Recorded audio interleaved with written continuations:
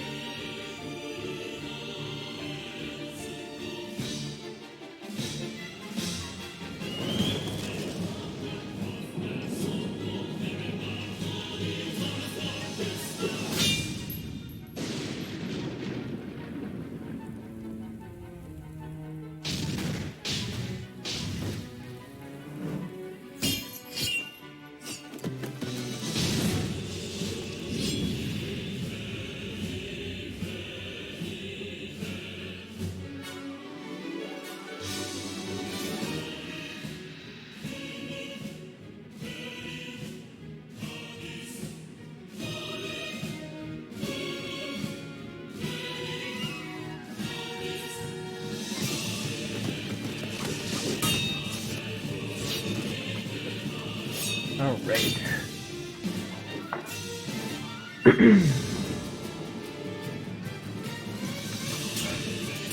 Yeah, man, Tetramaster. You know, if they could have, if they at least gave Tetramaster like a good theme song, then it wouldn't have been so horrible. Like, I hated the game and mechanics and everything anyway, so like I already didn't enjoy the game. But like, at least if you had Shuffle or Boogie, which is the Triple Triad theme, like, you could tolerate it. You could just be like, oh, I'm playing this game and this card game sucks, but like, this music's awesome, so I can deal with it. Audio glitch. I apologize for this. Sometimes, so this is the emulator category, and sometimes the emulator will do this, where it just like messes up this audio, and it's a little bit of lag, and it'll end as soon as the cutscene ends, but sorry. Got a text from mi madre. Alright. I did tell her that I wouldn't be around today because of this, but I'm going to try to answer questions when I have a chance, so I'll try. But yeah, fortunately, no Tetramaster in this game. We have the good card game. We only try to win 2 cards in this game, which is Quistis and Zell, which really, they turn into amazing items. Amazing items.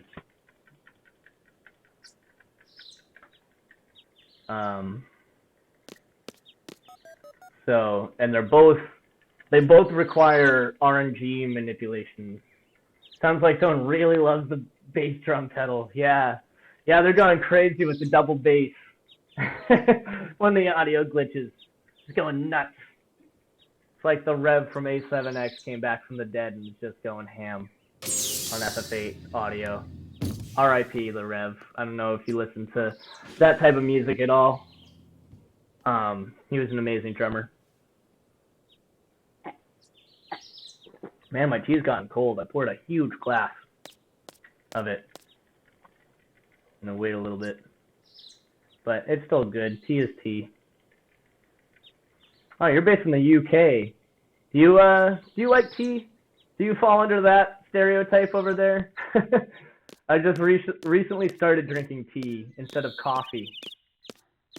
But in the US, people aren't really into tea. So no one, I don't have anyone to relate to with enjoying tea. Literally just finished a mug. Nice. Nice. Love it. A mug of tea. Yeah, I don't know what the proper amount of tea is. I don't have like teacups. I don't have a teapot either. Like when I make tea, I would just like boil water in a pan. I've been drinking green tea. I know it has health benefits, so like alright, let's go for it. So I'm switching to tea. I think black tea is probably the most popular. I don't flavor anything. Even when I drink coffee, I drink it black. So if I drink black tea, I'd probably have it black. I think I like black tea, but since I was making the switch, people were like, yeah, green tea is healthy, it's good for you. And I was like, alright, might as well. It's probably not that big, but my favorite is English breakfast with a dash of milk. Nice. Nice. Yeah, there are so many different types of tea out there. I was doing my ignorant Google search, like, oh, what type of tea should I drink? And it was so much more complicated than you would think. Like with coffee, you have like dark, mild, and light roast, and then you have I don't know, like how do you take it, with cream or sugar? With tea, it's like there's so many different types of tea, different ways you can take it. Some like you can use like lemon and stuff, some milk and sugar and whatnot. But nice. Yeah, I've been liking the tea life. It's easier on your stomach. Like I like coffee, and coffee definitely gives you more of the jolt, like if you're trying to wake up in the morning. But tea feels much better. Difficult to get a good cuppa in America, I would imagine. I just need to make sure I make the right dialogue option here. This run's all about being as rude and careless as you can as Squall, because it's less dialogue. So we just ignore Selfie completely there. Don't ask her if she's okay. Don't show her around the garden. Just let her go. Difficult to get a good cup in America, I would imagine, as your mains isn't the same as it is here. So you couldn't boil a kettle properly. Yes, that's probably true. I wouldn't know, but it's true. Yeah, like I said, I don't even have a teapot, so I legitimately take like a saucepan and boil water and pour it over a tea bag and let it steep for like 5 minutes. That's my tea brewing process. No, so everyone says, I was like reading a thread that was like a good cuppa. Is that like a thing? Is that like slang? Is that like a tea specific thing? A good cuppa. Cup of tea. Because I've never heard that for like coffee or anything. Good cuppa. I'm saying it wrong and it's dumb. Alright, got a mash here. Oh, this is the big one. Alright, let's go.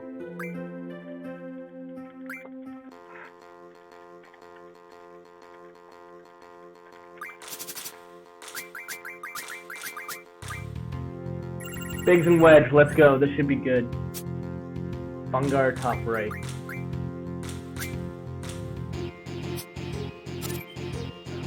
Fast challenge center.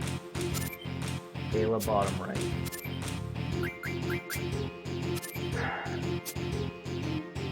Caterpillar left center. Alright, there we go, we're through. Okay. Wow, somehow slower. Alright. Cuppa is slang for cup of tea, yeah. Yeah, that's what I figured. Cup of tea. I just found it funny. Cause like you could say that for anything, right? Like a good cup of tea, a good cup of coffee. But I only saw it when I was, you know, people were talking about tea.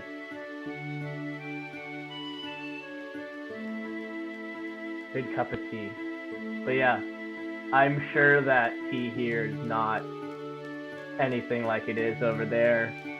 Unless, like, there's probably, like, tea places you could go to that'll make them. But in general, yeah. I imagine it's not the same.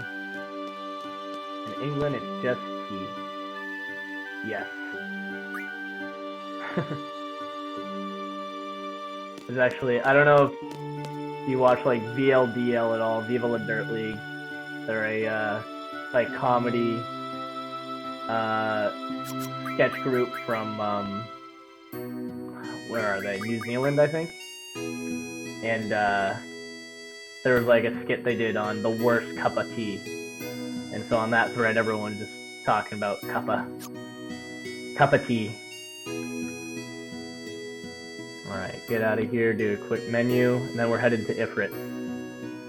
Never heard of them. Yeah, I like found them on Facebook. I don't know if they're huge. They are pretty popular, but they're silly. So some people are really into gaming know of them. But yeah, not something that I'd expect you to know.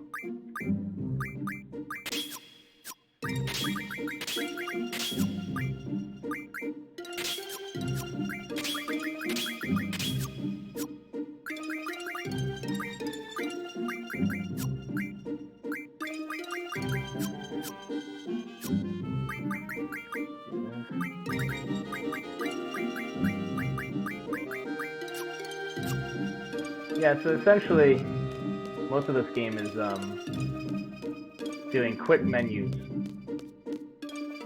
Wow, nice. I usually get an encounter there. Skipping tutorials. I didn't know you could do this. I don't know if you knew this. I'm speedrunning, and I didn't know you could cancel to just get out of tutorials right away. I thought once you were in the tutorial, you had to just mash through it, or, you know, read it if you're playing casually and actually, you know, want to know. But you get in, you just press cancel, and it immediately ends, which is nice. But yeah, a lot of the speedrun is,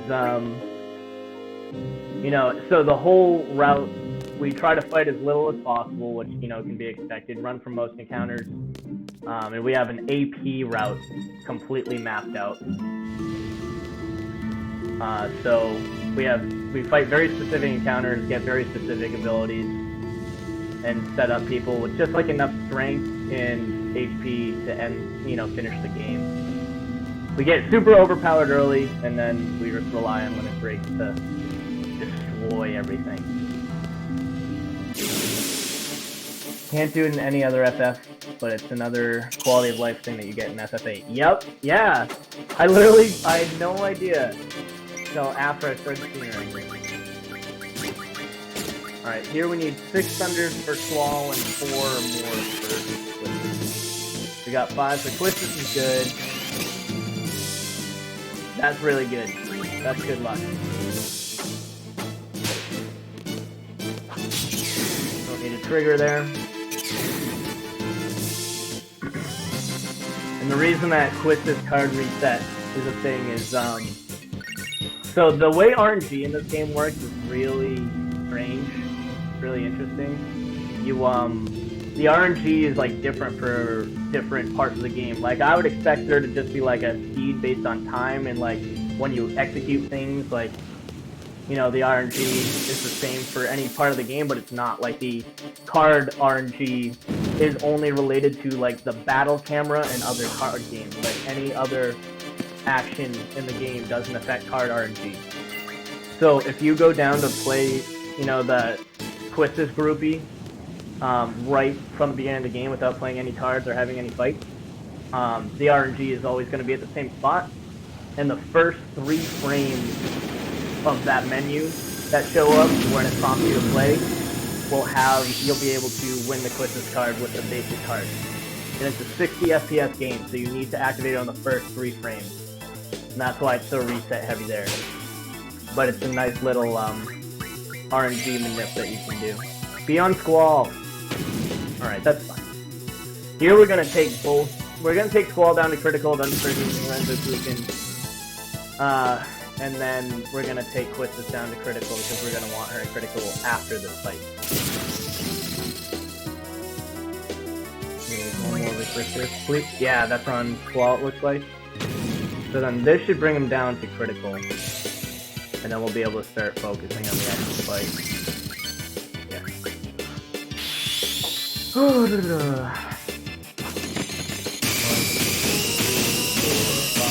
Oh my god! I missed 2 triggers, that's embarrassing. That's really good RNG getting that, See, now this is where we don't want Squall to get attacked.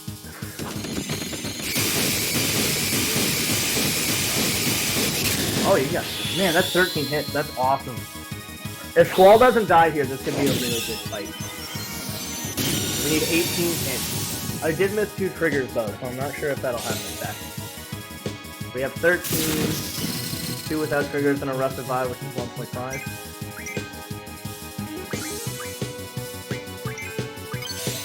Alright, we should be good here.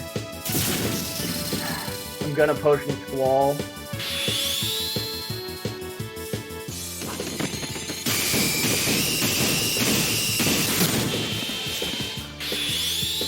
Yeah, that's it. This is a good split, it looks like. Okay. No Phoenix down, jeez. That's the big thing.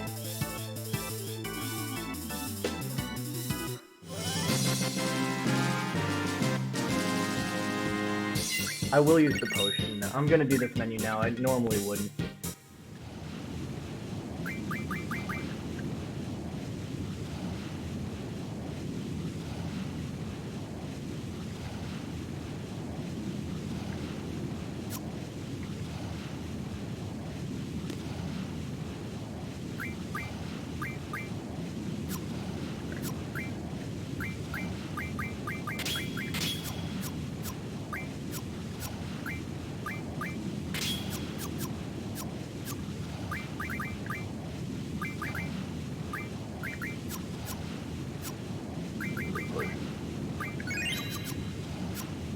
Alright.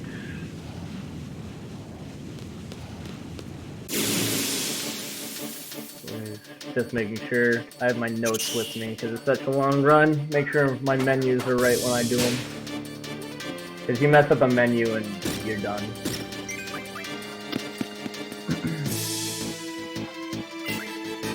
Yep. Okay, we're good.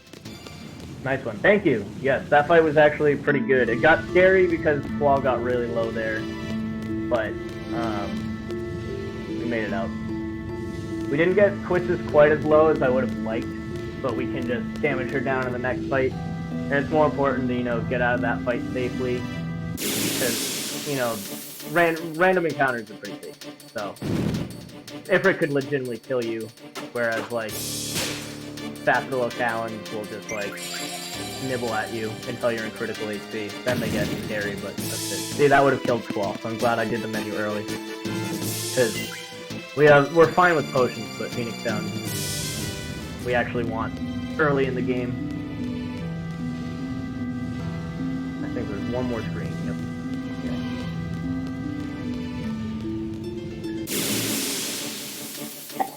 Okay. Well, that's terribly unlucky. I thought I was leaving. Sure thing. Sounds good, man.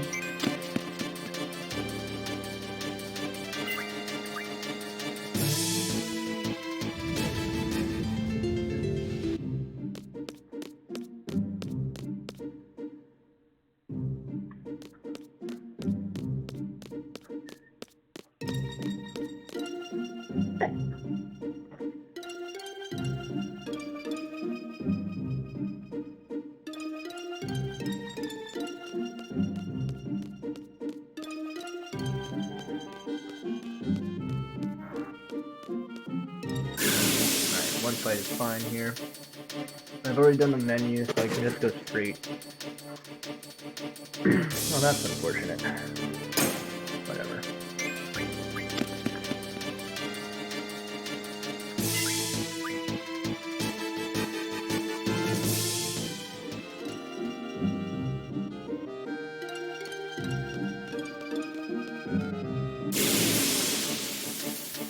All right.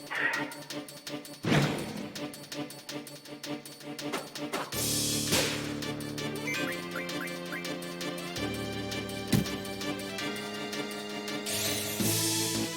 yeah, I should have attacked Quistis first.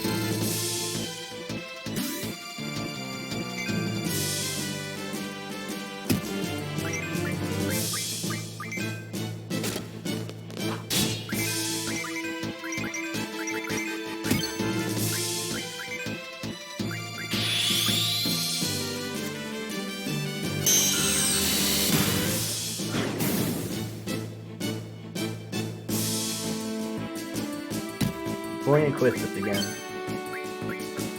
Alright, 81 HP is pretty good. Last time the problem was that she got killed because she was like at 30 HP after the Phoenix down. That was really good. Alright, let's hope to see 3 fish fins, but at least 2. The ones are where it gets annoying here. How much do we get? 1 fish fin, so that's not very good, but hopefully we'll get better luck with the next 2 fights.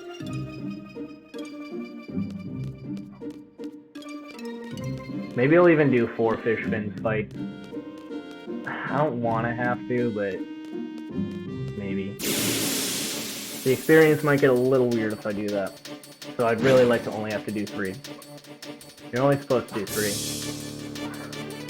Bad luck if you don't get it in 3, but...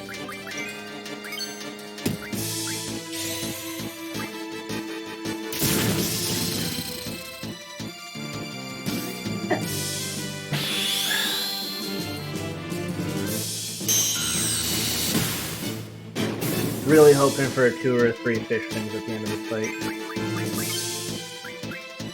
Alright, this was a good fish fin fight.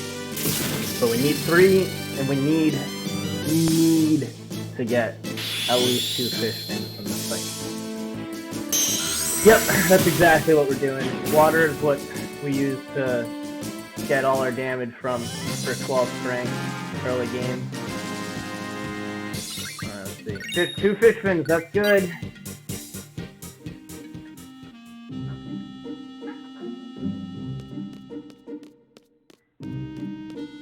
Alright, we need 2 more from this. It is possible to do with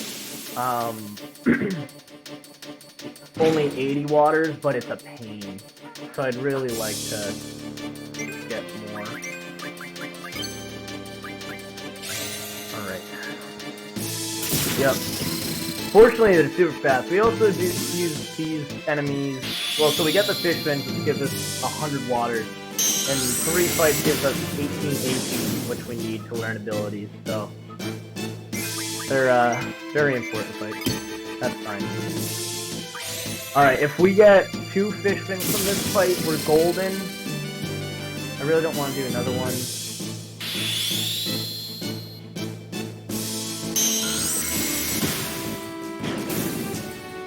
Please give us 2. If we get 2 from this, then this has been a great section. Yes, alright, we're good. We're golden, good to go. Heck yeah. So that's technically a reset point, though you're more likely to get 5 fish fins out of those 3 fights than you are not to. But it still happens. It's happened to me one time. I got 4 fish fins, so again, you can get 4 fish fins, which will give you 80 waters, and then some fights will just take a little longer. So it is time loss, and it's just kind of annoying. Because if you don't kill fights fast at this point in the game, as you see, you can get trolled and you can get killed. But with 100, you should be pretty good. And we have all our Phoenix downs, which is important. So even if I die in that Dalit section, it's not reset, it's just like some time loss. But I expect death through the Grinalda fight and then even the Diablo fight. The Diablo fight isn't as terrible if you get a death in because you save right before it, right? Like you use it on the world map, so if you have to reset, you're right back into the fight, so minimal time loss. You don't want any time loss, but like having it there isn't that bad. In fact, in my last run, Zell got killed by the first attack. So I had to, well, the second attack, so I had to reset.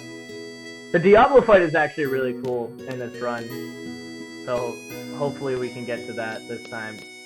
As long as Dalek goes smoothly, I will save before the Zell card and won't treat that as a hard reset. I've actually never missed the Zell card in a run, but it's possible.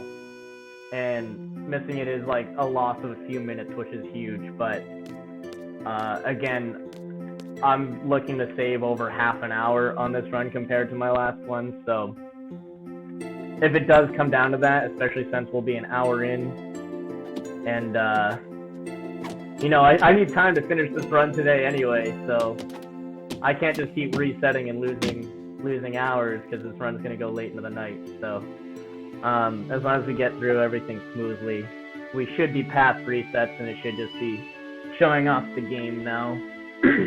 Maybe I'll play a little safer than I thought I would.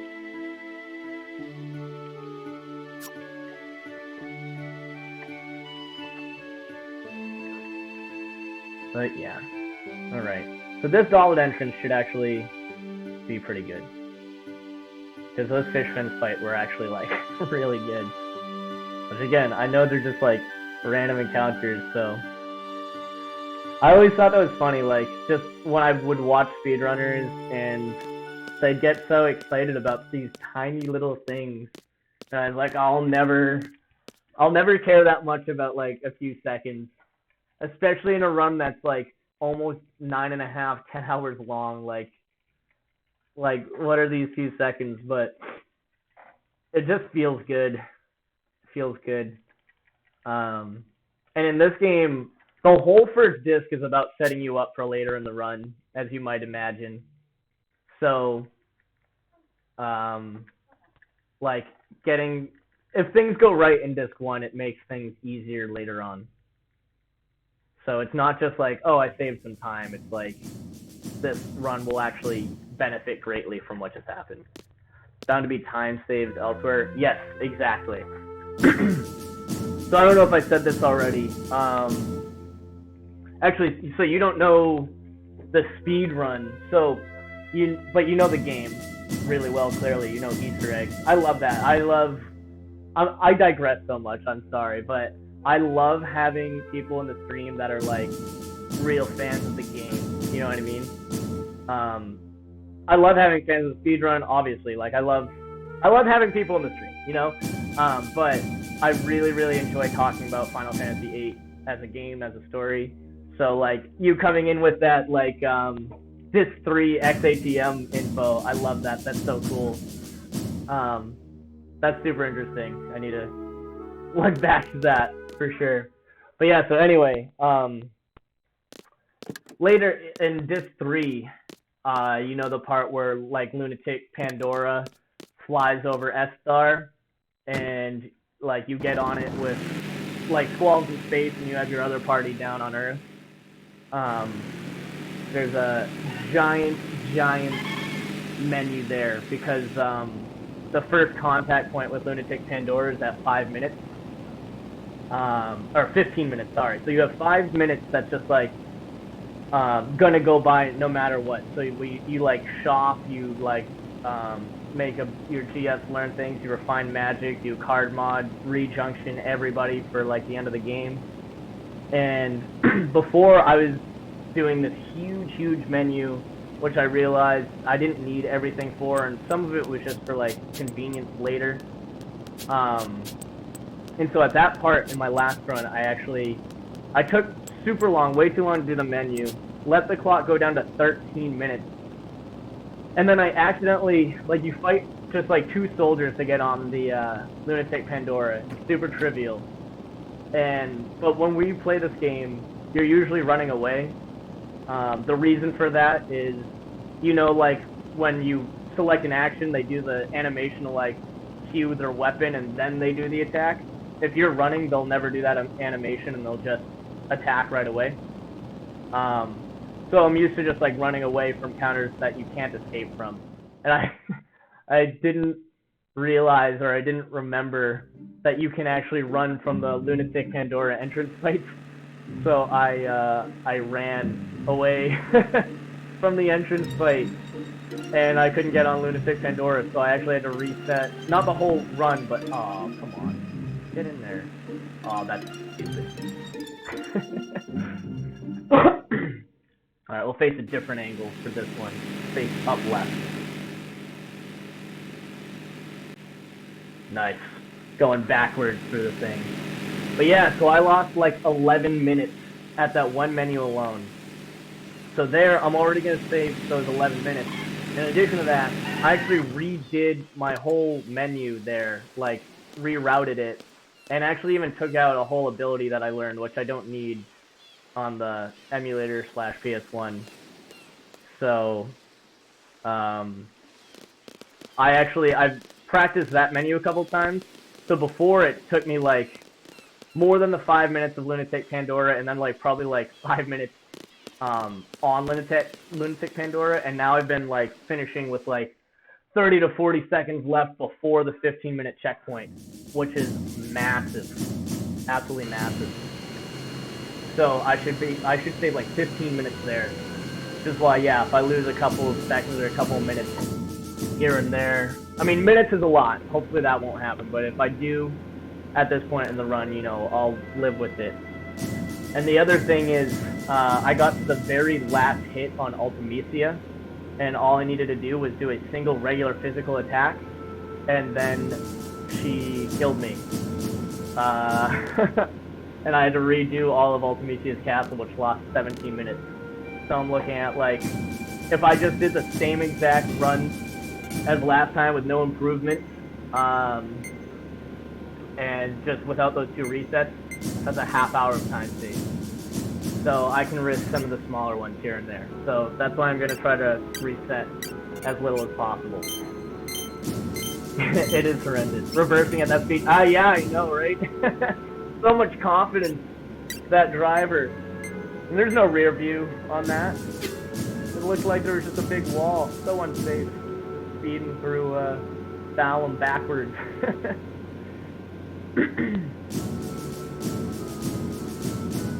Alright, in this run we had the bigs and wedge card pattern for Quistis, so when the big cutscene comes up, I need to change one of my utilities that we're going to use for the Zell Card manip after Gauntlet. Alright, give me the option.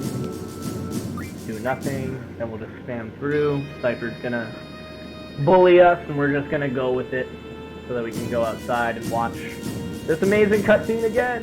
Woo! Alright. Alright. Let's go. Start the cutscene.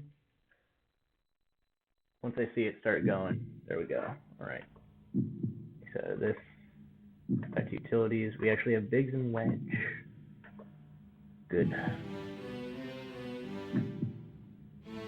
By the way, the landing, man, this song, so good. Gets me so hyped.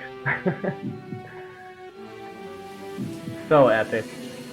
It's only played here and then that one time at the end of this too. But both times it's so epic. This is my favorite, especially since it's so early on. And you're just getting this intense feeling. It really like gives you a feeling of like the weight of this moment, which might not come in fully at this point in the game. Yeah, they nailed the soundtrack for sure. I agree, not a bad song. And that's why I love this soundtrack so much, because it's like every track is good, not just the battle themes, like the atmosphere. Then there's like the town themes. Then you have like the emotional moments, like the Oath is really good.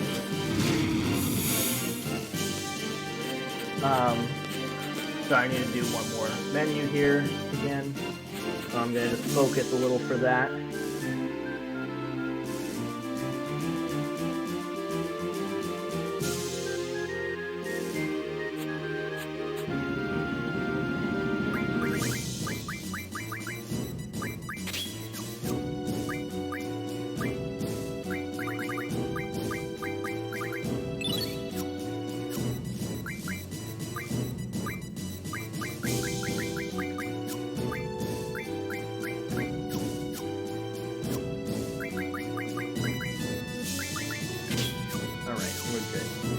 But yeah, like, I think other games, like Final Fantasy IX is another example of an amazing game that has an amazing soundtrack, but I think and like, they have some, like, real standout songs, like, Not Alone in Disc 3, incredible, especially for the atmosphere.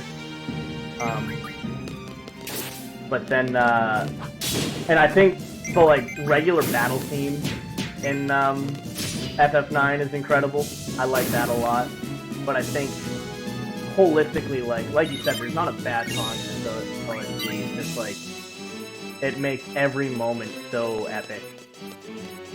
Even like Fisherman's Horizon is a great example, where it's like not this like badass song or anything, but it just like sets the atmosphere of the place so well.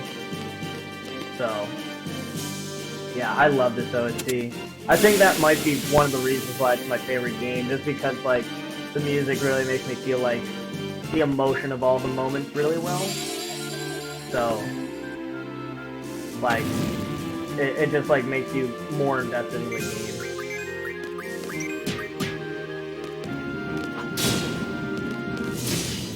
Love getting Cypher's trigger there, it's just such weird timing. Nobuo really is, yeah, I agree. I mean, Nobuo has always been amazing. I even like a lot of the music from the earlier like 8-bit and 16-bit Final Fantasy games is really good. And like, they've been redone now, especially by like Distant Worlds and stuff, like all these orchestras or and like you really see how incredible it was when you go and listen to like the 8-bit version. It's like, whoa, what a genius to write all this. So Nobuo is amazing, but yeah, FF8 incredible, and FF9 incredible. FF10 was the first Final Fantasy soundtrack that Nobuo didn't do entirely on his own. It was still good. Like, I love the battle theme from FF10. I love Kazanic and stuff, and the final Team Orb theme at the very end. So, definitely still good, but not quite as good as like the PS1 era and the earlier games. And then, yeah, just kind of downhill. Like, I think all the games have great music, even the ones where like Nobuo didn't write the music. Like, I think FF15 did have an incredible soundtrack, even though, you know, newer not. FF6, I was specifically thinking of FF6, actually, when I was saying that. FF6 has a great soundtrack. He did 6, 8, and 9 sets. He knew... Yeah, exactly. Yeah, like, just looking at the difference between 7 and 8, like, just the difference in what he could do with the same hardware is really cool. I think the music in 7 is still really good. Obviously, you have, like, One Winged Angel, which is legendary. And the battle theme, like, Still More Fighting, that's badass. Even all the fighting themes in 7 are really, really, really good. Genova, yeah, like, all the fighting themes are good in 7. But the sound quality is, like, very different. Like you said with the polish, like it sounds... The sound quality is not good in 7, even though the actual songs are good. And then in 8, it's like, whoa, what a difference. What a difference on the same console 2 years later. Really huge difference from Nobuo and, like, the graphic team. Yes, Genova is sick. Absolutely. Genova. It's funny how they, like, named it that way, right? Because you don't see the song titles in game. But they, like, that effect really makes the song so much more, like, sinister. But, like, playing the game, you'd never see that. You wouldn't see that it's called, like, Genova until after, unless you looked it up. I don't know if you've heard the remake versions of the FF7 soundtrack, but it's really good. I'm really excited for it.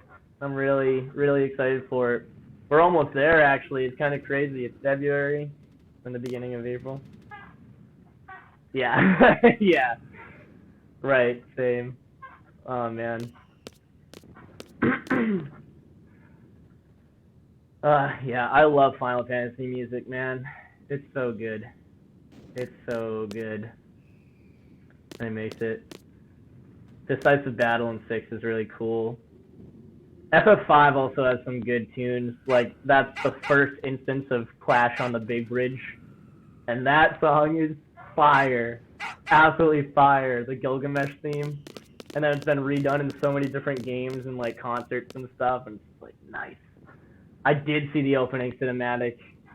It's so good. It looks so good. It looks so good.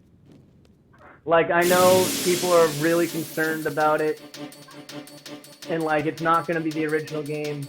I get that. But it looks so good. And the character models look incredible. The voice acting sounds good to me. The battle system looks like it's going to be really good. I know they're adding in some stuff like... And, like, we saw Sephiroth in the trailer, and it's supposed to be just Midgar, and that's a concern, yeah, but, like, man, it looks really good. It looks really good. Getting to see, like, Little Cloud and Little Tifa, so good. Man, yeah, I'm excited for it. I'm not expecting it to be perfect. It doesn't need to be perfect. So... People just need to head into this with an open mind, and I think it'll be a good thing. Yes. Yes, we get it, Cypher. Hit Squall? Oh. Now we finally want him to hit Squall. No. Okay. That's good. This is good.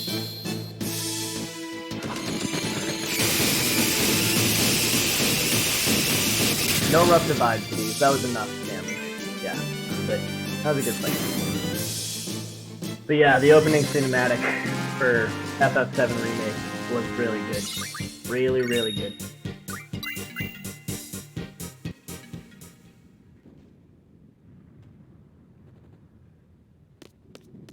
I don't think Zell's been attacked here.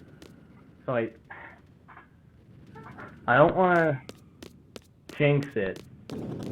But I'm thinking saving here is not the right option. I should be okay. Knock on wood. It's like last run since I was so casual about it and not really worried about anything. I didn't have to reset at any fights. They were all fine. And now that it matters, like I'm so nervous. Previous segment was 36 seconds or slow. Oh yeah, because I got stuck on Dallum with the car. Silly me.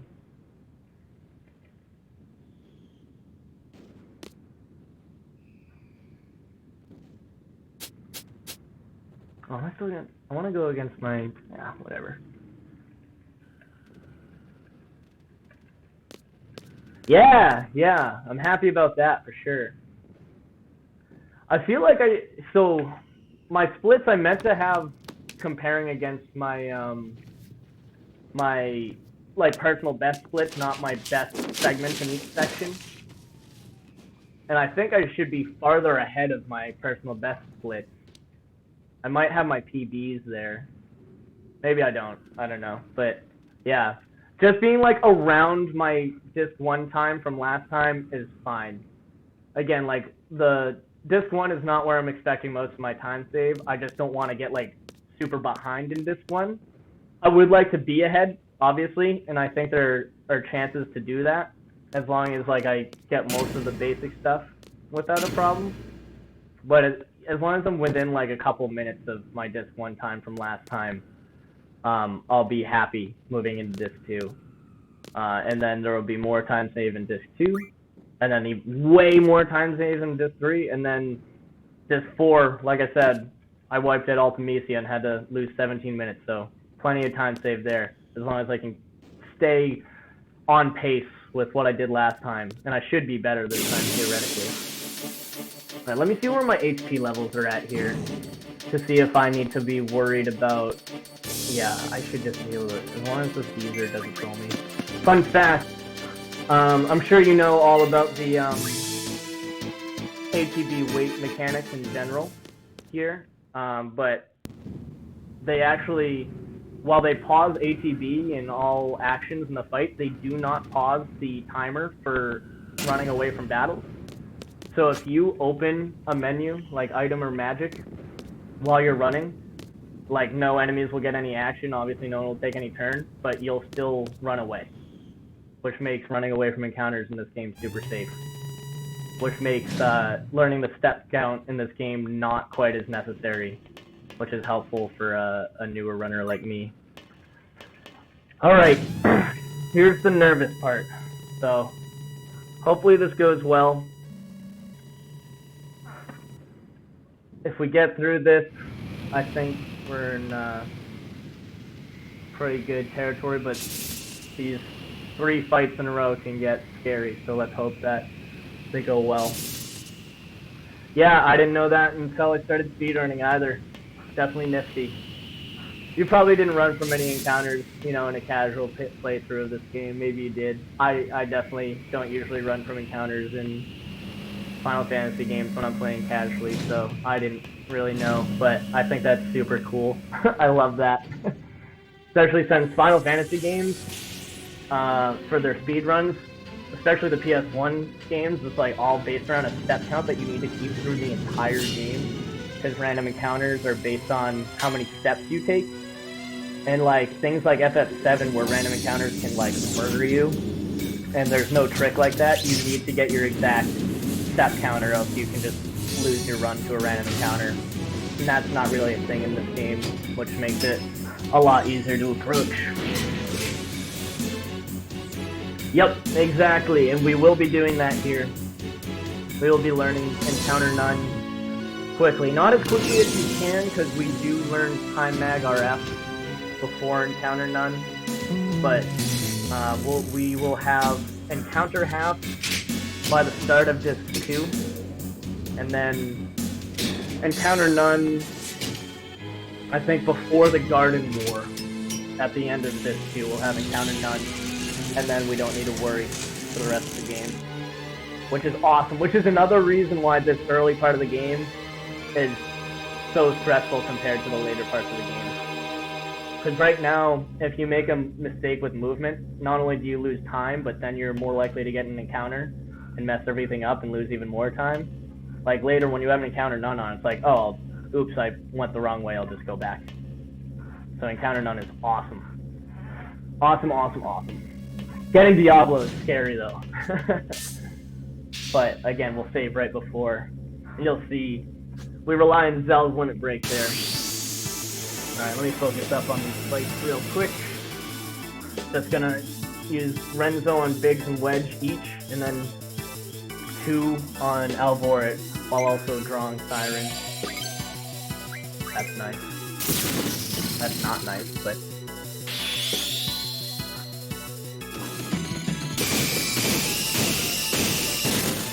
And then Zell, or Wedge will come out here. I'm gonna buffer another attack with Selfie when Squall's ATB fills.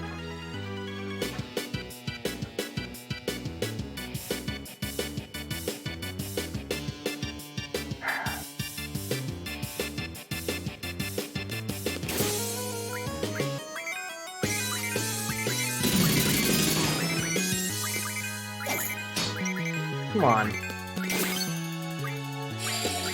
Don't be on Squall.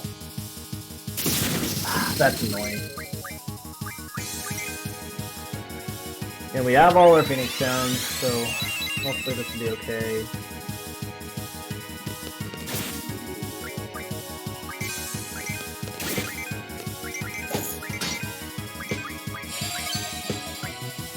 Don't do it. Okay.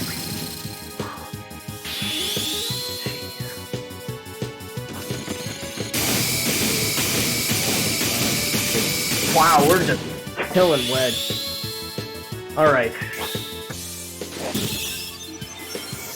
Alvoret's a scary one though. And I just attacked Zell.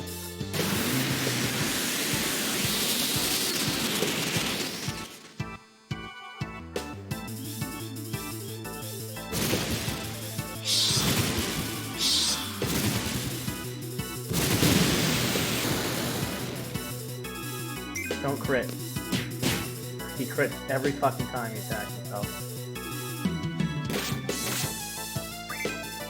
I'm gonna actually heal here.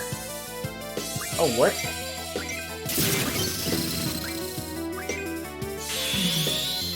And then I'm gonna draw Siren next time. I actually hope there's no rough divide here.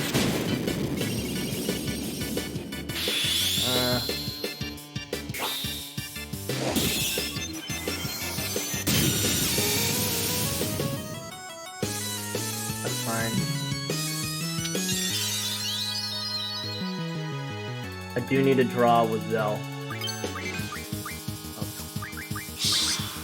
Yep, I'm gonna have to heal.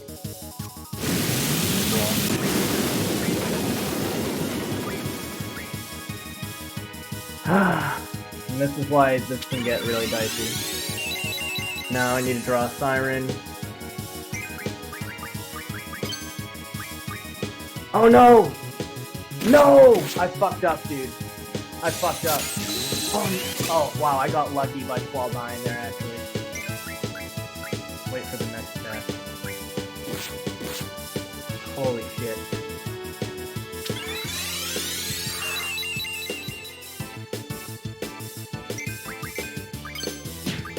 Now we're good. Oh, that was scary.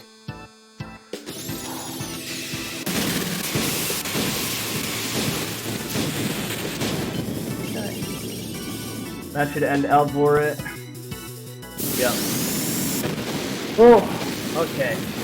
One more scary fight. I might actually safety save here. Oh, man.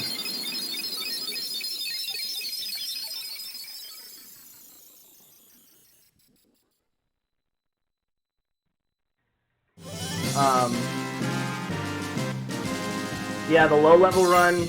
So the low-level run is actually like the key to making the run possible and making it easy.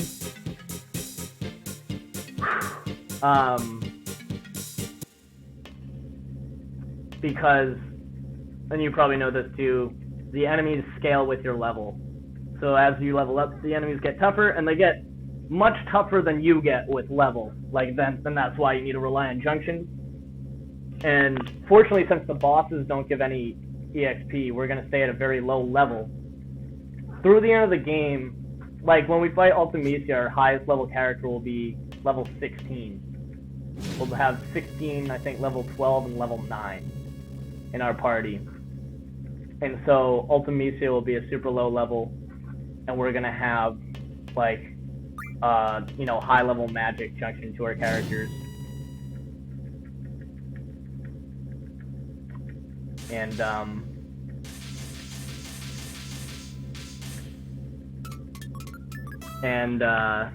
sorry, just thinking right now.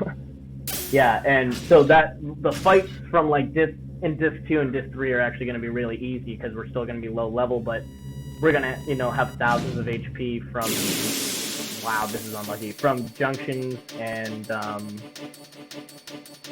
yeah. So we'll have a ton of HP and a ton of strength, but be super low level, so all of the enemies will be super weak. Don't be on Squall. Okay, I just need to open a menu. Okay, that's okay. I'm gonna potion Zell. I really don't want to bring Selfie up, but maybe I should. Safety save. Normally wouldn't do this, but this is getting really dicey. And I don't want to have to reset again here. And before I safety saved at before Alvoret, so I don't think I really, compared to my last run, lost time for the save. Alright, here's the hoping. We're gonna hope to get like an immediate Renzokuken and Rough Divide, probably buffer with Zell.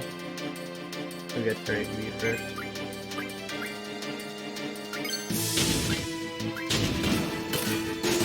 Nice. This is good. We should have it.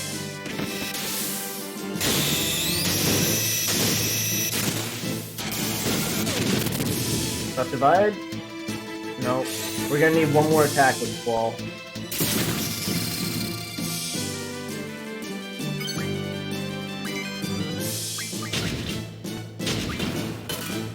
That's fine.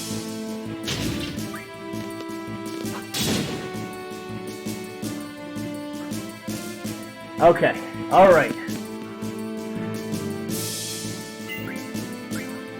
And then we're going to... And we saved a Phoenix Down, which is good. Now, it's all about escaping from every single spider fight here. We don't want to fight them again. Okay. It is pretty easy to, you know, avoid all these encounters, but I get super stressed because if we have to fight one, it is, yeah, I know. I love that when people are dead. And you're just like, peace. Being safe here. I don't need to walk this early, and I don't need to walk this long, but I really don't want to fight this again. Okay. As you know, every spider fight after that first one is optional. It's all just manipulating it a little bit. Right here, we're gonna run past the third pole, come back, wait for it to come back, jump. Yep. Looks like we're about to run right into its face. Save the dog here. Run away.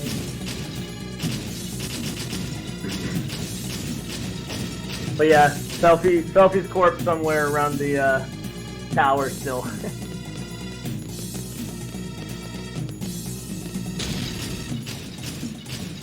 Alright, hopefully we'll still save time here even though I did that safety save. And then I will safety save before the Zell Card. Make sure I have Biggs and Wedge set up. I think I did. I think this part's funny too. We're getting chased by this giant robotic spider. And the Steed come out, we're like, yeah, run away! And then we're like, yeah, okay, we're just gonna run to the bar real quick. I need to walk a few steps when I come out. And there we go. Lazy Steed. Good, didn't get an encounter there. And now though, which is good for the speedrun, but bad for enjoying the game, we're not gonna get the badass Quistis killing the spider FMV because we let it go on without us.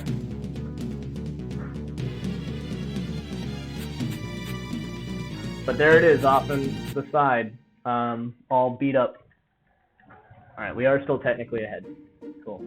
The recovery team can go grab her. Yeah, yeah. She's not important.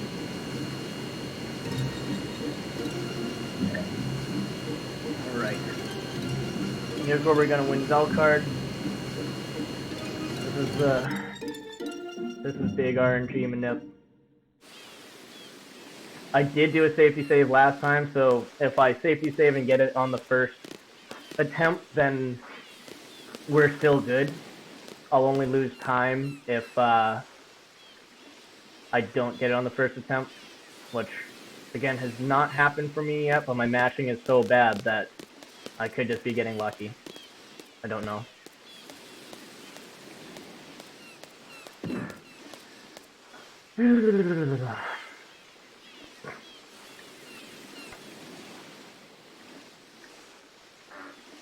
Come on.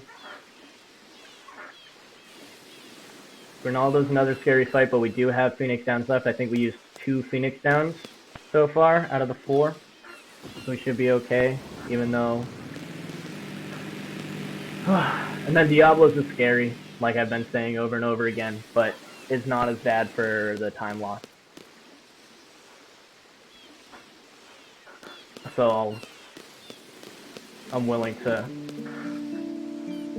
keep, like, not reset the run, but reset the game for Diablo and accept some time loss there.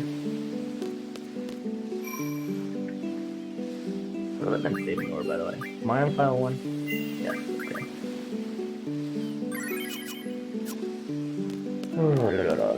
Make sure and go.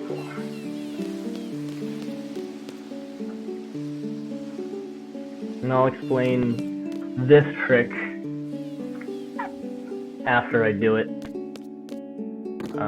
Or if we have to reset, then I'll explain it while we reload the game. Just have to do one screen transition here to get her to play us. Then we need to mash to get like the first couple of frames again here. Okay.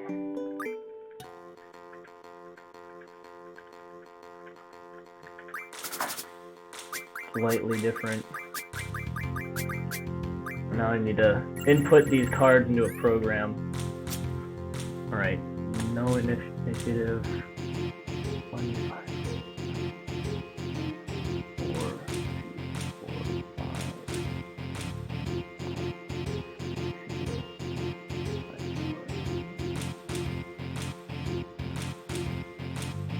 Alright, we got one. So now I just need to draw this game or win.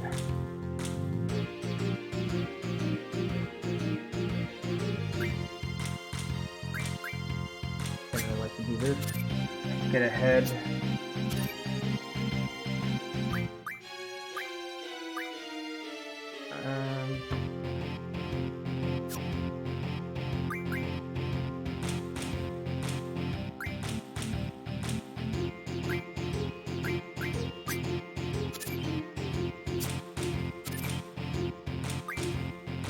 Now we should be good.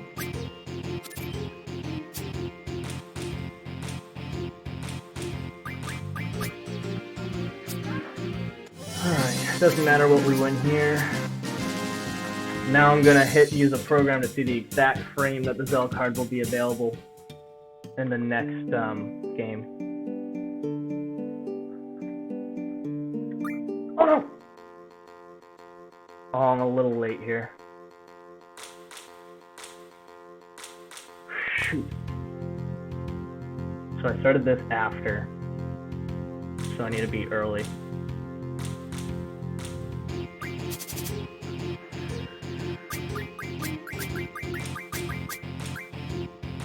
I fucked up. I can't believe I fucked up. I've never fucked this up, man. Oh, I'm so upset. I had it too. I got it.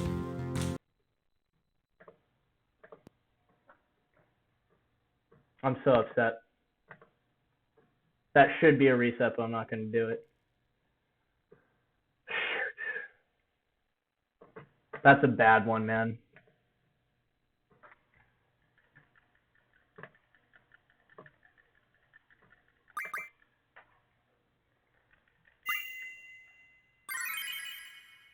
Oops.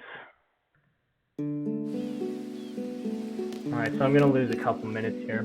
Unless I get lucky. No, I'm going to lose a couple minutes. I pressed 1 instead of... I pressed my split button instead of the button I was supposed to press to start the program. That should have been easy. Yeah, I know, it's red. Oh, that's so upsetting. Yeah, things happen.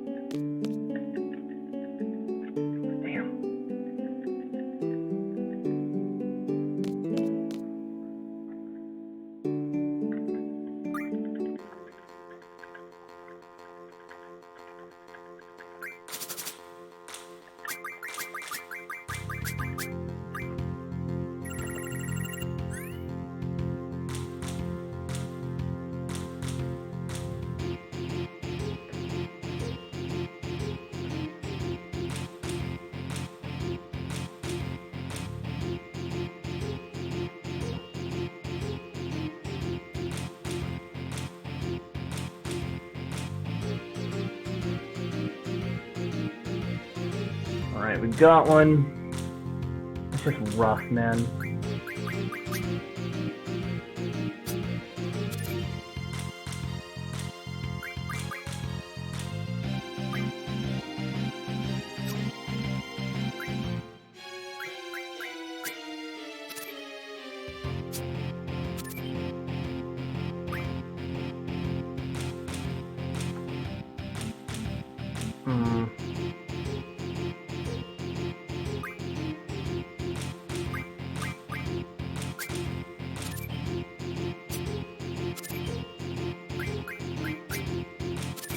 Okay. Good. Draws are actually better. Late time save. Doesn't clutter up your cards, but... Alright, let's do this right. I can't believe I did that. Alright, this should work.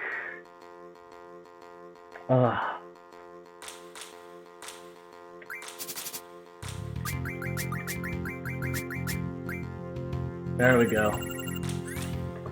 Alright. Now there's a set way to win.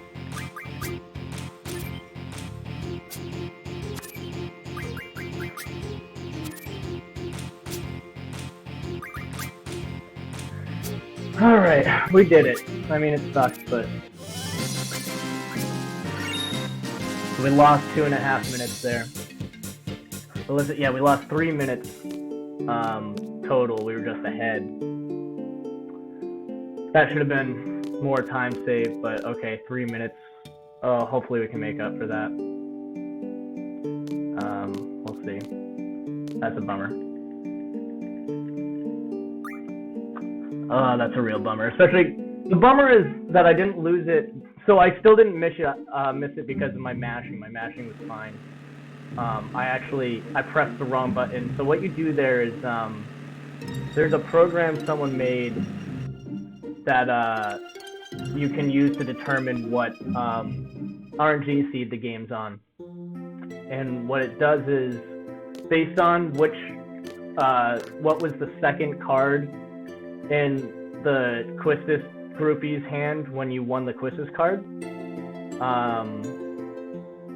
you then use this program and you enter in each card that is in Zell's mom's hand in that first game that you play, that you mash to get the first frame of, and it tells you which RNG seed you're on, and then like it can tell you, it times which frame to press play in the next game to get Zell's card. So I actually got the right frame, entered the cards right, and then when I went to press enter on the program, I pressed my split button instead of enter, and so I didn't get the right timing, so I had to reset, and that stinks. Yeah, I'm not gonna reset the run because we're far in. I want you to be able to see as much of it as possible. 3 minutes is like a significant time loss, and especially since I would have missed world record by 2 minutes last time, that could be a problem, but if we do everything else right, then we should still be okay. It's just like, I'll know now, like, so say I get a good time here, I'll know that I can do better, right? Like, I'll have that immediate 3 minute time save there. Good thing I did do a safety save, though, instead of just saying, like, I should get this first try, because then it would have been an automatic reset. Alright. Don't stress. Yeah, I know. Worst thing you can do is get in your own head. I agree. Like, the way I handle is, like, I stress and I, like, kind of rant about it a little, and then I clear out and move on. So, a little bit of stress. Like, there's nothing I can do now, right? I'm going off the run. All I can do is focus on the next step. It's like it's like sports. It's really tough. Speedrunning, pressure is kind of like that, I guess.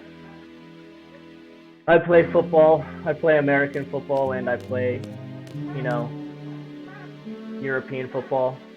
Call it soccer, but I play both of the footballs. And, learning to control my stress and my mentality there is a struggle, but I think it helps. I play quarterback in American football, so when you play that position, you really got to learn to let mistakes go. Otherwise, you throw an interception. If you're not someone that can handle that type of stress well, then your game's over. Forget about it. Soccer is pretty similar. If you're playing striker, you miss an easy goal or an open netter or something, if you're going to think about that the rest of the game, forget it, you're done. So, trying. You got to learn. Alright, big menu here. We have 50 free seconds to do this. Till Zell starts walking. Okay.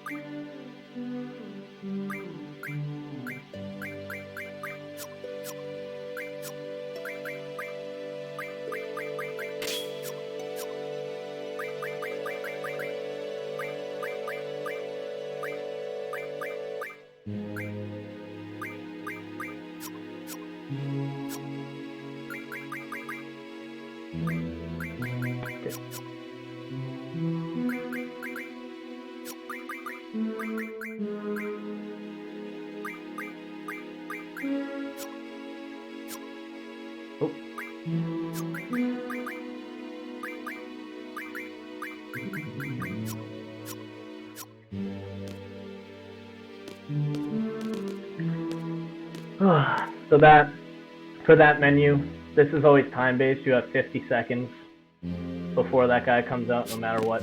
So we do a menu there.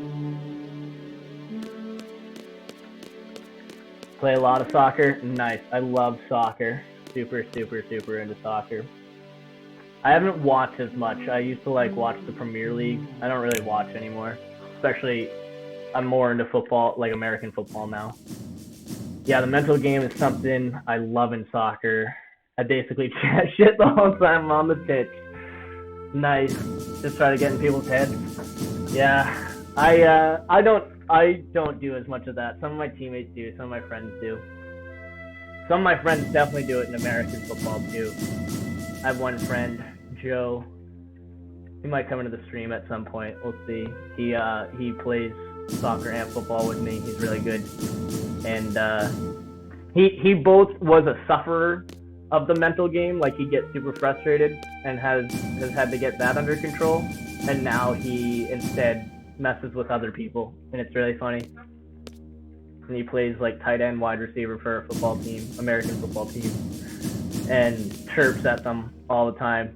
And he's really big, really strong, and really fast. He's like unstoppable. So it's like these guys get frustrated at him just because he's good. They'll chirp at him all game, and then he'll talk back, and he gets so frustrated. It's really effective. But he does the same thing in soccer too. But yeah, the soccer mental game can really, really be a thing. For sure. Especially like PKs, man. You get in someone's head and they have to take a PK. That's no fun. PKs are stressful enough as they are. They're so easy, but like so hard.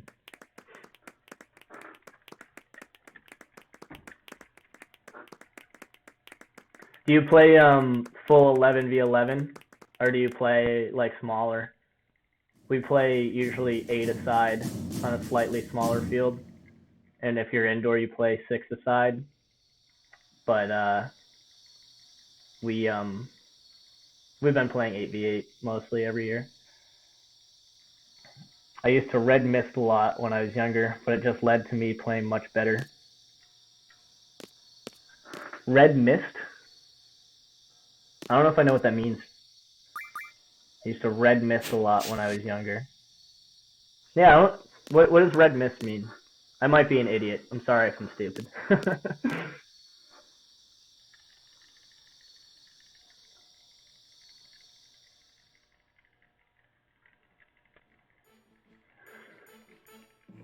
Almost time for the best looking guy in the room. Yeah, nice, cool. I can relate to that more. So I never played real soccer when I was younger. And then I got super, super into it during the 2010 World Cup. And then we put together a team of all non-soccer players. And, you know, we lost for years in a row, and it was just for fun. And now we're finally competitive and usually make the playoffs. Because, yeah, we use playoffs over here, even for soccer. Ignore her. We don't even say no to selfie. We just don't say anything. We take a sip of our drink and look away. How rude. Infinite stunning. Red mist is when you get angry and see red. Oh, yeah, okay. Yeah, my friend Joe and I used to be really bad with that. We're way too competitive, and we get pissed at the refs, we get pissed at players. Man, and we have it much better under control now. But, yeah, that didn't help. Not good for your mental health either. Never mind your actual performance on the pitch. You're the best looking guy here. Pixelated Squall face. Love that meme so much.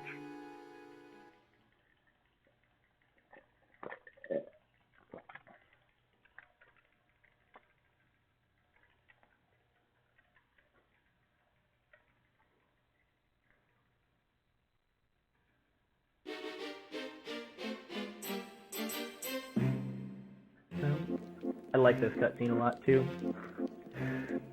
A lot of people complain about this cutscene because they're like, wow, look, Squall can't dance, he sucks. But then all of a sudden, he can. And I'm pretty sure that's not what happened. Well, I mean, it is what happened, but I'm pretty sure Squall knows how to dance. Like, he doesn't just learn out of nowhere. He actually, like he knows how to dance, and he's just nervous because he's obviously an introvert, he's socially awkward, and Shirley has no idea who she is, comes over, and even though he's not, like, necessarily interested in her, you know, like, there's just, like, this beautiful stranger dancing with him, and he's just nervous, and that's why he's making all these mistakes, and then he kind of gets into his groove, and Rinoa gives him the confidence, and then he's able to dance. Like, he doesn't just learn this out of nowhere. It's all a mental thing, and it, I think, keys in to his character and the relationship with Rinoa, because it's the first instance of, like, Rinoa getting him to open up a little bit. Even though he's not opening up at all, like, he's coming outside of his shell. And he even gives a smile here, which is really cute. And then she walks away, and he's just all confused. And she does walk away to talk to Sid here. So, yeah. He dances with Cypher in their dorm. Yeah. Him and Cypher, they practice everything together. They fight together, they dance together. That's a hidden part of the game. Fortunately, I'm older now and can get past it. Yeah. Yeah, it was a real struggle getting to stop doing that. Still not perfect. But yeah, I mean, it's I kind of have to change the way I look at the game. Like, I'm not a professional athlete. It's all recreation. It's rec league. So no reason to lose your mind over it. And it is a lot because, like, a lot of the players on our team that have been with us the whole time, like, they still enjoy the game, just have fun, and don't care as much about winning as, like, Joe and I and some of the other players do. So we really need to we need to, like, kind of take it down to be like, yes, you're right, like, this is just for fun, don't freak out. So surprised there's no fanfic of that. Are you sure? Are you sure there's no fanfic for that? I'm surprised too. I bet you there would be. I'm sure you could find one. Alright. Time for another scary section. But we have, I think, 2 Phoenix downs, so hopefully we'll be okay. Ronaldo fight time. Get stuck on that. I think Squall's oh, he's at like 28 HP. And that's dicey.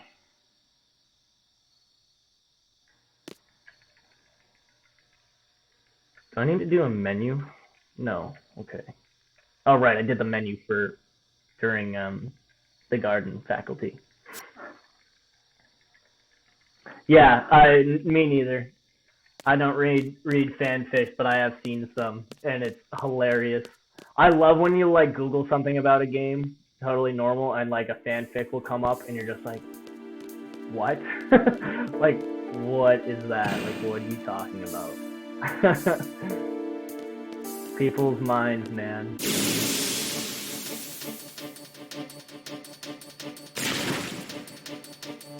Alright.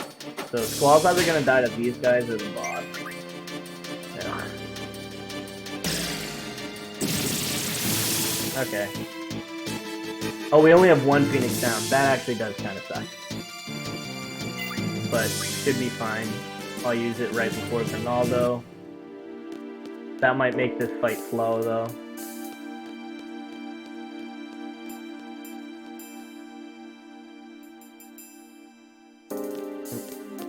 I'm gonna go in, have the talking scene. I will safety save. I won't use the Phoenix down on Squall until we're at the fight, though. Problem is, this fight's another one where they can just one-shot Squall. So if they one-shot Squall, we'll have to reset and fight him again. Which includes the run down from here, but not this dialogue or anything. So again, any reset is time loss, but it's not as major. It would suck to be like 5 minutes behind, though. That's a lot of time. This part always frightens me. I'm always like, did something happen with the emulator or something? Did the game freeze? Because they just take so long. They pause for so long in between Quistis' dialogue. This is one of the times, this is one of the few times where I'm just like, wow, Squall's actually kind of a dick here. Usually I'm like Squall is guarded, and he has reason to be guarded, which are explained throughout the game, with his time in the orphanage, and Sith leaving and everything. So most of it I don't see as Squall being a dick as much as just being like a lone wolf. But this is like, I get him being like, look, I don't know how to solve your problems, but like, at least be like, I'm sorry that happened, I don't know how to handle it. He's just kind of like, I don't want to talk about this, I don't know what to say, like, figure it out yourself. And she's like, I just got fired. Even though she's 18, she was an instructor, but it's Japan, it's anime. So this part is kind of boring, yeah. Oh yeah, right, because you can't get up in there except for this part. Like, you can't even walk on the bridge after this or before this. So yeah, it's really, really annoying to find it casually if you don't know what you're doing.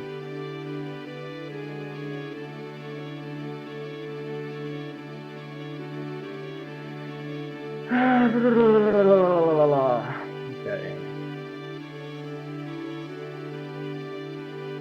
Yeah, the internet wasn't as comprehensive as it is today. Yeah, I feel that. I remember I used to like have strategy guides for some games. It's like, why would you even do that now?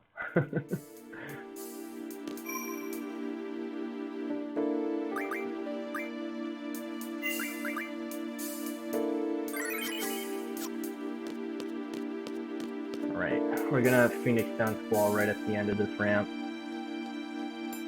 so that he doesn't die to like normal enemy attacks.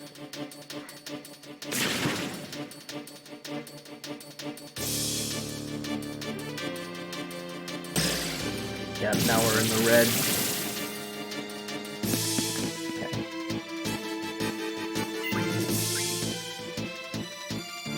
There is a trigger at the bottom before the fight, so like, I can't go all the way without Phoenix downing Squall. I do need to like Phoenix down him before the bottom, but I don't want him to get. Oh, chance for first red. Good. Nice. I gave mine away when I was a kid, or I lent it to someone, and they lost it. I never got it back. So, all right, we need to hope that he doesn't attack Squall here. If I get the Renzo Kukin off first, then he can kill Squall and we don't care. But we need to get the Renzo off before Squall dies, and then Shiva's gonna do the rest of the work. The only GF summon that we're gonna use in the whole season.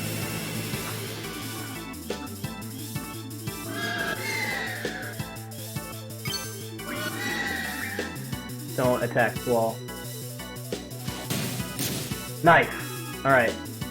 He's alive. 1, 2, 3, 4. Please die. Oops. I'm gonna do another Renzo, even though I don't think I have to. I'd rather not die. This is gonna make Diablo super scary, but yes, FF9 is notoriously one of the worst guides ever created.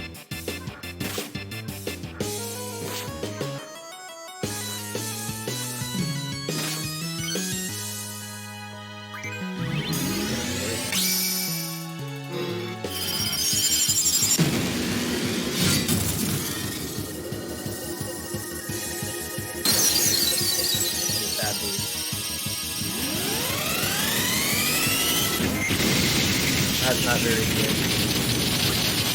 That's whatever's left. Oh, nice! See, that was my best segment, but we're still behind. Because last time, 2 lived, so I had to do 2 extra attacks. So we saved a little bit of time there. But because that Zell Card, man. Yeah, 2 minutes and 19. Okay, so we're 2:20 behind. Maybe we can make it up. It would be really cool.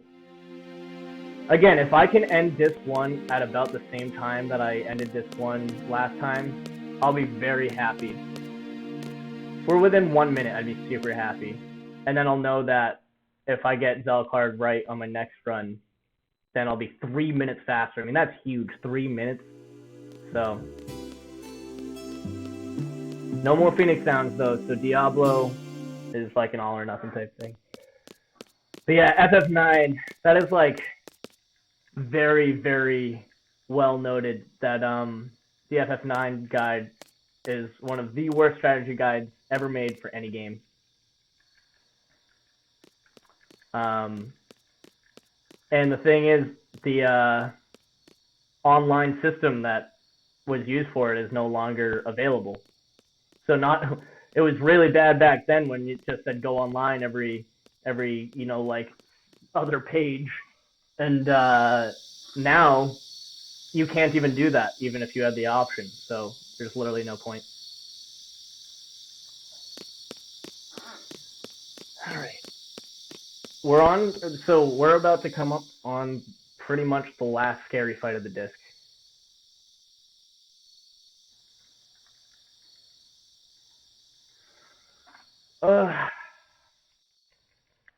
See, I'm feeling it right now, like, I'm kicking myself for that Zell mess up because it's so easy. It's like missing an empty netter. That's essentially what it was. So it's like I did a move, right? Like I was one-on-one with the keeper, and then I just like did a drag and the keeper fell over, so I was just with the empty net and I missed the empty net shot. Because I got the actual manip and got the frame, and all I needed to do was press enter at the right time. Like, that's all I needed to do was press enter. Nothing special. And I had it, and that's what I messed up. Because I pressed the wrong button. So I missed that empty netter. And now I'm playing the game and I'm focusing and we're doing alright, but that's still on my mind. Oh, don't use that. Right. Can't use that now. FF8 I actually used, yeah. Yeah, I remember, I think the only thing that the FF8 guy didn't have was it didn't have any information for Ultimecia. Like, once you got to the final fight, it just said, like, good luck, and, like, use the strategies that you've learned throughout the game, and enjoy the final fights of the game, and I was like, oh, if you fought, like, Ultima Weapon or Omega Weapon, like, you'll be fine. In my first playthrough, I was a kid, and I didn't fight those guys, so I was not fine. I actually kind of appreciated that they didn't give you those details, and you had to do it yourself. I mean, again, sure, you could Google it, but it made the final fight super interesting and super difficult.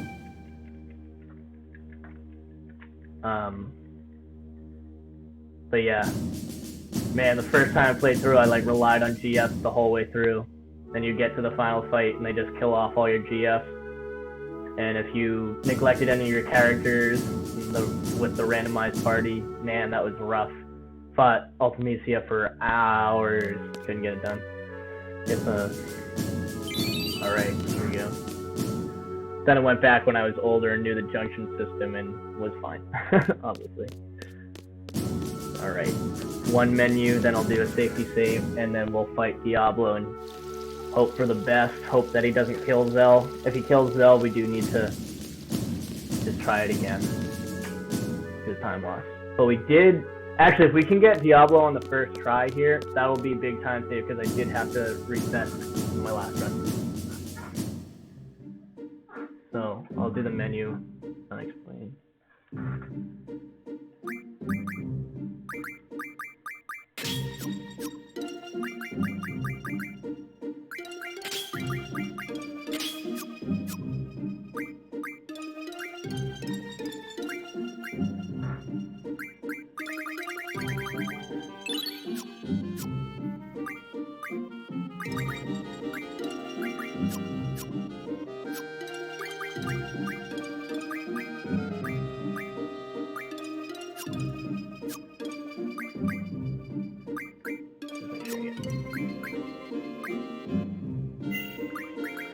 Alright, we're gonna try to use Zell's limit break to win this fight.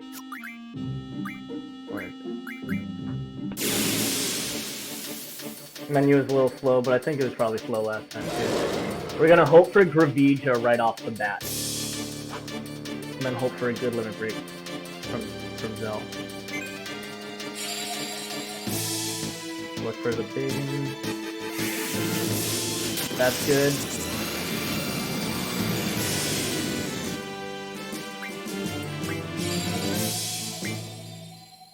What's happening here? Why am I lagging? Something's happening, dude. Dude, what's happening? Dude, this has never happened.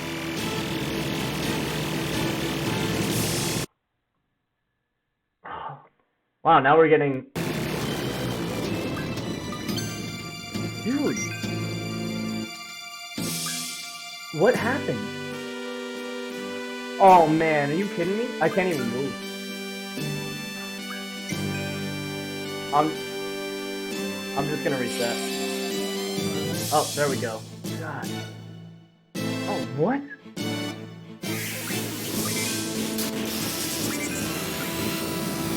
Dude, what the fuck?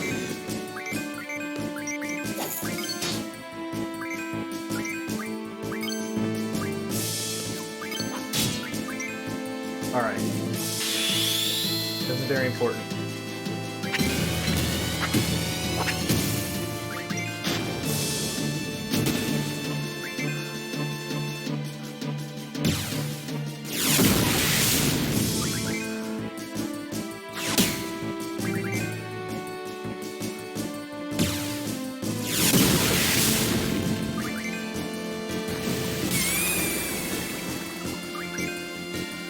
Oh, what am I doing?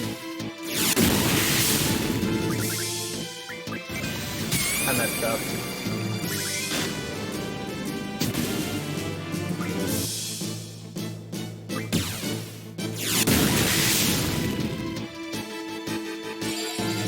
That's okay if we get another limit break as well. I probably could have got that in one go.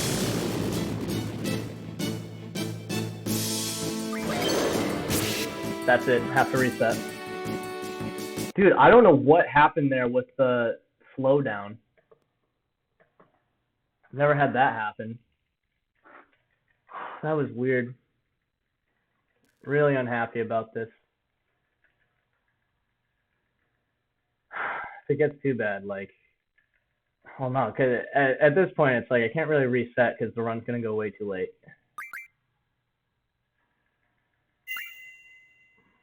And unfortunately, I'm going to lose time here now, even compared to the old one, just because that emulator lag.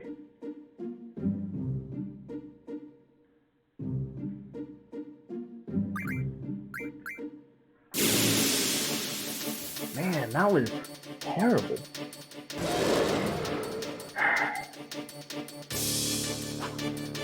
I've never had that happen. I have no idea why that happened. Please deep Ravija. Yeah.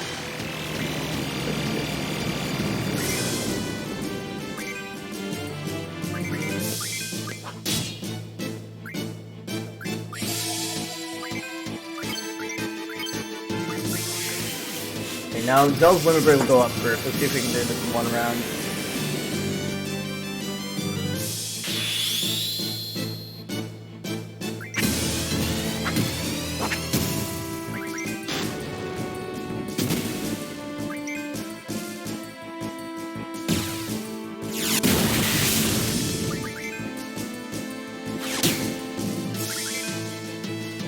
I'm not gonna get him one round. He didn't get him good enough.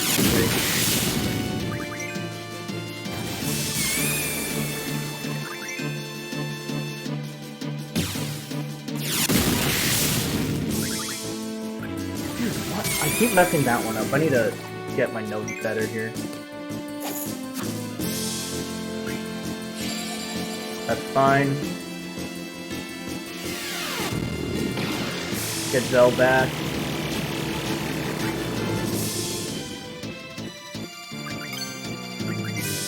Alright. This should be good. What? Oh, what? It didn't stop at the right one? Oh, we should be good, though. What's happening here? I don't know why the pattern's not right.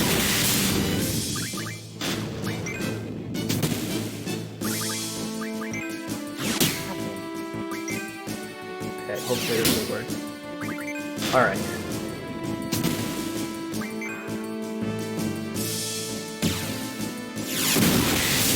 Okay, we should be good. I'm gonna let it run out now. Yeah. Oh man, 4.5 minutes behind. Yeah, resetting might be... Man. I'm gonna like move on to the next section and decide whether I should do it or not. 4.5 minutes is a lot. Get in the car.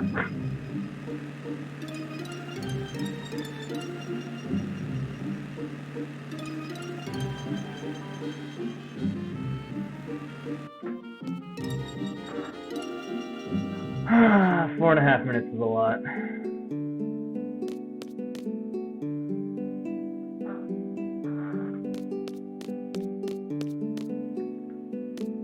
I'm thinking about it.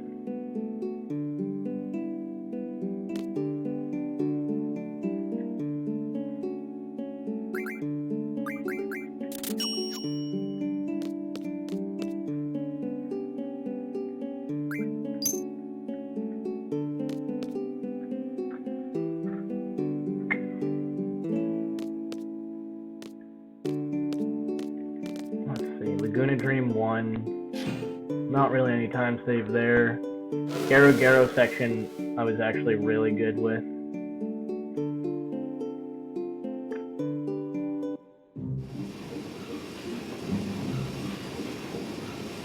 Yeah, there's not a lot of chance for time save on this disc now, so I lost 2 minutes on that section alone too. What I'll do, I'll get up to Rinoa skip, show that, and then decide if I should reset. Thing is, this run's now gonna go like really late for me, and if I reset, like it's gonna go late at night, not like super late at night. I was thinking about whether I wanted to do stuff later. Probably not gonna. Now. We're an hour and 40 in. That's a lot of time to lose. But yeah, like I could have a really good, 5 minutes right off the bat is a lot. That was weird with that lag the emulator started having.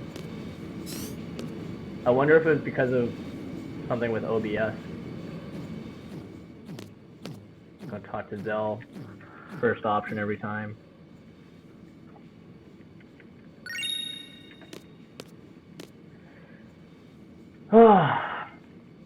Thing is, I can still get Emulator world record with this time loss. So this one would be a little closer because I think I'm gonna save at least 27 minutes from just not messing up the S-Star menus or Ultimecia, and then I'm gonna save probably like 5 or more minutes from my simplified S-Star menu alone. So I could still get the Emulator world record here. Again, I know it's Emulator world record, not overall world record. It's not the big ones like a PS1 world record or PC world record, which are the ones that people care about.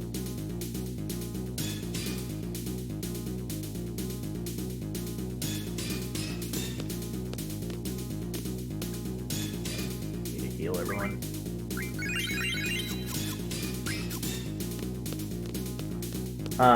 But I'd like to get it. But yeah, 5 minutes is a lot, because then I'm just going to be thinking, even if I get the world record, like, I expect it to beat it pretty significantly. And I'll know, like, now I need to do another run to just not lose 5 minutes from simple stuff.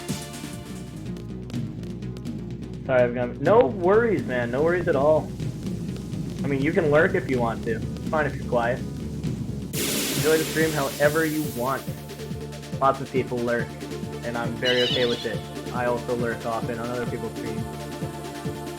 So, yeah, man, if you just have it on in the background, totally fine. Have you ever noticed how thin Zelda... Yes. Yes, actually, I have. Especially compared to his, like, his ridiculous, like, jean shorts. Yeah, it's pretty funny. Man with the Machine Gun, such a good song.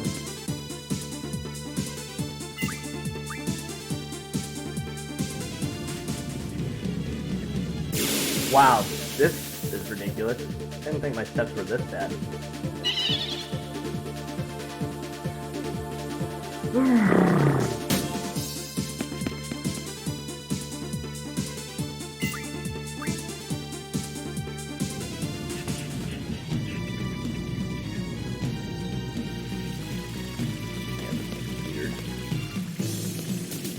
The D-pad controls here are pretty terrible.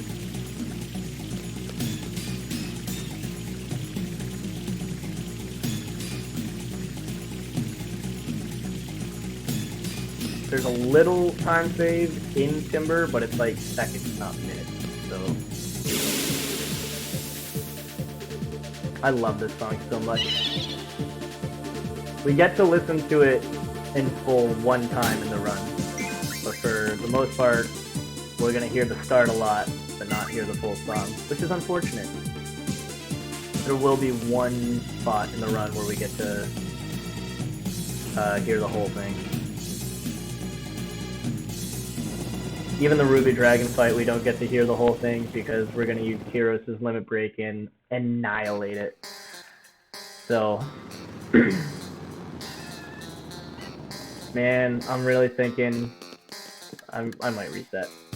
If I get Rinoa skip on the first try, like no bullshit, then I might keep going. But even in my other run, I got Rinoa skip like right away, just like I did it, and then it took me a little bit to wiggle Squall through. So Rinoa skip on the very first try wouldn't be that much of a time save. Still be less than a minute. Probably like 30 seconds or less. So that's not great.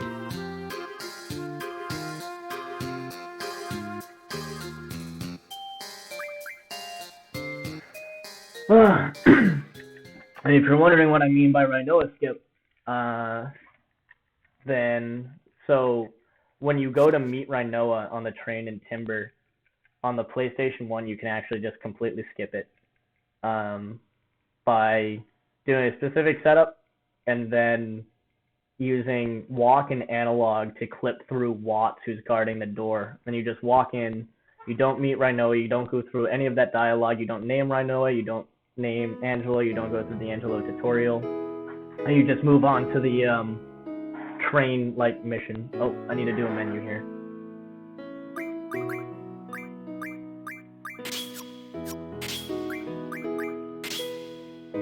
Oh, I need magic.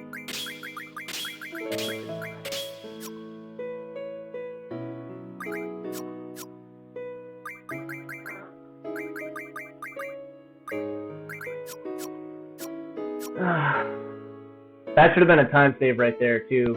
I got too busy talking because I'm stupid. So you get like 8 to 10 seconds there. So you need to wait for Julia to finish her song before you can proceed. Keep the game moving forward. And so we're hoping that the song ends like right after all this dialogue so we can go talk to Kira some more. Yeah, it's about to end. Might be time loss. Let's see. We'll see. She'll play a few notes in an ascending pattern. Here it comes.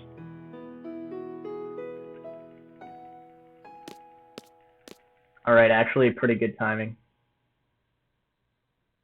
Now we go back to Kira some more. All of this time is technically time lost because... What? I don't know why this happened. Like, the song is clearly over. There we go. Like, I don't know. Whatever. Last time I did a bigger menu and lost a little bit of time. It was only a couple of seconds. This time it looks like it fit in. I just don't know why that happens sometimes where, like, even though the song's over, they won't allow you to proceed.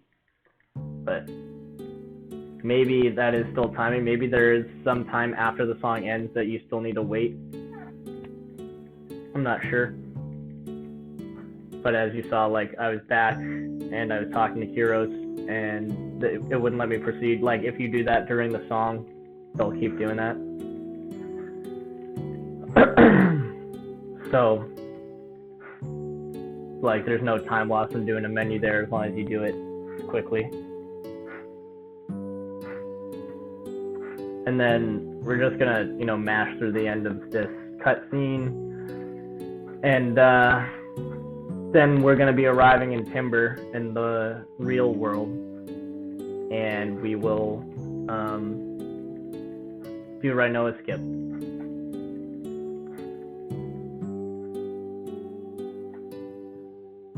Yeah, losing 2 minutes on Diablo is not good. Losing 3 minutes on Zell is worse. It's pretty unfortunate to have those 2 giant time losses, because it looks like the rest of my splits are all negative. Those are literally the only 2 time losses I have in this whole run. Otherwise, it's been all time saved, but those 2 were just massive. And one was for just hitting a button. See, if I didn't mess up the Zell one, which was the easier one, even with that bad Diablo, like, I wouldn't be worried at like 2 minutes back, but 4.5, that's not good. And I expect this to be about the same. We're already at plus 2 minutes, yeah. You always need to remember to hold down right here. Oh my gosh, getting stuck on the bed. Yeah, this is not going well. Man, all these small things really become a big factor after you get some time posted and you have times that you're working against. Again, like getting a PB, super easy because I had those 2 major mistakes in my first run, but I want the world record and more for Emulator. Because, again, the world record on Emulator is outdated.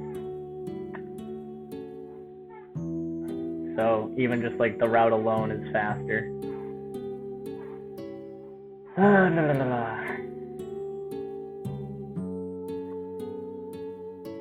Laguna just talking.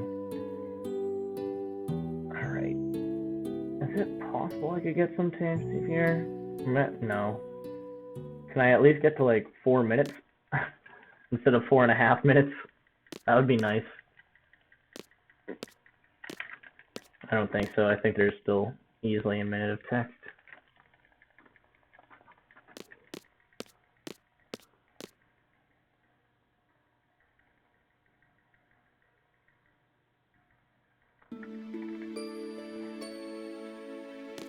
if I do reset the run, it will be my last reset, regardless. Not including Quistis card. Quistis card I'm gonna reset for no matter what. He's right at the beginning. But if I were to reset now, that would be my last reset, because then I'd only have time for one more run, realistically.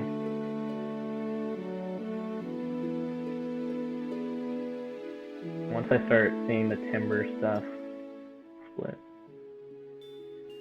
Alright.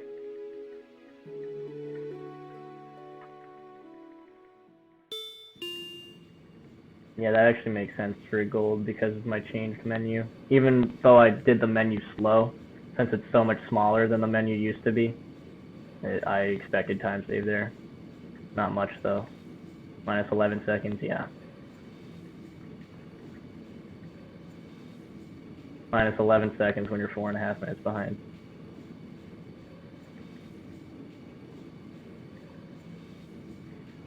You know, I always thought 4.5 minutes wouldn't be a big deal in a 9.5 hour speedrun, but it is when it's the easy stuff that you're losing 4.5 minutes to. That's no good.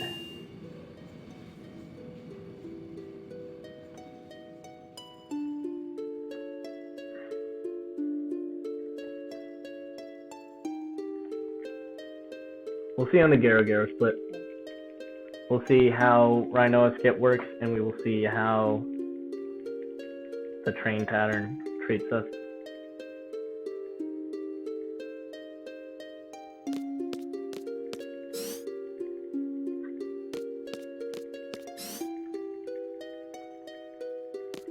Okay.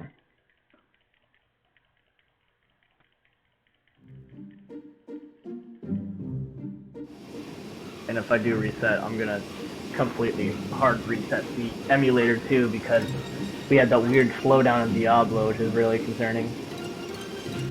Which makes me think that maybe safety saves are a good idea, even when I'm confident. Kind of like you would do on a PlayStation to avoid crashes or anything.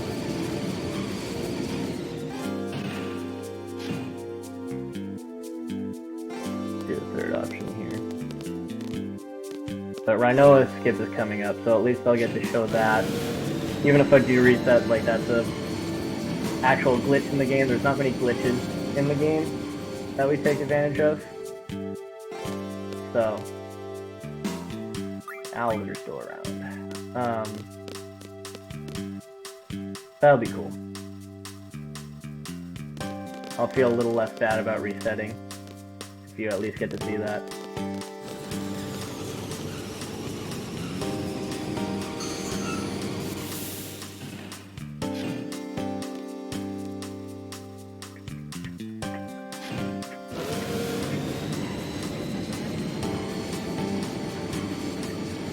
The time save I know of here actually does come after Garo. Well, so the Rinoa skip can save a little bit of time if I get it on the very first attempt.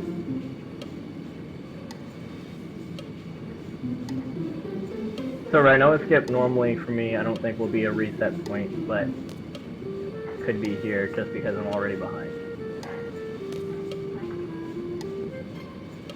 Wait for zone to cramp up.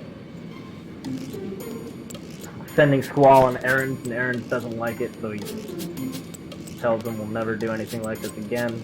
Selfie is actually happy. She's like, yeah, you tell him, Squall.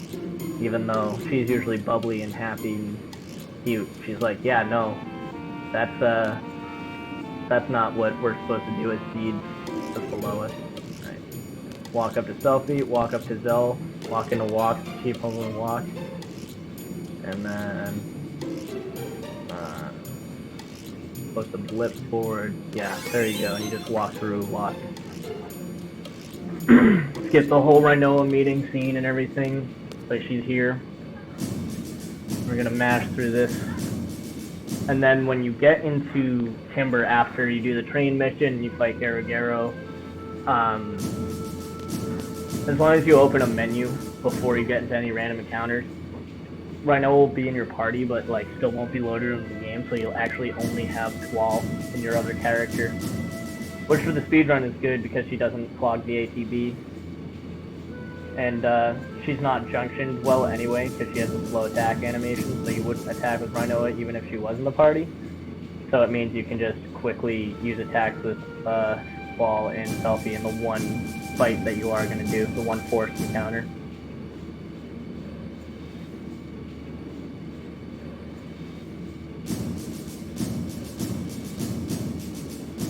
I'm trying to think of the next chance I'm going to have to do a full run. If I could do another one like tomorrow or Monday, maybe I'm okay with the 4.5 minutes and just get like a better time. Because I did submit that 9:53 just to like get it on the leaderboard, but I'm embarrassed by it. So like even with that 4-minute time loss, I can still cut like a half an hour off that. And that might be worth it still. And then I can go for a better PB later. And there's always the chance that Ultimecia just destroys me. It's actually pretty safe because of the setup we do. The reason Ultimecia killed me is because usually you keep 2 characters alive for the final fight.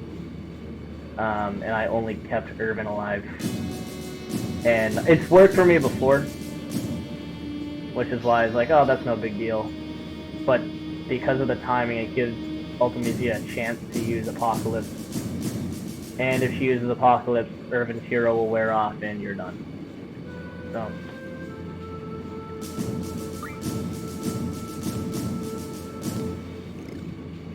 Okay, don't talk to... What's his face here?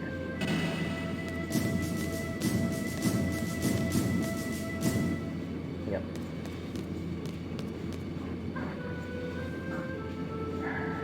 Read dialogue boxes, and second option. Okay, crane mission time.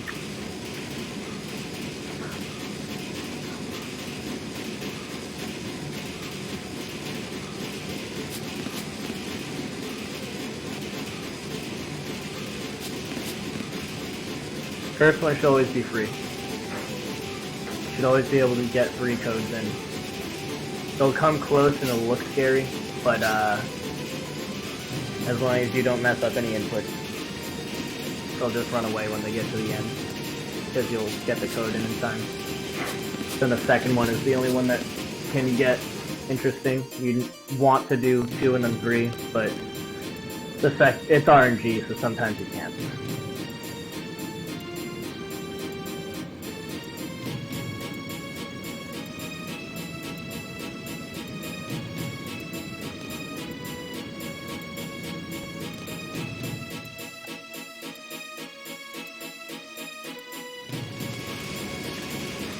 Wait until you confirm, and start pressing down. Alright.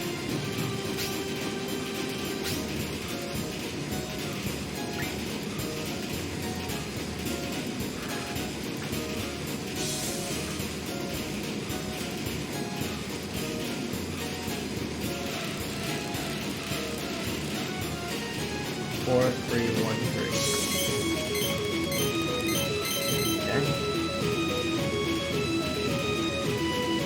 1, 4, 2, 2. More. 1, 2, 2, 2. Alright, there we go. Even though they get there, since the code's already in, you're fine.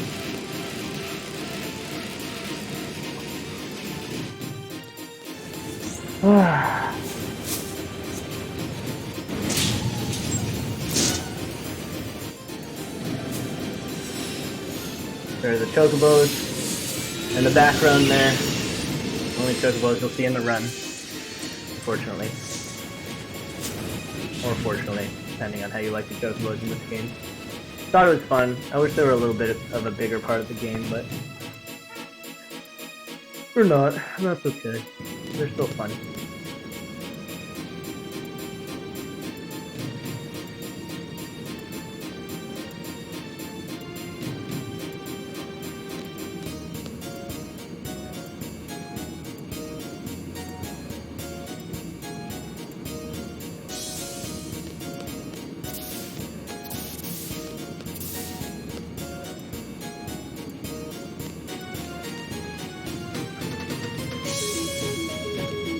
Maybe I will reset and eat a meal so I'm not totally messed up.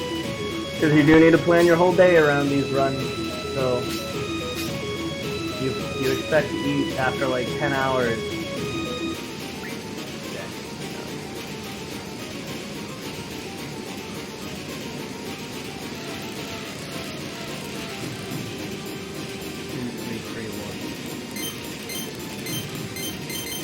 Another one. 4, 2, 1. Now we have to go up. Now we're gonna wait till they both come down and around. We're gonna hope that we can get 3 in on the next one, but it's RNG, so we'll see.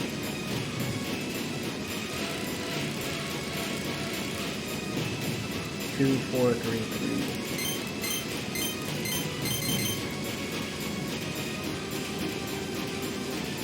1, 2, 2, 1. Looks like we'll be able to get a third. 1, 3, 2, 2. Alright, so that's the best pattern, that's the one you want. Now we're gonna go and fight Garo.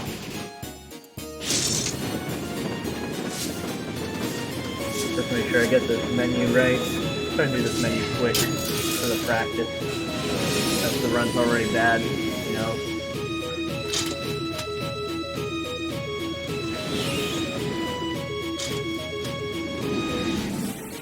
Oh, it should be anyway.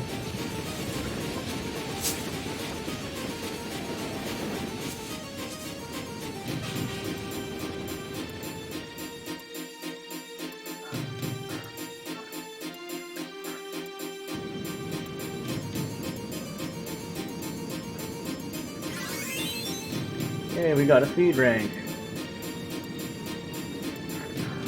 As soon as Squall starts thinking, go GF, we'll do it.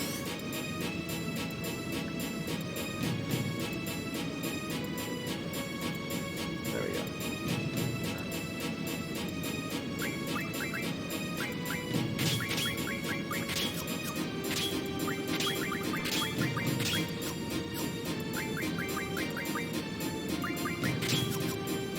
we go. Gotta choose the second option. That annoys me so much. I guess it's good, because later there's like a point in the fourth Laguna Dream, the one where you fight Ruby Dragon. The screen fades out, and you don't have junctions equipped, and it actually makes confirm the first option. So if you just spam, then you'll go into the fight with no junctions. I'm like, wait, that part you should have actually put confirm as the second option, so that people didn't get screwed over there, but they didn't. Alright, how bad are we going to be for Garo? I'm guessing still 4 minutes behind, still 4:17. I don't expect any real-time save here.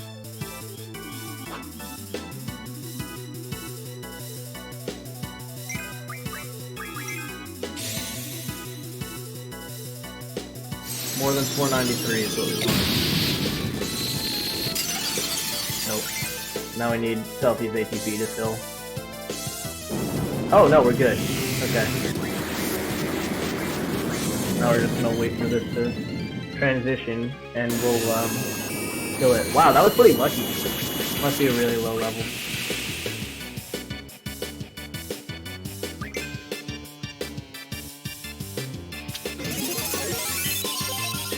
Once it's fading, I'll split.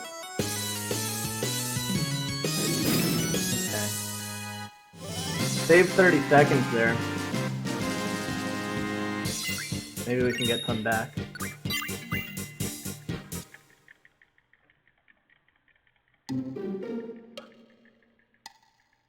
This is where you can talk to zones forever if you don't pay attention. They go and huddle in a corner and talk about the plan from here, since that was a fake president, a body double. We didn't actually get to attack the body double. And you talk to Rinoa about your contract, which is vaguely written and pretty much says that you're here indefinitely until Timber achieves independence.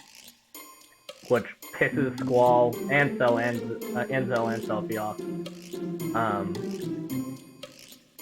And then while you're talking to Rinoa, like you mash through all the text, and then Zone is there with the stomach cramp as usual. And if you just mash, you won't notice, but it's just Zone going, ouch, my stomach, with the little sound effect over and over again. So, and I'm not the only one who's done it. I've seen like top level speedrunners do it too. I saw it at GDQ. So, it's just something, if you're not paying attention, you're gonna be talking to Zone about his stomach over and over again. I wonder if he has any relation to Laguna. I know he doesn't. We all know the actual story with Laguna's bloodline here, which is significant, but it's funny that Laguna cramps and Zone cramps. Laguna gets leg cramps, Zone gets stomach cramps.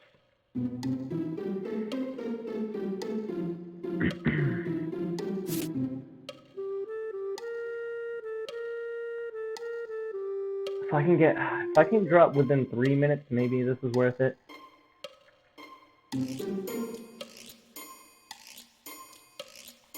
Boom, boom, boom. Like all my other splitters, look at that. Green, gold, green, gold, green. Then 3 more gold. Just 2 splits that weren't negative or best. And I'm 4 minutes behind.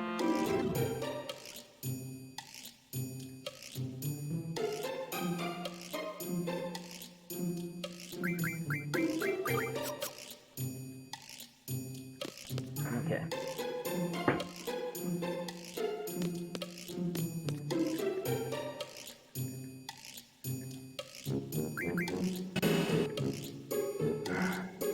Another menu here.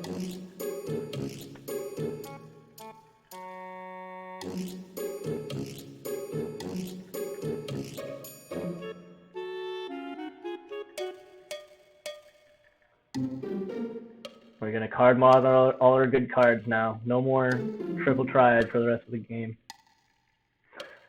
And we're gonna card mod the Caterpillar. Caterpillar. I'm mashing through this too anyway. Maybe if I can just get time save from menus, I'll let's see. I'm gonna go for it a little longer.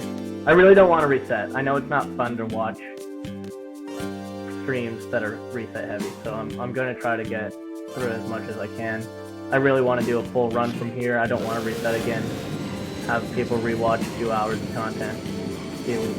Yeah. Once they step over. All right.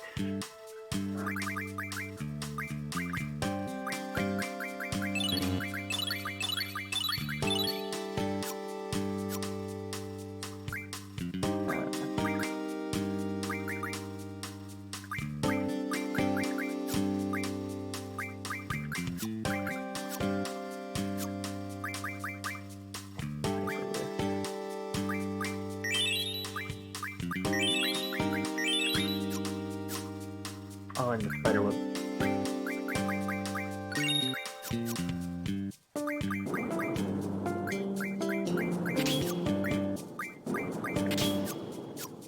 Oh. Alright. That looked slow, and it was a little slow, because I was getting overconfident in myself. Forgot to auto-junction selfie. But it's possible that it was still faster than my previous menus, because my menu was really slow in the last one. So open the menu so that we won't get attacked. I do need to walk, but I'll probably walk in the next loading zone. Yeah, need 5 steps.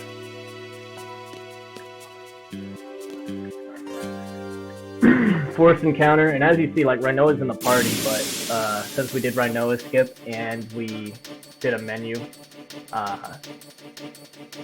she's not actually fighting with us, which is a time save. Dead. Sanchez.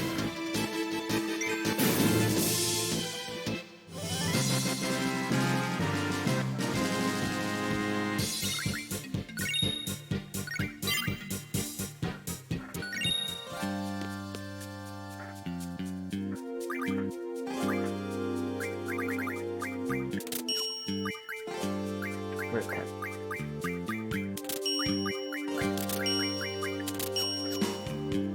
Okay, that should be good.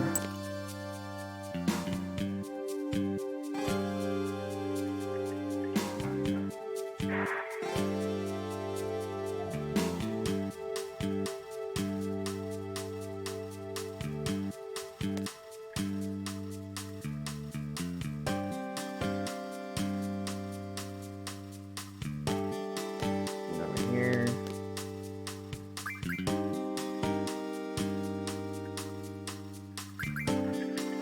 Good.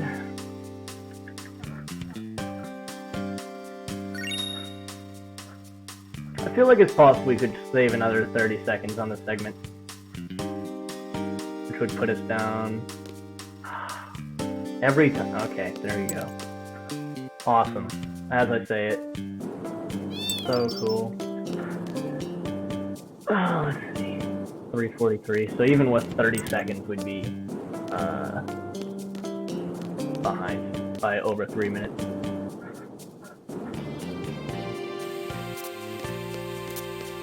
Remember dialogue options here. I want to do the first option, so yell at Rinoa. Tell her she's a child. Tell her it's a serious business. Again, Squall just being logical and being kind of cold. He's not like being a jerk here.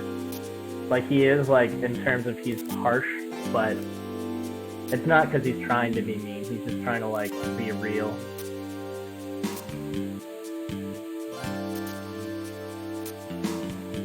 So we're gonna, the first option is gonna bully Rinoa, and then Selfie's gonna come in and say, hey, you're being kind of mean. We're gonna pick the second option. Yeah. But even then, even with that second option, Rinoa is gonna be upset. Rightfully so, understandably. So, she's gonna run away as Zell arrives. You probably think it's a joke to us. We're serious. She's trying to... Yeah, Squall doesn't think that she's taking it seriously. He doesn't think she actually understands, like, the reality in the world. Maybe to a degree she doesn't. But maybe more to a degree she's just optimistic, and that's just something Squall doesn't jive with. But a little tiff there. Now the president's going to give the first speech, or the speech using the broadcasting technology for the first time in 17 years. As we find out later, it was all pretty much destroyed. But disabled when Adele was the reigning sorceress 17 years ago, during Laguna's time. And 17 lit years later, here we are with the first broadcast. So this is a really big deal. Casually, I feel like the impact of this really wasn't seen. It could have been. Like, the dialogue kind of says it. It's like, wow, look at this, everyone. And, I mean, once you get to know the game, you know it's a big deal, but casually you're just like, oh, a broadcast. And, like, it's still a big story point just for the speech anyway, and for Cypher doing this. Never mind the whole 17-year thing. But it could be even more significant if you realize that it is the first one in 17 years. Once you realize why, it's pretty cool. And if you do look at, if you slow the message on the screen that was on this before the broadcast started, it's actually a message from Adele that says, like, I will return, which is a super, super cool Easter egg that you would never see without any additional technology put into it. We do have some just some more mashing for this part.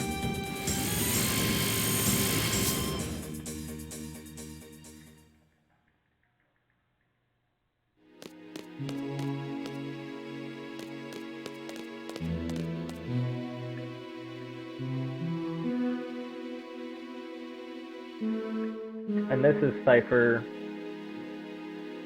being a jackass, trying to kind of realize Rinoa's ambitions by himself here. Because it might not make as much sense to you otherwise when you first play it. And then Zell gets mad at Cypher and flips out and accidentally reveals that they're all part of Garden. And so now the president knows that he can retaliate on Garden.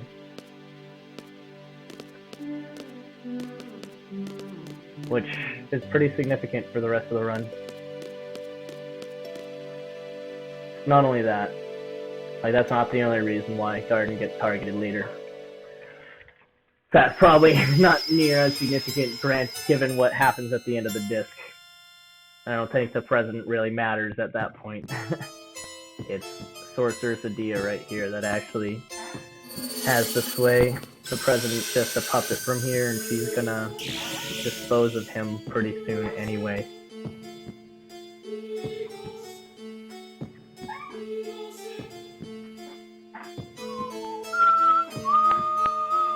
Another great track that's not like a battle theme or anything, just like really sets an eerie atmosphere really well. And the theme is kind of reused in different types of songs, which makes it really cool.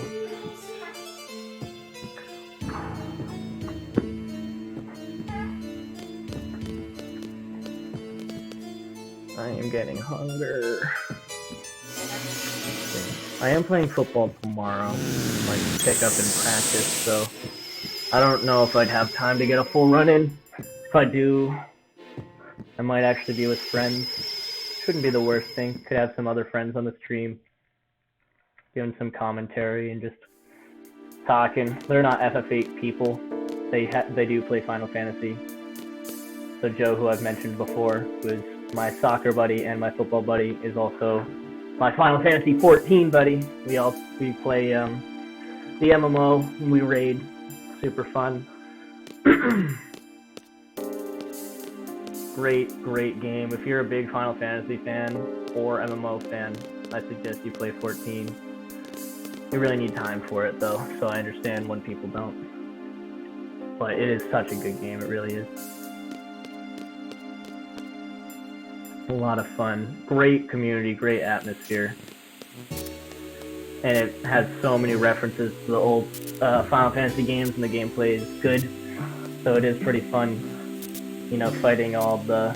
using abilities you have in other games, and jobs from other games, and fighting bosses from other games, and being in like a multiplayer setting. It's really awesome. I really like it.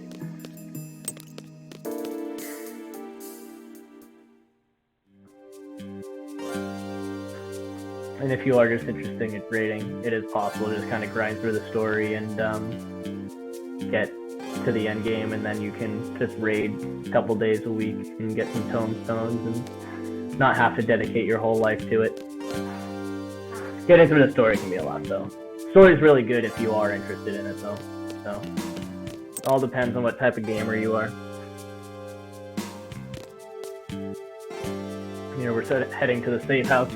After the safe house, I had some time lost because I transitioned the screen wrong and didn't go to the pre-train station screen. Instead, almost tried leaving right away.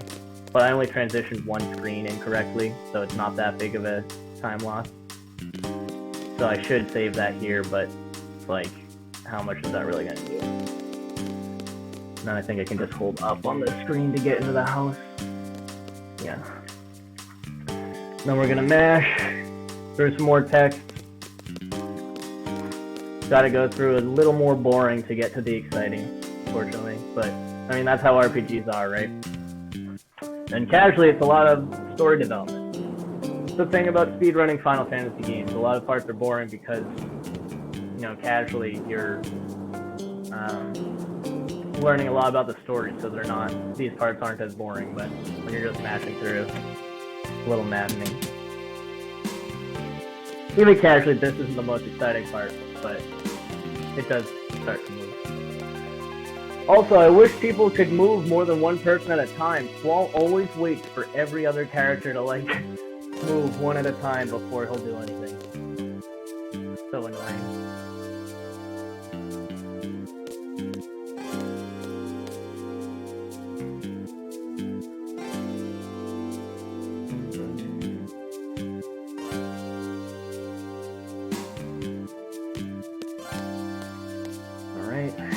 Now, just mash until everyone goes back downstairs. I am getting hungry. Man, I still have my Zell Card program running in the background, just reminding me what a fool I am. I need to close that.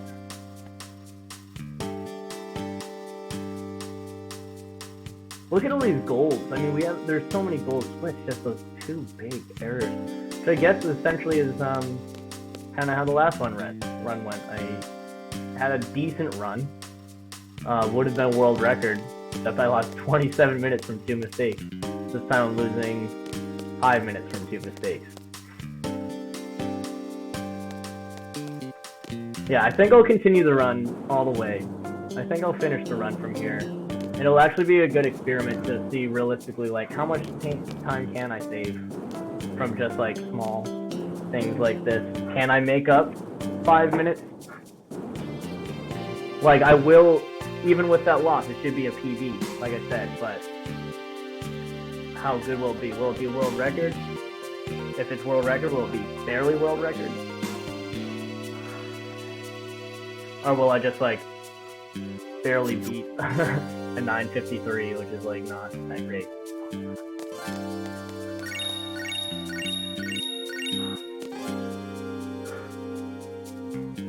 Okay, go to the pre-train station section. So that should be time save right there.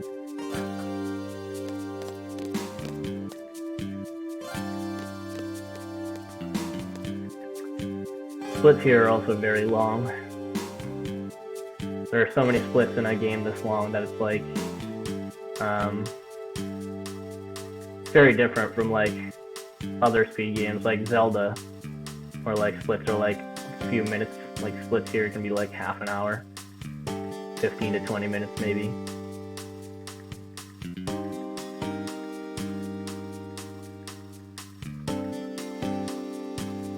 Yeah, 11 minutes. Maybe it's not as long, but they're long compared to other games still.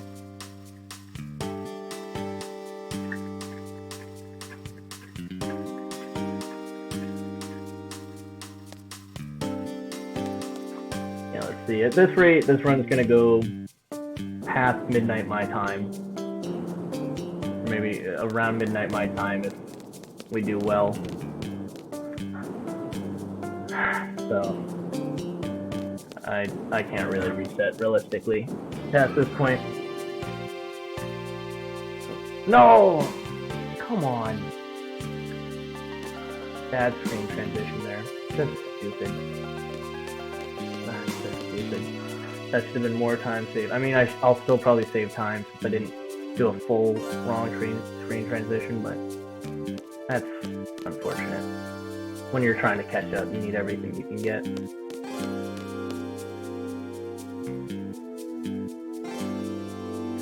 Oh my gosh, time lost there too.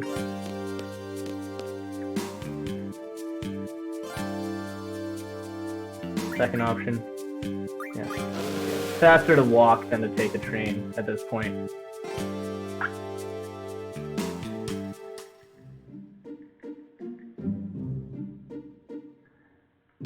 And this is just another instance of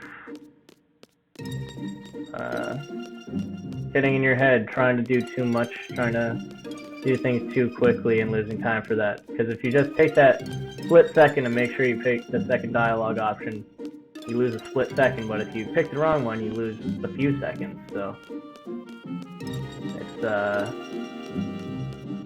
like, better just be cautious, don't get in your own head. Don't get an encounter.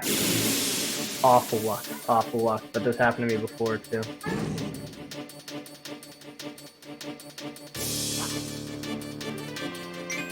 I get like, yeah, good escape.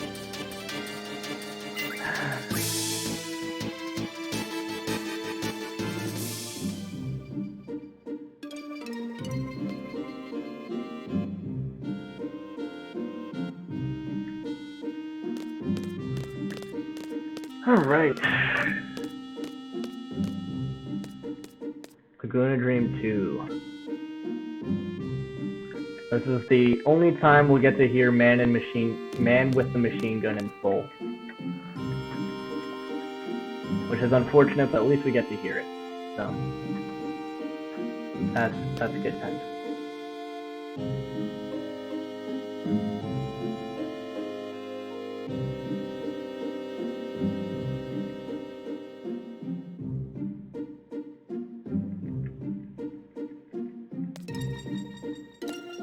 And Rinoa flips out on Squall, calling him a bad leader because he doesn't care about his friends, even though you know Squall does. Like, I think it's really cool how they use Squall's internal monologue in this game to show what he's like really thinking and how he feels, and it really does show how guarded he is, because he does care about other people.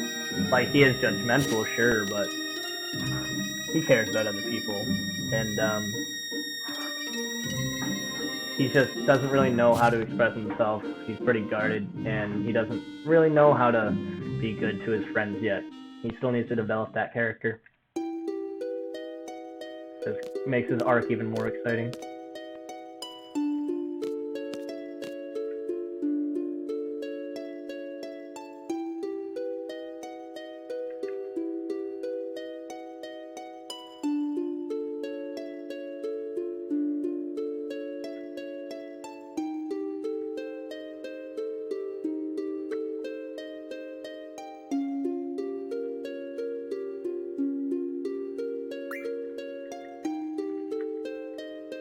Alright, get through that text. Let's go down here.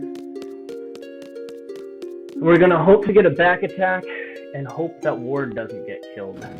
Or doesn't get attacked by... Oh, I usually use D-pad there. Man, I'm starting to get nervous. I'm starting to get anxious. If we can kill Ward here, we might be able to save some time.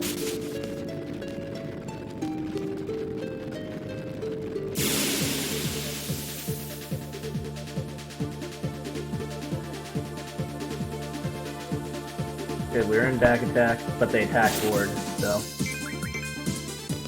we're not going to bother killing him. What you want there is you want that back attack, and then since Ward's animation is slow, and he clogs the ATB, when we were in back attack, he would attack Ward to kill him before killing the soldier, but if the soldier attacked Ward, it removes him from back attack, so that just sucks. That happened in my last run too, though, so whatever. We're not going to use Ward, though.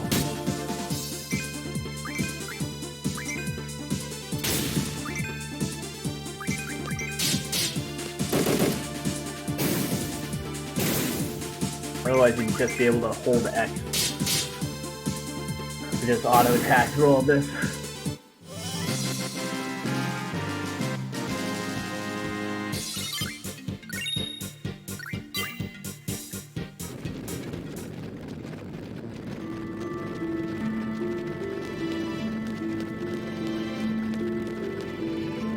Still learning a bit when it's better to use D-pad or analog, and sometimes that messes up my movement a little bit. Usually it's not that significant.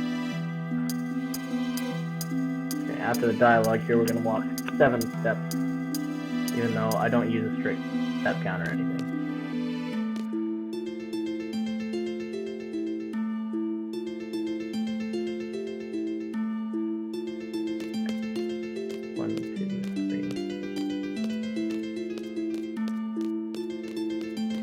After my next encounter, I'll walk 5.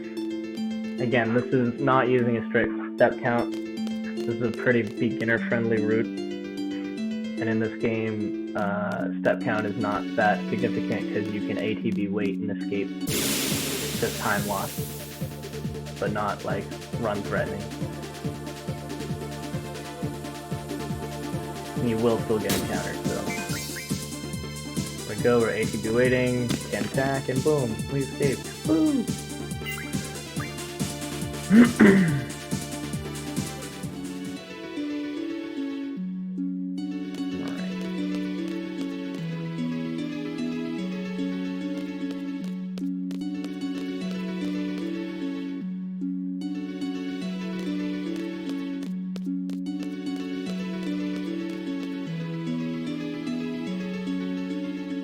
Might actually not.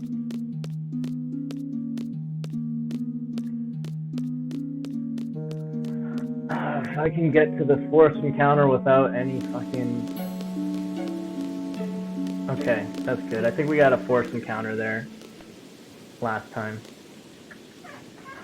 Again, if Ward was dead, we'd have some time saved here, but we don't. Just that RNG.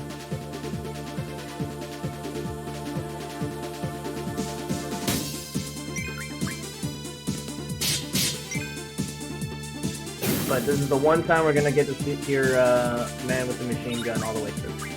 So.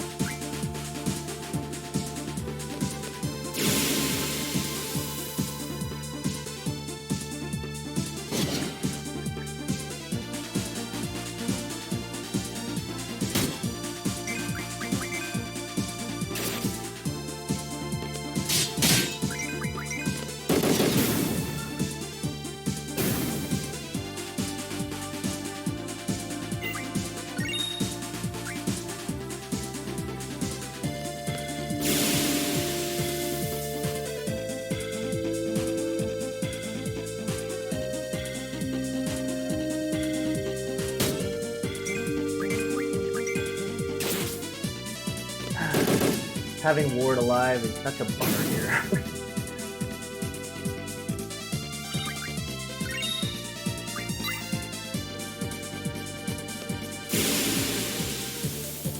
There it is, the one full loop of man with a machine gun. Hope you enjoyed it.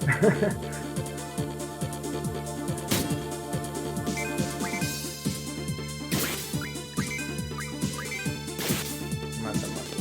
They were slow or quick animations.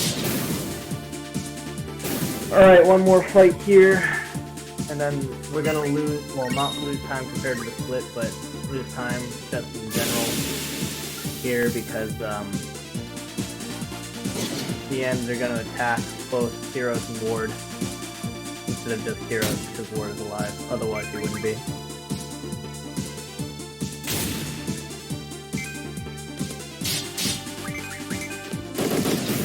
So he's going to attack Heroes, bring him down to 1, attack Ward, bring him down to 1, and then we're good. Now we just smash through. Normally, like, you'd have Ward dead, so he'd just attack Heroes, and he wouldn't get that second attack animation. Now we're just mashing through some more tech.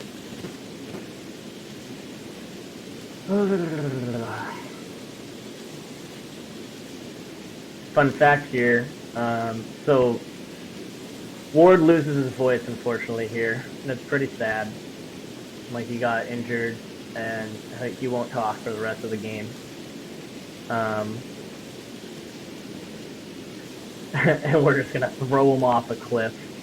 But in the French version, I think it's the French version, it might be a different version. I guess Ward has a very different personality, and he's, like, cracking jokes the whole first few dreams. And then he says something like, if you guys aren't going to appreciate my jokes, I'm just not going to talk at all. And so he stops talking for the rest of the game, which is extremely different from Ward's character in this game and what happens to lose his voice in this game. Alright, we need to get ready to split.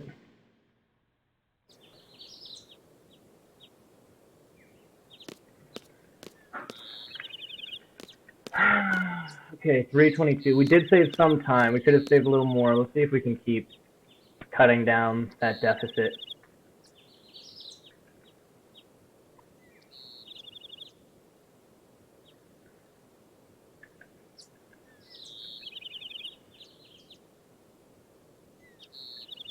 So since next time I will be making sure I get Zell Card manip on the first try, I probably won't safety save, which will also save time next time. So it'll be an even bigger time save than 3 minutes, probably 3.5.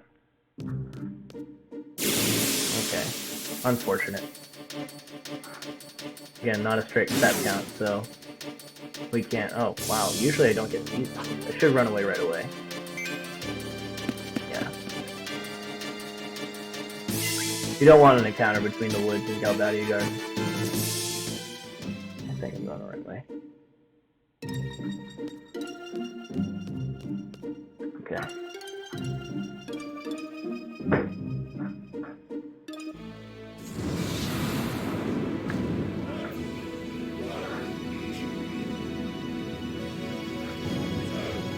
But really what matters is where are we at the end of this one. Because we know that there's big time saves available in the other discs. Disc 2 is still pretty good. So there's nothing massive in Disc 2, but still definitely room for time save. It's Disc 3 and Disc 4 where there's massive time save available.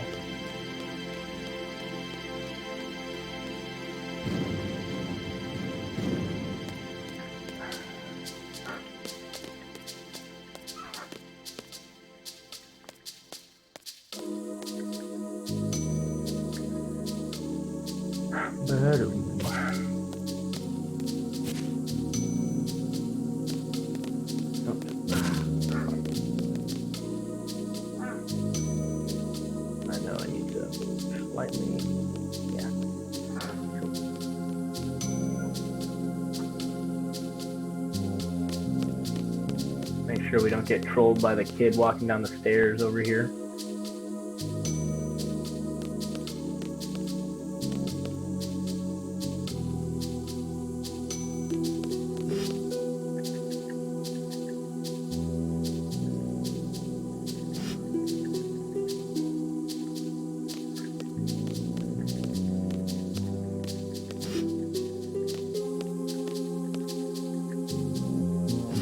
And this is an emotional scene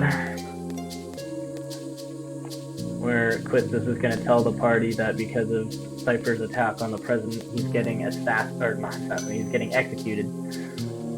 And even though none of these people really like Cypher, you know, he's one of their own, and it's pretty upsetting to all of them. And Squall has a moment here. Well, I guess I shouldn't skip over the fact that Rinoa also reveals that they used to kind of date. And in the English version, she thinks that she might have been in love with him, which is different from the Japanese translation, but that's what she says in this version. I just lost a little time there by not paying attention. And yeah, so everyone's pretty upset, but then Squall's gonna have a moment, which I really like, where he gets really angry about everyone talking about Cypher in the past, and he questions what will happen when he's gone, and he doesn't like that. He won't have people talk about him in the past tense, which is something I really like the idea of your kind of legacy and memory living on beyond your years, and how people, you know, talk about you after. Yeah, there it is. And he's gonna storm up. He's not happy. And I like that a lot. I think that's super cool. And that's like a sentiment in the game that I feel like isn't talked about much. I do like Final Fantasy XIV references it. Final Fantasy XIV has triple triad in it, and Squall's card says something like, if you look at the description, so it's like, I won't have people talk about me in the past tense. But otherwise, people don't seem to focus on that moment a lot. Well, they focus on that moment, but not that exact thought that Squall has, and I think it's a really cool thought, and something I think about a lot, so. I appreciate it. and I think it lends to the story well, and lends more to Squall's insecurity as well, because that's really what it all is. Like, Squall's very insecure, which is a reason why some people don't like him, because they think that he's emo, but he's so much more human than a lot of the characters in JRPGs, and a lot more relatable, because I think there are more people that, you know, struggle with insecurities than that don't have insecurities at all. Not many superheroes out there, definitely a lot of humans, and that's one of my favorite things about this, is like, it's humans overcoming their own insecurities and like saving the world from like destruction. It's wild, and I love it.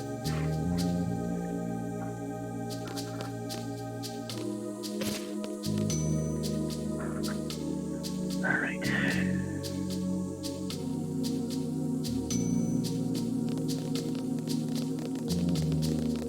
I always get stuck there. Didn't get stuck there this time. That's good.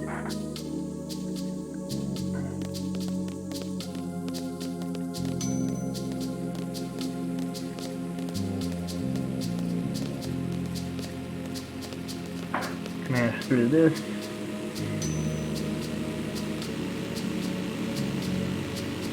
Until Irvin suggests a party, which is always funny.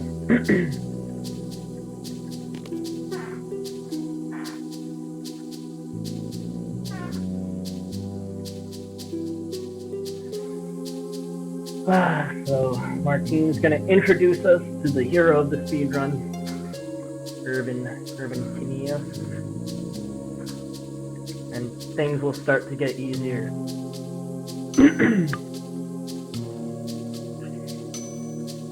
Which is why, again, this early part of the game is like the most stressful part. We're not overpowered yet, things can kill us.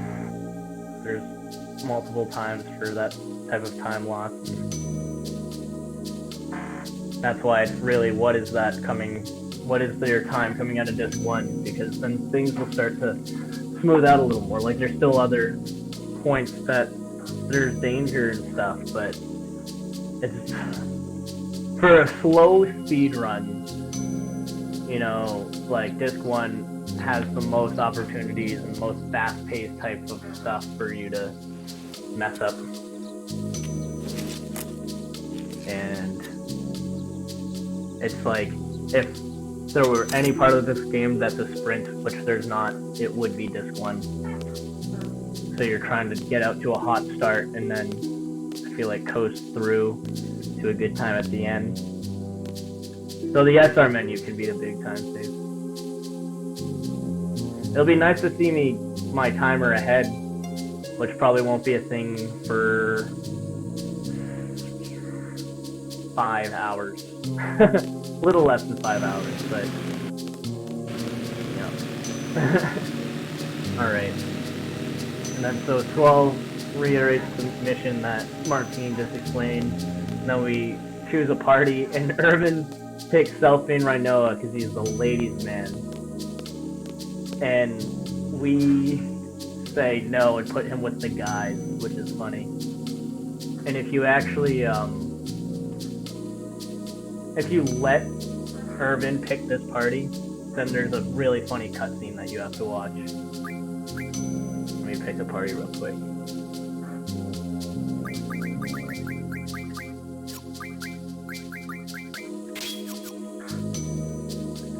And like, Rinoa gets all mad at Squall for just letting Irvin pick that party. And she gets all flirty, her and Selfie like flirt with Irvin on their way out. And it's a funny cutscene to watch, but waste time, so.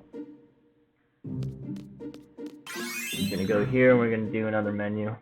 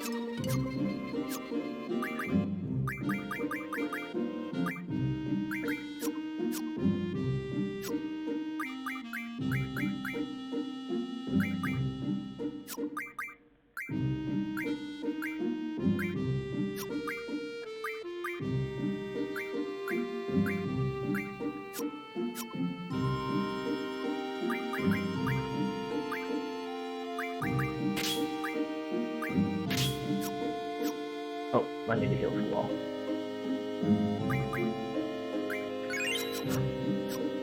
Okay. Yeah, not like a fast menu, but still might be faster than I did in my last run. Here I need to do some RNG manip, so I am going to be a little quiet for a little bit. We're going to count polls while we're in the dialogue section in the hallway, and we're going to use that to find out what Caraway's code is going to be without actually going to the tomb of the unknown king. I need to make sure I wait for at least 3 sets of polls to go by before I start holding down to leave, because with 2 it can get really sketchy.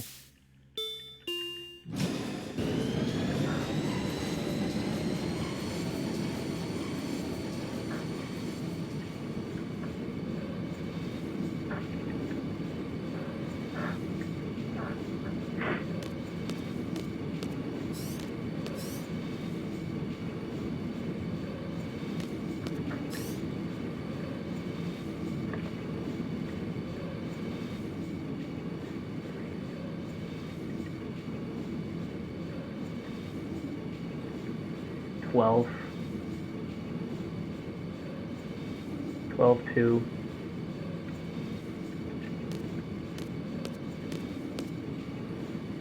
12-2-8, 12-2-8-1. Good, we got 4 sets of polls. 12-2-8-1, 12-2-8-1.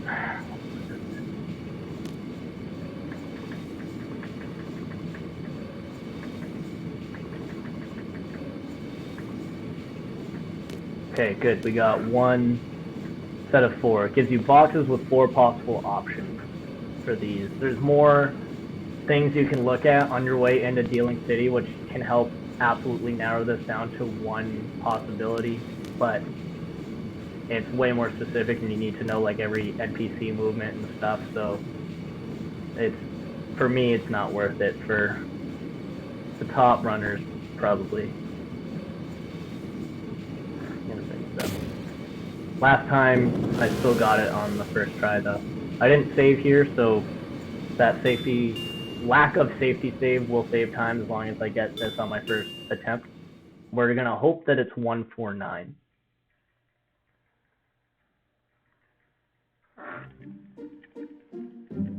Alright, try to get my movement right here.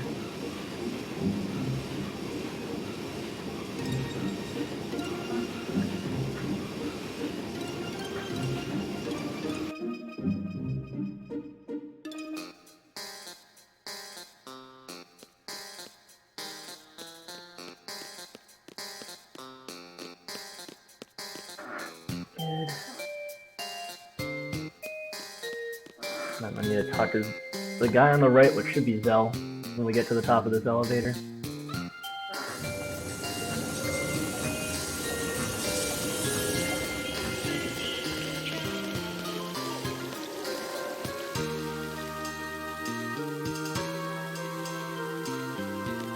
Alright, now it's time to move. Move to the left.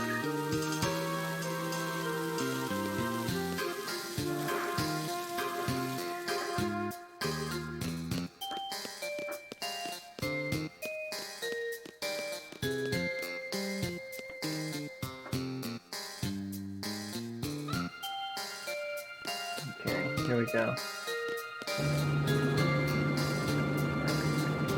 Well, hopefully it's the first one we try.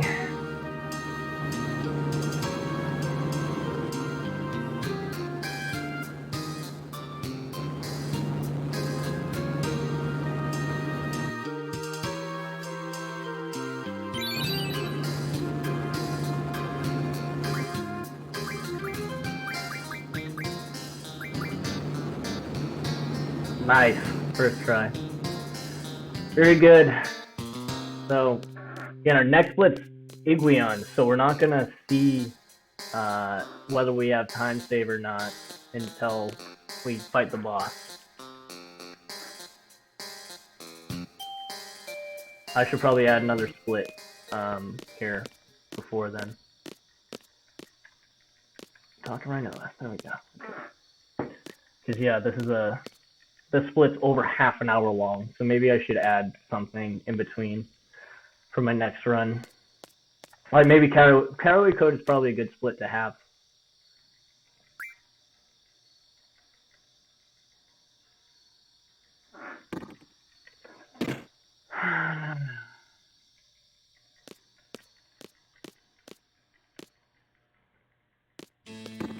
There we go. Match through some text. Then we're gonna go through kind of obligatory scene. Like we're gonna see Rinoa approach Adia and get that really cool cutscene of Adia revealing her face, you know, putting the visor down and then walking through the wall that we see in the opening Liberi Fatale cutscene.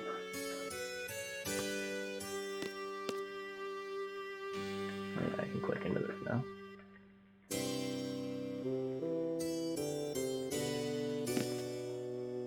Yeah. Oh, okay. I don't know.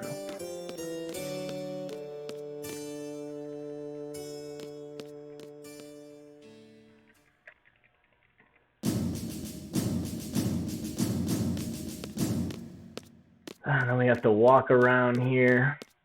This is a really boring part of the run. I don't think it's that boring casually, because you're actually getting the plan, and it's pretty intense. But this part where it's just fucking sprinting around. Just way over here.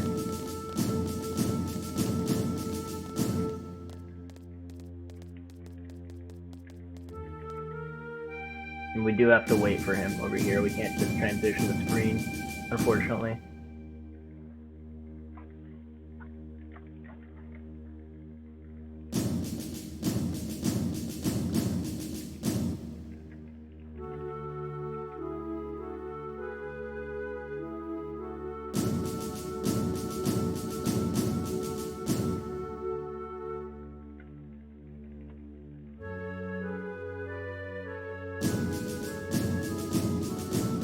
I don't think we need to run with him here, but we do need to listen to him fucking talk. So I'll wait up here as he impersonates a parade float. And then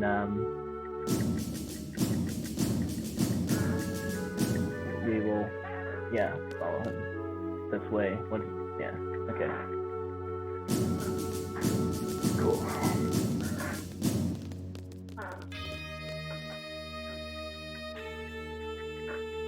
And talk to him. And he's gonna show us this. Then he'll tell us to behave ourselves, don't do anything stupid while we're in the city to draw attention. And Squall's like, we're Seed. We're literally on the job right now, right? What are you thinking? But as we see, the Galbadian soldiers like to slack off a lot. And Laguna and all of them like to have a good time, so Caraway probably has reason to worry about people doing stupid stuff.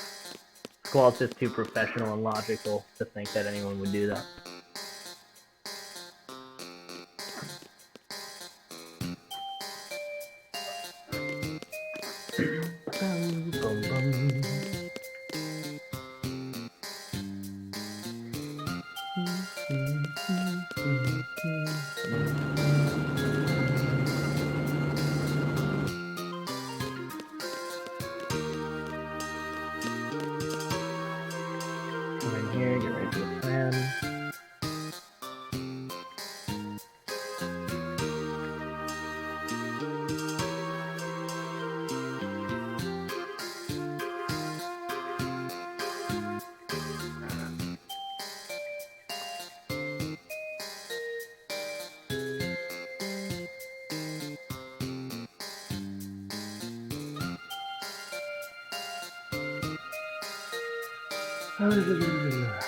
Okay.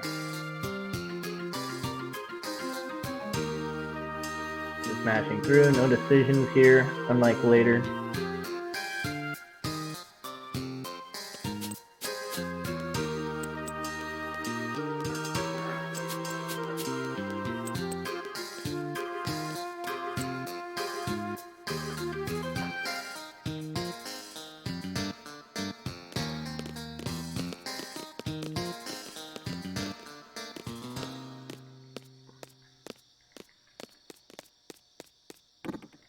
Get Rinoa to run in.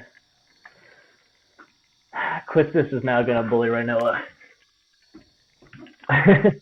Unusual, right? Change your character. No, but really, Rinoa's trying to come up with her own plan to stop the sorceress, and Quistis like just stop.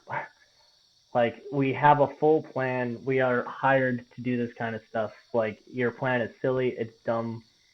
Like, don't do it. But instead of being, like, nice, she just goes off. She's like, what are you thinking? Doesn't make any sense. And so she's mean to her. She's not actually bullying her. She's just frustrated. Loses her temper. And later, as this leader, is going to jeopardize this whole mission because of it. Because she feels bad for making fun of Rinoa.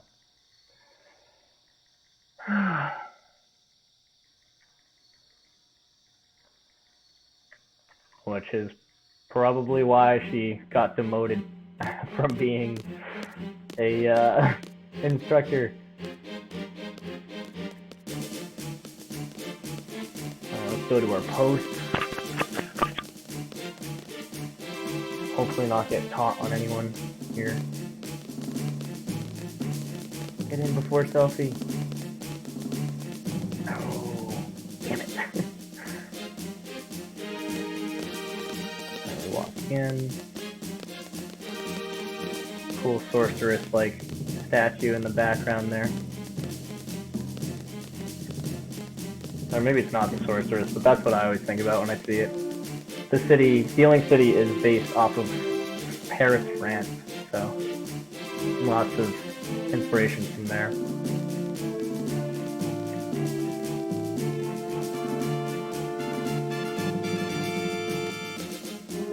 Where is it? Wait for all of them to walk in.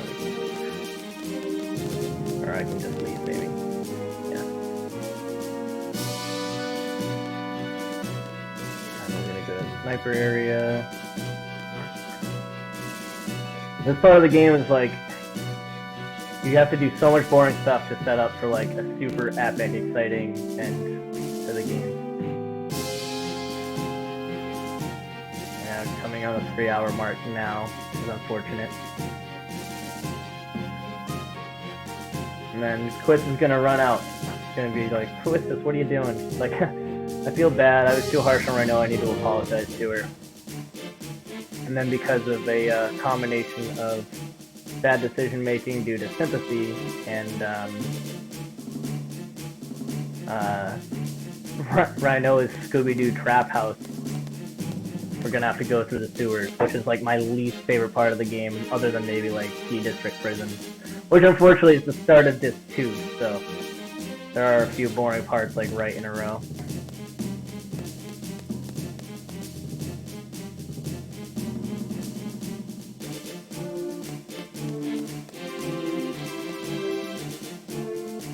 What the heck, man? I'm gonna get stuck there. I need to learn those steps better. Scooby-Doo house time.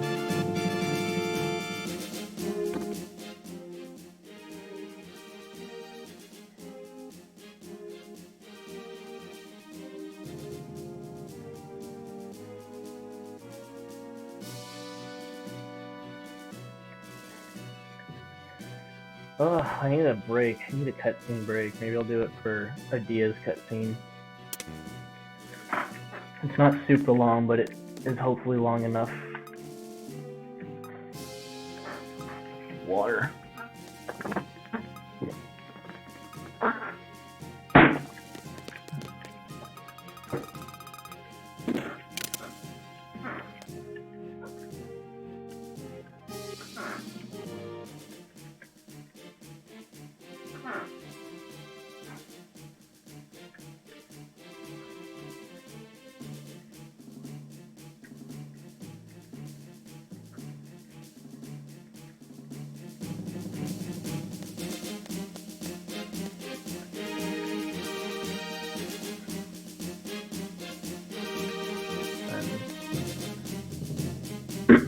Box climbing minigame.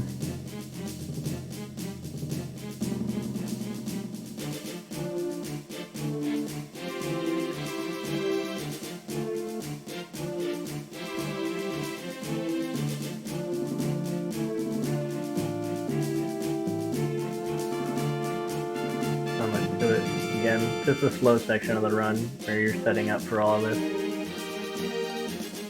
I think I did enjoy it casually first time, even though you're not doing much, just like the character dialogue and the music going on that just makes everything feel so intense. And again, the Sorcerer's theme getting mixed into this kind of like mission music is really cool. I love how they reuse the themes in different songs in this game. Really, really good.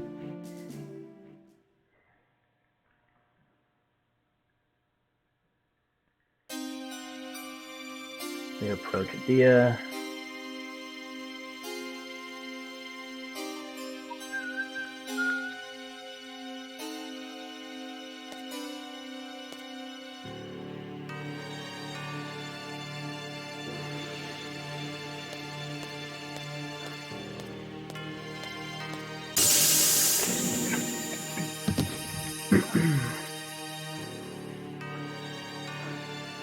You need to remember to draw a carbuncle. That's the big thing in this run. Like, there's a lot you can make up for, but if you forget to draw a DF or something, like, you're screwed. Fortunately, most of them are pretty easy because they all come when you're either just using physical attacks or one limit break.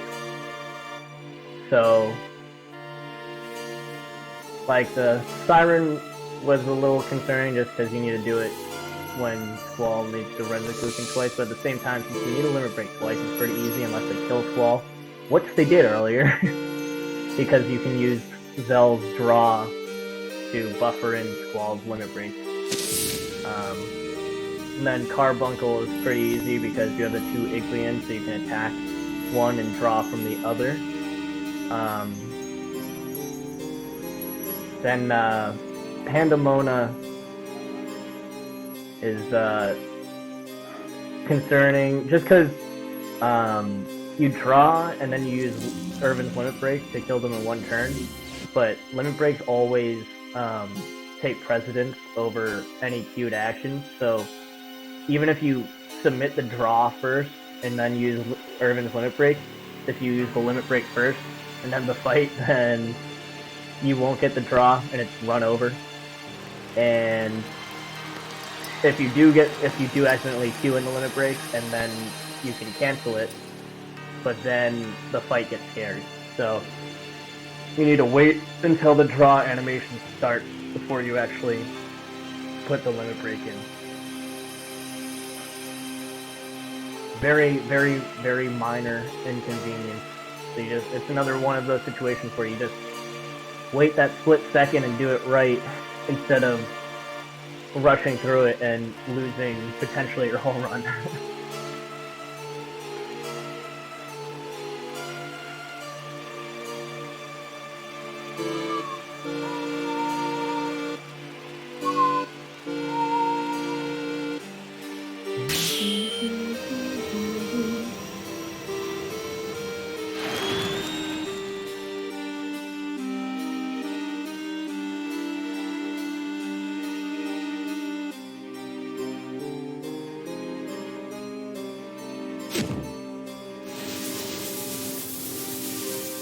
And just kills the president, no big deal, in front of literally everybody. We assume have like a similar trance that Rinoa is under, because she literally like tells them she's gonna be like a despot, and then murders the president in front of everyone. They're all just applauding. So she definitely has some type of spell over them. They're not all just evil people.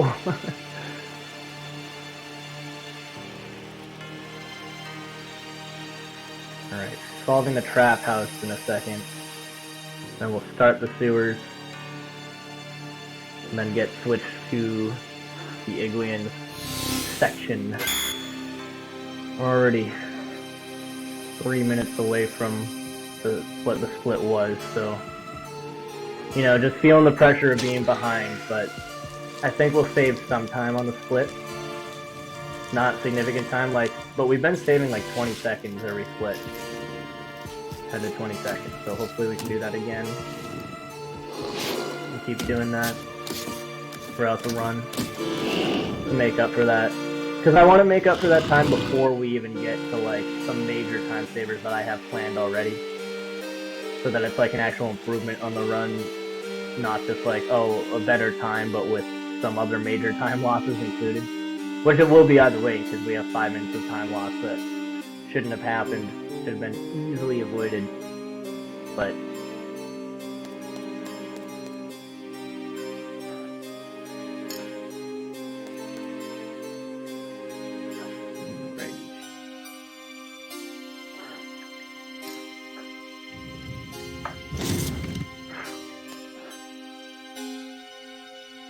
see if we get an encounter.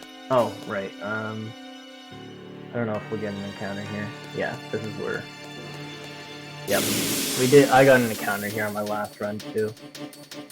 I know Toju specifically does his menu there. Like the menu we did in the train station.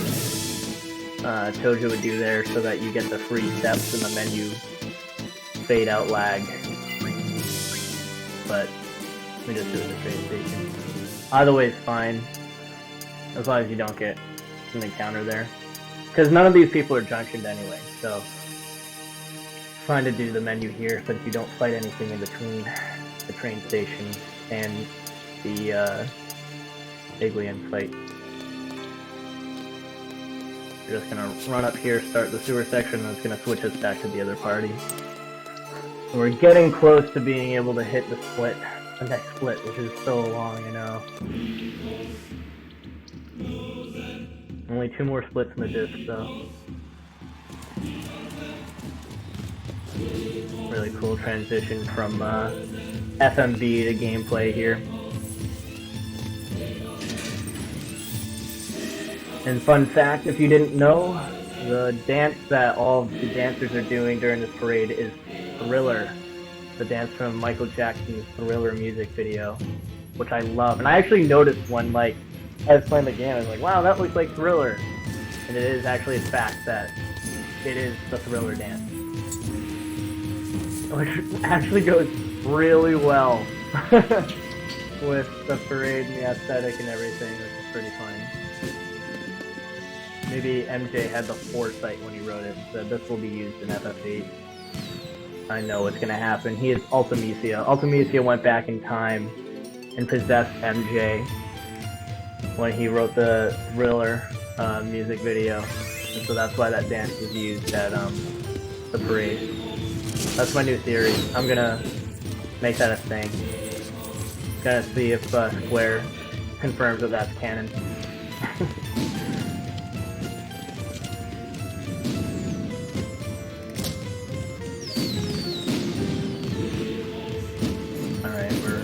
Now, you know, behind again, which we knew was gonna happen. We knew we didn't save 3.5 minutes there.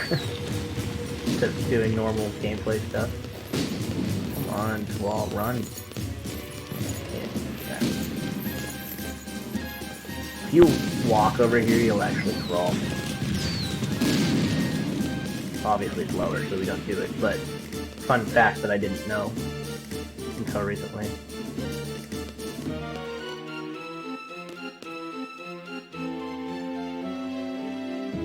I don't know why Urban always climbs up first, and then you initiate it with Squall.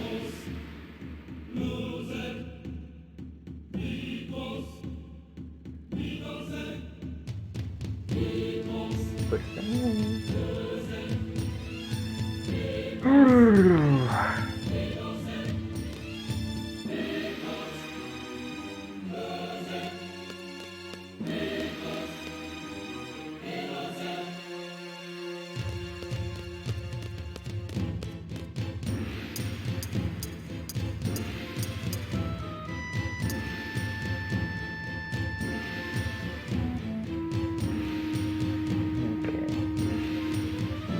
see how we can do here. Alright, we're coming up on it. Attack, draw, attack. See if we can do this quick. Oh yeah, go up. Black rainbow. Run by the body. I think go down here. We're at 2 minutes. Oh, can we get down below 3 minutes, please?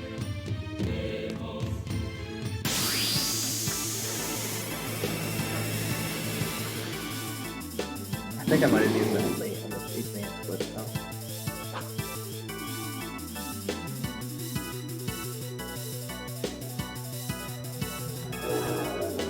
Hopefully Irvin gets first turn.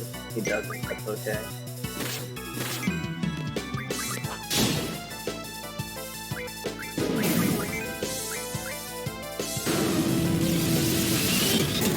So this is already a pretty bad fight. It's not dangerous, it's just... Oh wow, I guess that can put him under break.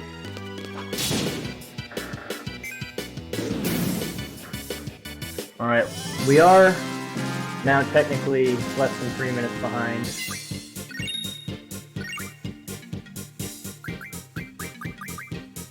I need to remember those GS menus, man. All of them are misspelled now.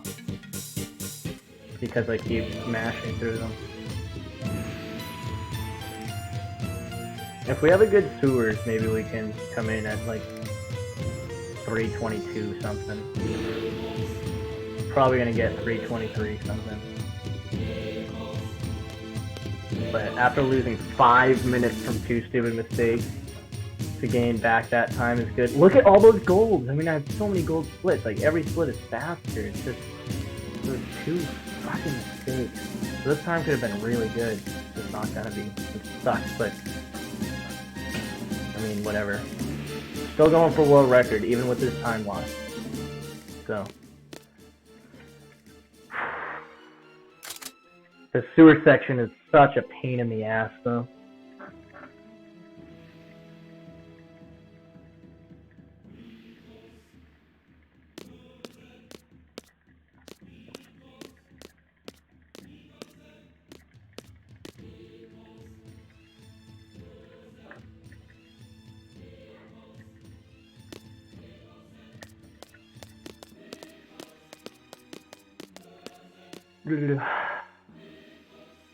On to the last split of the disc, though.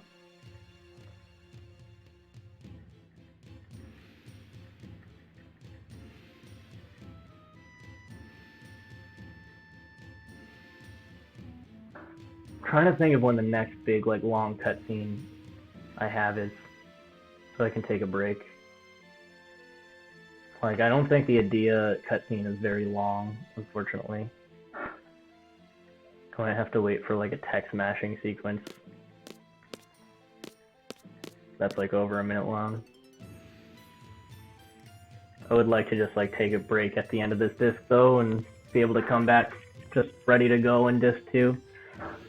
Especially since Laguna Dream 3 is really easy. There we go, just hope for as few encounters as possible here.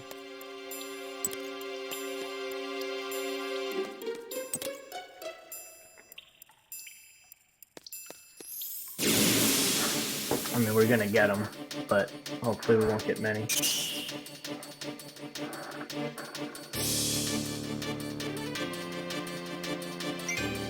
The thing that sucks about the encounters in here, since none of these people are junctions, we can't ATB wait while we escape. So we need to just hope that the enemies don't attack. Or if they do attack, it's quick animations. But Selfie and Quistis are like gonna die. Definitely they're at 1 HP from the dream. So. Oh, right. Go right here. Silly me. So you go all the way left, then you go all the way up, and then you go all the way right. There's a couple seconds there. I'm trying to remember how good my movement was in here. I feel like there was still like not perfect movement. But that was a couple of seconds lost there. But still might be better than my previous split. There are no menus for the rest of the disc, so that's probably where I'll save a lot of time compared to my last run for just normal stuff, like small stuff. So I assume that this split will not be a gold. And even if it is, it would be tiny.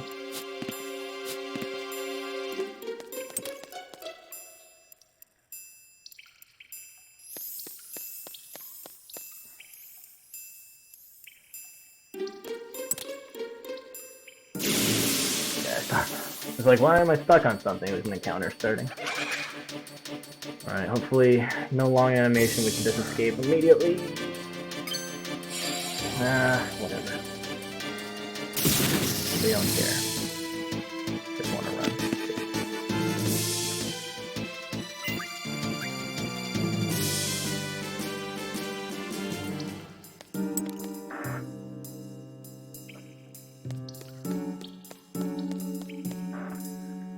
Alright.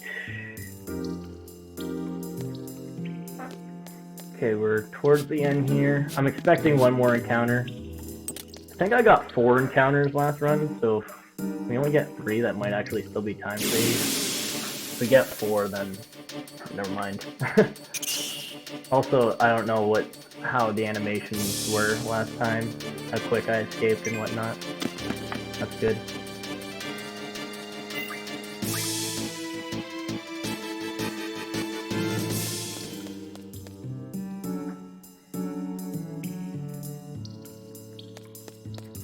Alright. Okay. Here we go. On to the end. The exciting end of the disc.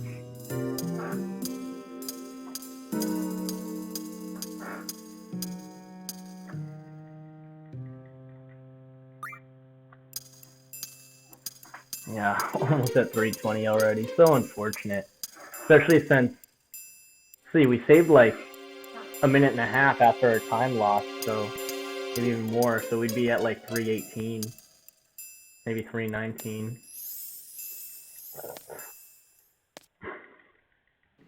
If we didn't have those 2 mistakes. One was my fault for just not pressing a button at the right time. I actually did everything else right. That was the Zell Card, lost 3 minutes there. 3 minutes and 8 seconds. And then the Diablo fight got weird and my emulator started lagging, which I've never had happen. Lost time there, and then Zell got killed and didn't have any Phoenix down, so I had to reset and do it again. Lost 2 minutes there, so 5 minute time loss from 2 things. 1 in my control, 1 out of my control. Sucks, but if I just got the Zell one, then we'd be pretty much back on pace with our first disc one, which is what my goal was. Which is unfortunate.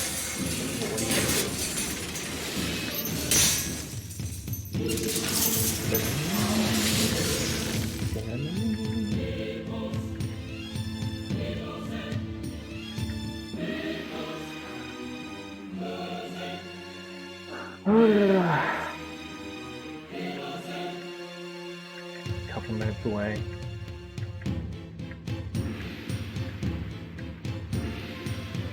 So we're hoping it's gonna be 323. If we can kill a D at 322, that would be wonderful.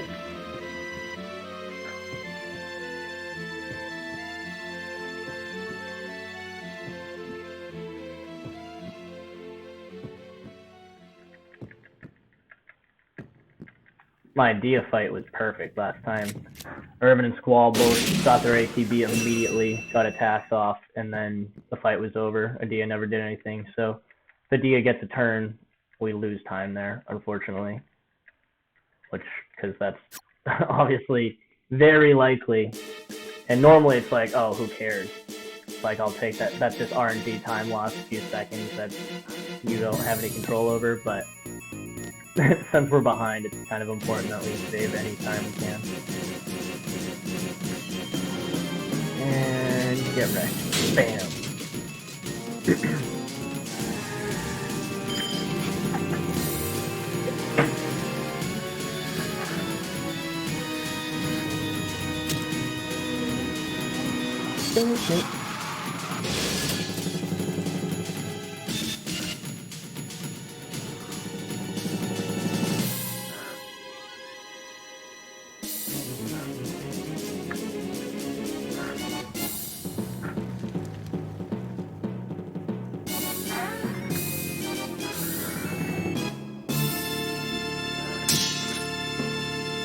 Maybe if we don't get a cipher turn, we'll save some time. We're looking for anything now. We're already a minute and a half past. So depressing, man.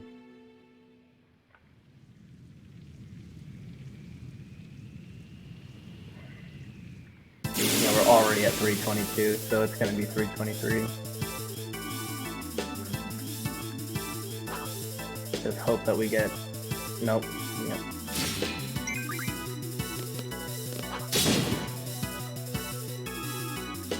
Quick cipher.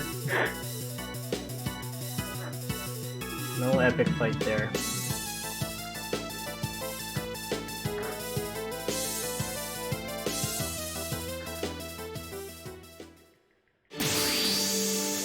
And let's hope for just no Dia turn, just Irvin and Squall. Sword junctions with triples, which is why their attack is so high compared to their super low level. They've only gained 1 or 2 levels so far. Rinoa is going after Squall. So, yep, and she gets a turn right away. That sucks, man.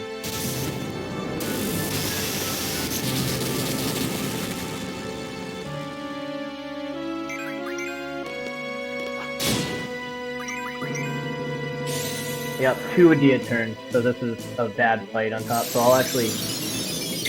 Yeah, my segment's losing time on top of...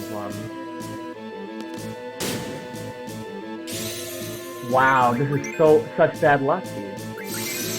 Why does it take 3 hits sometimes? I don't understand that.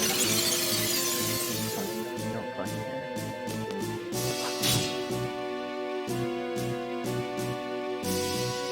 care. So, 317 behind, we actually lost time. Lost almost 30 seconds on that segment. That's because of just the fight RNG. That sucks.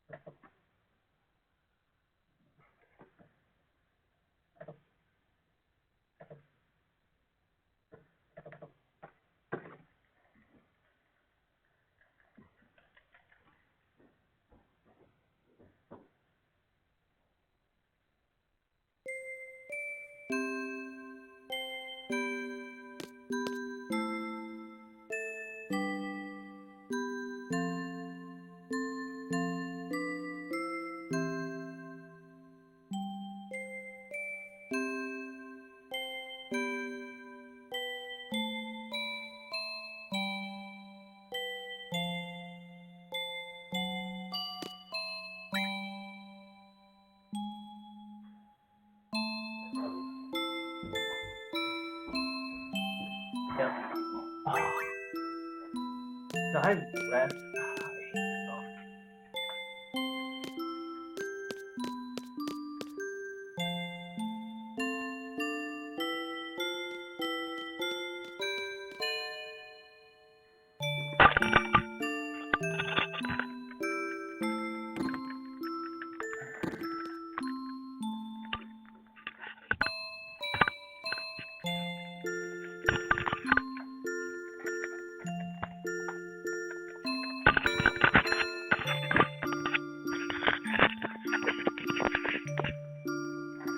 Well, I learned that the Adia cutscene is indeed not long enough for a break.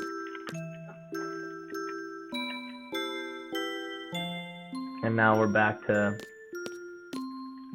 No, I mean, if I reset now, just a waste of a run. So, not worth it. Like, I either finish the run that I'm on now, or I just don't finish the run, but I'm not gonna reset the run. Because it would just be too late now. I just don't know when I'll be able to try again.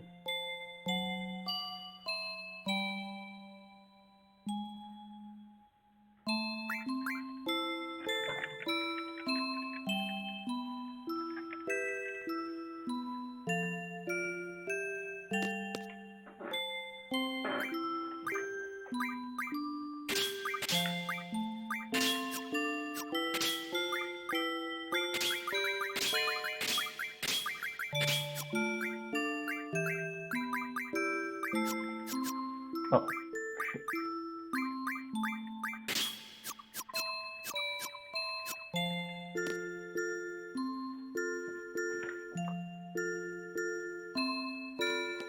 A bit quiet there. Finish my final table, and then my friend asked to play some Dying Light. Never had that game. Hey, no worries at all, man. How was your final table? Oh, off to bed now, so I'll drop you a follow. We hopefully be able to catch you again in the future. Cheers for the stream. Hey, thanks so much. Yeah, thanks so much for the follow. Thanks for dropping in. I hope you enjoyed, and yeah, definitely hopefully you can come back sometime when I'm having a better stream, and maybe you can come back for like the next section of it, so you don't have to rewatch. But yeah, thanks so much for popping in. Thanks for the follow. I really appreciate it. Hope to see you soon. Have a good night, man.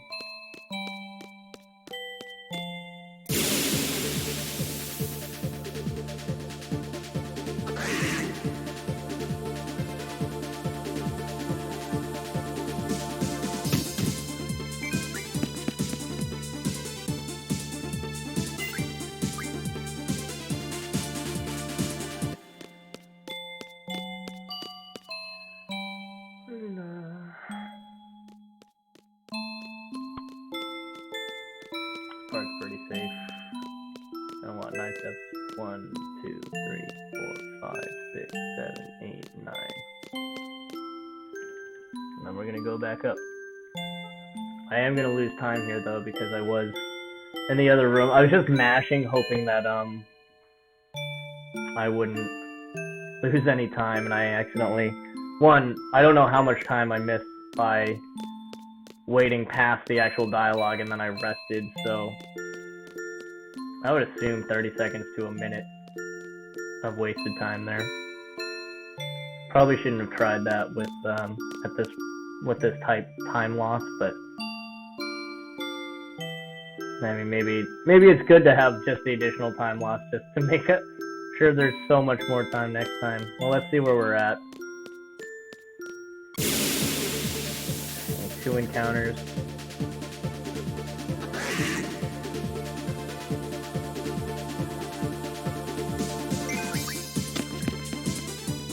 Okay. 2 encounters, I think, with no, or 1 attack. 1 attack went off.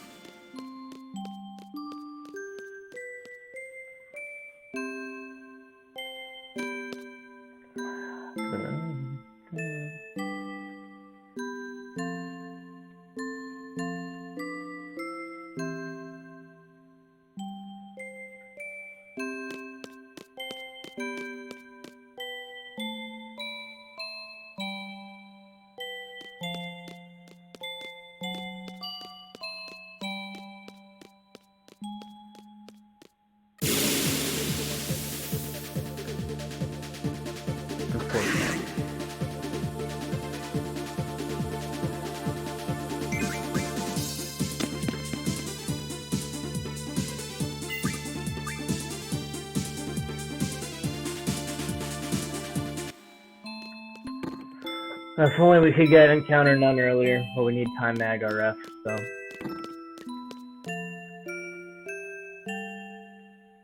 I'll mash through some text, which I really do like. I mean, this is a cute section talking about when Alone is asking her mom about her feelings for Laguna, and Laguna is essentially like acting as Alone's like adoptive stepfather.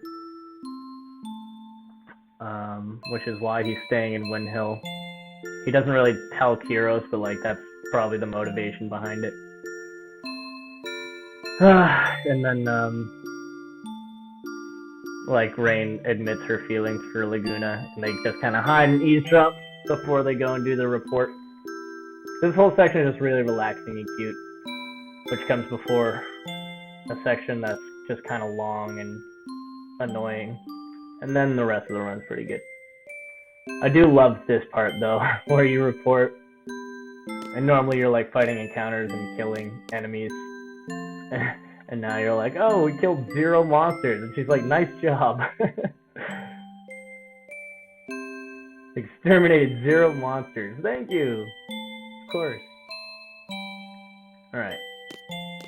I know I lost some time there last time because I kept talking, but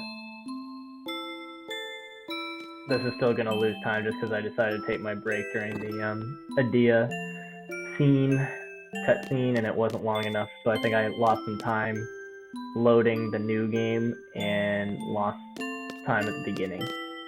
Rest. You know, we're at 3 minutes now. Can we get there with 17? 10.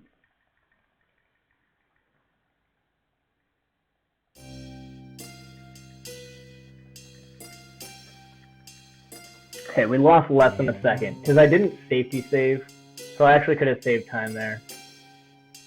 So essentially no time lost in that split, now we can focus back up on this. Let's see if we can save some time here.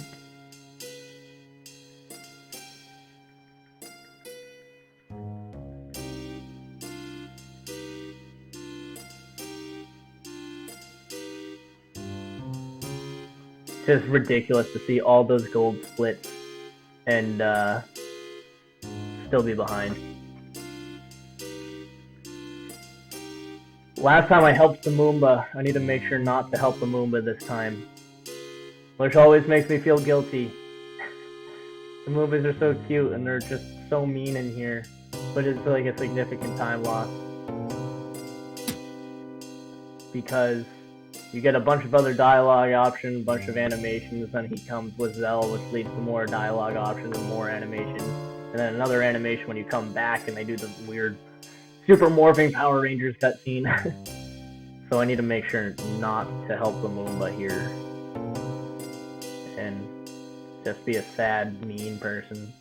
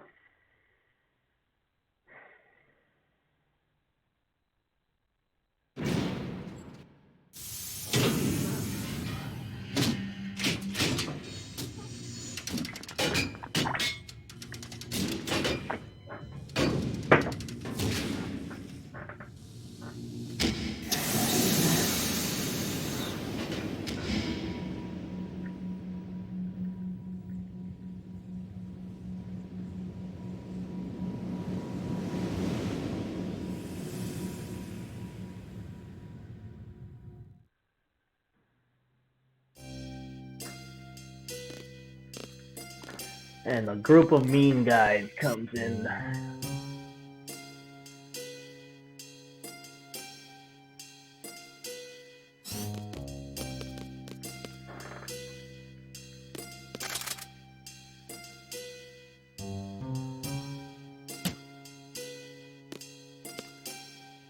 You're gonna beat the crap out of Zell, who doesn't yet realize that his weapons are his own hands.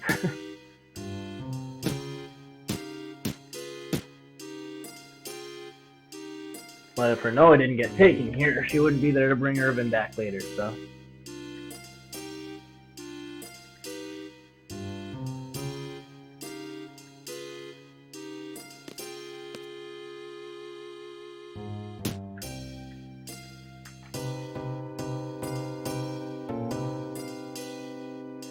A lot of mashing to start this off. Unfortunately, this section isn't much better even when the mashing stops. So...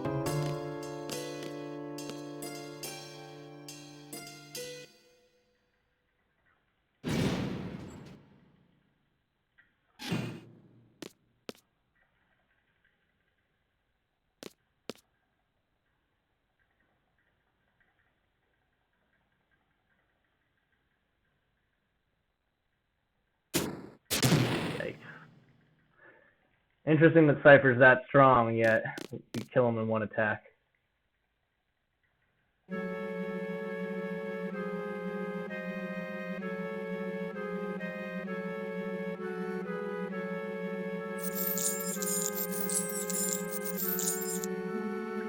This part we can mash through. There is a decision. They're interrogating Squall.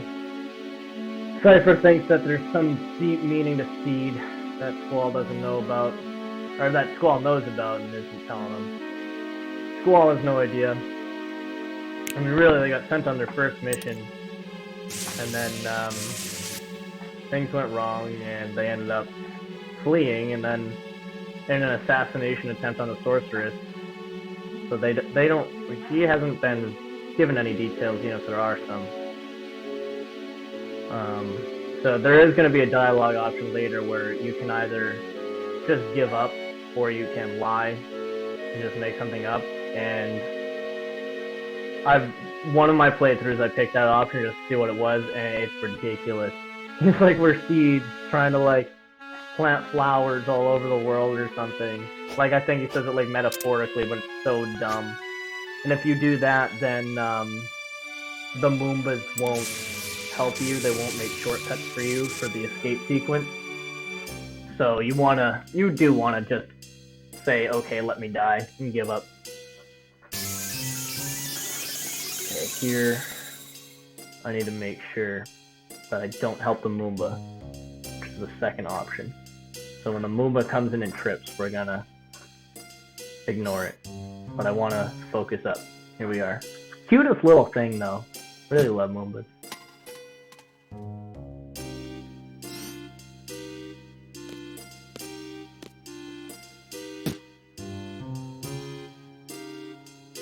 Alright. I hate watching this. It's just so bad.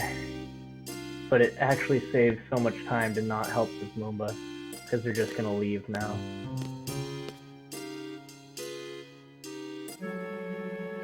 Otherwise, you get a bunch of dialogue there. Selfie would try curing the Moomba and stuff. So, big time save.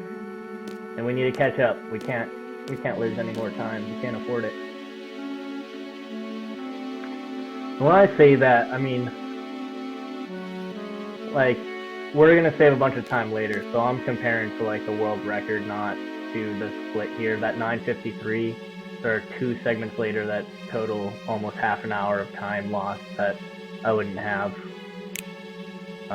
So we're not worried about, beating that. We're worried about beating a world record and getting a good time. Which again, this is the emulator category, the PSX Digital, not PS1, not PC, the least popular category. So we don't have like Zell and Cordell, Connor Cordell,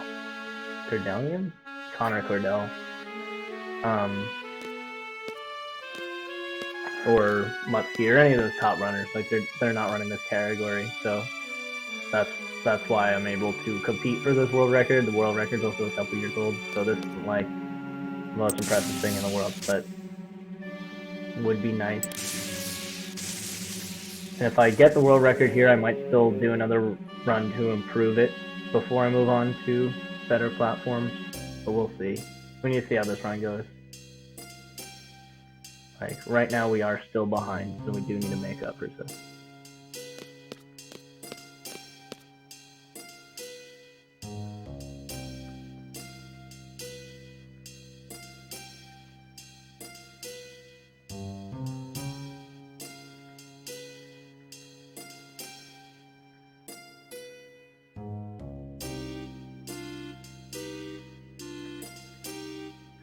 Zell realizing that in his section of the Laguna Dream, he was Ward, who clearly was not with Squall and Kuros in the section we witnessed. And Ward was actually a janitor at this prison, the D District prison, so Zell knows his way around it. And knock this guy out. Just leave them there with him.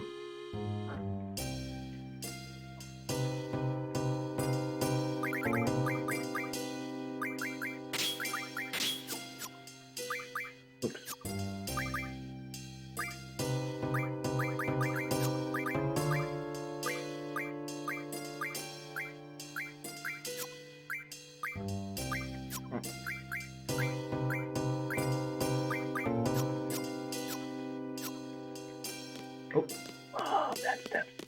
Oh, what am I doing, dude? God damn it. The navigation here is another place where it's just terrible. The controls here are just so bad. I need to hold down to run with Zell after they stop talking so we can fight. I know I didn't do that in my last run. Man, that's annoying. This is another long split.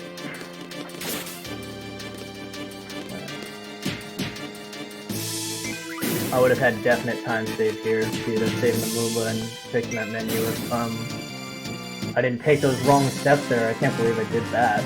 I tried using analog and you just use D-pad there, but D-pad sucks here too, so. I should still have time save, it just won't be that big.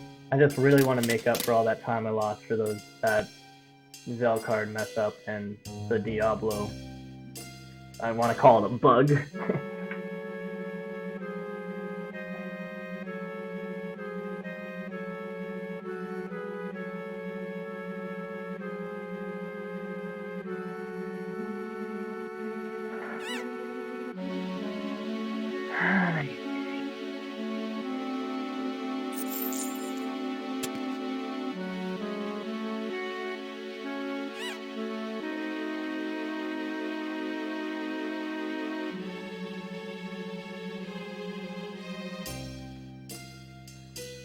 Alright.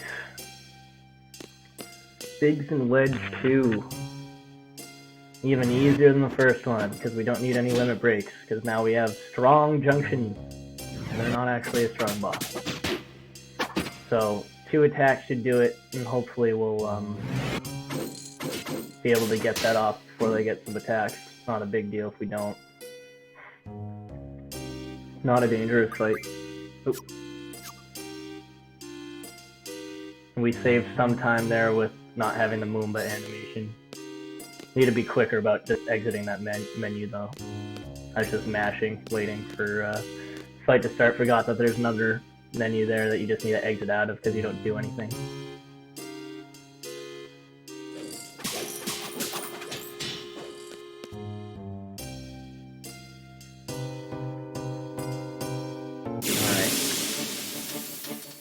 Attack Wedge with Quistis, Biggs with Zell.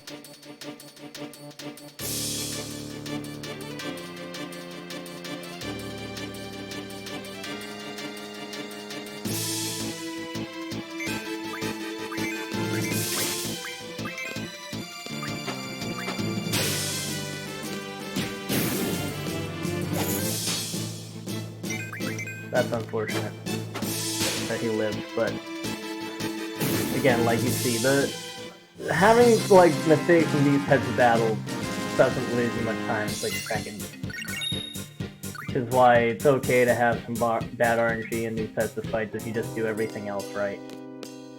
Fortunately, it didn't do everything else right, and that's why we are in the position that we're in.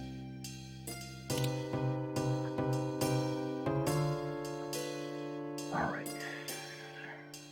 Now for just the most frustrating part of the game. I think speedrun and casually, this part of the game is the worst. Not fun, it's just frustrating. You need to. It's just so repetitive, running so many damn circles. Alright, there we go. I didn't mess up that one. Good. Oh, fuck. There's a shortcut here. I know on the way up, you don't get many shortcuts, so. I just get used to going in the circle.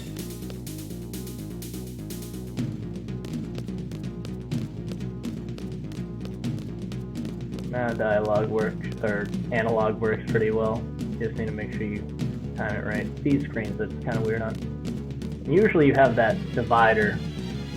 You don't want it, but if you have the divider, you can like backboard off it essentially when you're moving, so you don't need to be as concerned about your movement. My movement mistake earlier, there was a shortcut, so I just walked past it.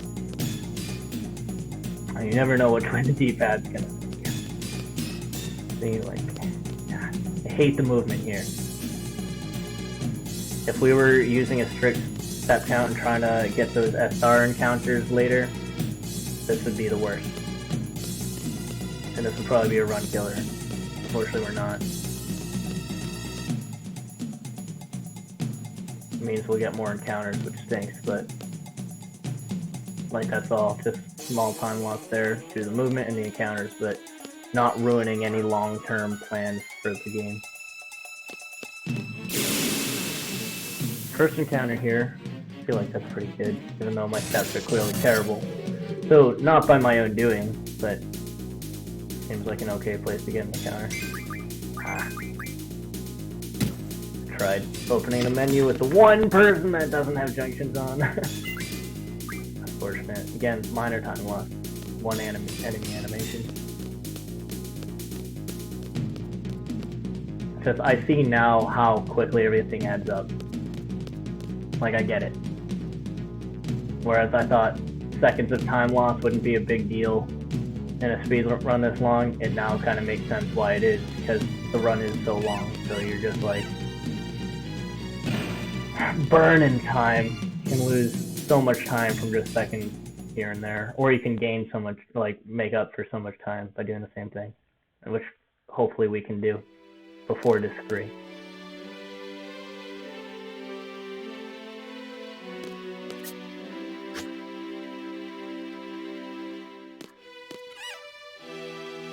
What, 4 and 5. Okay.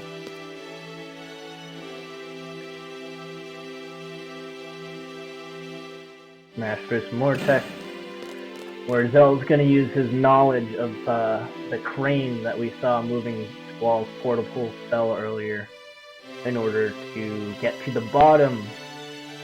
As they think, let's go to the bottom floor, where the exit or entrance should be. And then they're going to find out that they're underground.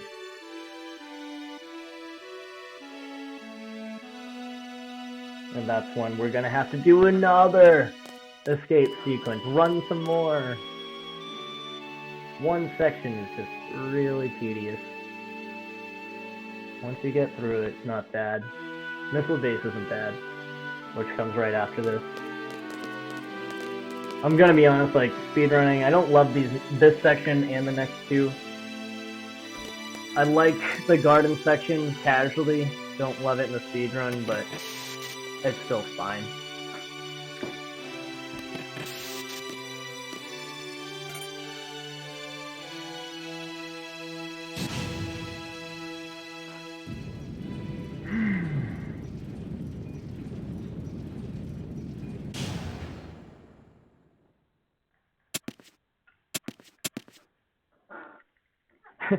And then Squall's like, hey, there's a door over there. And Quistis goes, and? Like, let's go check it out. Like, obviously. Quistis, what do you think we were coming down to do? Just, like, hang out? Like, there's a door. Obviously, I'm saying we should open it. Doesn't just apply to this game. That applies to just, like, human logic. Alright, Zell run down. Stressful, but easy, as long as, okay,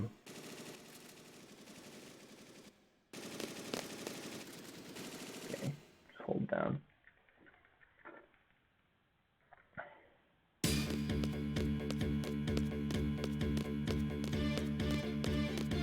Perfect.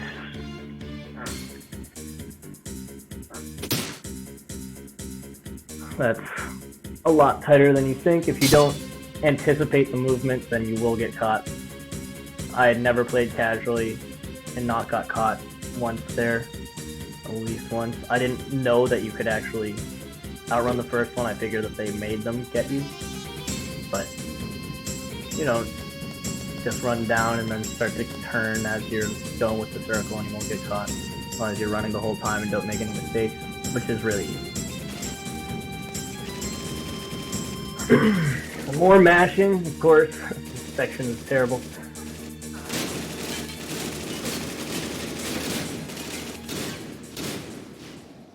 Now we're gonna divide parties, and we're gonna run back up as one, and then we're gonna run down with the other.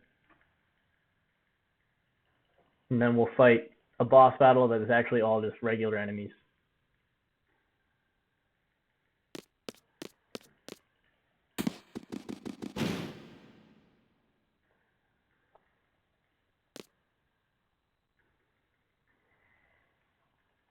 But then we'll come up to Rinoa's one section of the run where we actually use her.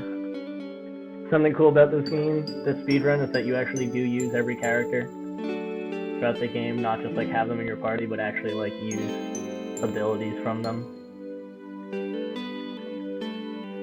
So that's fun, and this is where we're going to be using Rinoa's.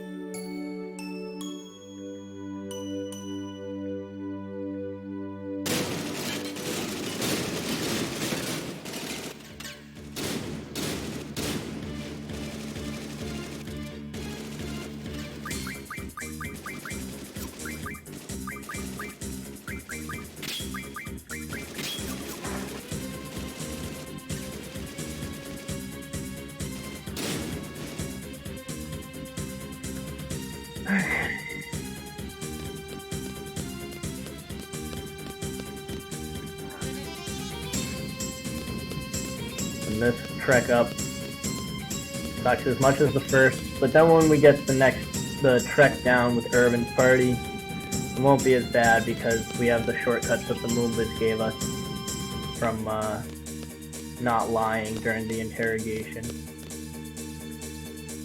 Just a little more boring section. And then once we get out of here, it'll be very nice. Coming up will happen.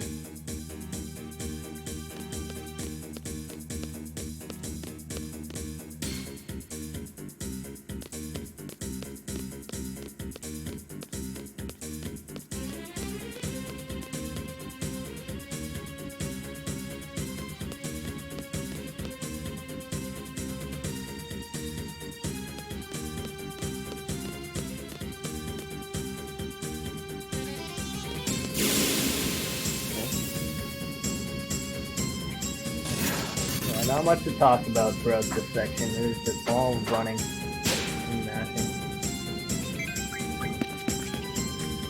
Weird when Squall doesn't have a junction, but he actually isn't important to this section of the run. Unless I missed something, but I don't think I did. They're not actually going to attack with him, we're just going to use Angelo Cannon. Alright, now the trip down, this should be easier.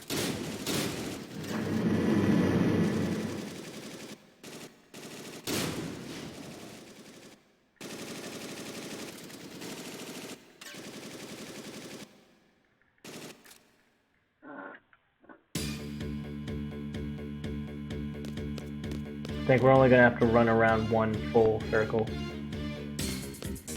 All the other ones will have shortcuts. This is the one. Or we might need to run. No, yeah, we have shortcuts on 5 and 4, and I think once we get to 3, we get on the crane. So, one full circle here.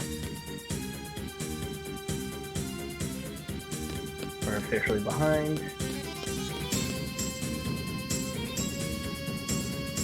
Shortcut. One more shortcut. And then it should be back up to Squall's party.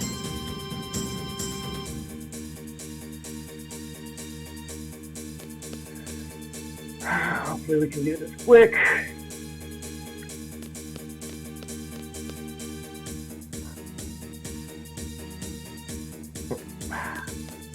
That's the kind of thing you don't want.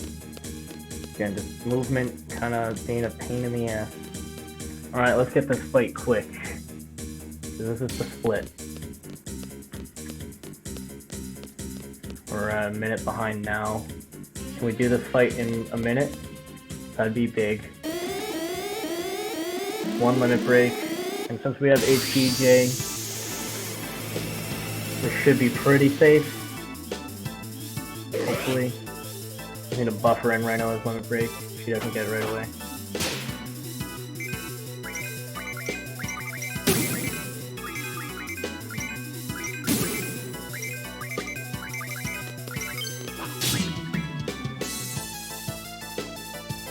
There we go. Okay. Wait for them to fade. Okay. Alright. Now we're, less than 2 minutes behind, which is incredible.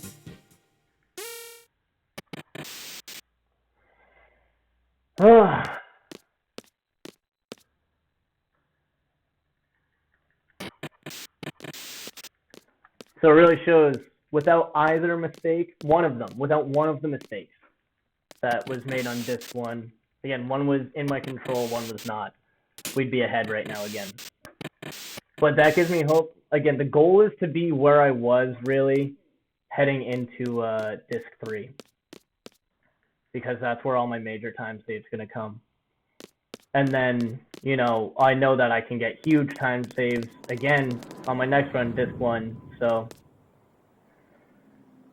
yeah, the time loss sucks, and we're gonna know, like, without any other mistakes for the rest of the run, right? We know that I can cut down my time 5 minutes more without any optimizations other than those 2 mistakes. So that's gonna be like, you know, a lingering pain in my brain, but it's good to see that we're catching up without that. Hopefully, I want to catch up completely and be about the same time when we're heading into the S-Star menu. The S-Star menu is where I'm planning my first big time save here. I'm expecting like 15 minutes of time saved from the S-Star menu, both because last time I had to reset and this time it's simpler and I practiced and I should get it pretty quickly. And then Ultimecia, if I do Ultimecia in one go, which if I get Irvin in my first party, you should, then that'll be another 17 minutes. So if I can get to disc 3 with time save or just at the same spot, then we should be looking at a huge PR, and we should be looking at world record for this category. I know I can do like 920 or sub 920, and that's what we'd be looking at right now, that pace, if I didn't have those mistakes earlier. But we're not. Right now we're actually looking at we're looking at 928 pace right now. So I expect faster. As long as I don't mess anything up and the SR menu goes as planned and Ultimecia goes on our first try, then we should be looking faster.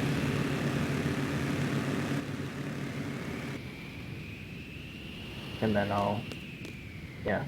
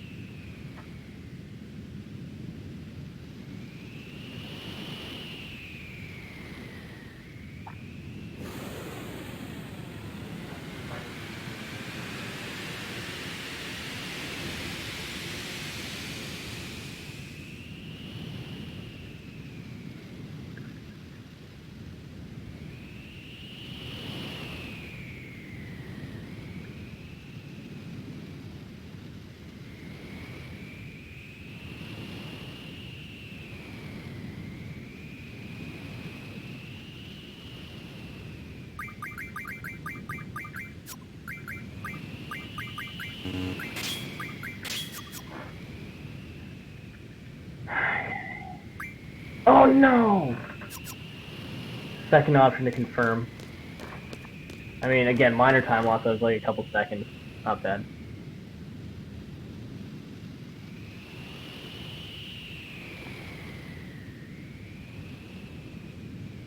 Now we have to wait for everyone to individually go into the cars. It's annoying. Remember, so missile base, which I felt was one of my better areas, was not good for my last run, so maybe I can save some time here.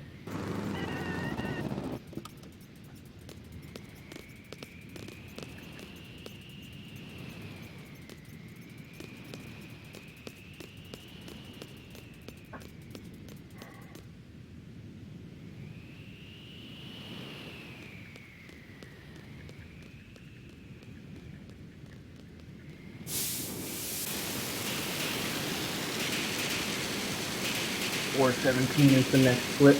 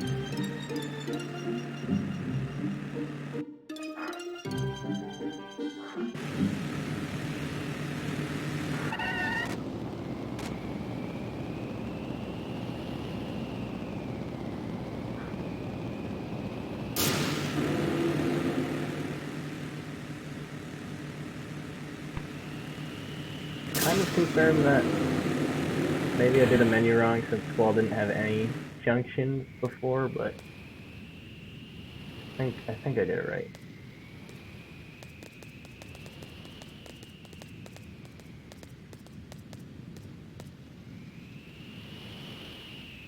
If I messed up my menu, then it's all over.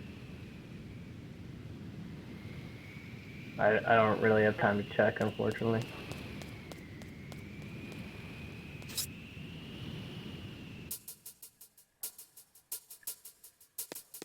Stupid D-pad navigation.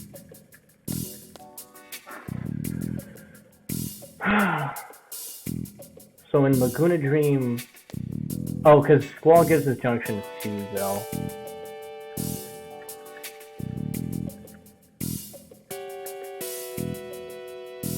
So that's why he didn't have any junction there. And you don't switch back because there's no reason to. I think it's kind of weird though.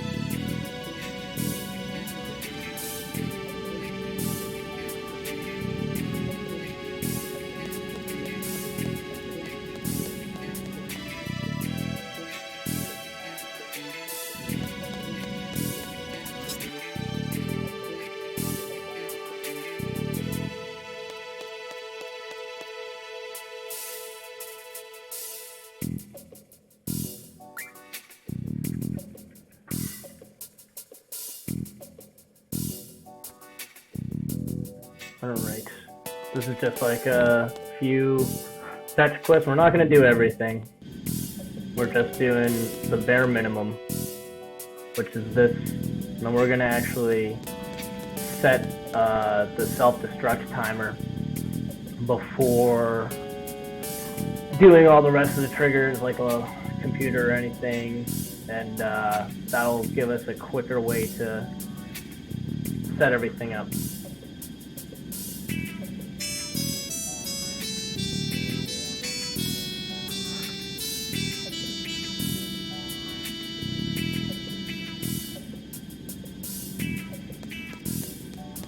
This movement so far has been pretty good.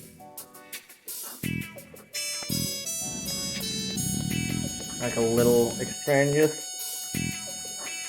Not perfect, but like just like cutting corners and stuff.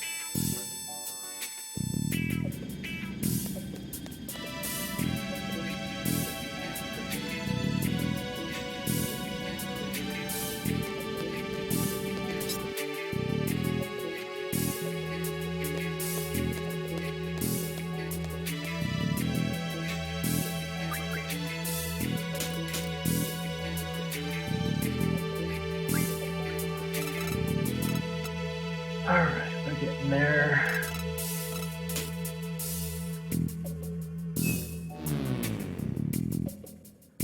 Now we're gonna go out and just show that we're not actually soldiers and start fighting things.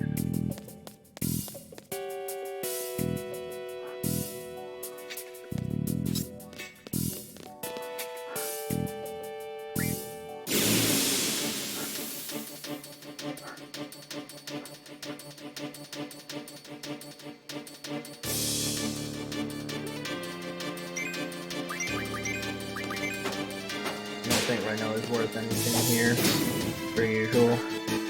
That's good. I'm not gonna safety save, I'm gonna try to save that time, catch up.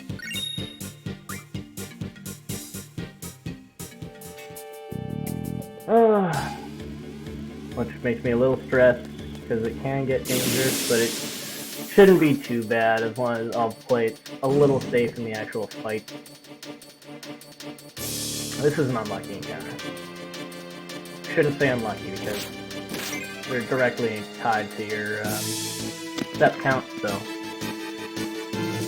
unfortunate encounter, not really as unlucky, but since we're not using a straight step count, we're gonna get some encounters like that, especially since I've messed up some movement throughout the game.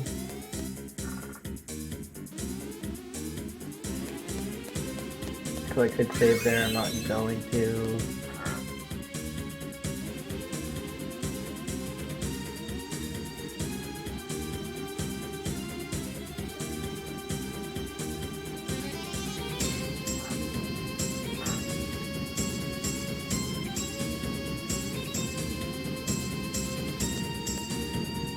If we get confused, we're fucked, but hopefully not.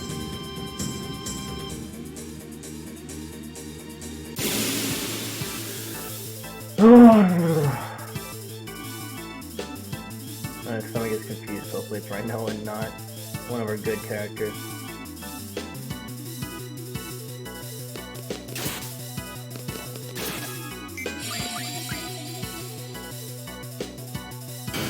That's exactly what I'm talking about.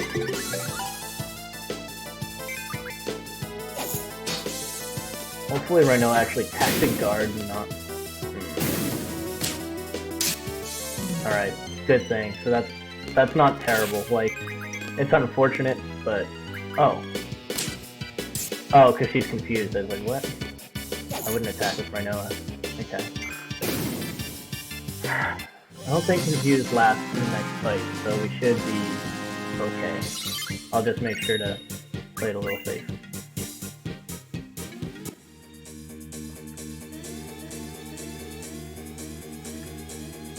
Alright. Talk to the console, then talk to Rinoa. This will always work.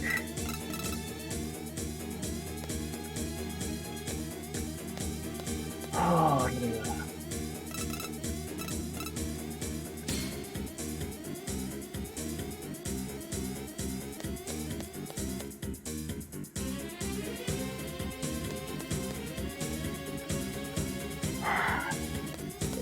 And then exit through the right.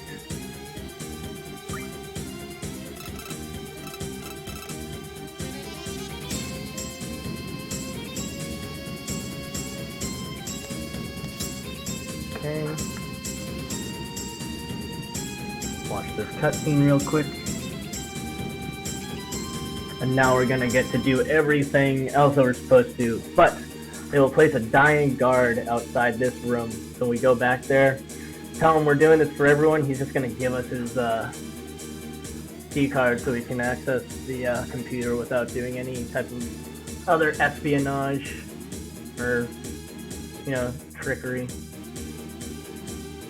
So we'll go back in, because otherwise we'll get a game over. And you'll actually watch Garden get destroyed, which I've never actually watched. So I might at some point just do it just to see what the cutscene is, because I want to see everything in this game. But there's the thing, if you leave here without doing the computer thing, then you'll game over and watch a cutscene of Garden getting destroyed.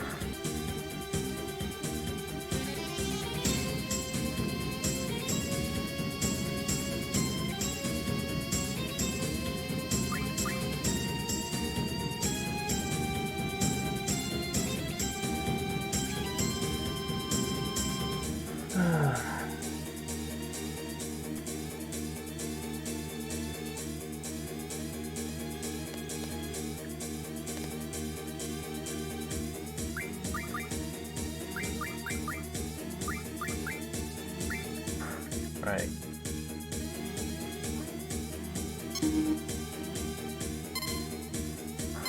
Messed this up a bit last time. Just like hit some wrong buttons and it's really slow, so hopefully I can just get it this time.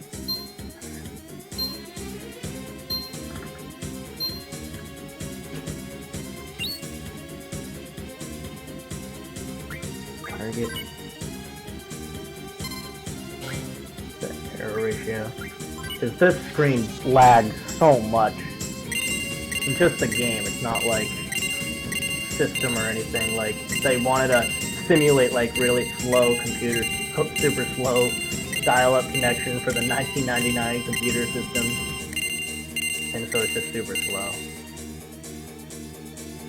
And then data upload. Yes. So you have to kind of wait for all your inputs. It's really slow. Okay. And then it's time to head out.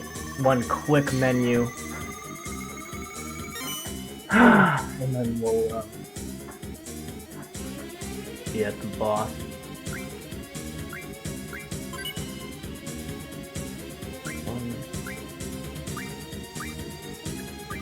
Alright.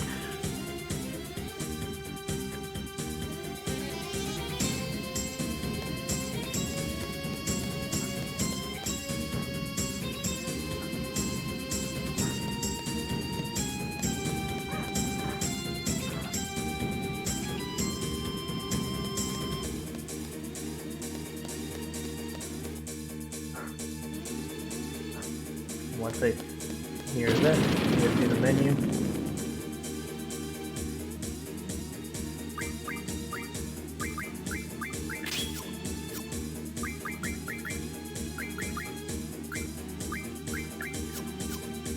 And I'm gonna heal, be safe.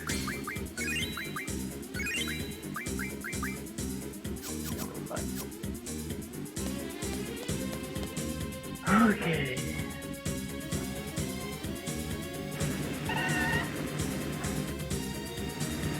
We're not gonna catch up, and maybe we can get close. We're a minute away from the split now, so the fight will probably start at the split. I thought this was a bad split last time. I thought I'd be actually saving time. We were a minute and a half behind before. Alright, let's see what we'll be at now.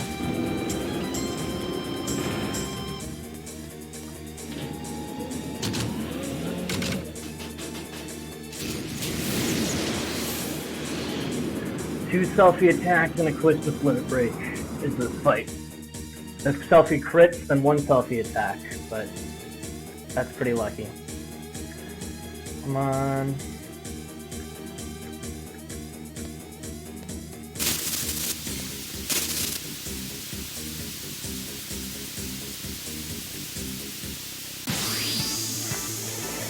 Let's see if we can save some time and catch up a little bit. Or if life is bad.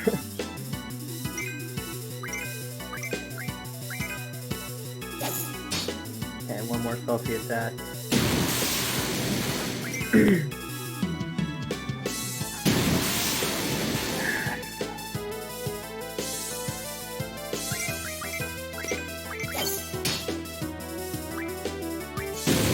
Alright, and now the guard should run out and we'll use Ultra Wave. We are officially behind. About to be behind by about a minute.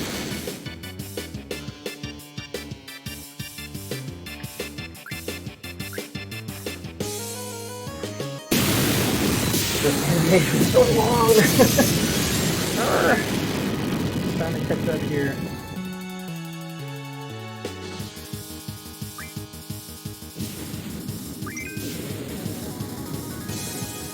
Once these guys fade out.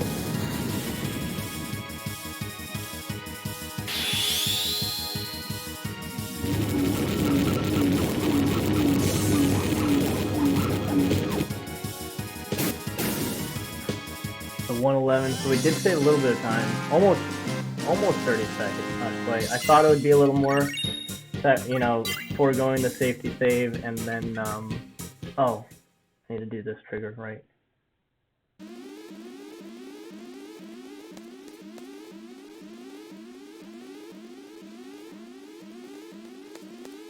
All the way to the door.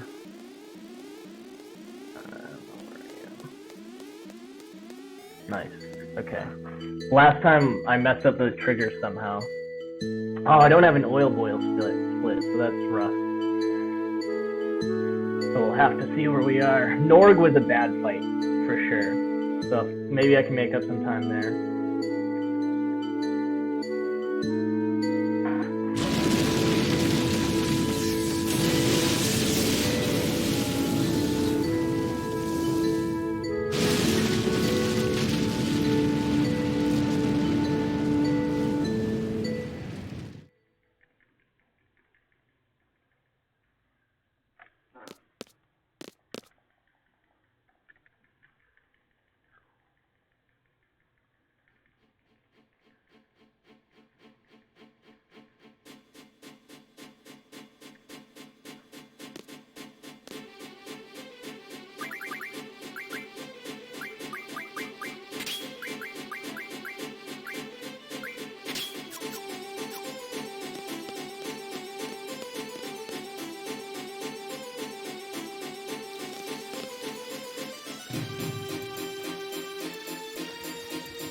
And this part I think is fun casually, but it's a little slow in the speedrun.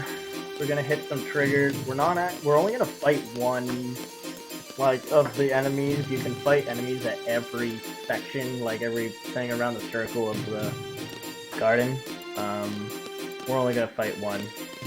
Just hit the right triggers and choose the right dialogue options to let things progress.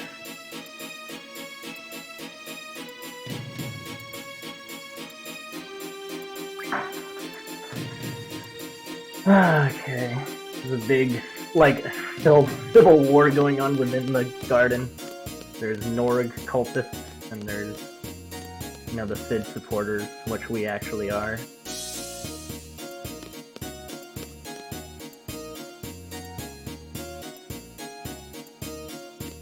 And then I think we're gonna, yeah, see Fujin and Raging, warn them about the missiles. Because even though they're Cypher's gang, you know, we all care about everyone, and they're all human, they're all logical, so Fujin and Raging are gonna go help evacuate everyone, while Squall and the gang are gonna try to find Sid and try to see if there's anything they can do.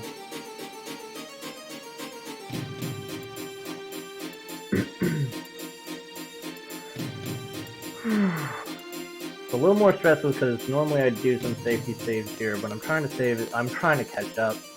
I'm just over a minute behind now.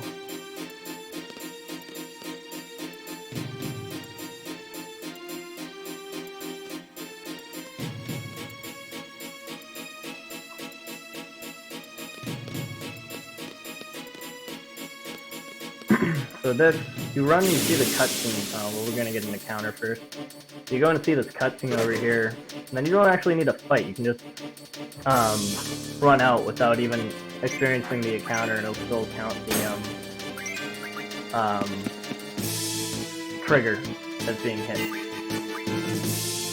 Which helps us go fast.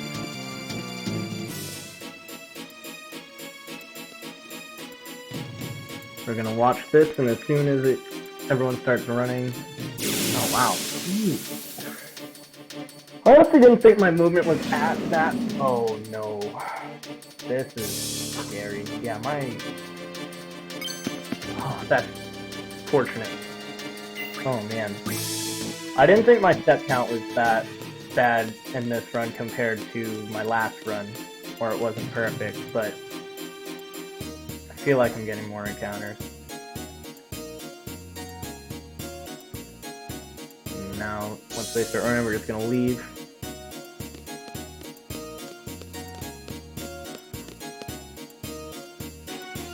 Go to the library. So now we're just gonna come back in like a half circle and hit the triggers we need to.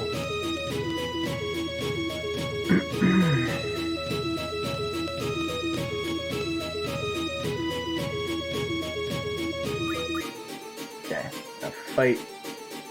One fight here.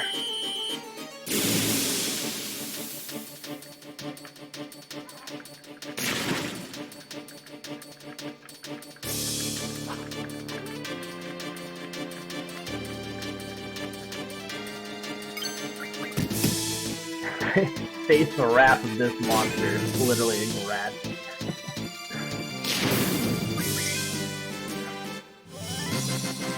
Go in, read the dialogue, because this is what progresses the story. Talk to one person to get a Mega Phoenix, and then leave.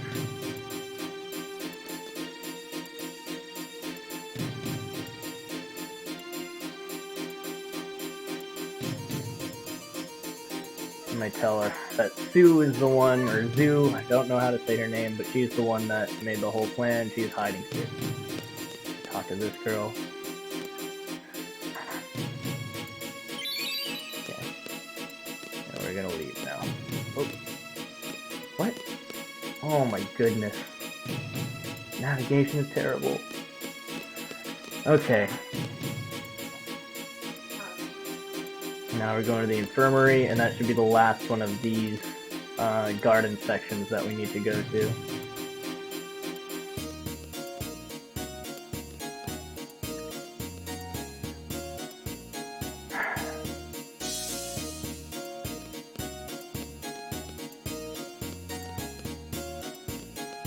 And we're not gonna fight here. We can just let them handle it, which I think is funny. We're just gonna let some students fight each other.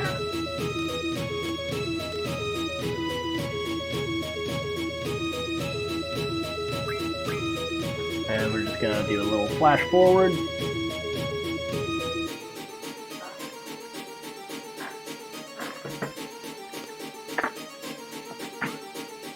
Dr. Katawowski is gonna take care of these kids that just got beat up. And then we're gonna go back and trigger the sequence for starting like the Flying Garden mission. So here we go. Still deciding whether I want to do a safety save before oil boils or not.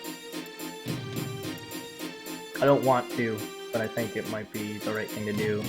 I've never had a problem, but I guess they can be. So I don't really want that to be now. I didn't do a safety save for this section last time though, so if I do, it will be time lost on this segment. So maybe I won't. Just try to catch up. And then I will say before Norg. Norg went poorly last time. I didn't have to reset or anything, but like my targeting was bad and it led to a rough fight.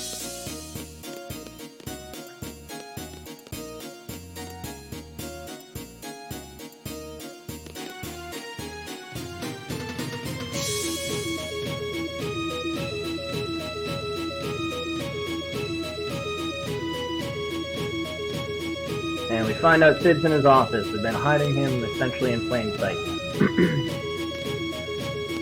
But now we're gonna get access to floor 3 in the elevator, and that'll take us to Sid. And we're gonna tell him about the missiles. He's gonna give us a mission, essentially, to go and stop them. Or mobilize the garden.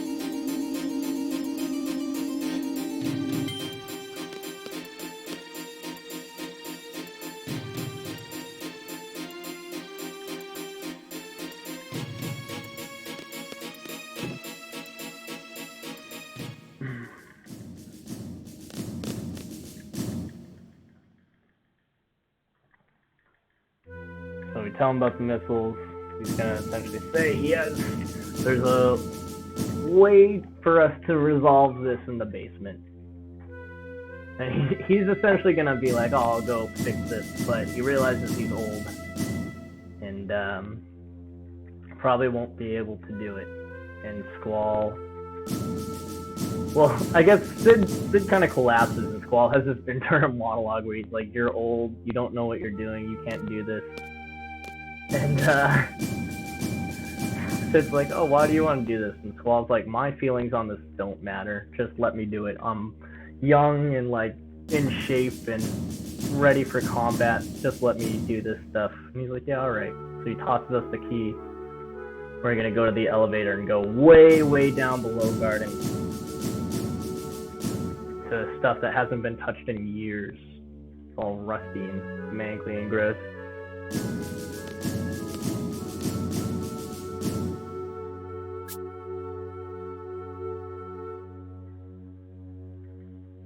Alright, the MD level.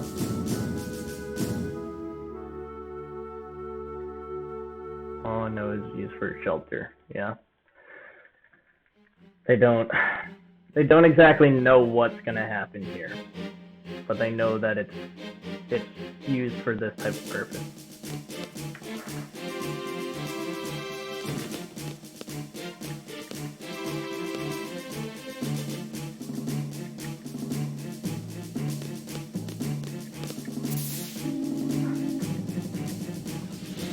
We get really cool cutscenes here, but really tedious gameplay.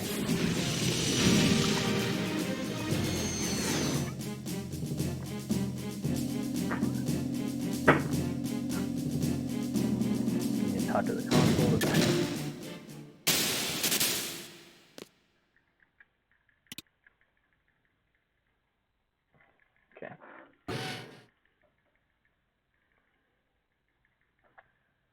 We're gonna get a nice little thriller scene where we get to the bottom and the elevator almost crushes us. But we'll make it, don't worry.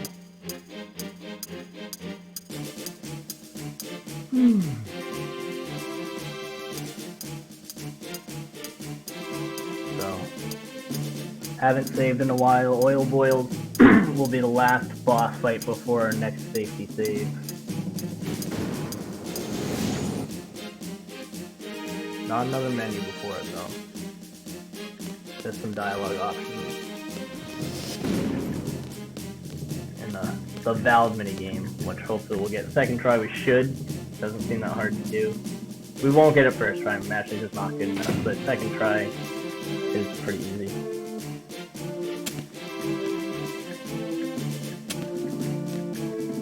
Deny this tutorial right now.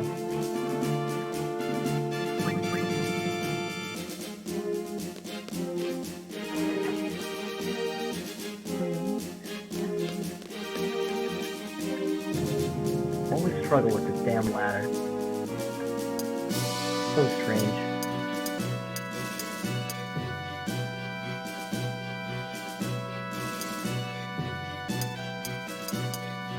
Time for the valve.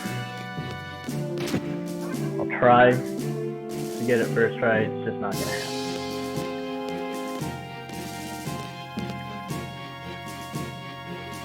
Really need to get it first try.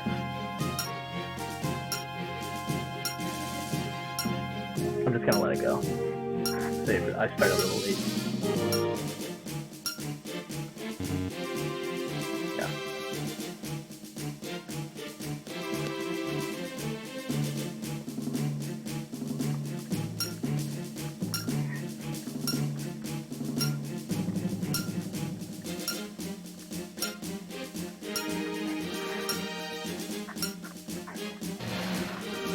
Second try is really easy, even if you're not that great at mashing like me. I need to find a more consistent mashing technique.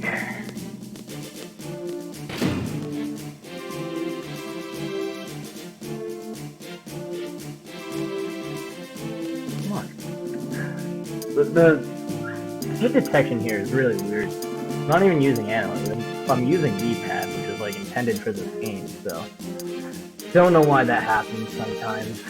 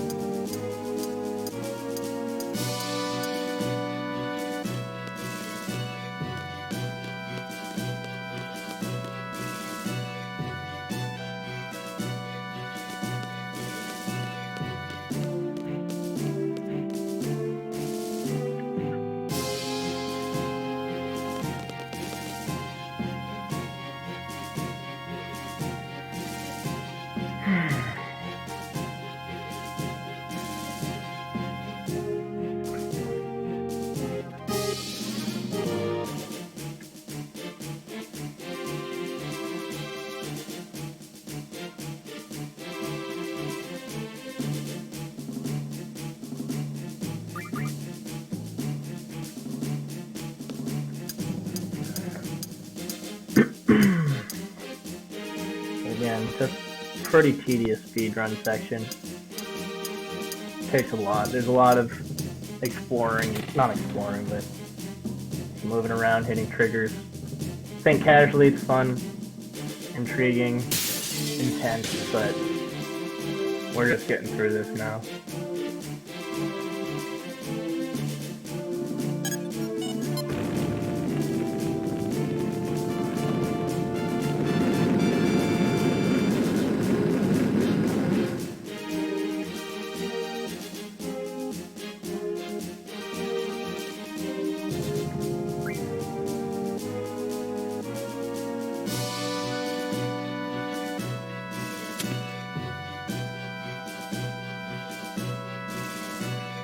Alright, then be time to...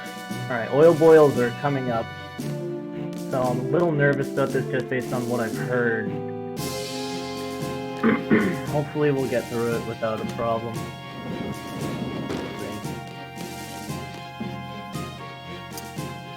Won't know if we've saved time because I didn't get a split on it last time, unfortunately. So north will be the next indicator of whether we're okay or not, whether we've saved time.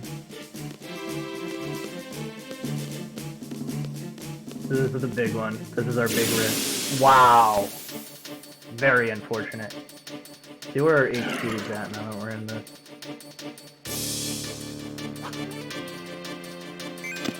Okay. I don't know what makes this fight dangerous, honestly. If you get the limit break, you're done, so... Wow, look, we didn't even move. We got an encounter in the trigger. That's incredible. Alright, here we go. Let's get this.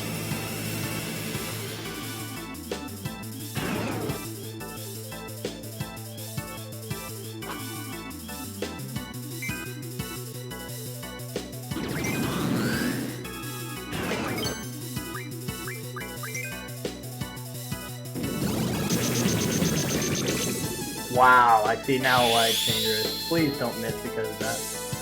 1, 2, 3, 4. Okay. Nice. Once they fade, I'll hit it.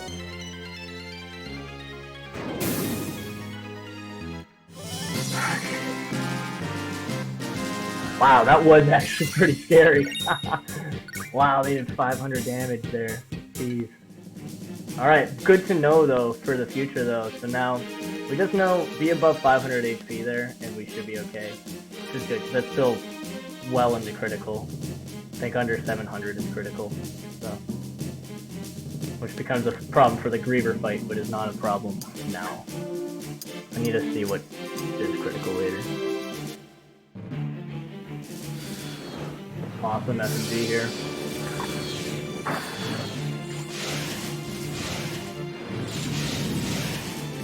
And again, my Nord fight was bad last run. I think this is our chance to catch up now. We were at plus 111 last time. I didn't do the safety save at oils.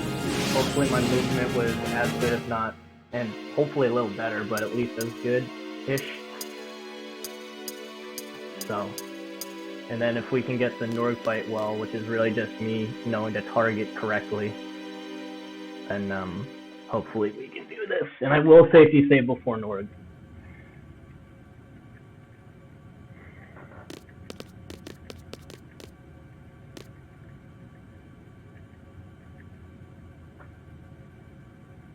There we go. Finally at this like control panel that we're like, what the heck is this? Thought this was a shelter. It's clearly not, but there's a bunch of machinery. Missiles are on their way. We have no idea what we're doing, so Squall's just gonna bang around. He has no idea.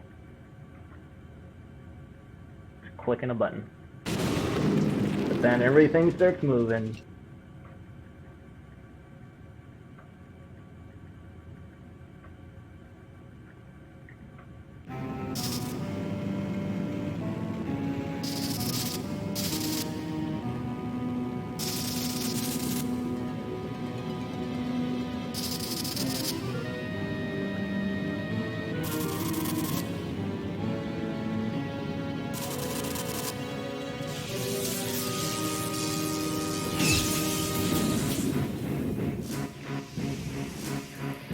Right up through the floor. It's like, what's going on? Everything's shaking.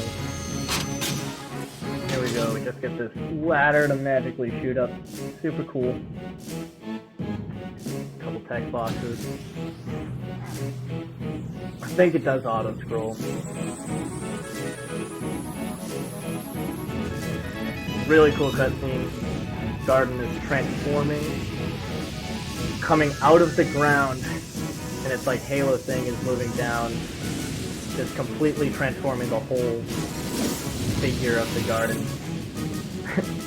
Lifts right out of the ground and starts flying. I really liked this. I thought this was cool. I think this FMV and this music is really good. And this, yeah, that tech has to auto scroll because the music lines up with the missiles. So this is a good break time for my future reference. Much better than the end of disc 1, for sure. The FMV is just not quite long enough. You need to switch discs, and then there's not enough dialogue leading into disc 2 to smash through while you're not paying attention.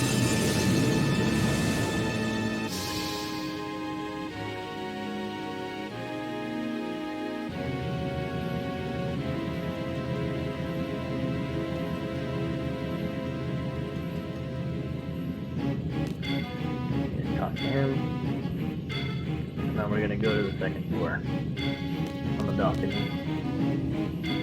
I do like this song too.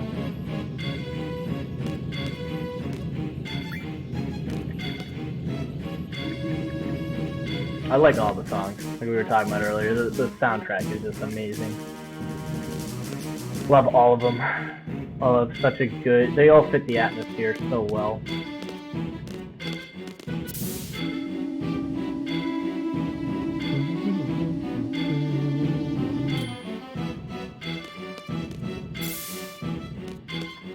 I do think the game will start to pick up from here.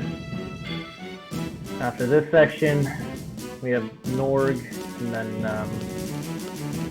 we'll start doing stuff in the overworld and start progressing towards the real meat of the story.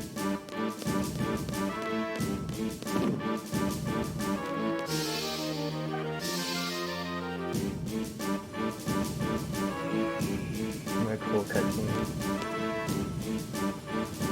Hey, Squall. This is an auto thing too. Just gotta wait for the cutscene to go. I like it though. Casually, I like watching these. Very cool.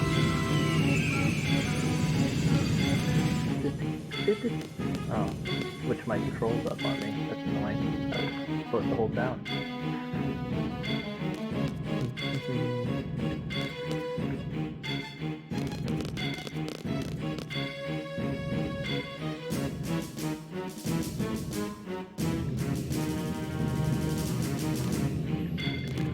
And a big theme of this game is banging on controls when you don't know what to do and having it work out. Selfie did it in the missile base, Squall did it down the stairs, the MD level, and he's about to do it again.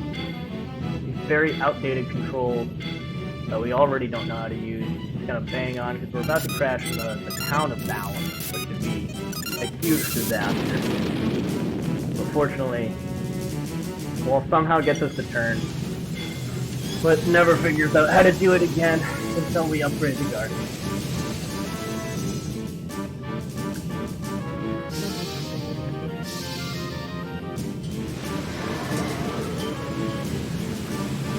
Should be resting for more fight, so it'll be at full HP. The HP is not the issue, it's the fight itself.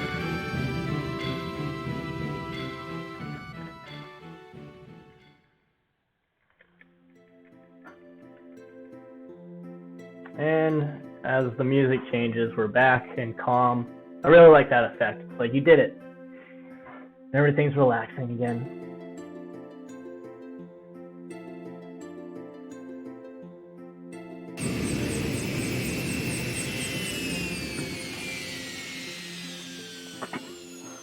There is a good bit of dialogue going into Norg.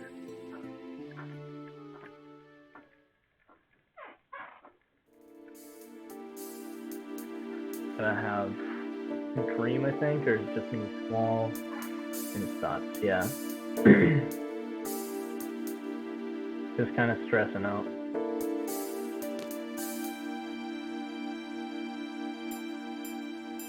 Yeah, just drifting at sea. So there's nothing they can do. They can't go anywhere. They don't know how to fly the garden yet, so there's nowhere they can go. Friends are gone.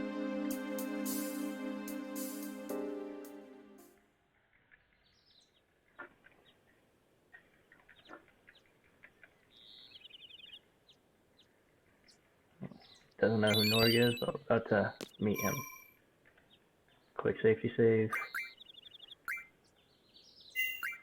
Which probably isn't necessary, and I won't do maybe in the future, but it's been a long time. I'll probably keep doing that safety save. It's been a long time since I saved.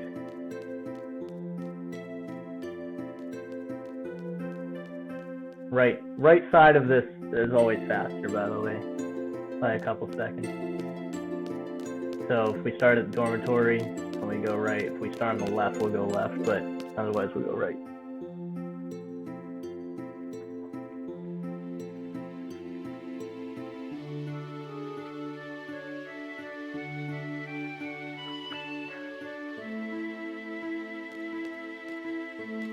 Run.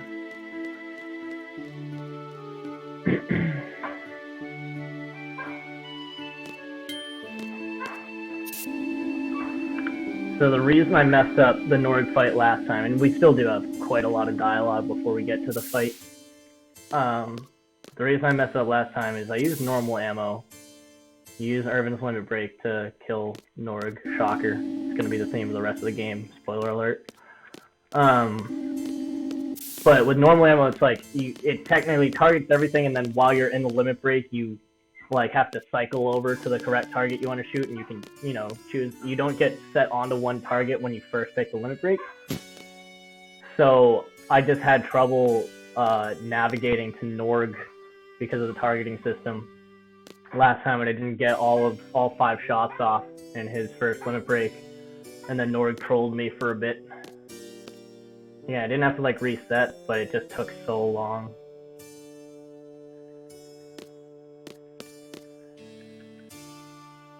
And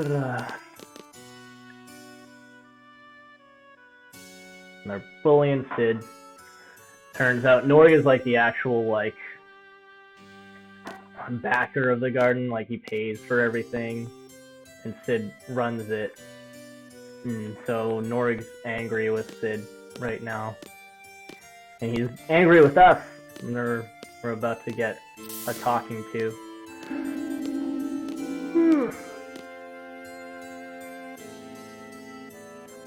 Norg's actually of the Shumi tribe. We won't see any other Shumi in the game in this run. Casually, you can go to their village and do some side quests, but we won't be doing that, obviously. We won't be doing any side quests. Getting the cards was really the farthest out of just the main path that we go. And then, like, a couple shops. That's it. No, like, side quests, no full quests.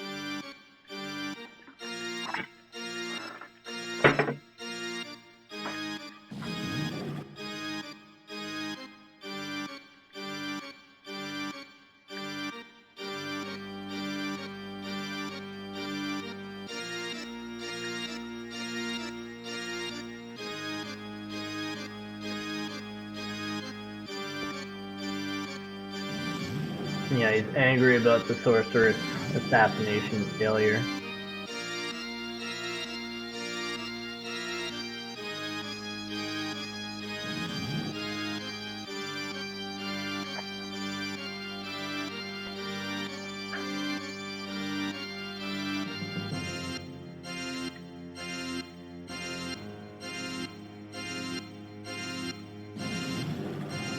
Pusharoo or Shusharoo. Great language, Nord. Alright. Now this is gonna be the first split we get again to see if how we're comparing to the last run, because Oil Boil didn't have a split before. So automatic death split. No comparison. This will be interesting. We're a minute and 11 behind. We need to execute this fight though.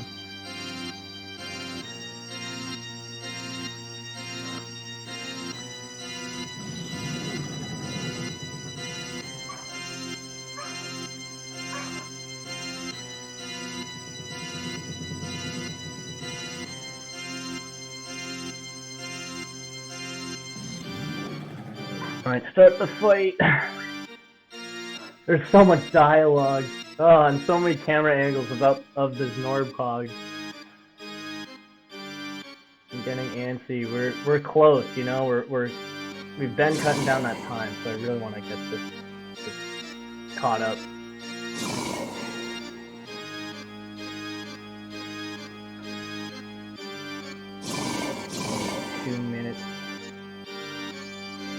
Can we do the fight in less than 2 minutes? Oh, another screen transition. It's ridiculous. Alright. So we need to do it in like a minute and a half. And there are multiple actions. It's not a one-turn thing, so I'd say chances are low. A minute and a half to do this fight. Alright, I'm a little nervous. Let's go.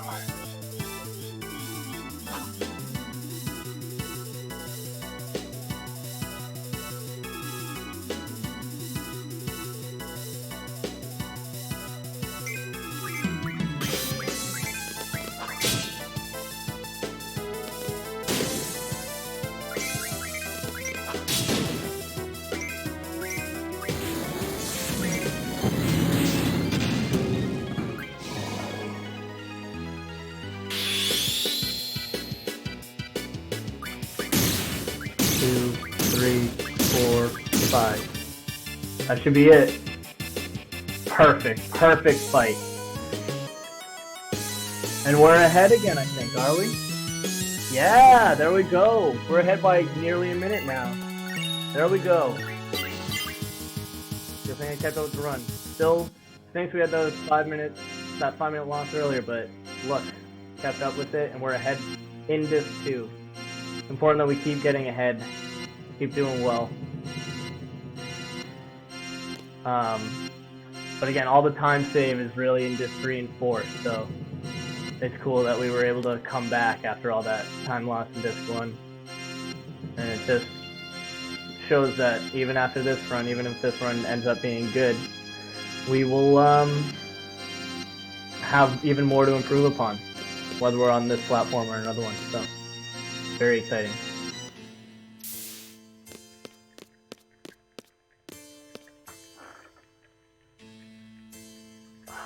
Didn't walk in the elevator, so that's annoying.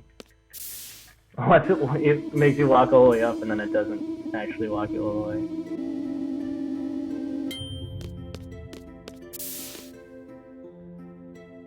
Now we're gonna go see Sid in the infirmary. Oh, we're gonna talk to the doctor and ask to see him. She's gonna move away so we can go talk to him, and we're just gonna leave.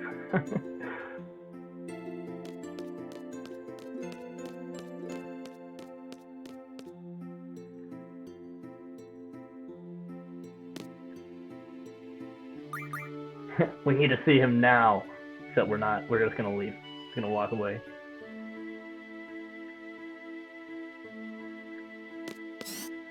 Bye.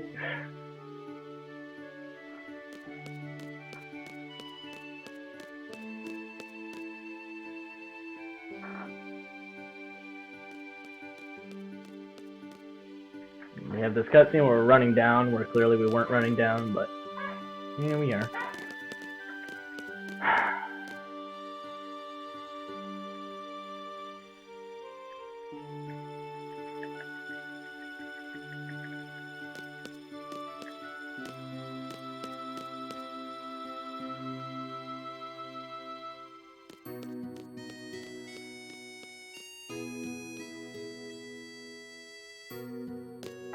Now we're gonna go to the second floor again. We go to the balcony and see what's going on outside. Again. While we're just drifting through the ocean. And now we're mobile flying school. This game is very anime.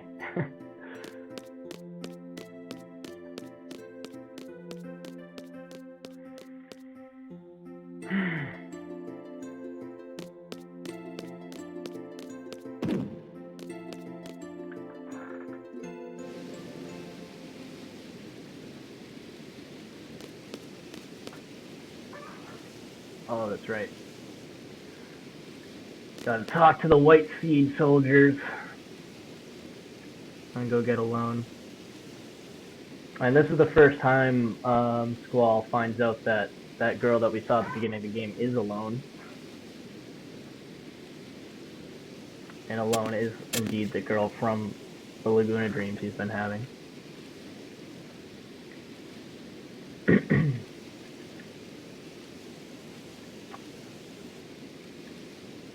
Very not cryptic messages, but interesting, intriguing messages, questions that are here from Alone, and Sid expects it, and we didn't even know Alone was, well, I guess technically a real person, because we didn't know probably that the Laguna dreams were real life until now.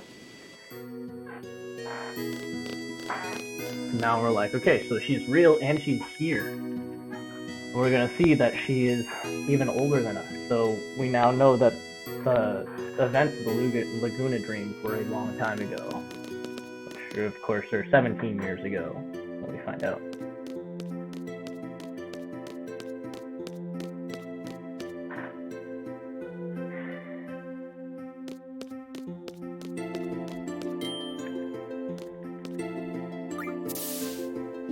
And to the first floor.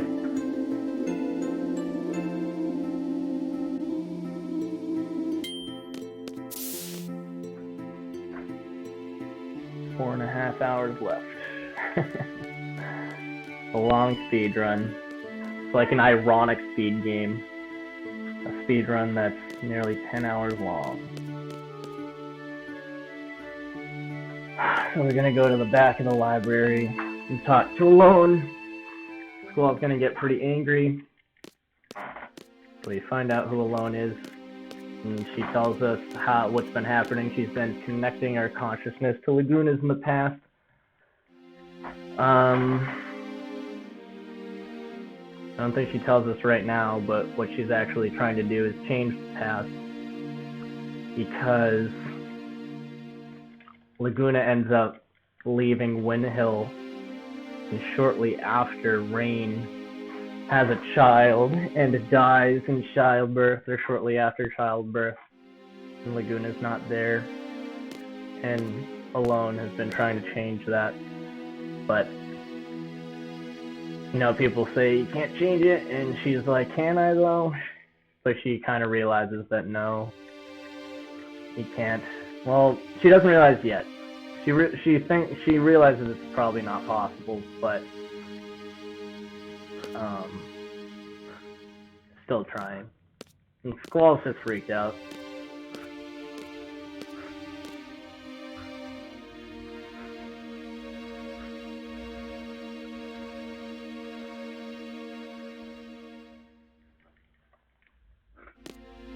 Alright.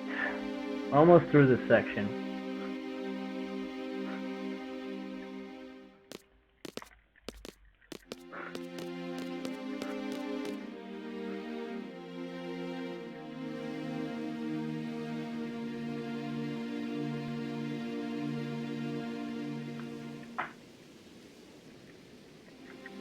Squall's asking, why do you people depend on each other, and in the end you're on your own?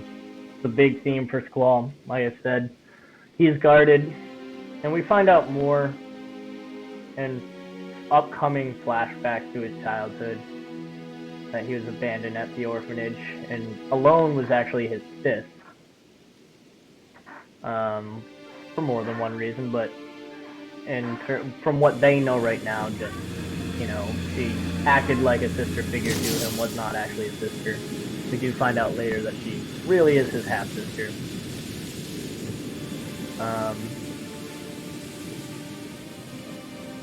But yeah. So he's always been abandoned, and that's why he is so guarded, because you always end up on your own. So he doesn't understand why people depend on each other, which is why he has been so closed off and doesn't really understand, like, all of his friends trying to help him and whatnot. And here's the first flashback to him being alone at the orphanage. But that plays in huge for Squall's character. And Quistis actually said something earlier to him, like, no one can make it alone. And he just doesn't believe that, and he doesn't understand. Like, he's just afraid of getting left alone again. This is why he is the way that he is throughout most of the game.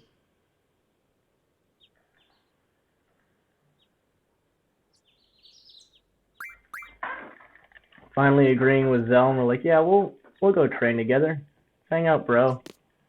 And then we're immediately gonna get called to the pilot's chamber as soon as we walk out. So no brotherly bonding time for Zell, unfortunately.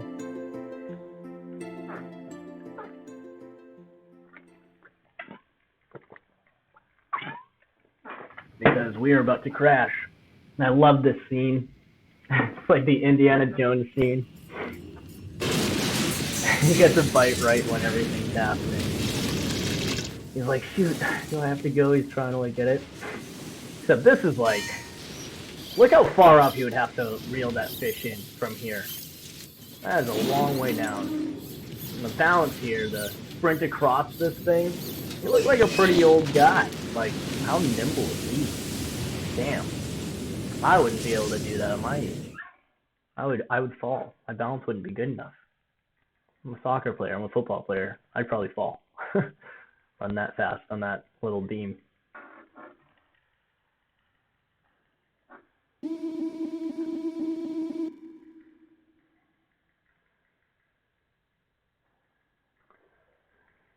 Now we've crashed in a fisherman's horizon, so instead of sending Squall to go and talk to them about it, fortunately they're going to be the nicest people ever and just be like, yeah, you know, just fix it up. Like, we like doing this stuff. It's okay. We're a quaint little town. But then the mayor's going to be like, we know you're military people, and we don't like battles here, so just, we're going to fix this for you and get out.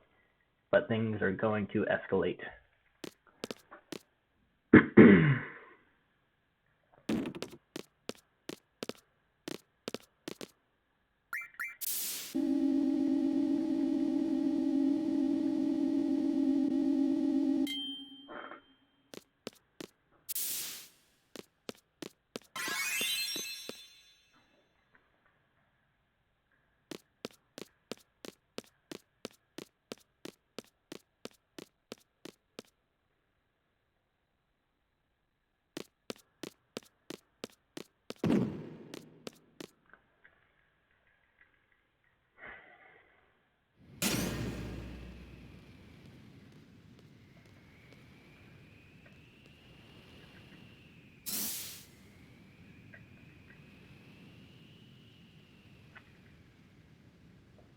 You know, and this does make sense if they don't get engaged in any armed conflict while you're here, which makes sense. But it's just like, what are they expecting? People are to start like fighting with random peaceful people. I like that people compare Fisherman's Horizon to like the Canada of Final Fantasy VIII. It's so accurate. I love it. They just don't like, they have the friendly vibe. They don't have like the tough guy vibe. There's no Letterkenny in Final Fantasy VIII. There's no Hicks. Oh, there's Hicks, but they're not tough Hicks. They're not Canadian tough Hicks. Just the good, kind-hearted Canadians. No hockey. Well, there actually are hockey players. We just don't interact with them. Galbadian Garden actually has a hockey rink.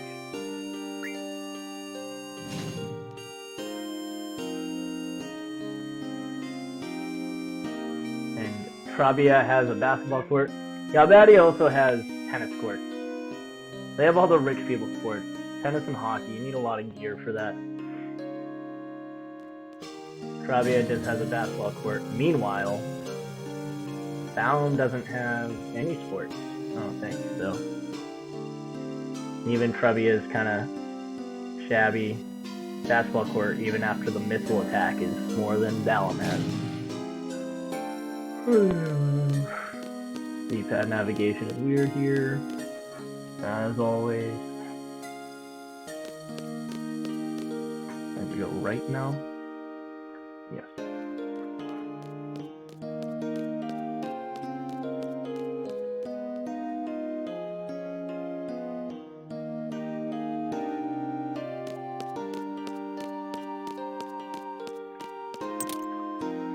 Go up to the mayor's room. And we're gonna get one cutscene with all the previous airships from every Final Fantasy game, or at least a lot of them, which is really cool. And then it scrolls down, we'll never see it again. Pretty sad. But I think that's really cool that they had that.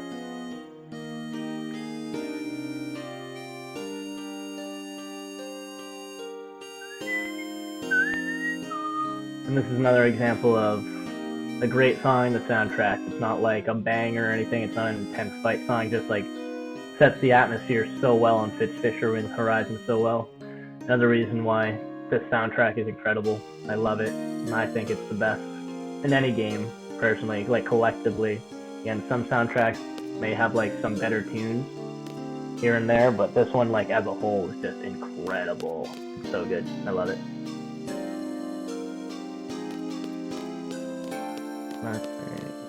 Yeah.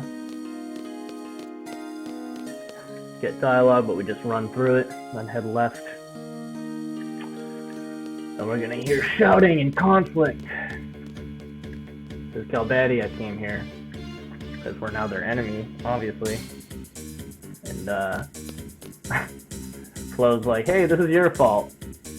Like, take responsibility, deal with this. And the mayor's like, no, they're just gonna fight. We know what they're like. I'm gonna go and try to talk to them. Squall's like, not a chance, dude. So we're gonna follow him.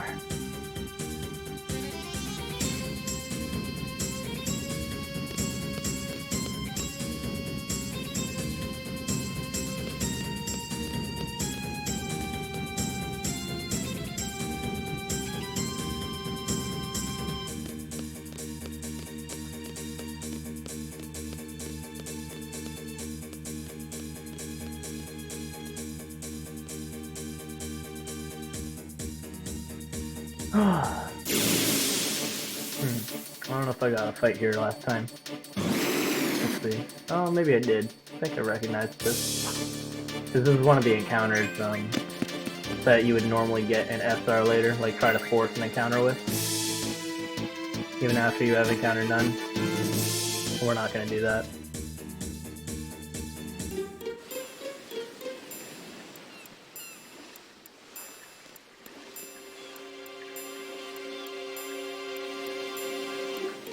We're going to eavesdrop for a bit, and then we're going to think, oh, should we help them? And yeah, we're going to go help them. You actually get a chance to listen to more dialogue, I think. But if you choose that option, I think you lose a seed rank, and Irvin or Zell's like, dude, come on, let's go. Squall's like, yeah, what am I thinking? So even casually, it's not really worth it to take the second option. You don't get much more. You just want to go in and help. It's like you're supposed to do that.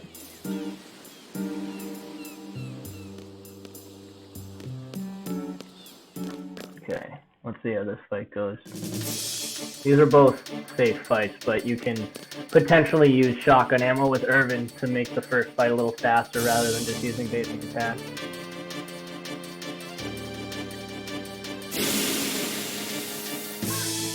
Let's see if it becomes worth it or not.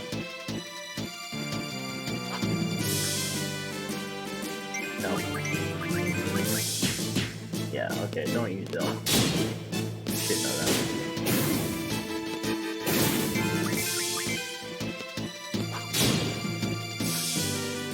So that fight was technically slow. I don't think I got the shotgun ammo in the last one either.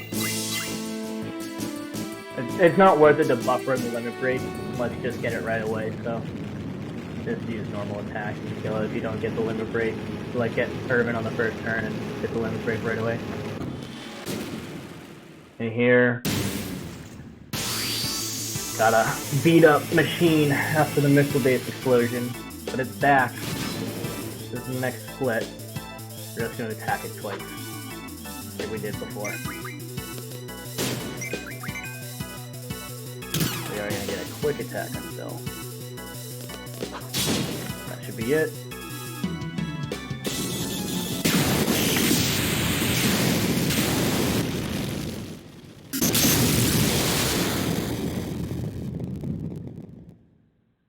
I think I need to be a little more consistent with my splitting. For enemies that like fade away, I split when okay, running fire. Oh, we just got encounter none. That's really good to see, actually. In my old routing, we wouldn't have encounter none yet, I don't think. So on my next equip, I need to make sure I have that on. Whoever has Diablo. But our friends are back! Yay!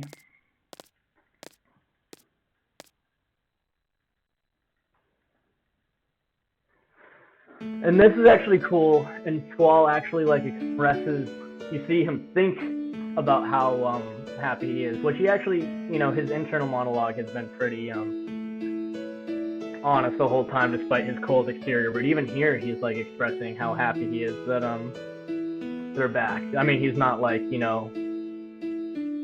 this peppy, cheerful person like Selfie, but he actually is like, wow, I'm happy you guys are back, and they're like, hey, Squall actually cares about us. And then Rinoa hangs around so that we can have a big romantic moment. And casually, I'd love to. And it is Valentine's Day, or Valentine's Day weekend, but we're going to just run away, because apparently you can just do that. You probably never would casually, either because you want to talk to Rinoa, or you play the smart Final Fantasy way of just talking to everyone and seeing if anyone has anything to say or anything to give you. Or you're just like, I figure I need to talk to Rinoa to move on. But you don't need to. And I find that funny. I actually kind of wish you did need to, so no one casually misses that, but I am glad that we don't have to for the speedrun.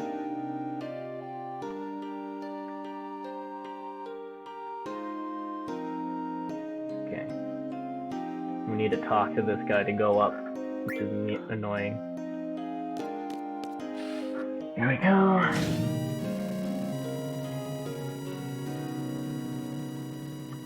Now we're gonna have the concert scene. Next save will be outside of Valorant Garden.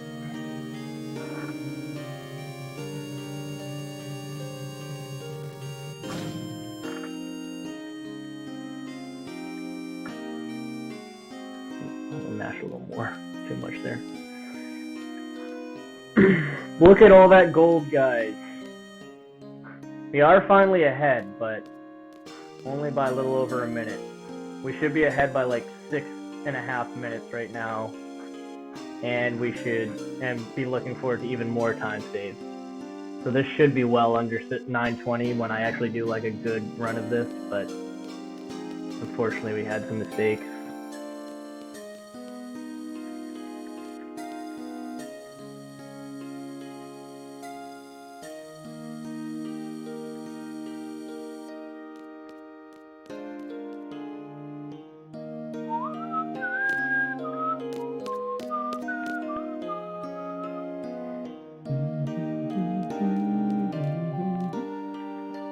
such a good song. Just so calming.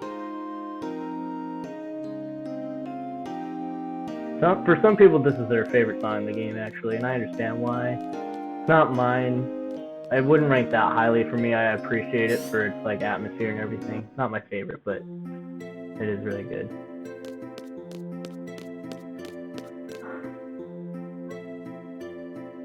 All right.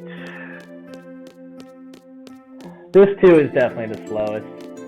This too has an awesome ending, which is really good, but man, there's a lot in this too. Normally, you'd probably be doing a lot of like side quests and stuff, so it would be a little more exciting. But just like trying to grind through the story, not pay attention to dialogue, and just move it along, this too is not great.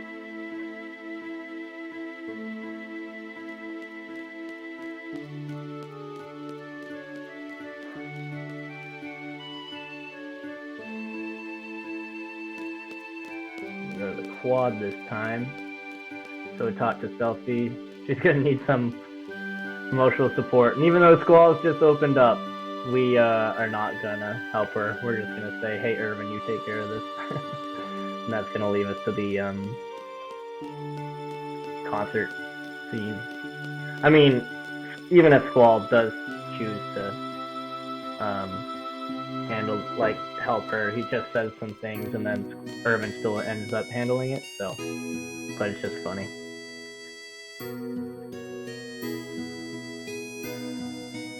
Let Irvin handle it. Here we go.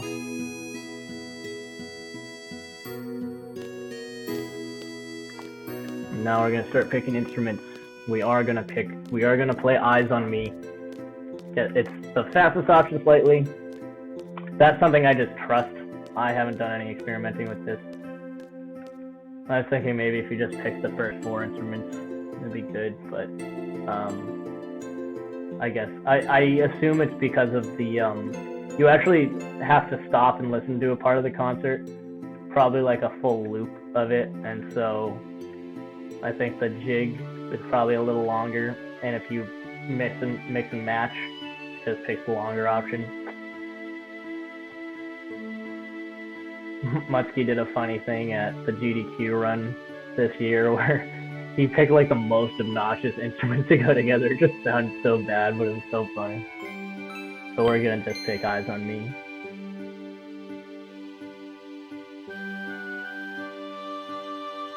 And now Sid's gonna announce, and Squall hasn't even heard of this, but Sid's announcing that Squall's getting promoted to be the leader of Garden.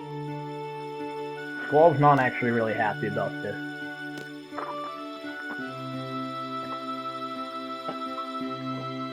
He does, fortunately, though, have a lot of the good qualities of being a leader, but not all of them. Like, he has all the logic parts, and we're going to see this in the upcoming, like, Garden War at the end of the disc. But he's upset. But he does everything logically, so he will make the right decisions, so he will be a good leader in that sense, but he doesn't know how to emotionally come out, and, you know, he's still socially and emotionally restricted, so he's lacking there, but he has no choice in the matter.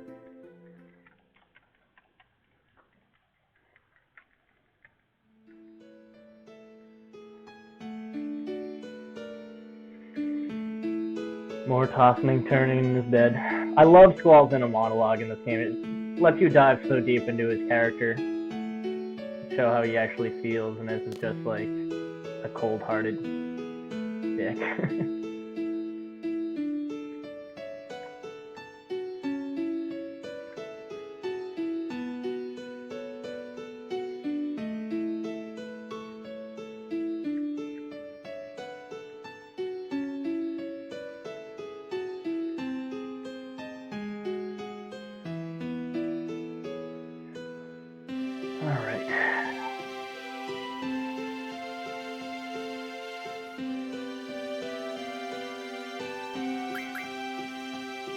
Finding instruments here. Since they all somehow know 8.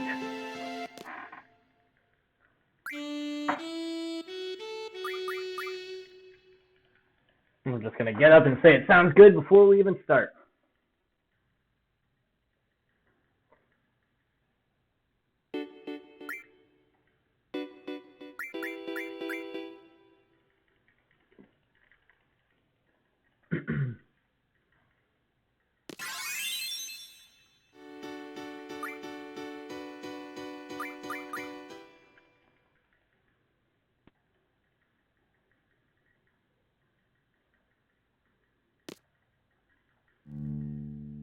As soon as they start. And boom, we picked her in. Now it's time for the big romantic scene. Well, one of the big romantic scenes. Squall's just been bored for like a couple days now since he got the garden flying. Had like the most stress in his life, but now here we are. Rinoa is all dressed up. I'm gonna take the second option.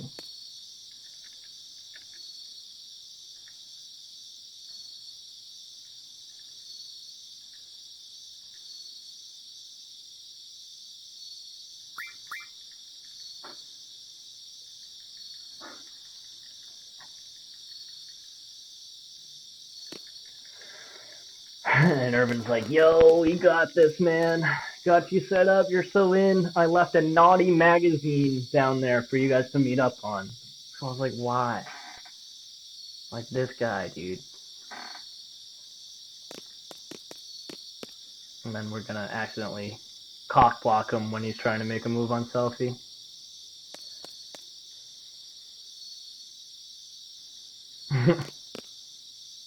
Agreed, come on, Squall.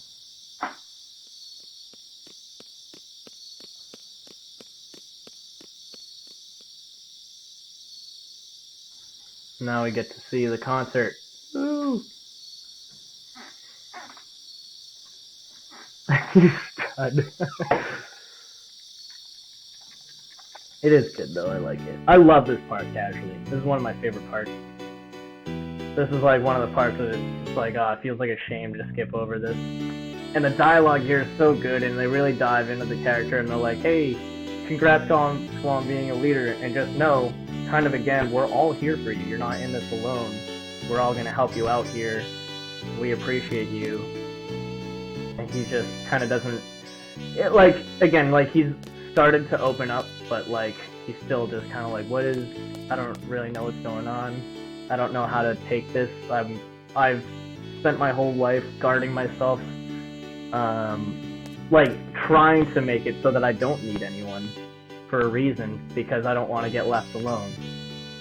And all these people are just there for him, and Rinoa is obviously, they're trying to set these two up, and Rinoa is flirting with him, and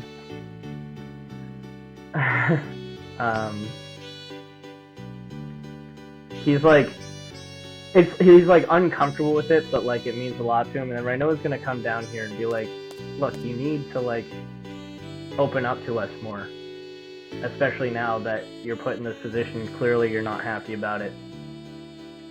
And he's like okay, he doesn't agree to it or anything right here. Like he doesn't have any type of positive response really, other than like just, it's like kind of eye-opening to him, right? But like he still doesn't really know. Like he just still is like, if I open up to these people, I'm gonna end up alone again, and it's just gonna hurt even more. It's honestly kind of like someone that like is too afraid of heartbreak, so they don't get into a relationship. That's like him, but with just like relying on anyone at all because he's so scarred from his childhood. Again, I think it's cool. It's like a huge insecurity, and it's like a major character flaw for him. But like, that's good. We all have character flaws. We all have insecurities, things that we need to overcome. So I like that he has that. I don't think he's emo or a bitch. Like, it's just something he needs to work out, and he, learns to open up throughout the game. The character arc is actually very good.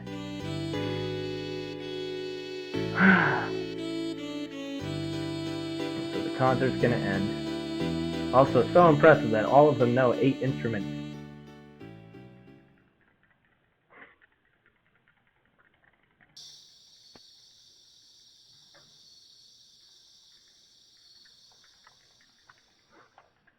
Costume turning. He's bored, but he hasn't really slept forever. And here we go, another flashback. shows it, and it's even more relevant now. This makes so much sense. I mean, when you're like stressed about something, when you're thinking about something, you dream about it all the time. I've had some of that recently. Like think of like a talk you need to have, or a person or something going on in your life, and you like dream about that person or like the situation or anything just related to it a bunch. Don't rest.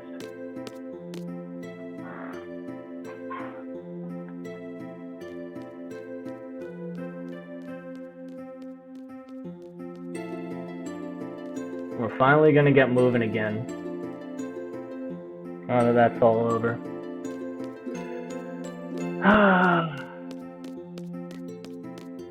My last break was 2 hours ago. Thinking about my next one. I need to really map these out for the next one.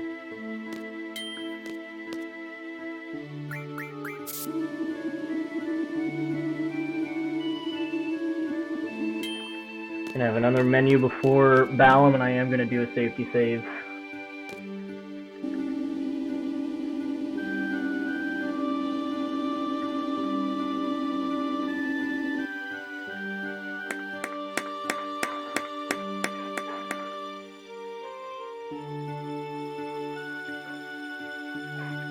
Cool, there we go. I need to change this note. This will be in counter 9. It says to equip the counter half because I rerouted status mag RF out of it, but didn't know when I would learn it due to the earlier learning. So now I need to equip that. This is awesome though. Not that I think we'll really have too many chances for random encounters here, but for the rest of the game, but I think it'll still, because we'd probably learn it right after Fujin and Raging. Okay, gotta focus a little bit.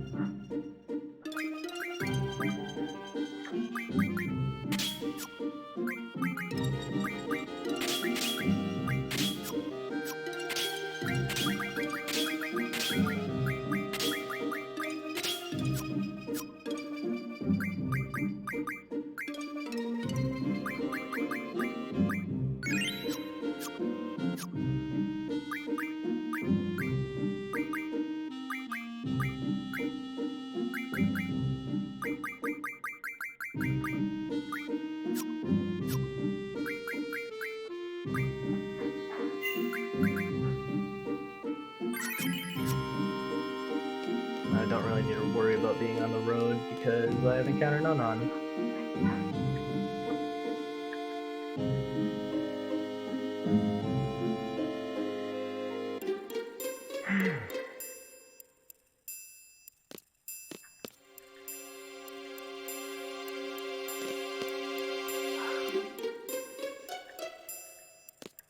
I'll talk to this guy. I think just run around.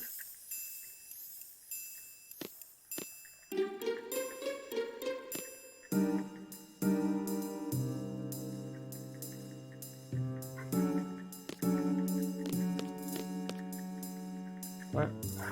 I know. What the heck, dude? Yeah, I think I just hit that trigger. Okay. Just can get annoying. I know I struggled with that last time too. Now we're gonna tell them, oh, we know stuff about Alone.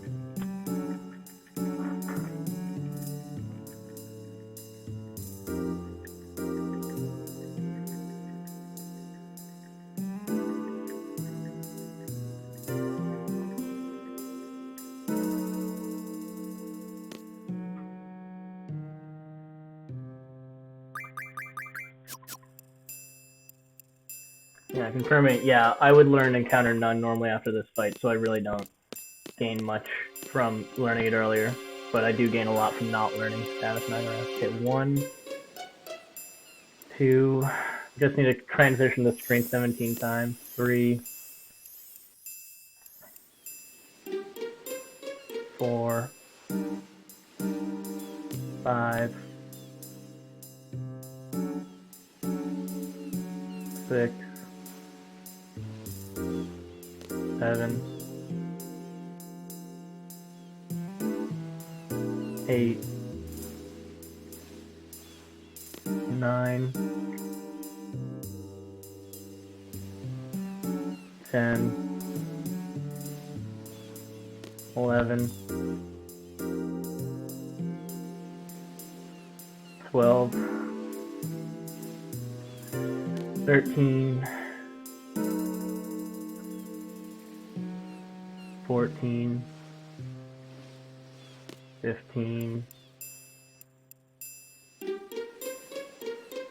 16, and this should be it.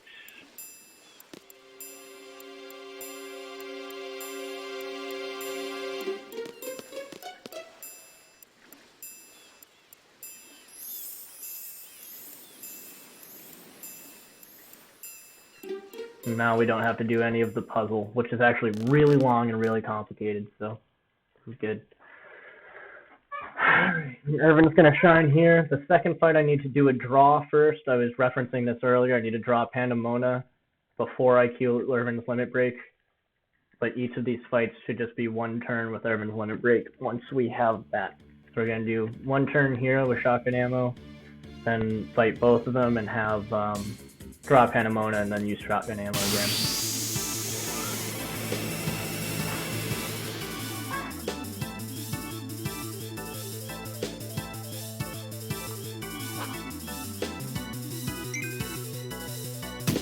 Unfortunate.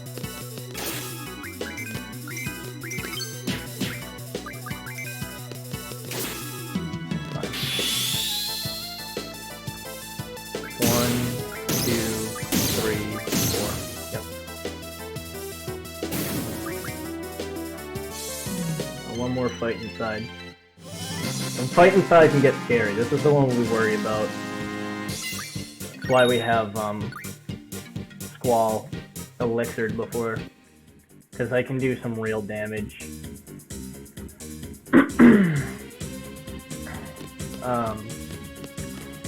And Irvin can die very easily.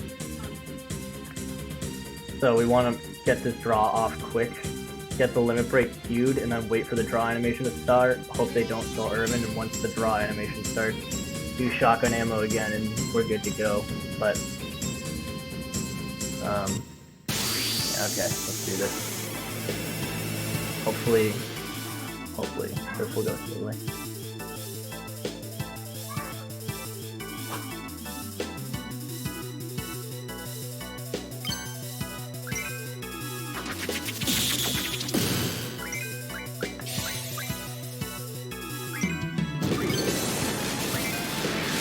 I'm gonna draw first.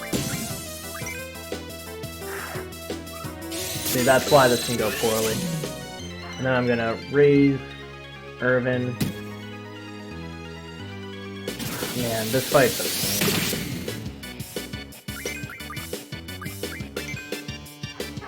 I know I should have been running for that. I'm just trying to pay attention.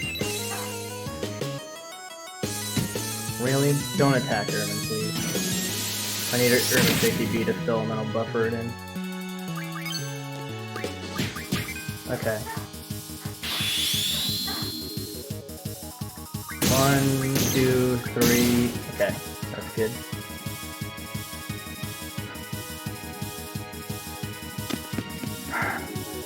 Not bad. So there's again, I don't know what I normally split for Raisin Fujin. So, I think I started describing it earlier, but when enemies have a fade-out animation, I wait till the fade-out animation starts. Otherwise, like, when we know the last hit, I'll start when they start their animation. In this case, it's like them talking. Ultimecia is always like as soon as the hit happens, because that's when timing ends. But I need to find a consistent way, and I think what it should be is just when the end of battle animation starts, that's always where I'll split. Whether it's like people starting to talk, or whether it's like they start to do the animation, but it doesn't need to be on the fade, because on the fade, that's after the animation starts, so I'll probably start doing that. Which means some splits will be slightly off by like a couple of seconds, but for the most part it's accurate.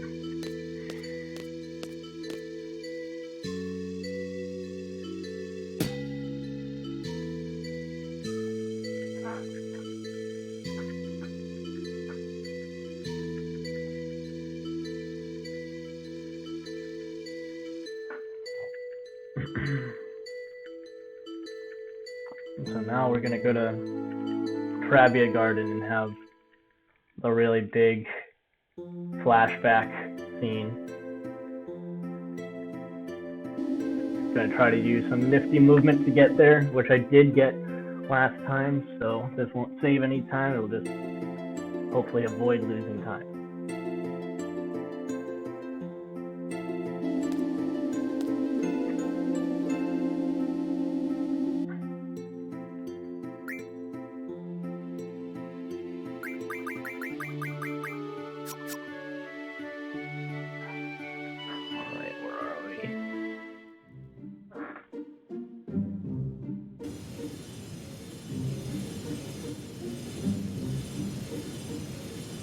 Here, fly over these little islands.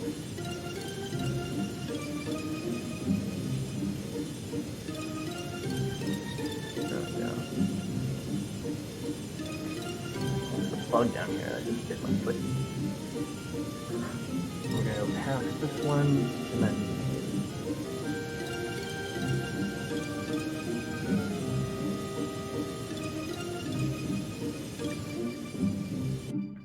encounter none. Even though it says to equip encounter none here, don't actually need to. We're at one fight earlier.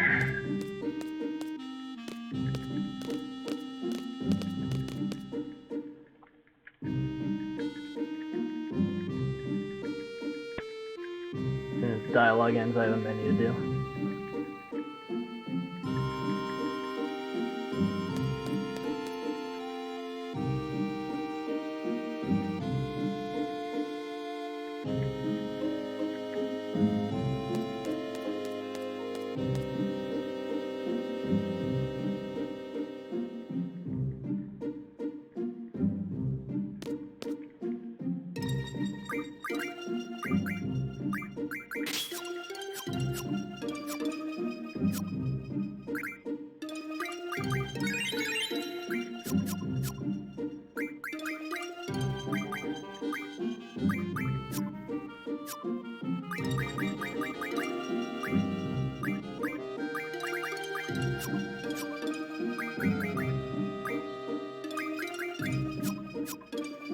Alright. Not too bad.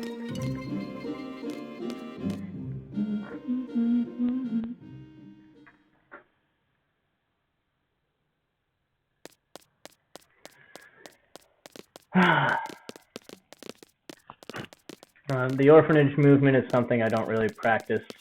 I just try to hit. I got it pretty good last time. So as long as I get it pretty good this time, we should be okay. Man, this is a 20-minute split that has no fights in it. Really big part of the game story-wise when you're playing casually, but just annoying when you're speedrunning. Fortunately, we can just go right to the basketball court, not do anything else, and just get right into the cutscene. Mash through it, move through it. You'd think this would be a good spot for a break, but since you need to, like, move through the orphanage, it's not. I say that since I'm on digital, I get to use, you know, a Bluetooth controller, so I can mash while I'm not sitting here, which is good. I realize that on hardware, gonna have to be more specific about timing breaks specifically just around cutscenes and auto-scrollers, which is gonna suck. Man, there's so much planning that goes into these speedruns. It's crazy, it's insane. So this is the big scene where it's revealed that they were all in the orphanage when they were younger.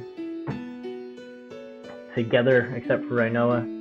And Irvin remembered them, but all of them forgot because using GFs takes up a space in their memory, which pushes other memories out, so they all forgot about that. All forgot about their childhood, those aspects.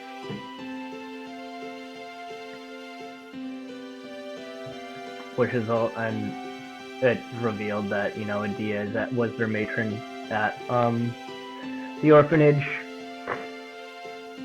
And again, only Irvin remembered, which is why he couldn't take the shot. Like, he did take the shot, but why he was so hesitant to take the shot at the end of Disc 1.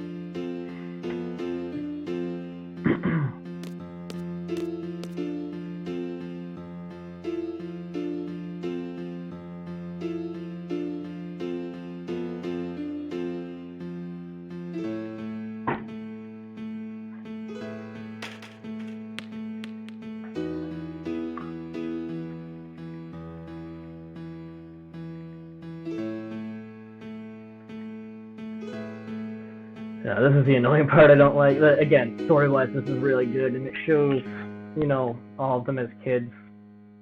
Which explains even more of a character arc, because we get the full character arc from, like, child to the end of the game, not just from beginning of the game to end of the game. But I hate walking around and hitting the triggers. Usually it's just follow out, get to the beach, and then we're fine, but... I think at the beach, we talk to Irvin, then Quistis, then Selfie, when all the kind of nonsense ends.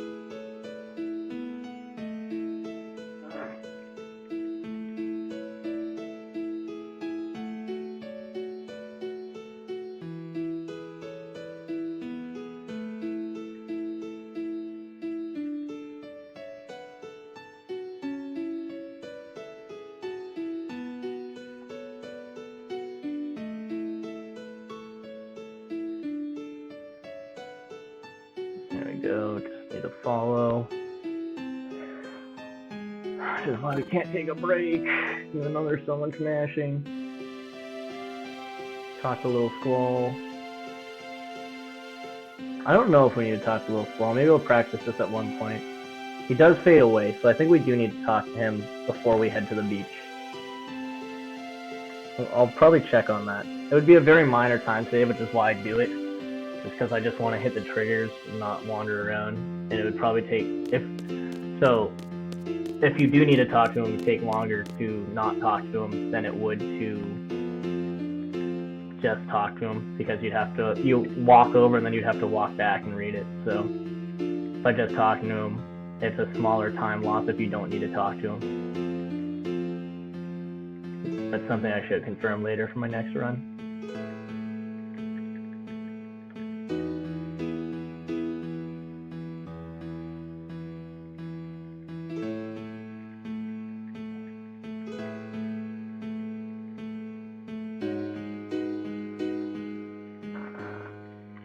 Oh yeah, this one always confuses me. I think I just come in, read the dialogue, and walk back out.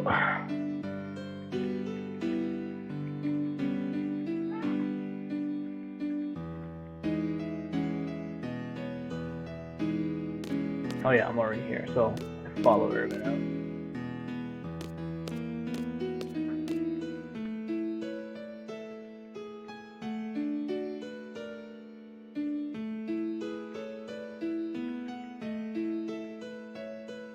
Alright, almost there. Almost there.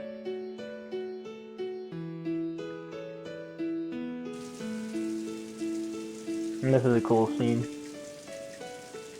Showing back to the flashbacks. Talking about how he's all alone. And then he, says, I'll be able to take care of myself, which is why Squall turned out the way he did.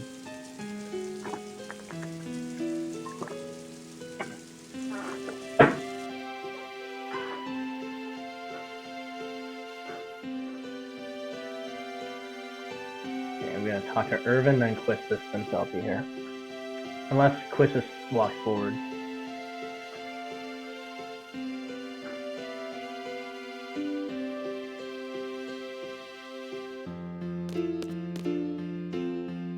There we go. So Irvin.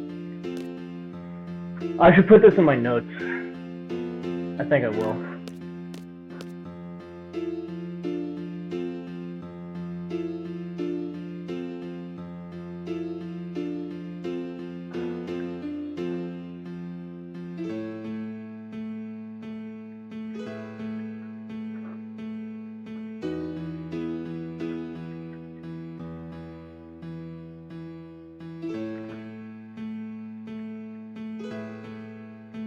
This is Quistis realizing that at the beginning of the game she didn't actually have feelings for Squall. She was just saw him as like a little brother trying to take Alone's place. Talk to Quistis and then we'll just talk to Selfie.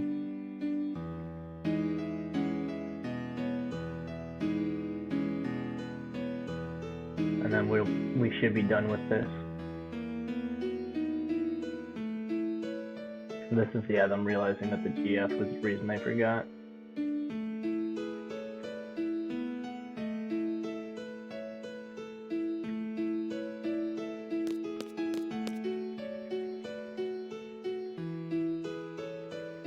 And there we go. Here we go. We should be good now.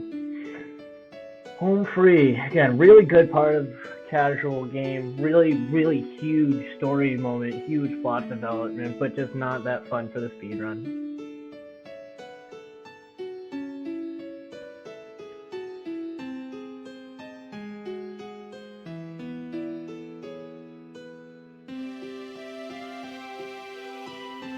Man, look at all those golds. So unfortunate that we had just those two big mistakes in disc 1. But if we can keep this up, and we can do everything else right, we should be really good. Really good. So, let's hope. Still a lot of game to go. We have encounter none though, so don't need to worry about step count anymore. Don't need to worry about random encounters. We're not going to force encounters in SR, so we really don't need to worry about it. It's just all execution, which includes getting to the orphanage from here, which, you know, can be trippy, and then getting to the White Seed ship from the orphanage next disc. When's the next break I get? Because there's not any like long cutscenes in the Garden War.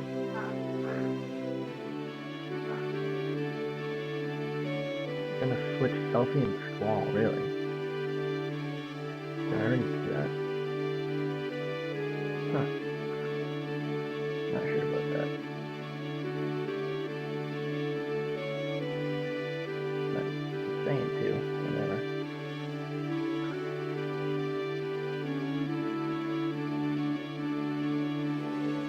I think this is like the most just like straight dialogue in the game. Like once we're out of here, we're mostly back to the action. We're on to the actual real good fun part of disc 2, which is good. And then we're on to disc 3, where there will still be some dialogue and planning and stuff, but it's not as long as this. Again, I mean, look at that split, like 532 to 552, and there's nothing between Fusion and Raging and colliding with Garden except for this. So this is when it starts snowing. It's snowing. We're almost there. Almost there, guys.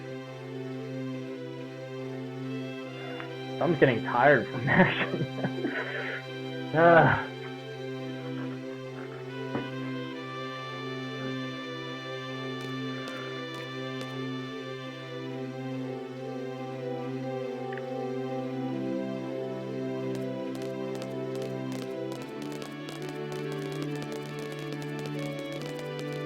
Oh yeah, we have to touch Rinoa here. Again, it's good because it's good story development, but more dialogue to mash through. in a speedrun. These games weren't meant to be speedruns. I know.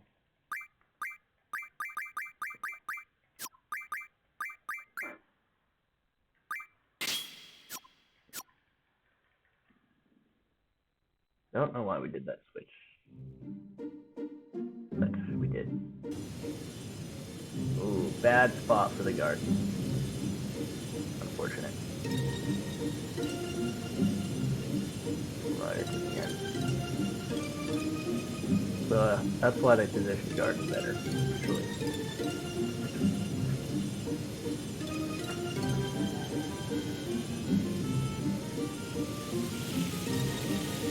Yeah, I'm not super fast at these things. I know generally where to go. I probably should have.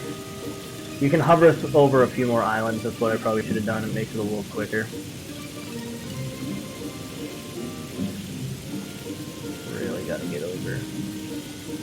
I'm gonna. Alright, just come up to the bottom of the map now. Yeah, we got ways to go before we get to where we're trying to go.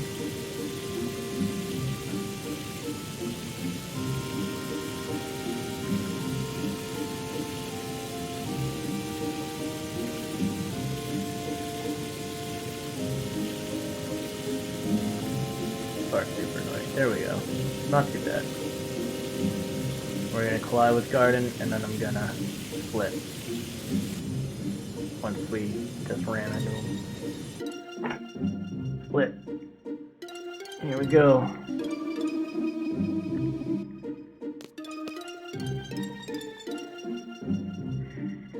Went from 5 minutes behind, or 4.5, 440 behind, and now it's 2 minutes ahead.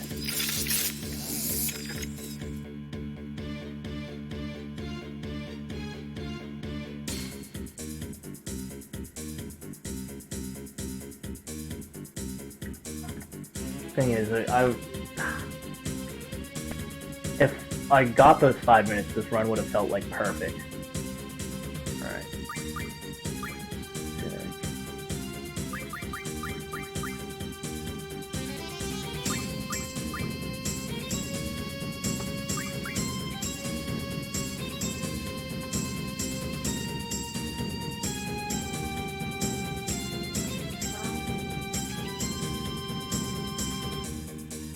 Squall giving commands.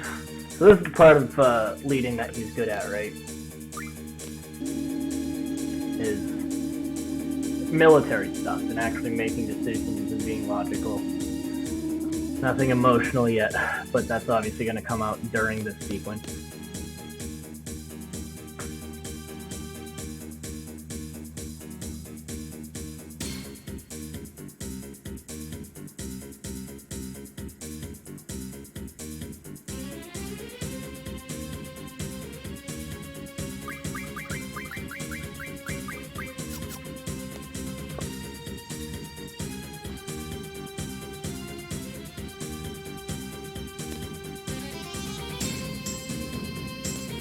Alright, go down to the quad to check out things with Zell.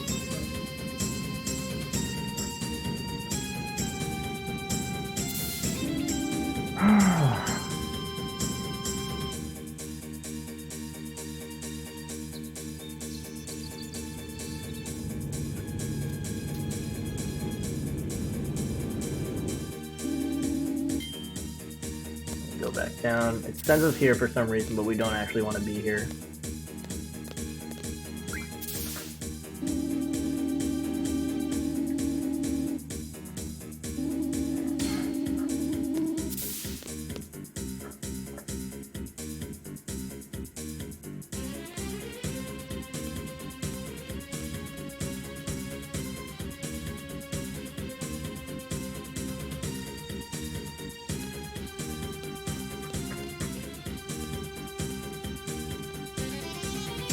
Everyone in battle arrangements literally can't go anywhere else.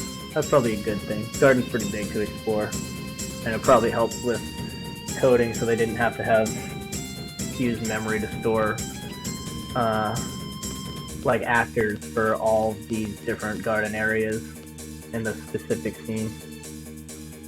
So especially since they were going disc by disc.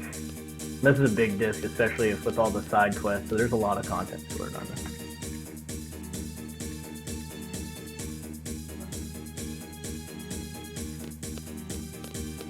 And this is where Zell asked for Squall's ring, obviously for Rinoa, not for Zell. And this leads to some more of the iconic themes, and it leads to the discussion and naming of Griever.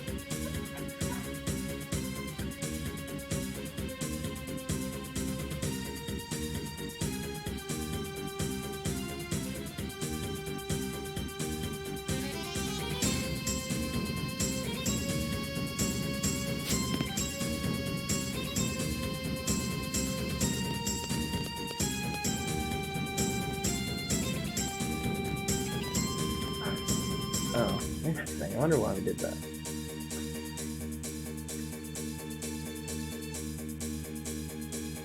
Oh, see, that's another instance where if you're not paying attention when you're mashing, like you're still facing Zell, so you're still in conversation trigger, and so you'll still you'll trigger more text after the actual dialogue ends, which is like just straight time loss. I'm sure other people have done it. I'm pretty sure I did that on my last run too, so hopefully it's not too much time loss, or hopefully we still get a negative split here, but we'll see. Yeah, we're on to the last split of this disc, which is over half an hour, so it is long. It's not like we're quite there yet, but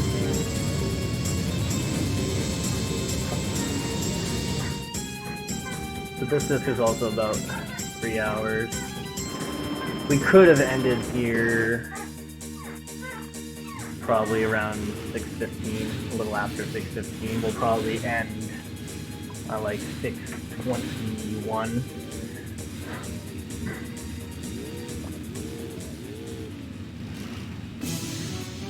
So that's unfortunate. But whatever.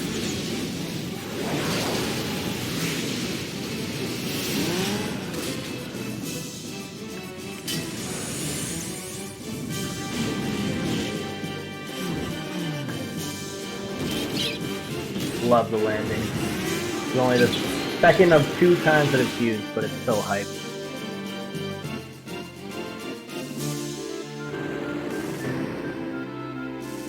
And our steering needle. Not a steering wheel, a steering needle.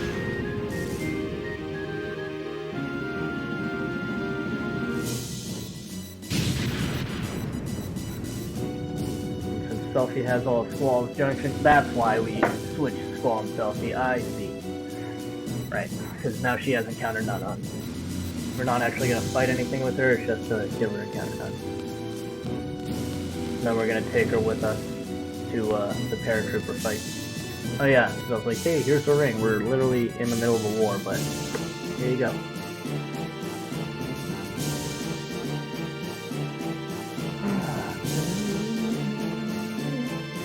But I actually do like the ring thing. I have been thinking about getting a Griever pendant and ring for a long time. The only thing stopping me really is me deciding whether I want like a cheap knockoff thing or if I want to actually try to get something of decent quality. I don't like big pendants. Like I'd like it to be like under 1.5 inches. But the Griever pendants I see everywhere online are like 2+ inches, and that's actually pretty hefty. I don't think I'd really wear it much. Maybe I'd wear it when I stream Final Fantasy VIII, but I don't know. I would love one. I think the Griever stuff is really cool. I do like the symbolism of the ring between Rinoa and Squall's relationship, and like seeing that, you'll see it in the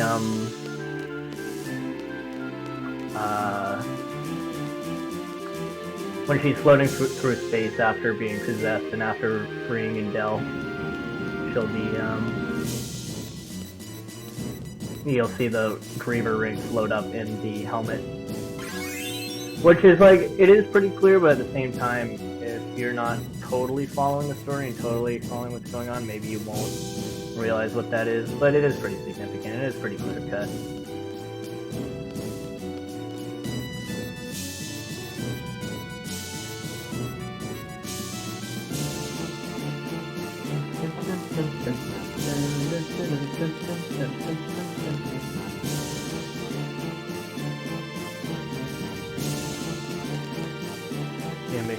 third option here.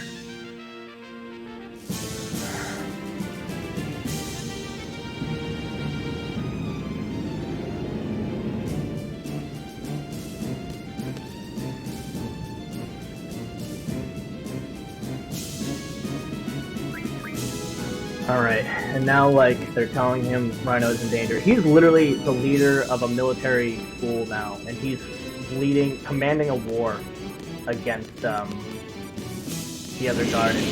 And, they're like, dude, Rino is in trouble. And he's like, yeah, but she's not the only one. Like, we're fighting against a much better equipped... Sorry, no. I'm stuck. Okay, that was weird. The loading zone there is very strange. But yeah, he's like, we're fighting against a much better equipped military school that is run by the government and out to like literally kill us. And so everyone's in danger here, and I'm responsible for everyone. I'm running this thing. And they're like, dude, you gotta help Rino. And he's like, there are higher priorities right now. And this is like him just being logical, right? And I get it. And like, they're like, dude, you gotta help Rinoa, this is ridiculous, but he's like, we'll deal with one thing at a time. So he sends Zell to help Rinoa because he's like, I really do need to, you know, be a leader right now. And so they accept that, but here we are. Squall, I'd say this is Squall being a good leader still, because he's just being logical. He knows how to command and everything, and Rinoa being in danger is throwing a wrench and everything, and if he were to just abandon all the plans, then people and children would literally die. So, but it is a really cool moment. Like, the character interaction is really good, and the character development through the scene is really good, as per the rest of the game.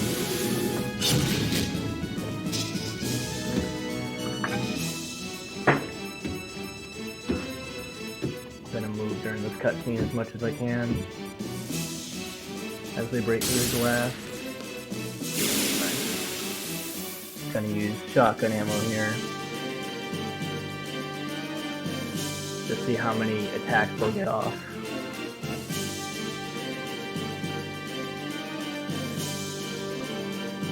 Squalls on junctions, which is annoying.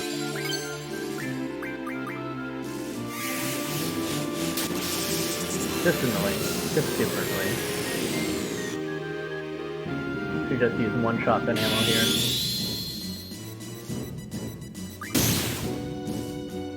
They'll die simultaneously, which is nice. If you crit, they'll die slower.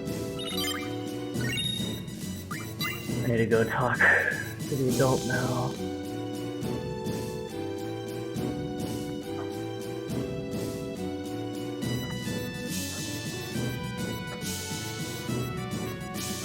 And you see, Squall's getting called all over the place, so like, even if he wanted to worry about Rino right now, he can't. Like, he's needed everywhere, because he is the commander.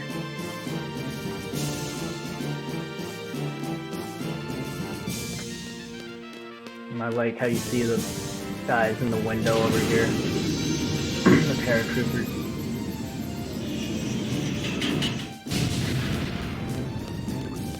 But yeah, Galbadia Garden, they're kind of wrecking us.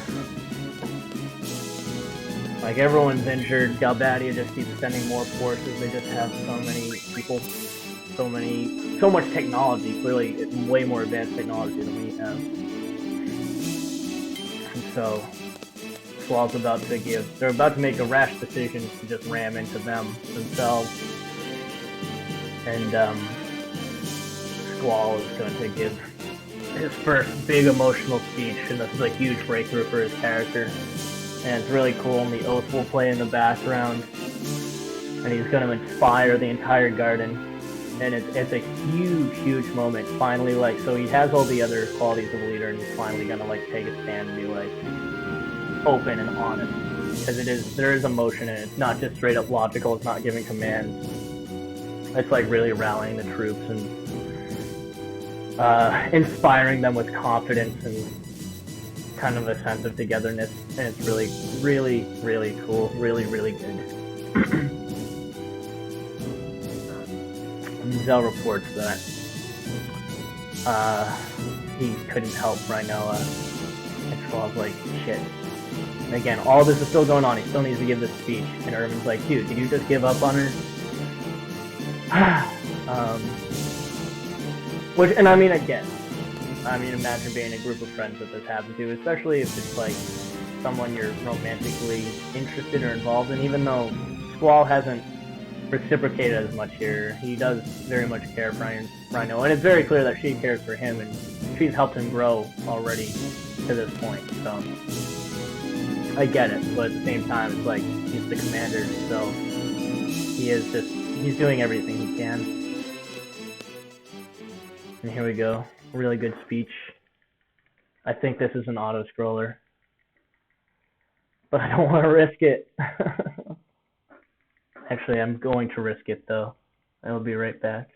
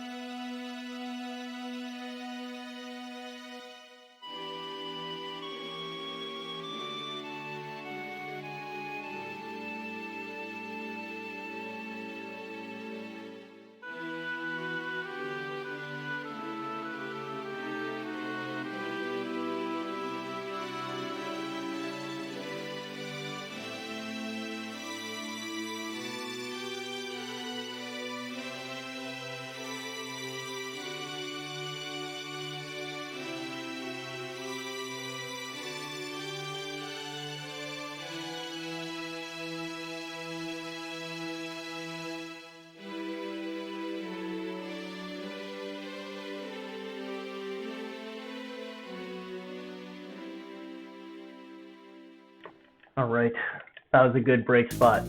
Again, something good to note. So we're gonna crash into him. Right into him. And Rinoa, who's hanging off that ledge, is gonna hold on through this. Not only is it incredible that she's holding on this whole time, minus the movement, like, this is, how does she hold on through this? Upper body strength is incredible. Alright, mini game time.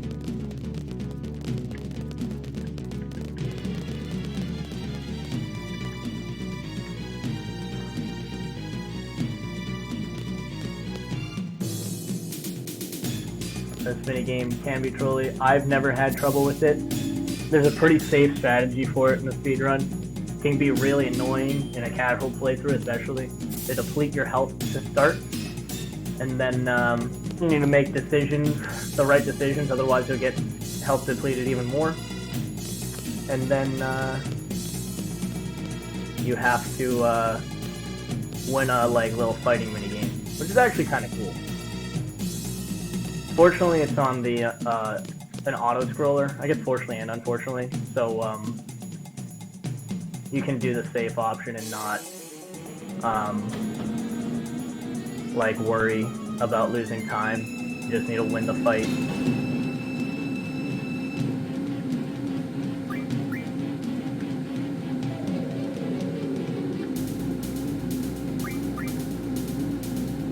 Here we go. Gotta be a little safe with those options, because if you pick the wrong one, you lose more health. You're gonna spam attack, and then once we get a successful attack, we're gonna block. And then this will, oh, he blocked first. So once you get in the cycle, since we're slightly ahead of him, we are pretty much guaranteed to win.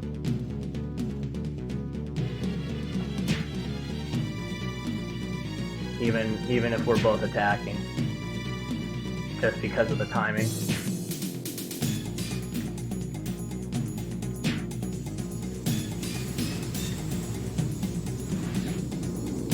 Almost there.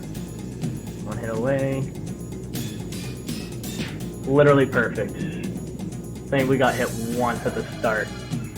But, again, even with the perfect fight here, it doesn't save any time. You just need to make sure you don't lose, because then this is going to auto-scroll the rest of the way. Which I'm okay with.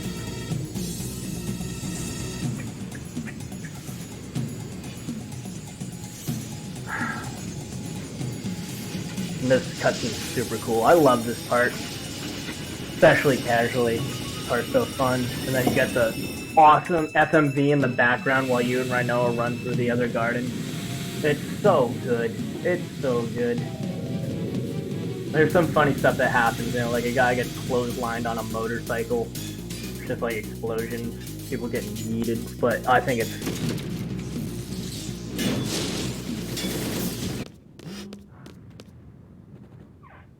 Shit. I can't believe that happened. I need to be more careful next time. I ran out of recording space. Oh, I'm gonna do this menu real quick. It's not a menu, just party setup.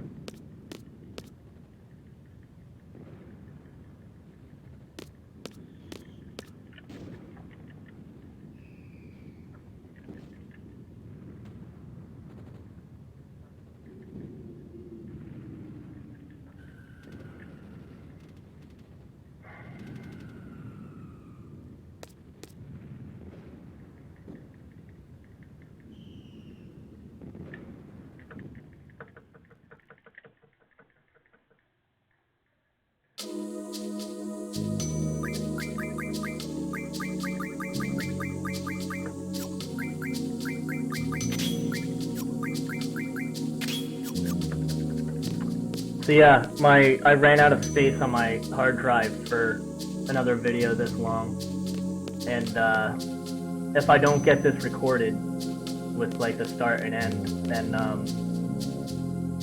I can't verify it. So I lost a few seconds there trying to take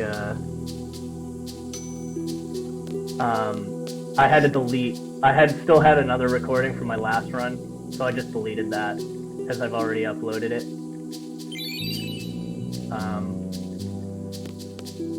So hopefully they'll be fine. I'll have to send it to them in 2 sections, but clearly, like, it's the same run.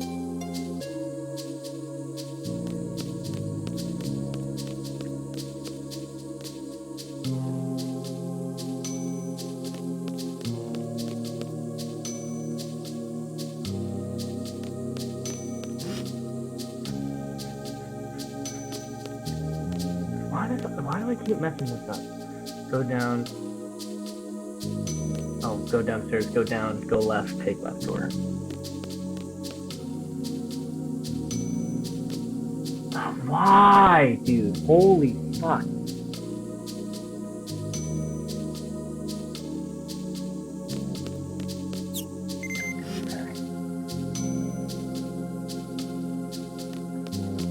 Oh, man.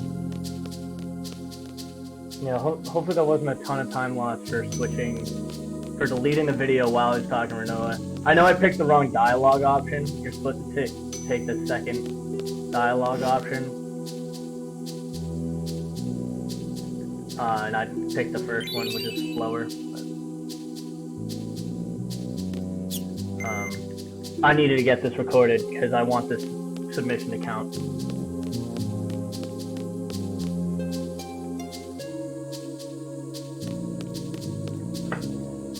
And they definitely wouldn't count the submission with only half the run. Last time I missed the first 27 minutes, which sucked. I was worried they wouldn't accept it then.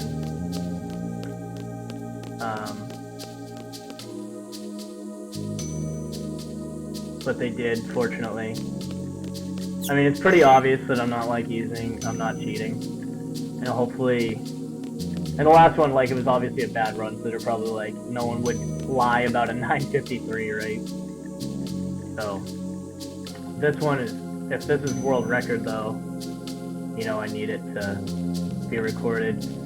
So, it's RTA, right? So you can't do like multiple segments. I hope they'll understand. I am new, and these are huge videos, right?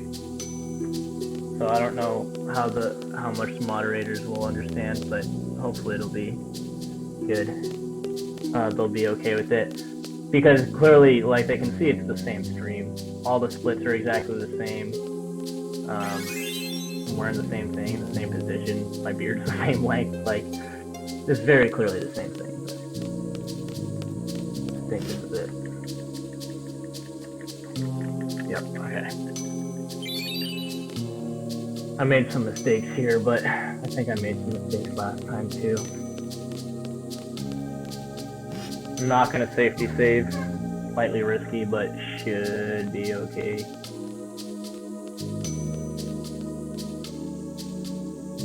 The end of disc fights are epic, but in the speedrun they are pretty trivial.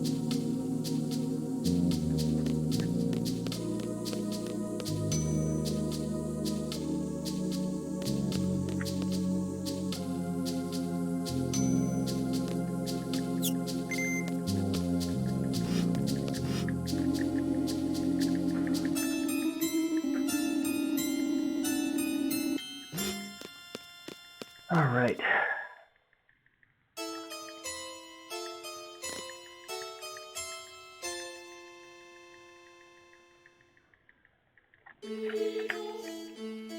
There we go. Approaching our next split. Well, we're not approaching it. We need to do this fight, then relocate to the other room, and then we'll get to the fight that leads to the split.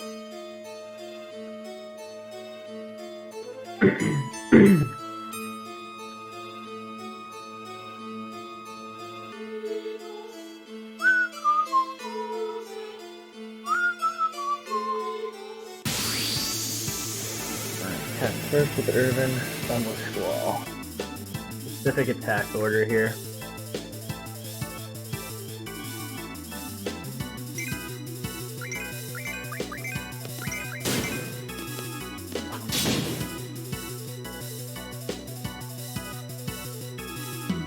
Don't know why Squall's critical.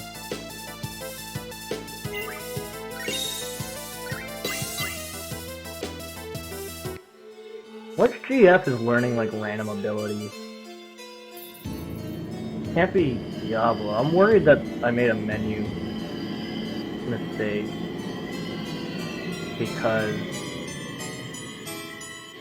well, I shouldn't be getting those random menu those like updates. Like GF shouldn't learn abilities that I don't need. We usually set them to learn nothing. So I'm a little concerned that I'm seeing that. Maybe it's from routing out status mag RF, but it shouldn't be because Diablo's learning Dark Side right now. Haven't had any issues yet. We're pretty far into the game now. Thing is, one missed menu and your run's over, but nothing has dramatically affected us. So I am just gonna safety heal Squall right here. Squall has no reason to be critical.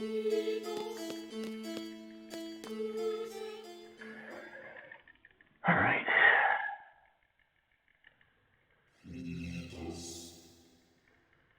Oh no, I didn't switch!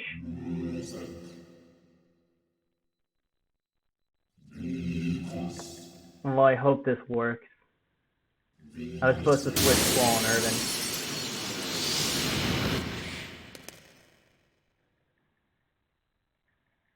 Let's see if this works. I'm a little nervous.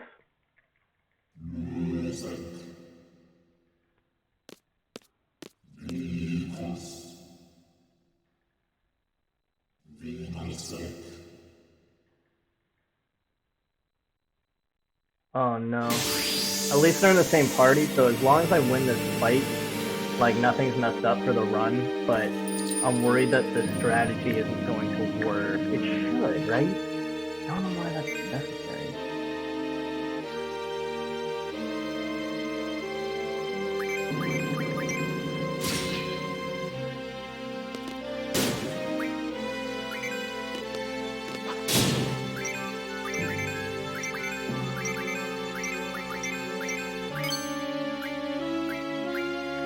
mouse 4. 1, 2, 3, 4. Up. Alright, we're okay. I'm gonna do a switch of Squall and Irvin at the start of the next disc just to be safe, but I don't remember why we do this. Fortunately, it wasn't for this fight.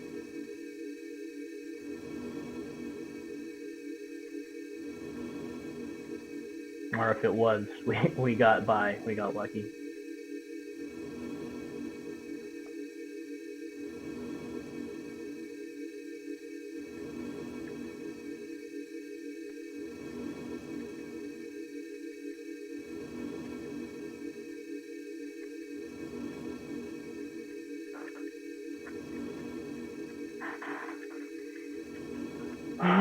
Another big moment. Rinoa is gonna get possessed here. I guess we don't know that she gets possessed yet, but she does. We've knocked the possession out of Adia, so we have Matron back, but unfortunately she has taken Rinoa. So Rinoa revives Cypher, maybe not revive, but helps him up, whispers commands into his ear. We find that out later, and then Cypher just walks off. Alright, just smashing to the change disc. We're on to the last third of the game.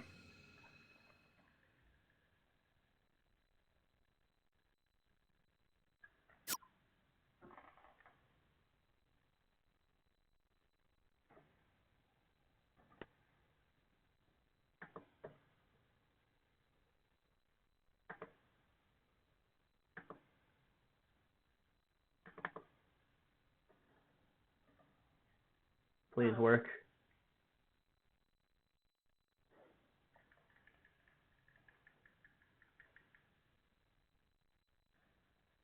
Shit. This emulator has a problem with switching discs. Oops.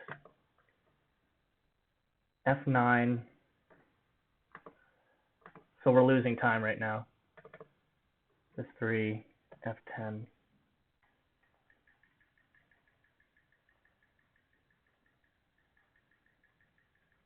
Dude, am I run over? Dude.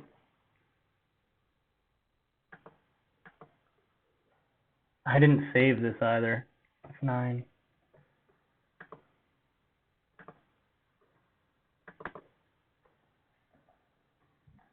Please work.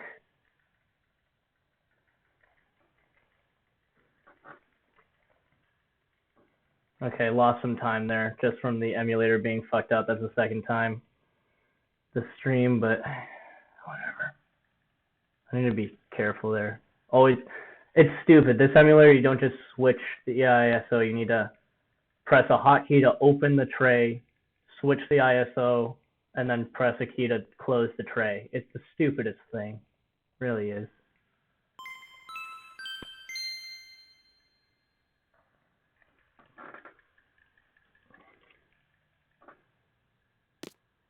I'm going to do a quick switch just in case. Just in case, because it said to at the end of the last disc.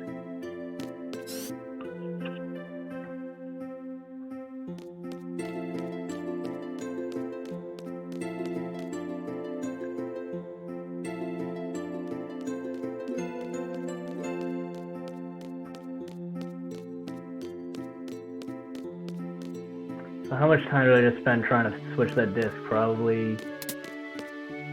I hope it wasn't a full minute.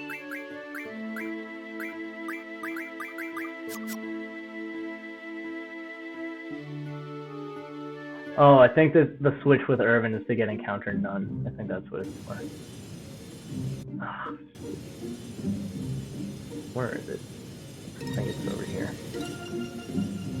Yeah. Oh man. Where the fuck am I? Okay.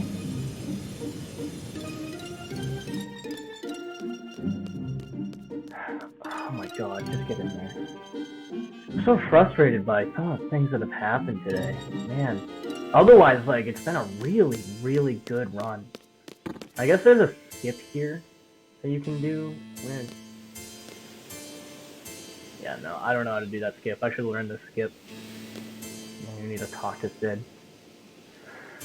So yeah, at the beginning, I messed up something where I was doing the Zell Card manip, and I pressed the wrong button to activate the program to start it, so I got the timing wrong, so I had to reset at Zell Card, which lost 3 minutes.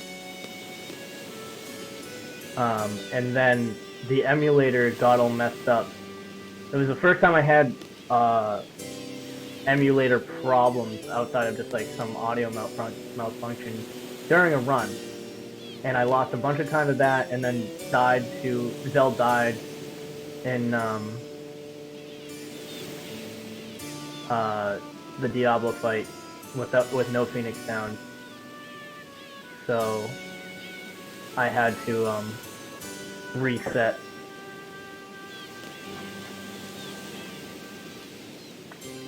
And that lost 2 more minutes.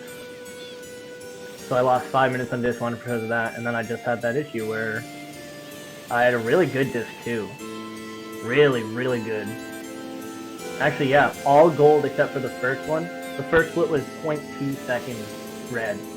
The rest of my splits are gold. I caught up. I went from being back 5 minutes to being ahead over 2 minutes, and then trying to switch the disc failed. Like, that's ridiculous. Probably lost a full minute there. Well, you should still be ahead, but that's ridiculous. That's a huge loss.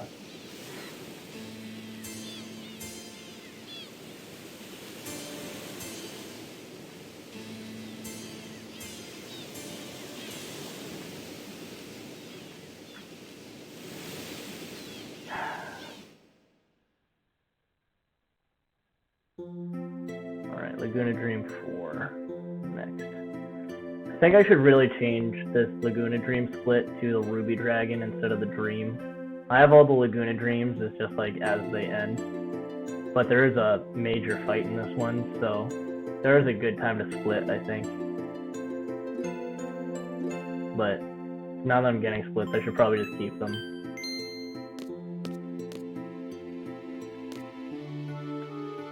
What? Yeah, okay. Like, come on, let me go.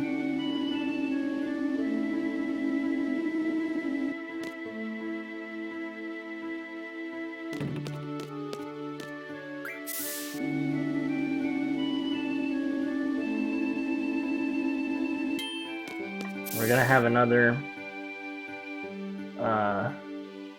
dicey mini game. This one's definitely scarier than the first one. Still haven't messed it up, but it can happen. It's not a game over, but it's time lost.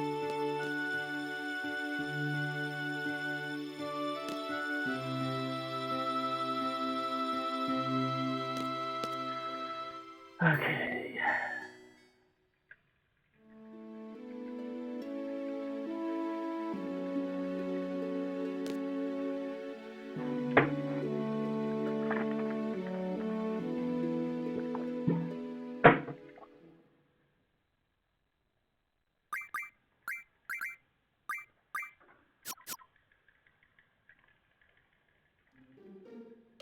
This is a very fun dream, though.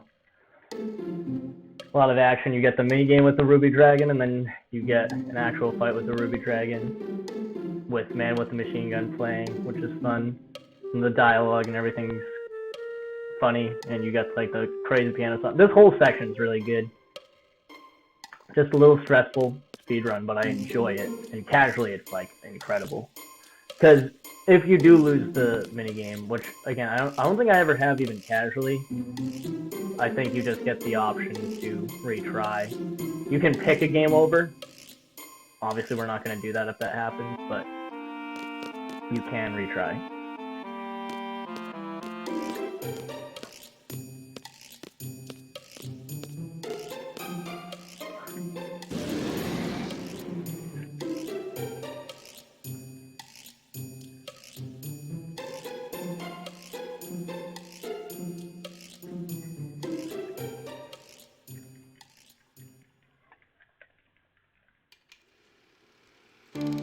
Okay.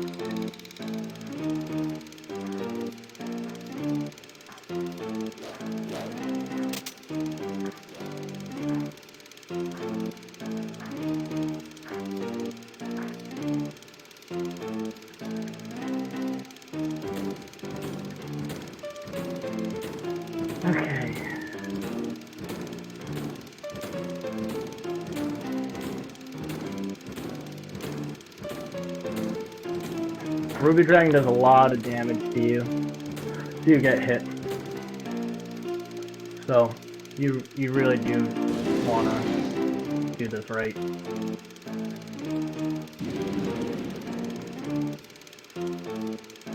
Really reactionary. It's not like the first one where you can just get into a loop. You actually do need to pay attention here.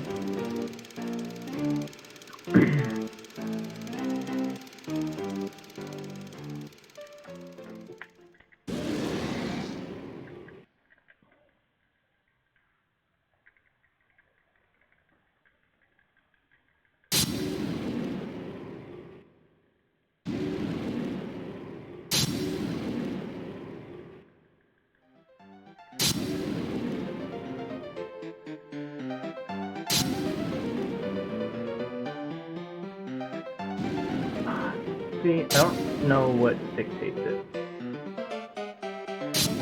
Oh, nice. That was lucky.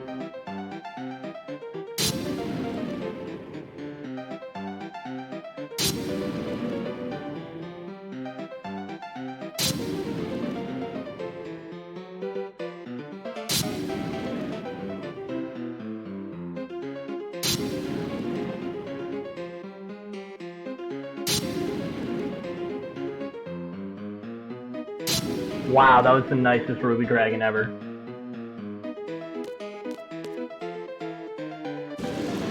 Run away. Run away! It's like Monty Python. Yeah, we're gonna have some dialogue here. And an outfit change. Once the screen fades to black, I need to pick the second option or I'm done.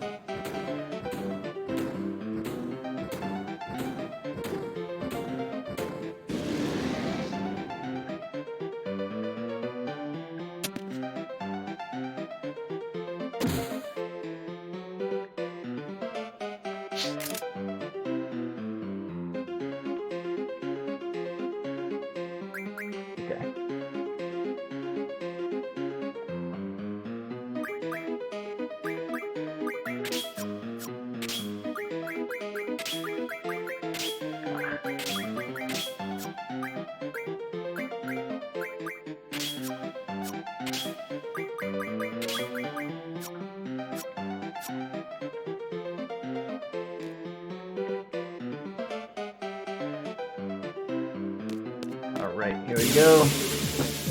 And we get to see Quistis' limit break, which is so cool. We get to use the Laguna Dream limit break. But don't kill him. Okay, good. Literally a perfect fight. Other than that one attack, we got Sekira's limit break spawn right away. See, I want to move my split to be right there instead of when the dream fades out. It's probably a better place to split, but don't want to mess with your splits once you have them.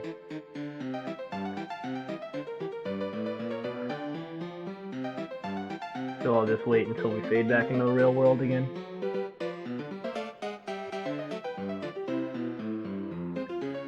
Last I'm seeing Lunatic Pandora 17 years ago, the last time the Luna Cry happened.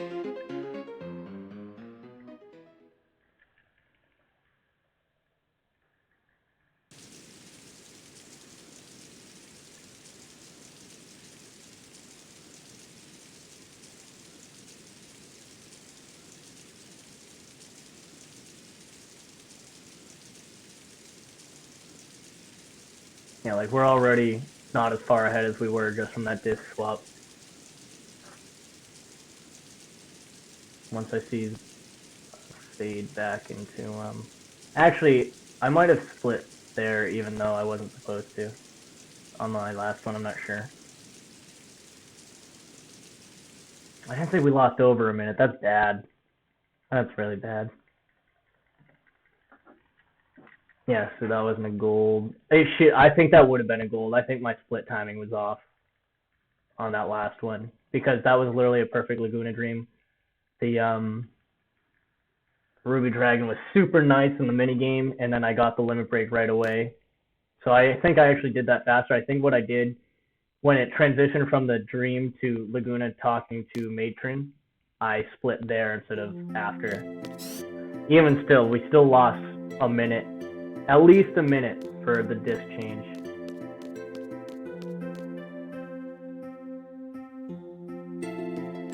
Can't use the map anymore for fast travel, unfortunately. That's only available on disc 1.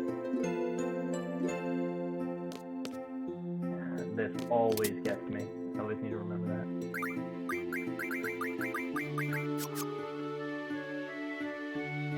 Need to go to Adia's orphanage real quick. Should just have to land. Oh good, we're facing the right way this time, thank goodness. Just need to get the letter from Adia.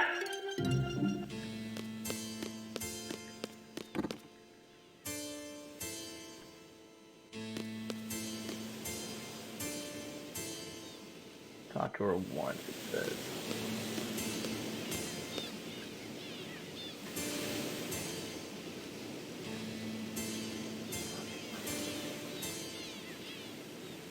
Okay, got the letter. We're leaving. Now we're gonna find the white seed chip. Hello?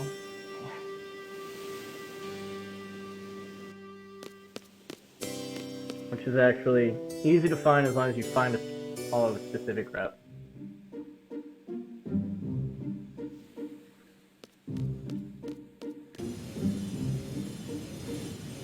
To the right of this forest, and hug the right of this rock formation and wait for it to go in. I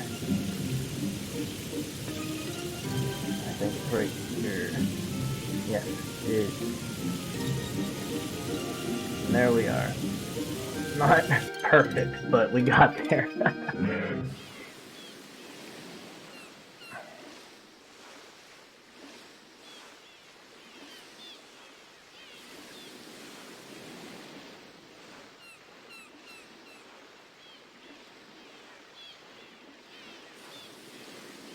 And then it's on to SR Adventures. Hate D-pad controls. I'm not at a point yet where I know the D-pad controls on every single screen. Oh my gosh.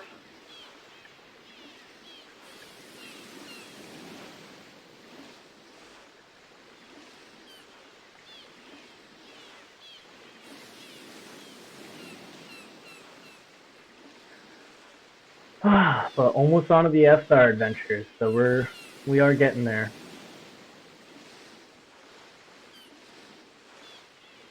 Yeah, Zone and Watts are obviously mad at us because we were supposed to take care of Rinoa, and now she is in a coma, it seems. Now, time to talk to the captain, get more details about Alone's whereabouts.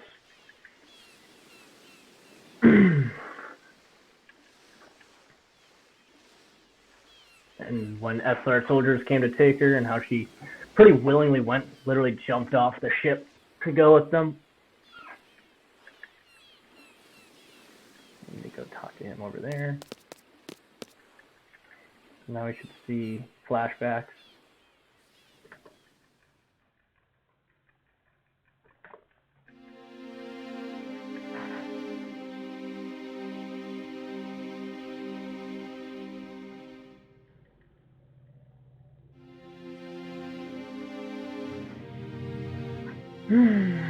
Alright, we're inching closer and closer to that F-star menu, and that's when we're gonna start seeing actual time saves.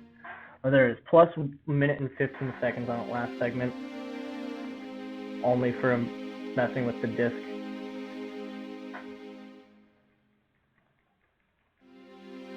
Probably would have saved time. Actually, that Laguna Dream was like almost as perfect as it could possibly be. We were one single Ruby Dragon attack away, and both of them. the minigame it only did one attack, and the actual fight it only did one attack. I mean, that you really cannot ask for much better than that.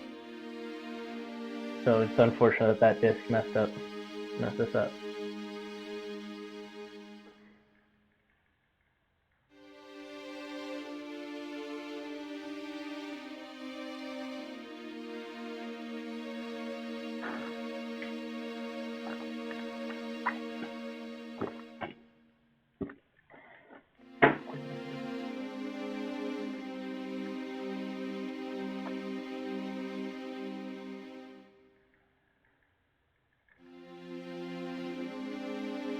And there she goes.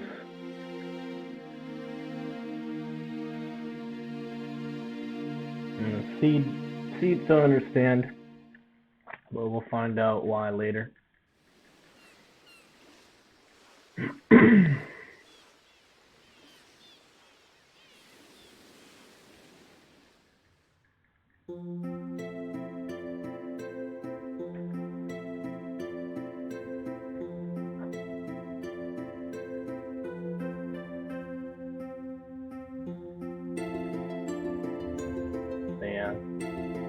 Now we decided we're going to SR. But to get there, we're not actually going to fly there. We're just going to go to the infirmary. And when you talk to Rinoa, you will be transported to Fisherman's Horizon, which is where you need to go to SR. I think that's actually how I did it, honestly, in my casual playthrough. Even though I think you're supposed to fly to Fisherman's Horizon. But in my casual playthrough, I was probably like, oh, let's check up on Rinoa. And so even my casual playthrough, I did this accidental major time save.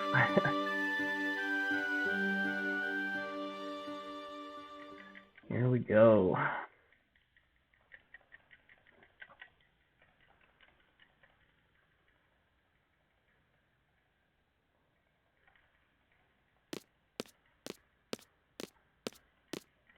Squall is just gonna take her alone, take the responsibility upon himself. But they're gonna find him.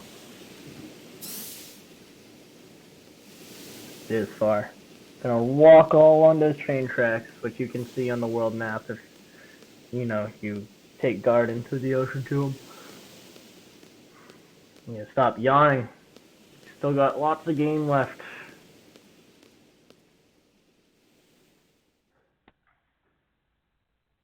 If I didn't have to do resets, I would be done about now, maybe even earlier. But that's speedrunning, especially an RNG dependent game. The turbo controllers, there wouldn't be as many resets, but turbo controllers are banned in this category, which is unfortunate. Which means you can lose your run right at the beginning with Quistis cards, or you can lose it right at the end with Ultimecia manip. They should really allow turbo controllers. It makes no sense why not.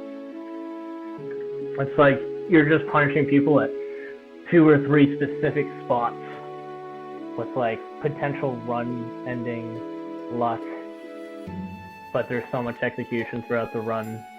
Otherwise, like, why make people just like smash through and do all that and not allow them to use a turbo controller when it really, like, the advantage it gives is that you don't have to reset your run. It's not like it separates you from other runners, really, except for in the Valve minigame.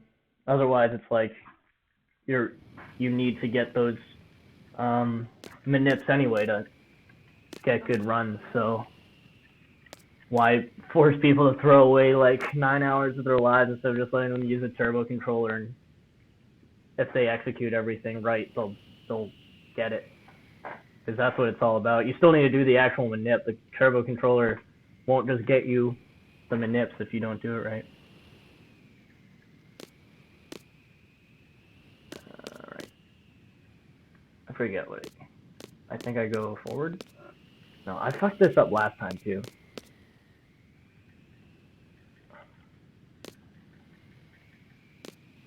Okay, maybe I just need to talk to each of them.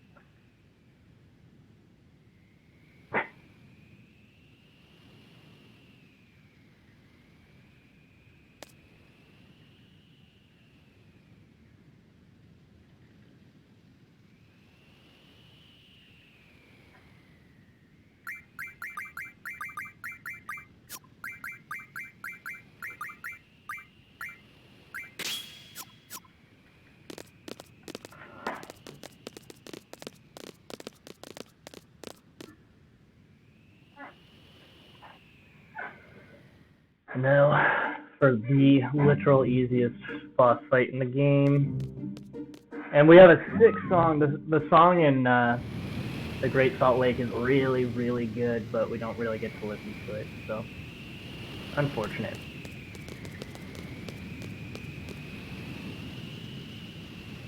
And then we get our second undead boss fight of the game, which is the boss fight they give us a tutorial on in Disc 3. Alright, yeah, we get it.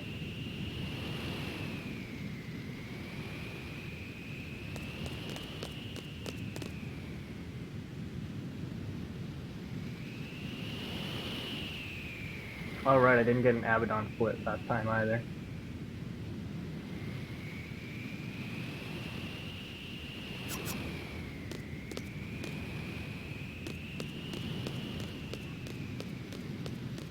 I wonder if I should heal people up. I think it would just be time loss, but...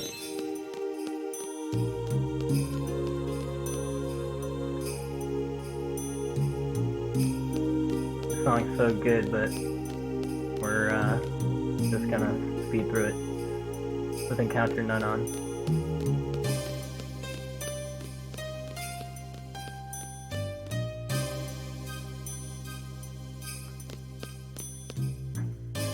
We just need to get an elixir off on the Abaddon. So I'm not sure if this is dangerous. Everyone isn't critical, which is scary, but I just need one person to use an elixir.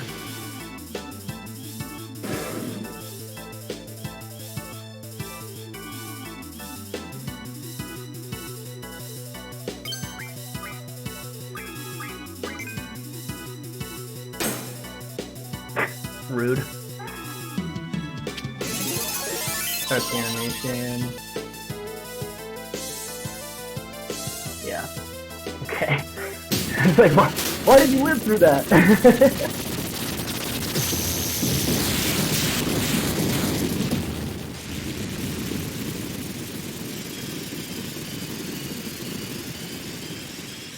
think everyone will be healed before... Well, actually, you know what?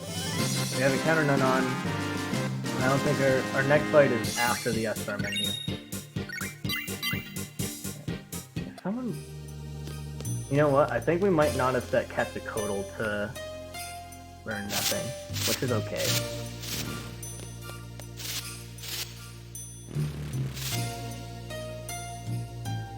We are gonna immediately go back into another Laguna Dream.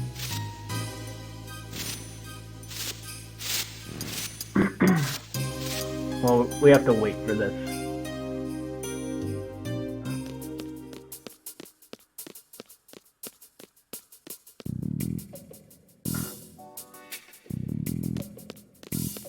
This stream is actually a little more complicated.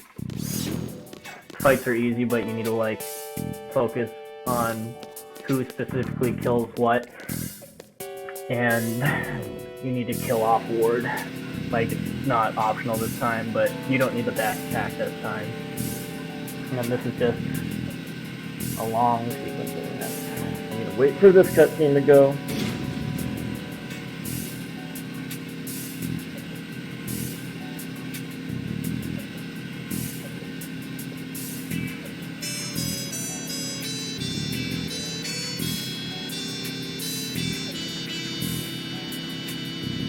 I will make sure that in the dream I'm focused up, because last time I got a little confused with the movement just because I was like, yeah, I think we just leave here. But yeah, I was talking to chat and stuff, and the last one I lost track of all the events that I was supposed to do, all the triggers.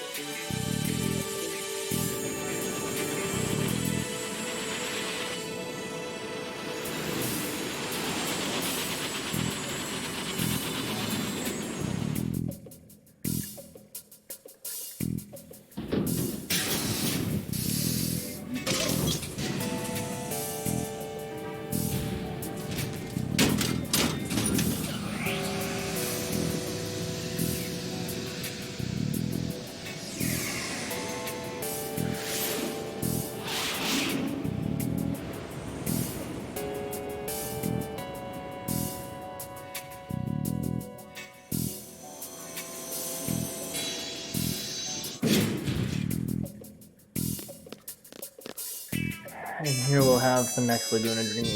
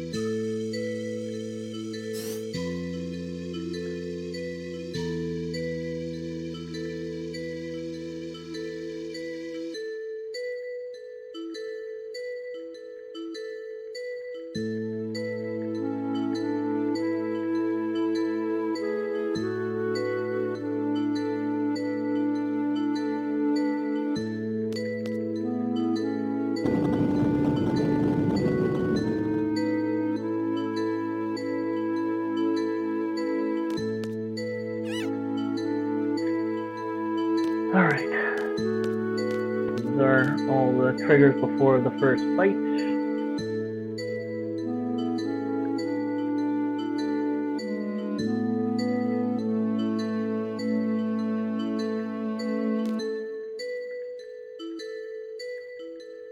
And we throw them this tool and they fall. No! Even though I know the move was okay, this breaks my heart every time. But it's on a wire. Laguna freaks out, but it comes back on a wire. But they're like, wow, you're so compassionate. You'd make a great leader. We're thinking of, like, overthrowing the government, essentially. We think you should be the leader of it.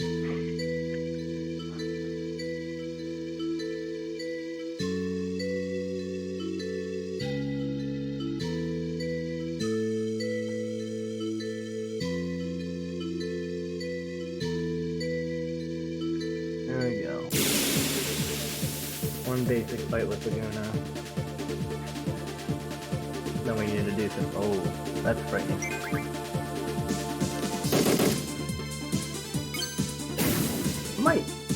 Might feel cool. I'm just a little nervous here. First option after battle, the junction.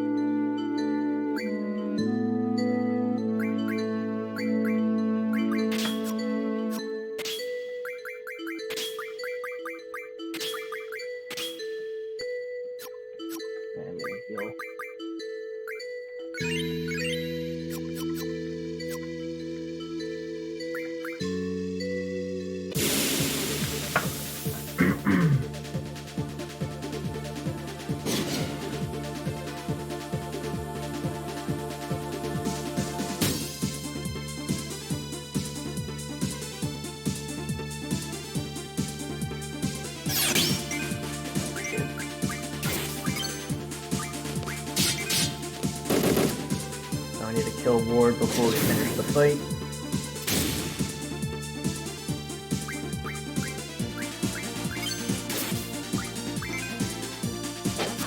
Oh, fuck.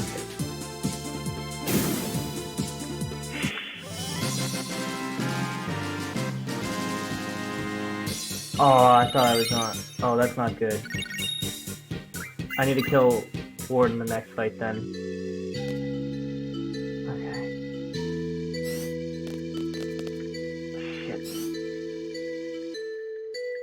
worried about that. Rally ho! Hello! How goes it, Mumbin?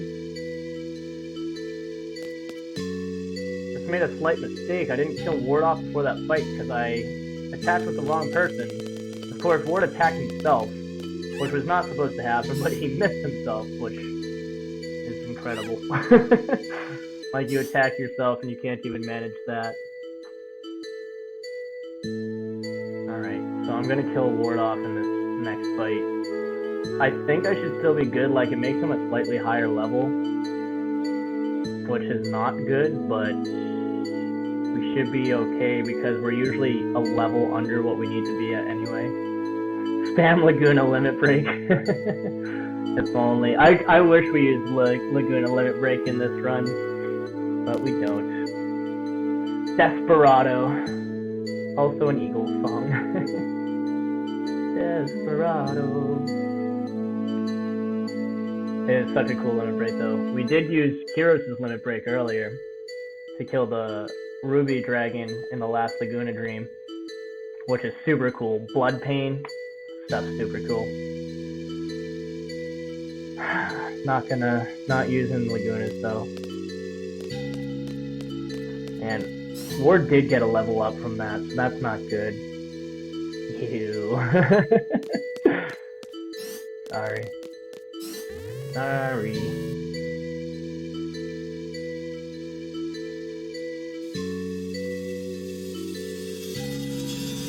We have to watch this elevator animation every time. Really hope that level really doesn't mess us up in the end of the game. That would be terrible.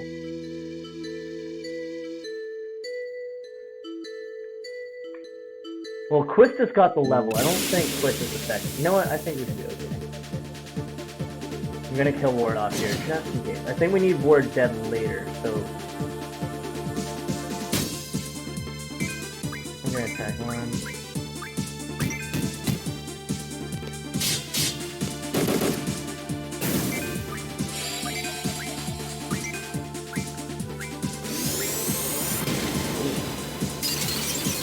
That's not good.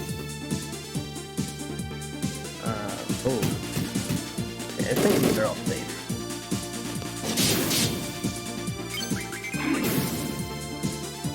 Okay, we should be good. Blood Pain, Lame Stomp, Laguna Break, far superior. Maybe, but it's far longer, unfortunately. I actually really like Kyros' Limit Break.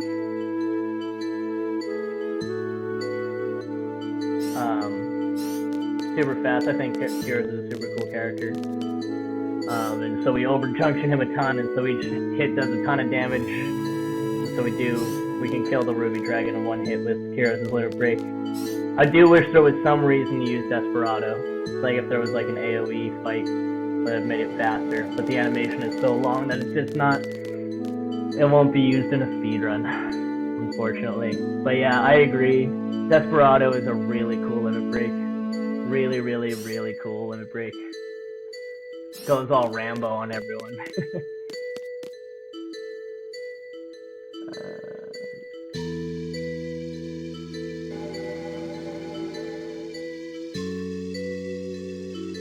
Alright. Hopefully that one level on board isn't a big deal. We'll see. I think it was more important for us to kill Ward to have him dead after the dream, not because of that level. He's junctioned to Quistis, and Quistis isn't used. Well, she's used in SR, but we don't really care about that. Ah, they got the attack off, really? Same.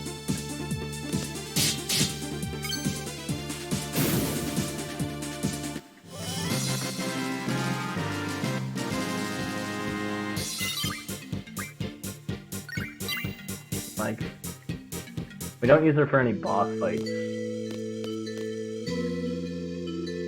I don't know. Maybe it's important to have her dead during the SR fight. I'm not sure.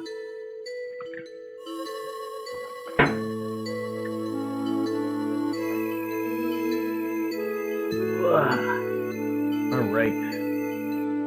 do this. I think one more fight here. And then we're going to free Alone from this prison that they have her in.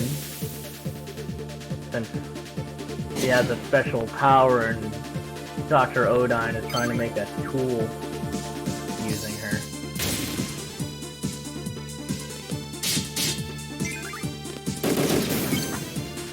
Alright. So they have her in this thing. But we're gonna free her. And then we're gonna come back to the real world and actually be an S-Star.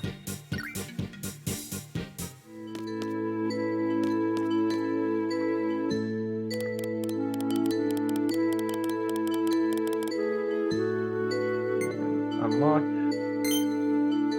Don't spam, because if you spam, you'll accidentally do the whole animation for the computer again. We just need to go down, reclaim Alone, and be on our way. This is the last Laguna Dream. So the next split will actually be after the S-Star menu.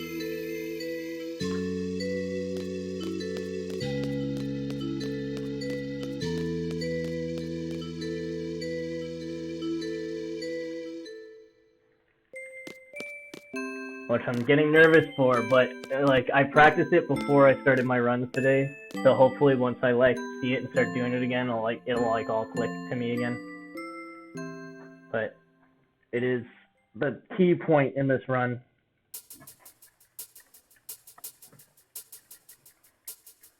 Whoa, what? 4 minutes ahead all of a sudden? What, dude? How did I... What time did I waste in there before? That's crazy. Jeez. And this is with 5-minute time loss, so we could be almost 8 minutes ahead right now if I didn't have stupid time loss in disc 1. I almost reset. But I kept going, and here we are almost 3 minutes ahead. With huge time saves coming up. Huge time saves coming up.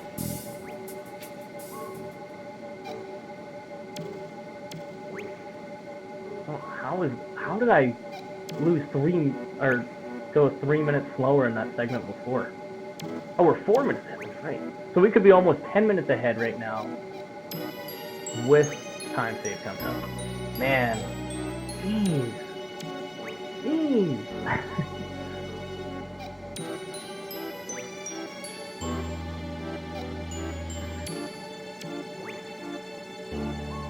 Alright.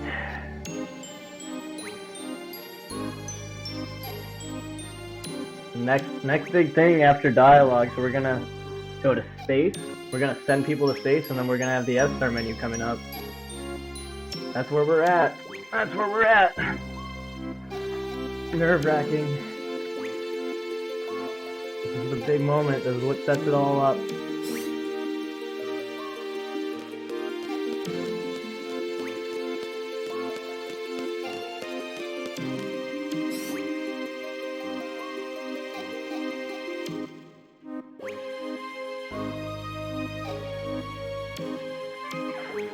Yeah. Smashing really does get exhausting. That's why they don't let you use turbo controllers. They want you to have the stamina to play the game all the way through without holding buttons. You gotta mash the button.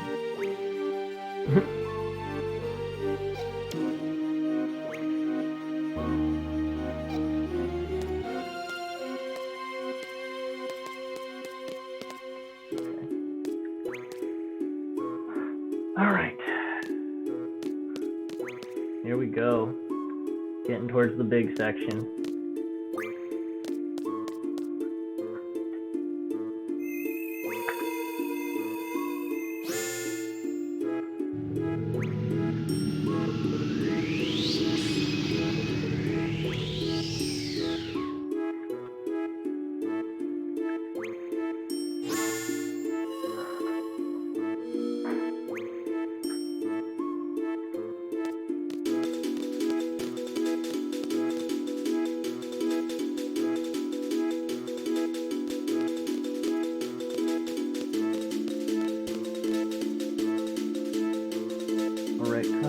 Now we're heading towards the lunar gate, where we're gonna fire ourselves into space.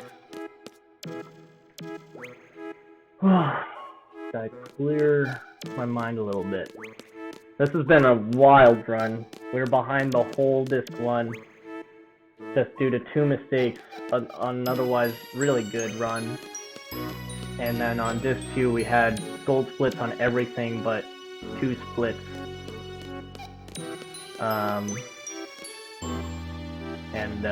Here we are on disc 3, starting out pretty solid too. So we caught up and actually pulled ahead, and here we are, now 4 minutes ahead. Going into a time save, expected still about half an hour of time save from here. Alright, I need to find my way though, I'm not very good at navigating the SR continent, unfortunately.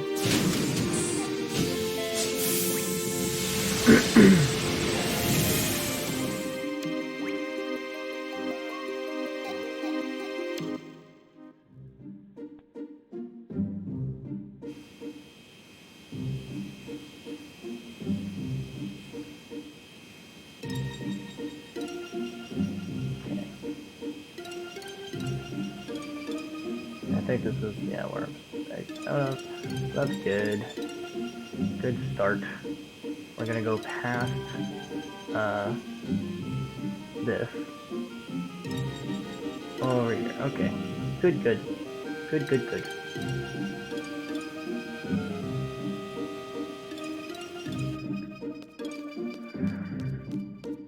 Okay.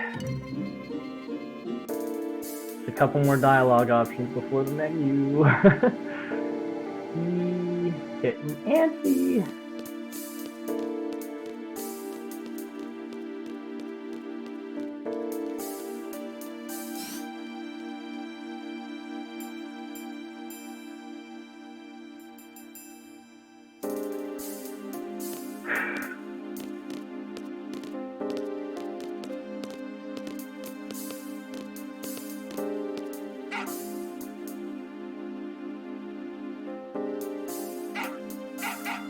Smashing through some text.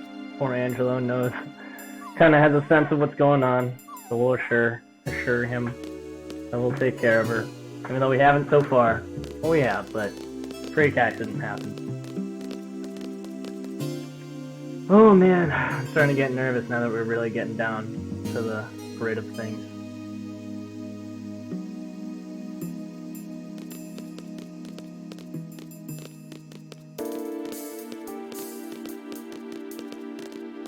I'm deciding whether I should safety save before the menu or not, because the whole point is to not have to reset, so I'm hoping not.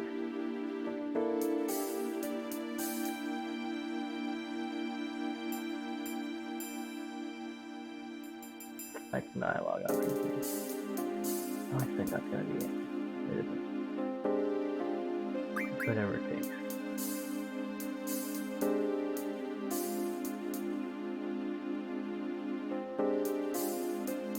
Trust Zell here.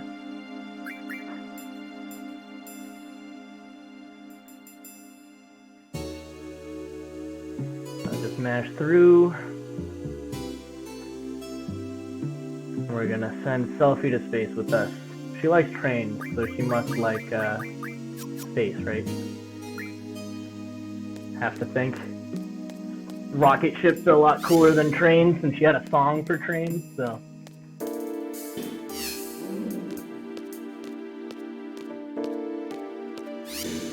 Alright, here we go. Getting ready to head to F-Star. I'm so nervous.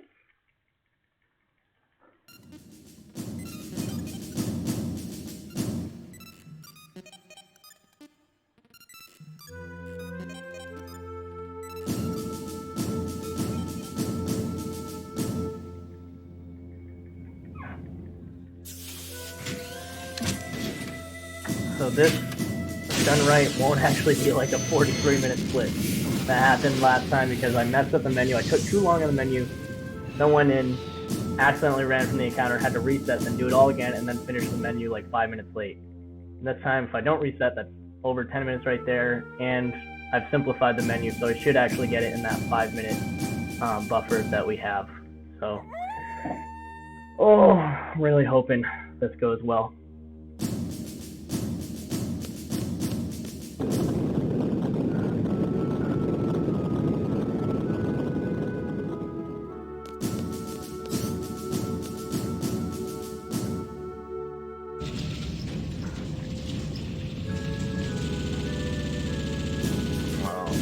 Nice audio glitch, which adds some lag, unfortunately.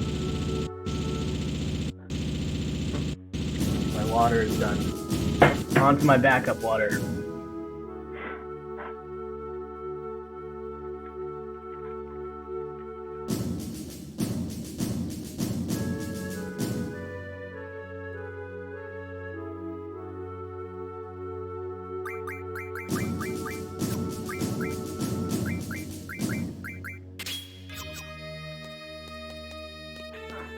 Go. I don't think I'm gonna safety save because the whole point of this is to not reset. Very nervous.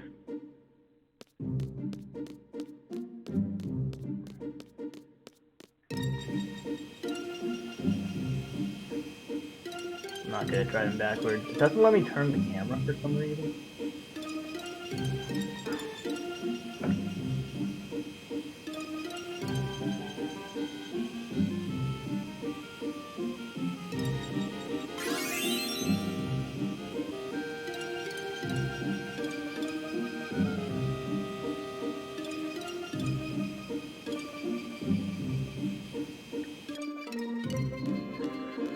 Alright, here we go. Here we go.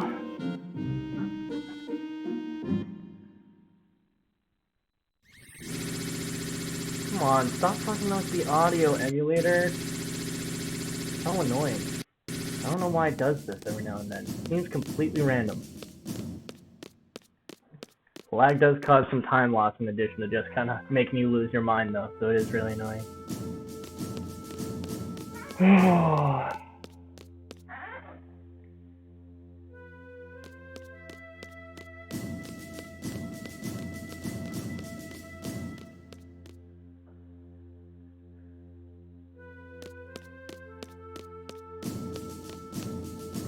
There we go.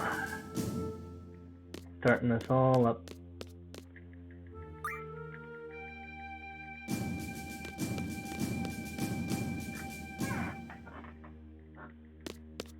And here we are, IRL, in the same lab we were just in the Laguna Dream.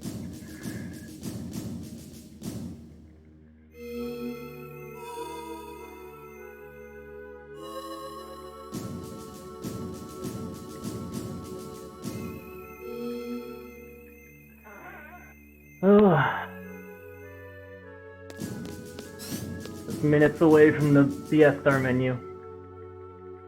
Simplified, but still can't mess anything up. Gotta get it done in time.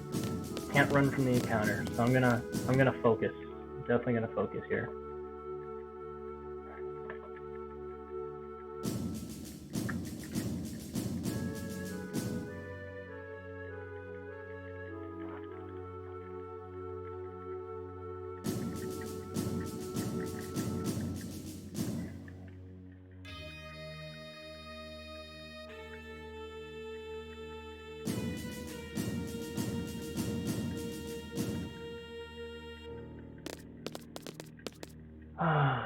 More mashing. I hate mashing. Why won't they just make turbo controllers legal? I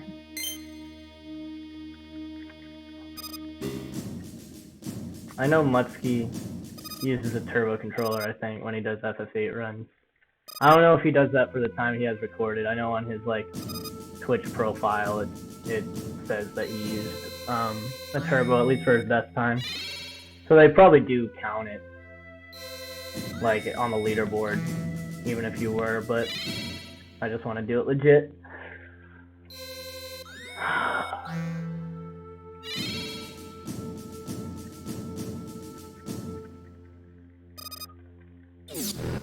Alright.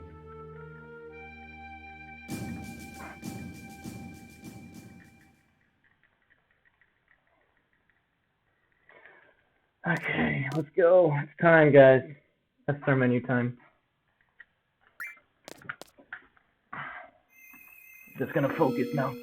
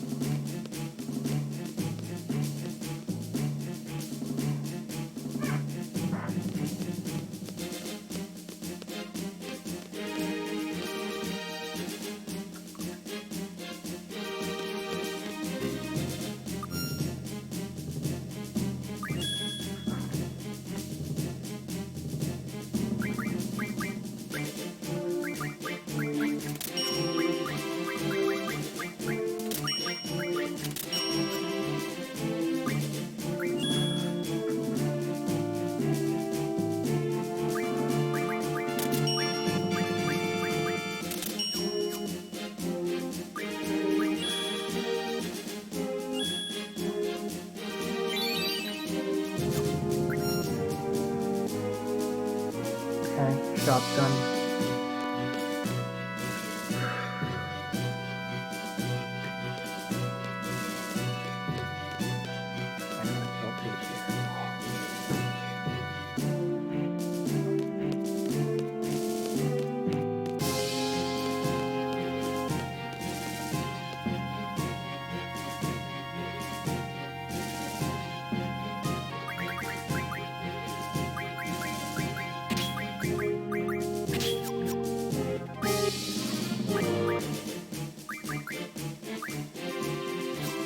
Oh, he still doesn't have MRF. That's not good. Alright.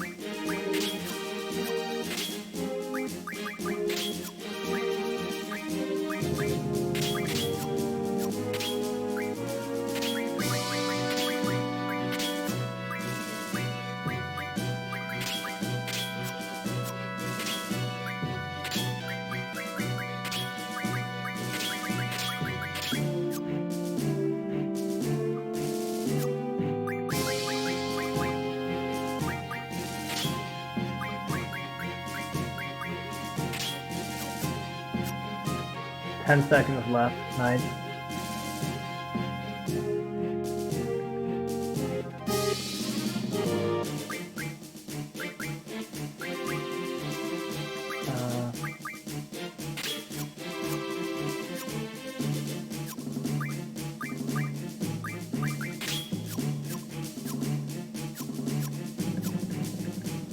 Alright, I needed to do that, so I lost some time there, just because Ifrit wasn't level 10 and I expected him to be level 10, but I want Ifrit to get more experience, so I'm going to have to adjust my menu in here.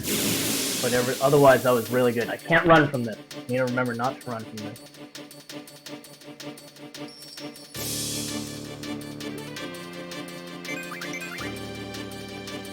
Hopefully Ifrit will level up here, and then I can do the menu inside. Let's see if Ifrit gets a level. We really need this.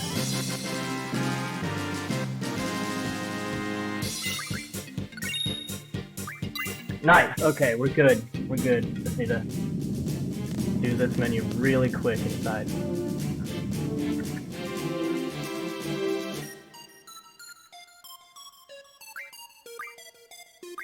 Where's Zell now? Where's Ifrit?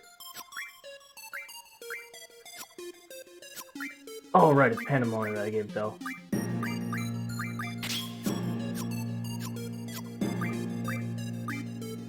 Where's the Dia? Holy fuck, man.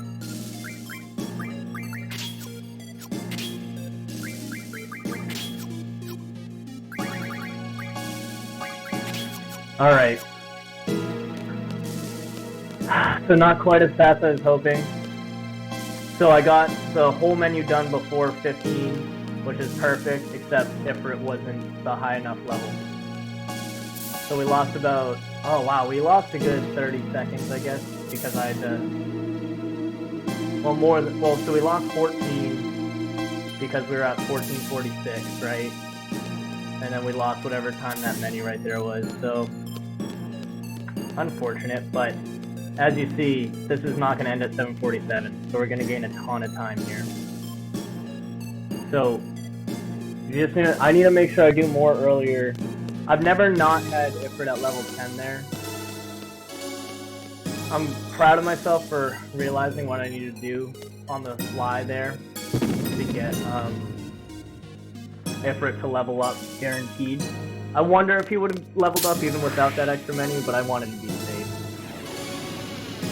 Oh, I need to learn AMRF. I'll remember to do that on when I get into space. There you go. Now we're 21 minutes ahead, almost 22.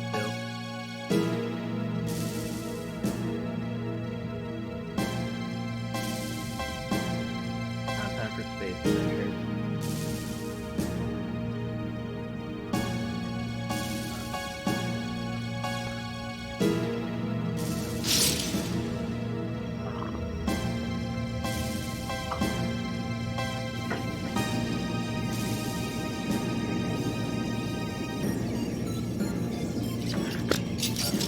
Stop smashing here, we're just in the cutscene. Relax.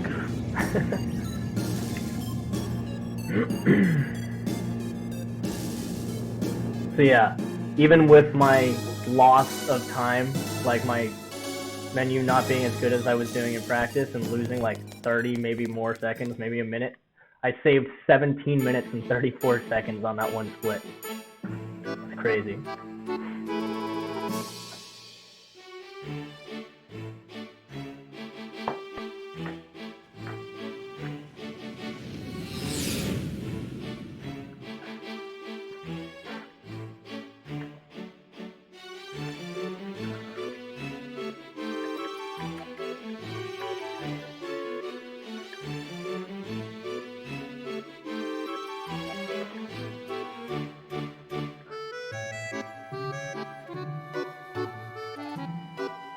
And I still could be even 5 minutes more ahead from disc 1, an emulator error, and me just messing up the Zell Card manip after getting the right frames and everything. Messing up the Zell Card manip after entering all the information in, so really slow messing up the manip. It'd be quicker if I hadn't already entered in all the cards and everything. But all I need to do is press the button at the right time, and I pressed the wrong button. And that's what messed me up. Lost 3 minutes there. Lost 2 minutes due to an emulator issue and a reset on Diablo. And then lost like 30 seconds to a minute changing from disc 2 to disc 3. So a minute there. So that's 6. And then probably 45 to... So I have like 7 minutes of significant time lost in this already, and we're 22, almost 22 minutes ahead. Which is like, wow, encouraging, but like, man, means I'm gonna have to do another run. No matter how this ends. It could still get killed by Ultimecia, but hopefully we get, even if we get world record here for Emulator, I'll probably have to do another run just to improve upon that. But maybe then I'd move on to another system to start competing more with actual times and stuff. Alright, do a quick skip here. You can actually enter the door before they come in.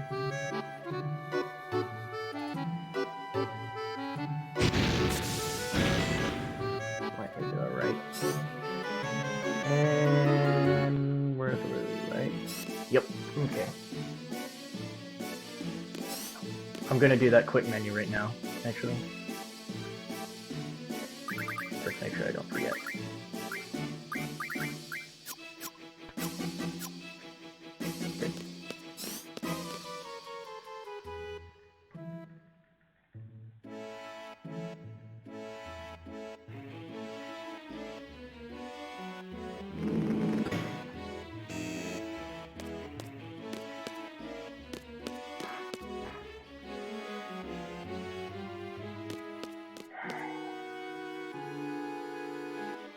I guess it is slightly faster to get a loan before this, but I haven't practiced it, so I'm just going to do this part the way I practiced it.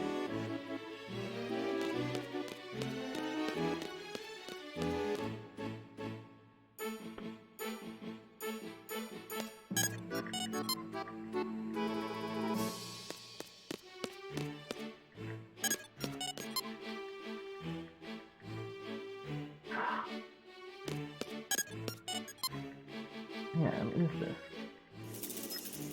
Okay.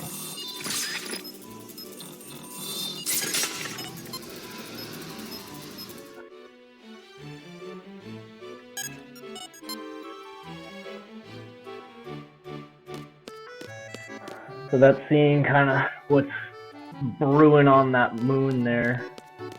It's gonna start the lunar cry. Gonna go get a loan up here.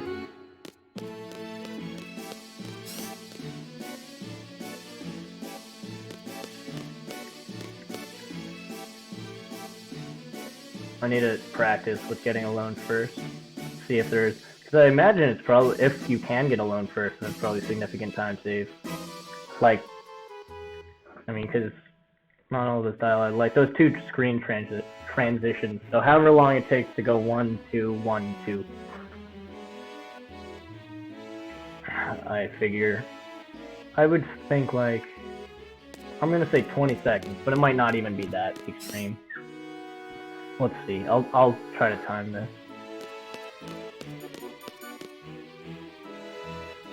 So it's this screen.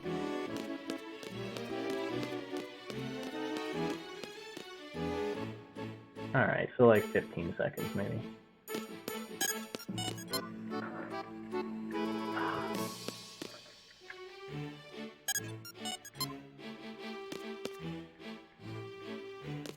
Wait, what?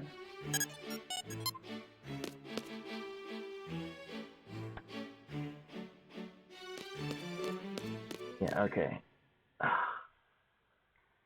Oh, I get a loan, and then I don't go back to the... Right, I'm stupid. Okay, so it's not that much faster, it's only slightly faster. Okay, I'm stupid. I think I did the same thing on my last run. So, this is time loss, this will be time save, hopefully on my next run. But it shouldn't put us very far behind my last split, because I think I made the same mistake.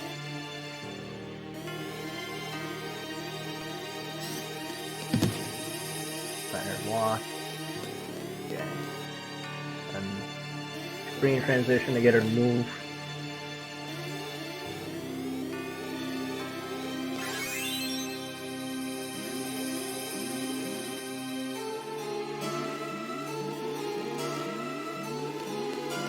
And then she should be on the screen now. There she is, good.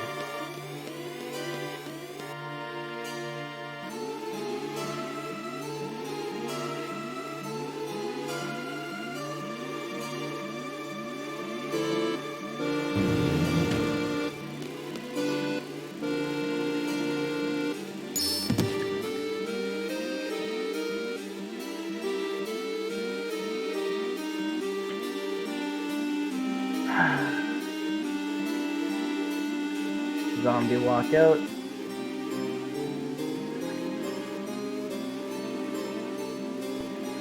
I forget why sending her to space they thought was a good idea. The body's in the way. That's annoying. Alright, here we are. TIE Fighter! We're back in Star Wars land.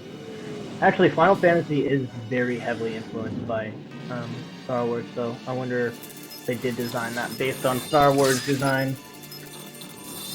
Here we go, the lunar cry is about to start, which sends all the monsters from the moon to the planet.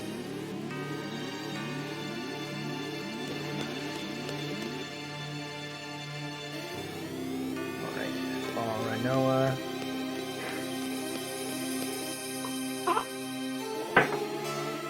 Launch the cutscene. And then go through the door on the right. Took me a long time to find this door on the right. I didn't notice it next to this guy's body. I kept trying to go down, so you have to go right here.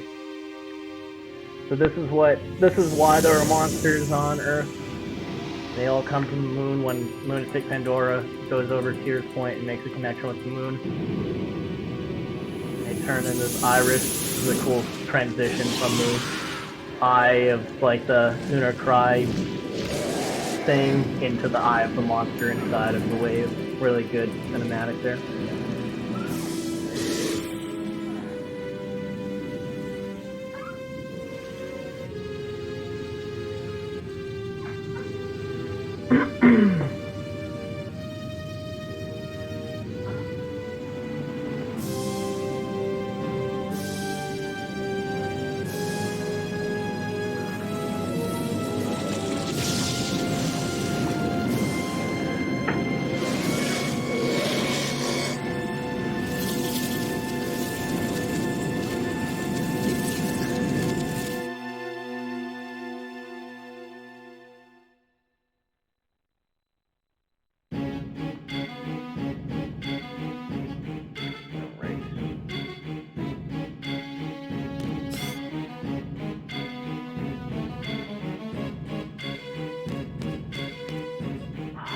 Didn't unlock, that's annoying. Alright, not a big time loss. I'm gonna go over here. And this is the weird part, I just kind of wait for some text here. Don't actually need to follow her all the way. So I can't go too far back.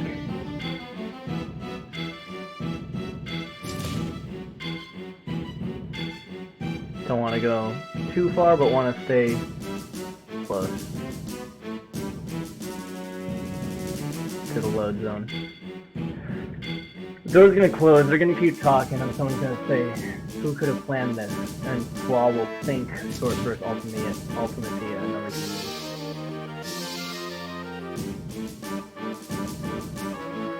Should get it in a sec.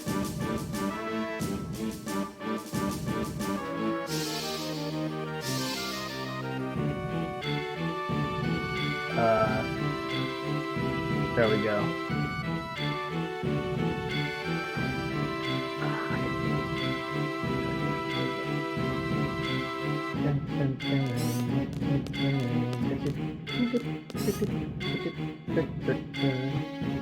Great music. Alright. Almost at the propagators.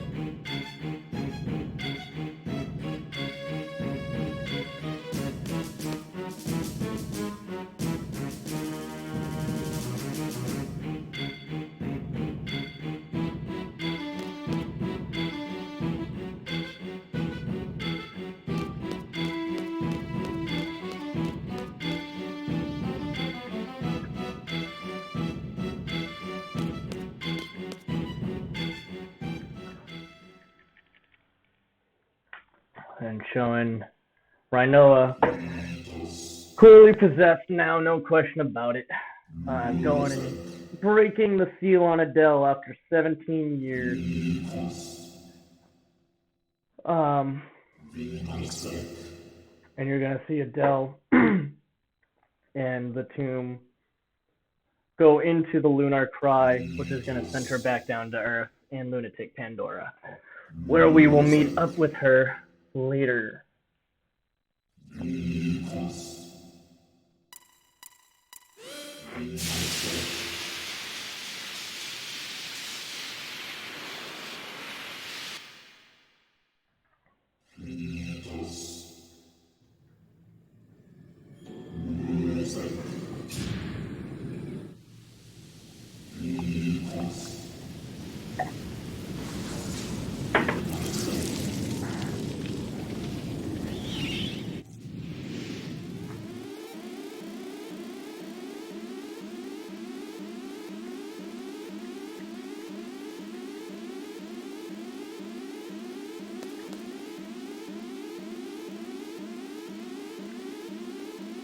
Now Squall's freaking out, and he's trying to get Alone to help him somehow. They don't really know how. Squall's like hysterical now, which is quite a change in his character from before when he didn't open up at all. Now he's really showing his emotion.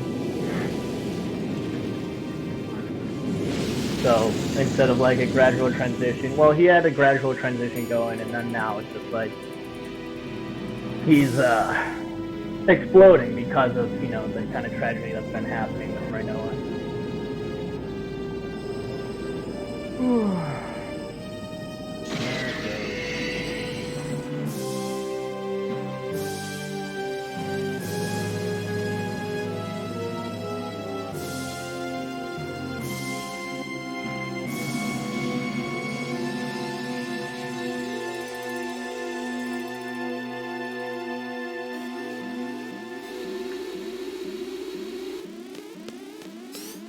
Make sure not to soft lock here. I'm just gonna let Alone run in. Yeah, okay.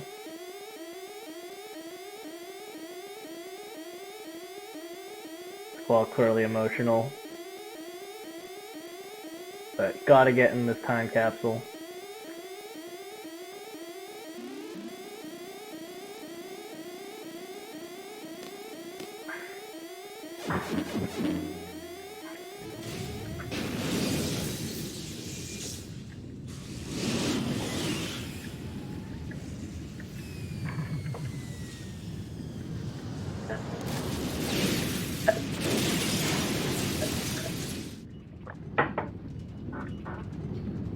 And so Alone's gonna try to take Squall to the nearest pass of Rinoa, which is while she's just floating around here.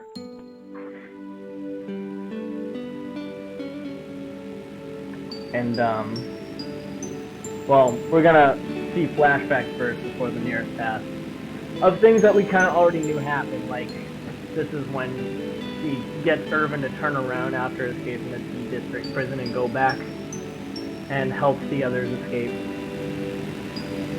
Then we'll see her asking Zell for Squall's ring. So yeah, what else do we see here? But ultimately, we'll eventually get to the nearest pass, which is her floating in space, having regained her consciousness now that Ultimacia no longer needs her, since she already freed Adele from her tomb.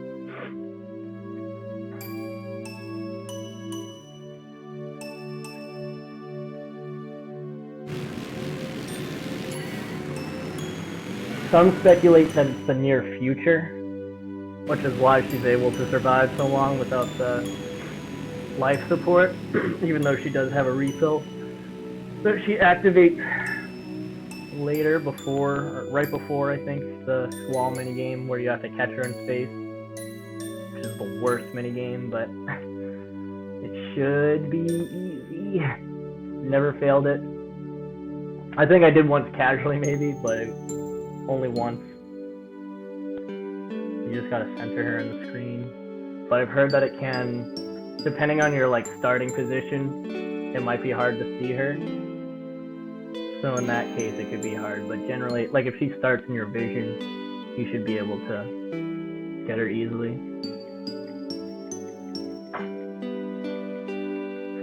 I'm not gonna safety save in the propagator split, but I will have to do one extra menu compared to how I did it before. Since, well, no, because I did still get initiative after propagators before, but this time I'll get after 2 and have to set her to learn speed J as well.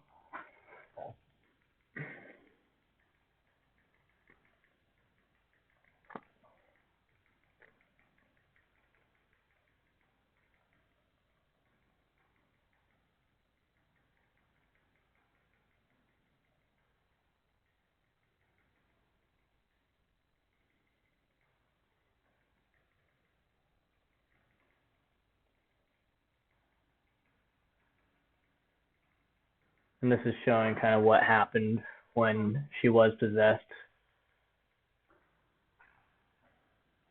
And she passed along Ultimacia's message to Cypher here, telling him to go get Lunatic Pandora and put all the plan of what's happening right now in motion.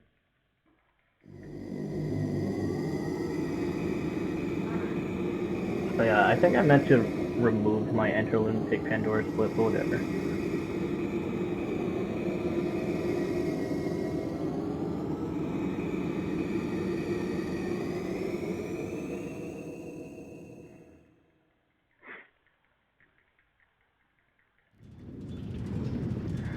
Alright, now time for this terrible minigame.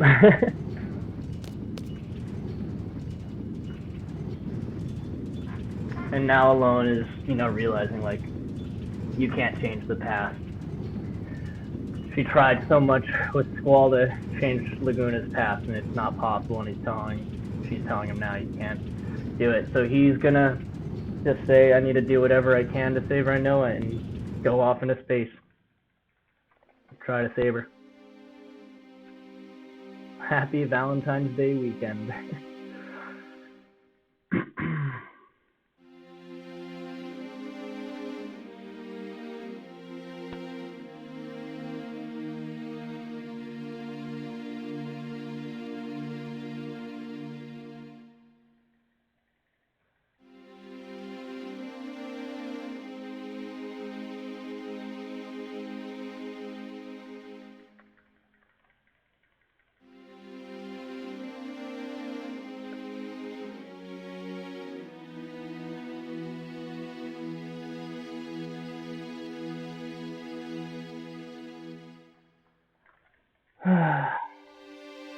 This part's boring. I enjoy the propagators part.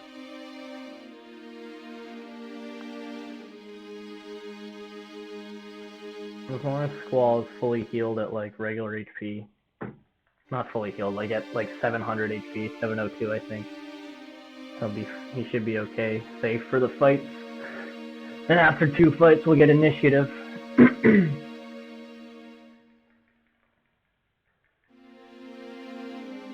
I need to think of how to ensure that Ifrit will be level 10 before that S-Star menu. He's been level 10 every time so far. So I think it's more around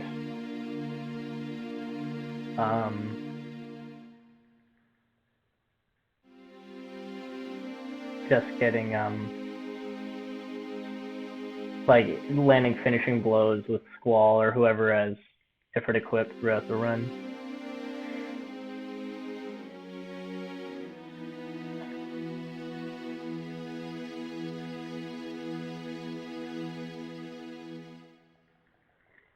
I'm trying to think, because I don't think I did any extra encounters last time. I might have done one on one single Galbadian soldier after the Dalit escape. After you come out of the pub, if you don't have the correct step count and you don't walk, you can get a forced encounter with a single guard instead of the spider. Have to kill them. But I feel like that wouldn't be enough experience to push Ifrit over the edge, but maybe that is how close he was.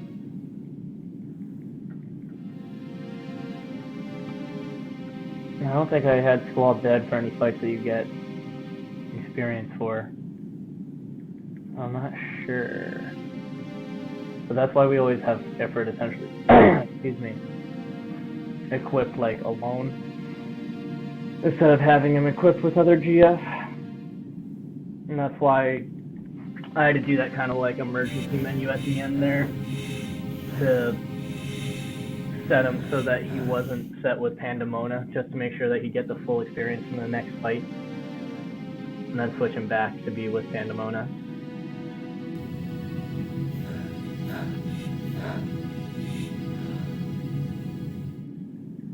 But I wonder how close he was. I don't think I checked how close he was. That's what I need to do, because if he's under 100 away, then I didn't have to do that safety menu. I could have just had him learn MRF after the entrance fight.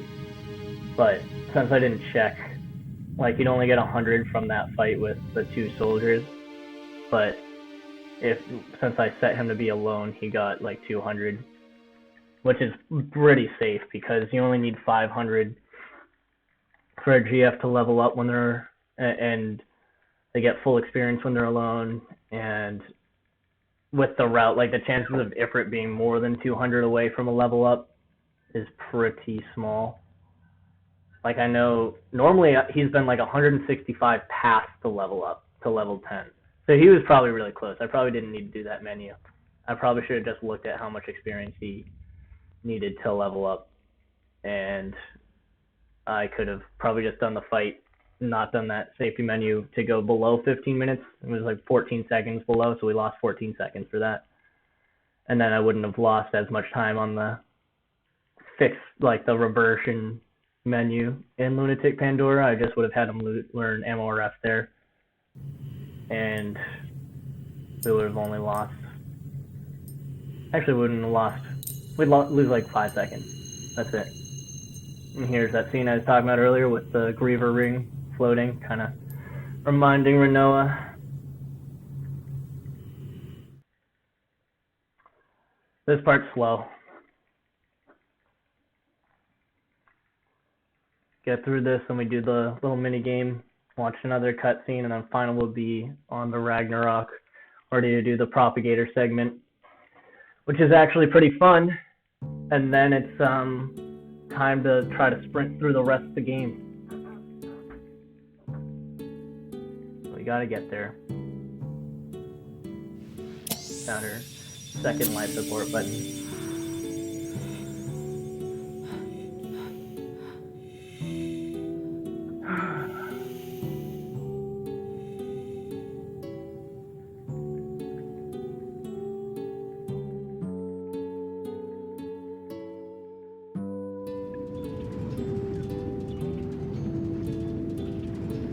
Alright, go get her, Squall.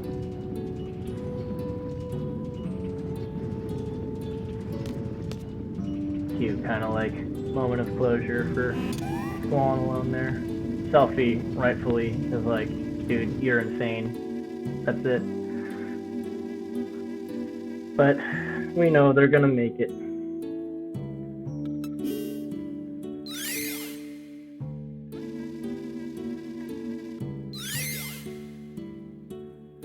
Finally admitting his love for Rinoa. No real plan, just like, I need to get her, I need to do anything I can. I can't just let her die. I need her in my life. So this is the lovey-dovey part. Okay. There she is. Alright. So we just gotta center her. I think holding square is the turbo.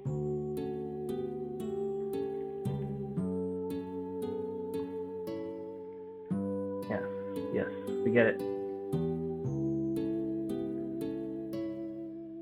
Trying to turn left so slowly. The clock's gonna tick down all the way no matter what, and you just need to be centered around her, have her centered on your screen when she gets to you. I'm gonna keep going to the left.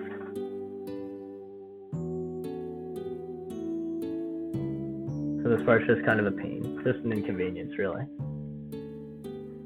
but it should be okay. I'm getting things in my eyes. Oh, I'm feeling tired.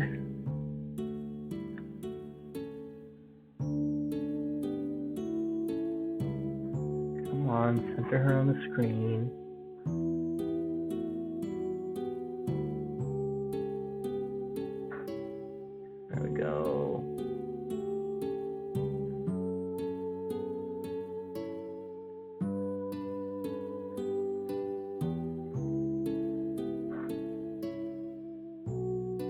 should be good here.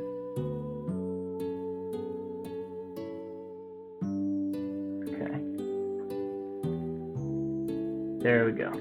Hey, minigame complete, guys. We did it.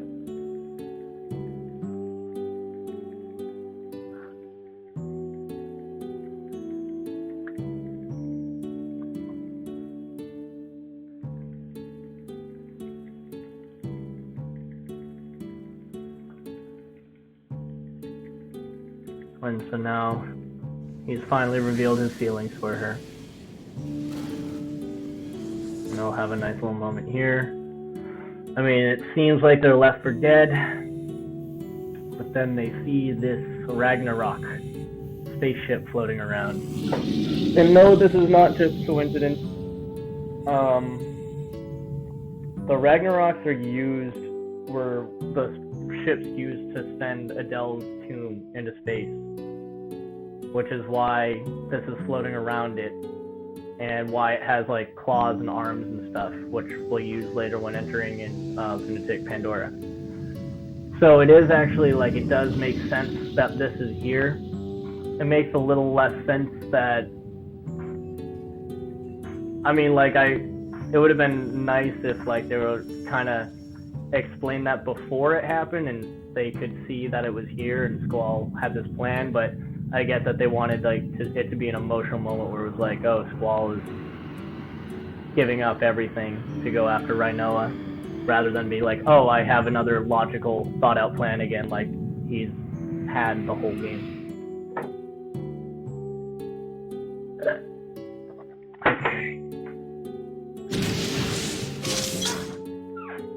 I'm not gonna safety save, but I am gonna do a check on HP and stuff. Make sure that Squall's okay to survive a hit from the propagator, because we don't have initiative yet and won't for 2 fights.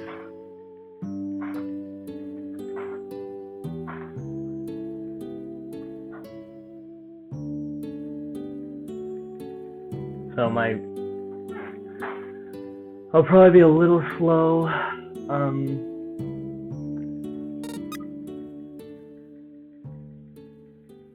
Because a little slower than my last split, based on the fact that I need to do a little extra menuing, but hopefully I'll save that time with not saving, so we'll be okay.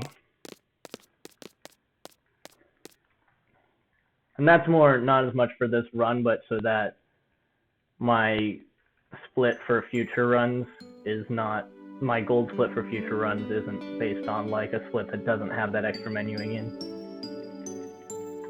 And it will actually base off this.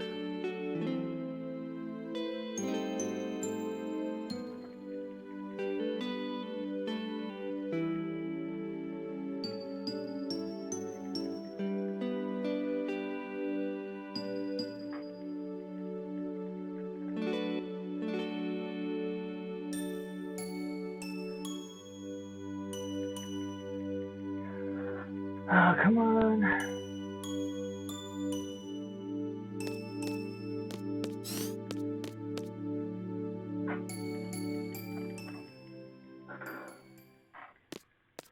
And now we get introduced to the propagator.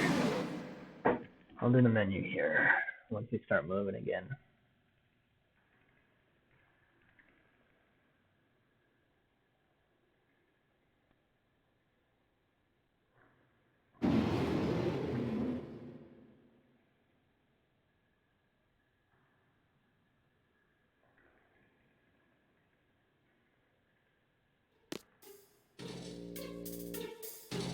Should be okay.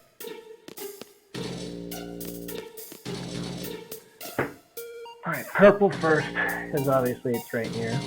So.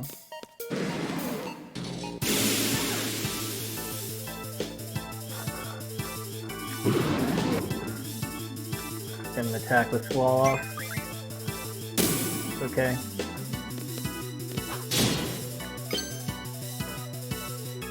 One more should give us initiative. And then we'll do quick menu. No, unless we messed up something earlier. Which I'm worried about, but we'll find out after one more fight.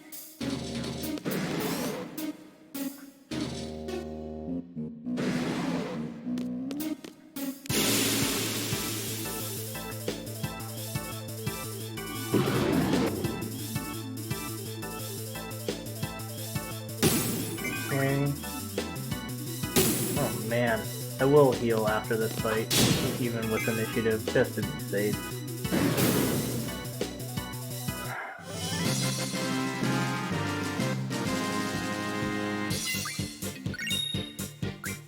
Nice, okay, we're good. We're good.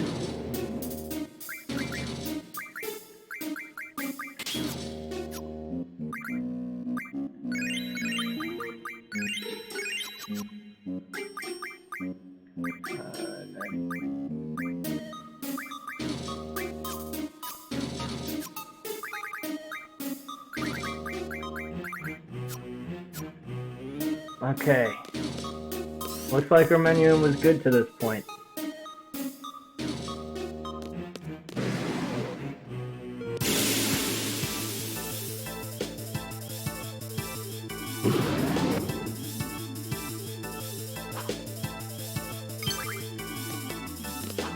Now these fights are pretty trivial.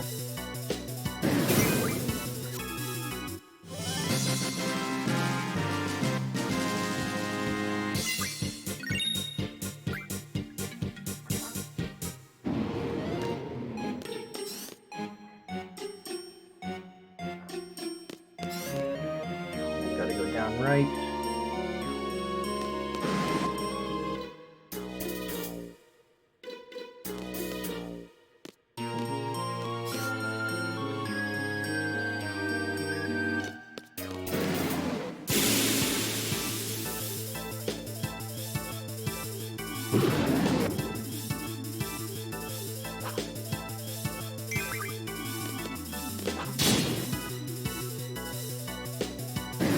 So I didn't really need to heal, but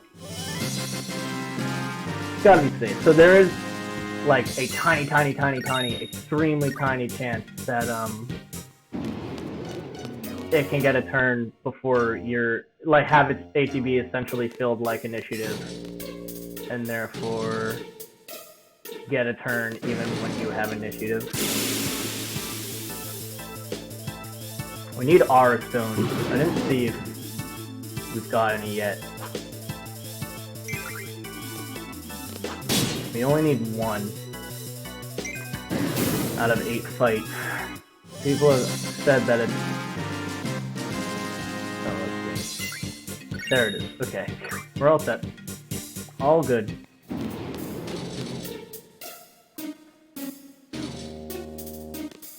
Yeah, I've never not gotten aura stone, and like they've said that it's extremely unlikely for you to not get an aura stone in 8 propagator fights.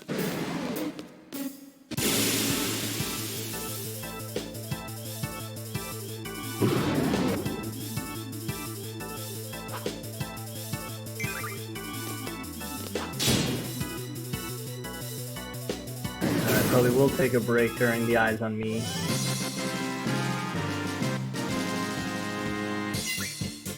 There's another aura stone. Cool. And now we're on to our last 2. Oh yeah, the body. You can get stuck on the body there. Like I just did. Not a big time loss though. Just realized it. And then we'll have 1 more.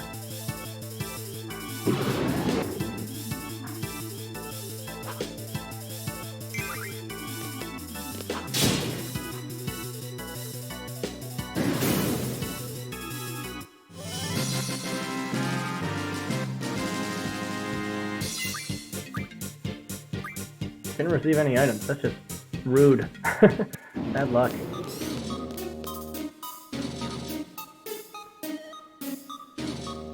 Yeah, straight up, then head to the conference room. Oh, shoot. Right, okay. I think that's why some people do a different order than me, because you can go back through that door but not forward through it. But I'll check. This way is still pretty fast.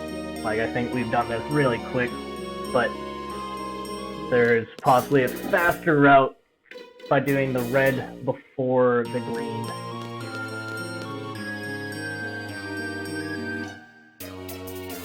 Here we are.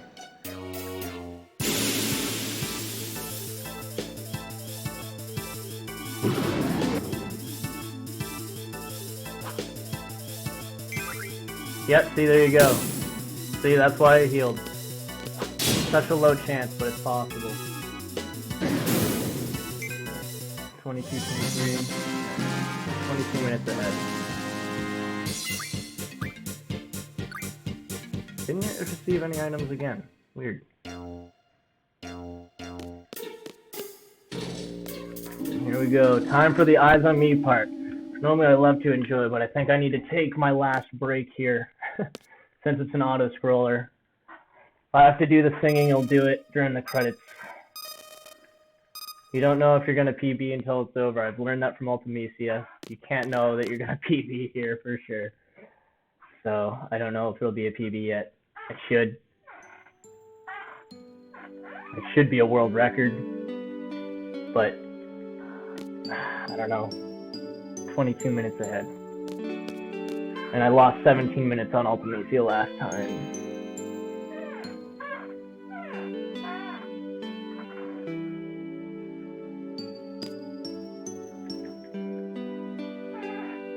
Talking ground control to Major Tom.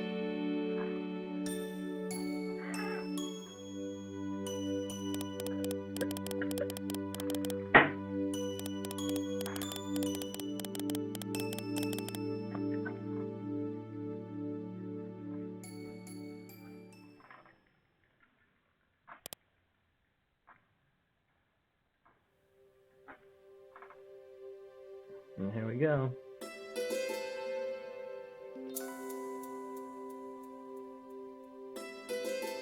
Alright, I'm gonna take my break real quick.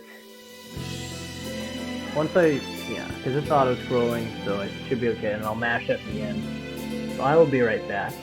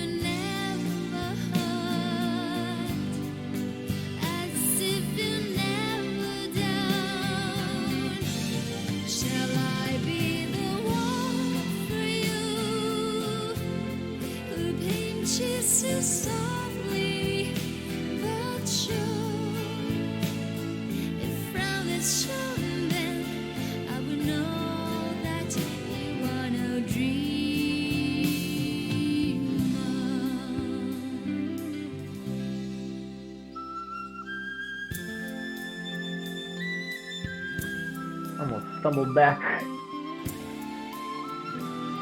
So I think they said, so you can let this auto scroll, but it's a little quicker to mash. I don't think you actually need to mash through the whole thing. I think it's just that, like, the song plays and there's probably a lingering text box, so as long as you just, you know, close those out, it's probably faster. I think it's like, they might have said 4 seconds, but it might even be less. It might be like 0.4 or something, I don't know. But this is a great break spot, because I think the song's like 5 minutes and 26 seconds. So you can actually take your time to like go and not feel like you're just sprinting around.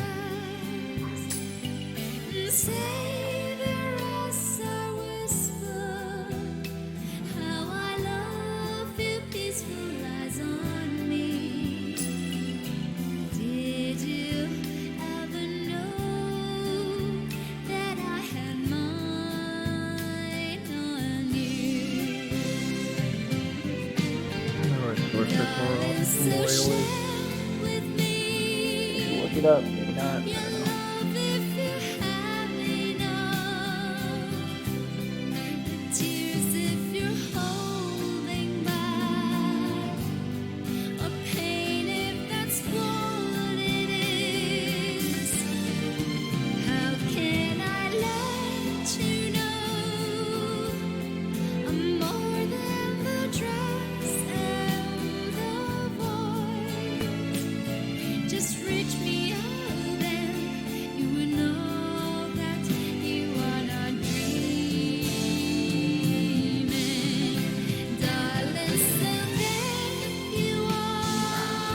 Almost there. It is a beautiful song though. I love this. Very cute. And so it's written by Julia, the girl from the bar from the first Laguna Dream that he met up with. And it's about Laguna. It's written by her about Laguna.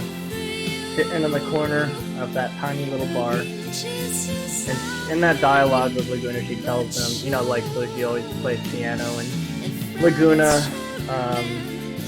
is always watching, but she says she's always wanted to sing, and so she falls in love with him, but he leaves for, you know, the war, because he's still a soldier at that point, and then he never comes back, and you can actually find, I forget what it is, I think it might be a magazine, like one of those, I forget what it's called, but it says how, like, she fell in love, but she married General Caraway, but her true love left years ago for the war or something. She actually is Rinoa's mother, and she marries General Caraway, but yeah, she was in love with Laguna and wrote that song about him after their little fling that they had. And of course, Laguna ends up with Rain, but.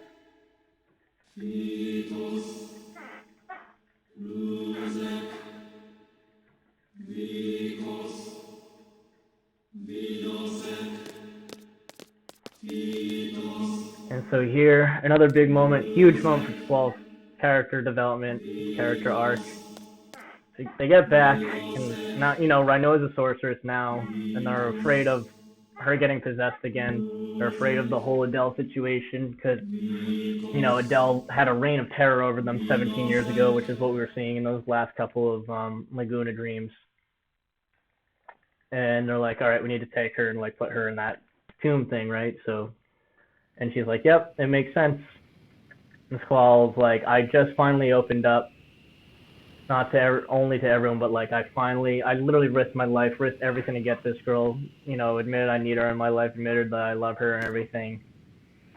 And now it's just getting taken away from me again. Just like it always does, you always end up alone, just kind of reinforcing his negative theory, because, yeah, so far it's true for him. And this is why he was the way he was for the beginning of the game. But he's finally going to express, you know, he can't let her go. He doesn't want to. I mean, she is going to go. She says she has to. And he's just going to have a tough time handling it.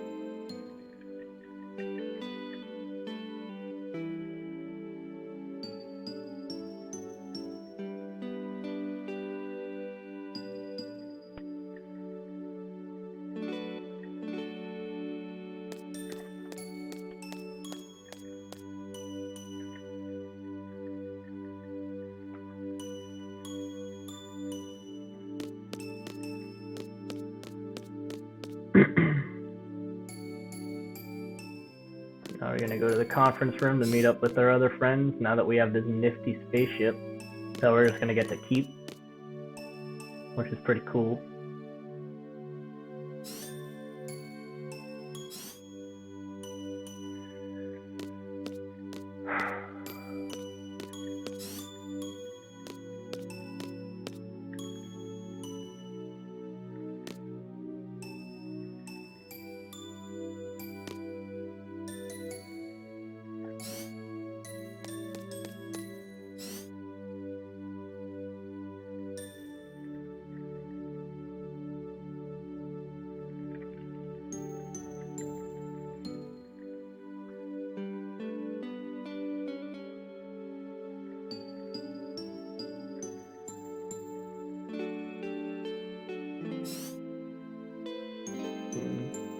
everyone's gonna come back, and it's like a joyous reunion, but, you know, the news of Rinoa.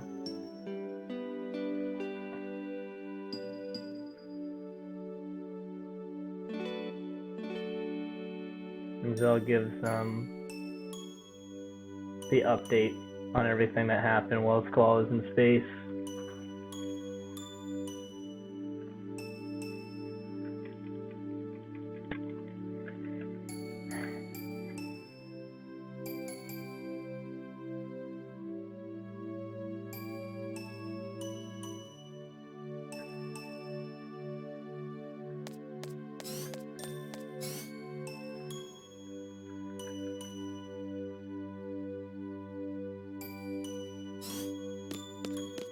Now they're talking about how she went, and Squall was like, well, it's her decision, so I respected it. They're like, dude, come on, this is like not acceptable, let's do this. And Squall's like, yeah, no, you're right.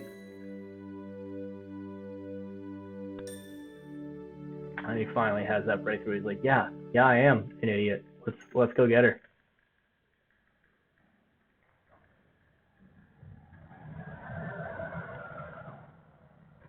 Finally gonna do it.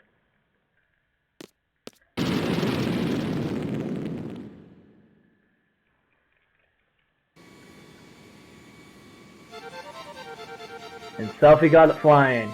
Because of course. So here we are, and finally actually have a way to do this.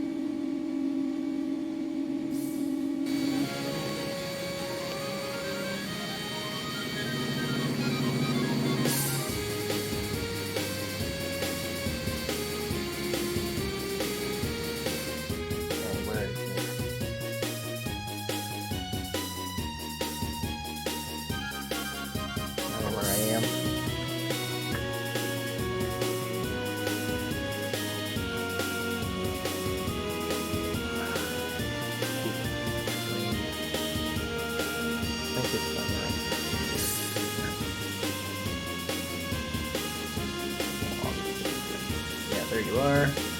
Alright, not bad.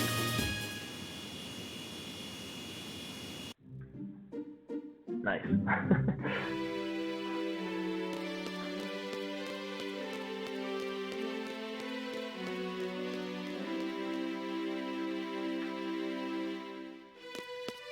And then we get another one of the classic scenes from the opening FMV.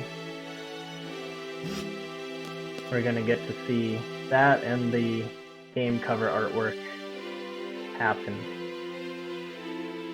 in just a second, just a minute. I'm like, hey, what are you doing? Like, the guards at that were like, oh, you want to see your comrade off? That makes sense. We'll let you in. And now they're with the scientist. I'm like, what are you doing here? And Squall's just like losing it. He's like, look, I don't care, man. I'm getting her back. And they're like, yeah, you know what? Fuck it. Let's threaten them. We don't care. Right? Like, Squall's like, hey, like, what are you doing? He says, something I should have done a long time ago. Like, he's finally realized. He's finally, like, accepting he's not alone, and this is what he should have done. Here's that scene. And the switch from actual gameplay to, like, the FMV is so good. The dive, we get to see it completed on Valentine's Day weekend.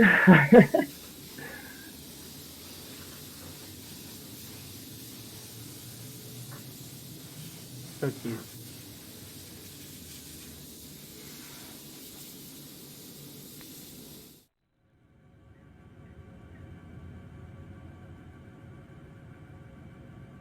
And there we go, he's finally like, I don't care.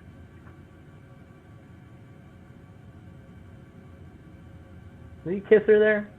Obviously they've been embracing. It looked like he might have actually kissed her there. It's hard to see with these graphics. I know they do kiss at the very end of the end credits. But it looked like that might have been implied there. Which is even more, I mean, hey. Bet she was crazy for that. I'd go nuts for that. What a man. This is Ward silently sending the guards away because he lost his voice. Feels like I'm lagging a little bit, which is concerning me. A little bit.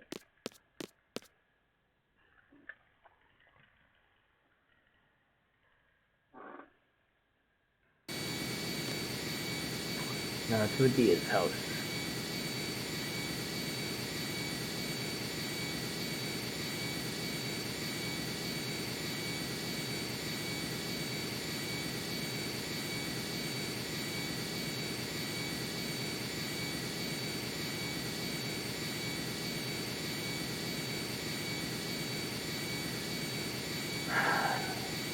Now we're gonna do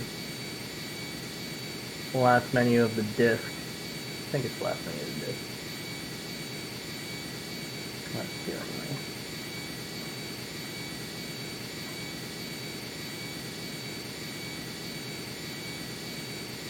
Go and have yet another scene from the opening. Actually, it's essentially the conversation that makes up the whole opening. Alright, let's go.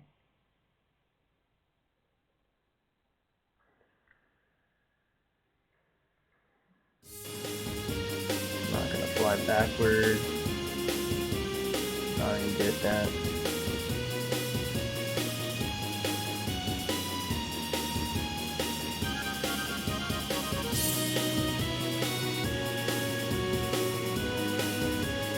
Lag so much.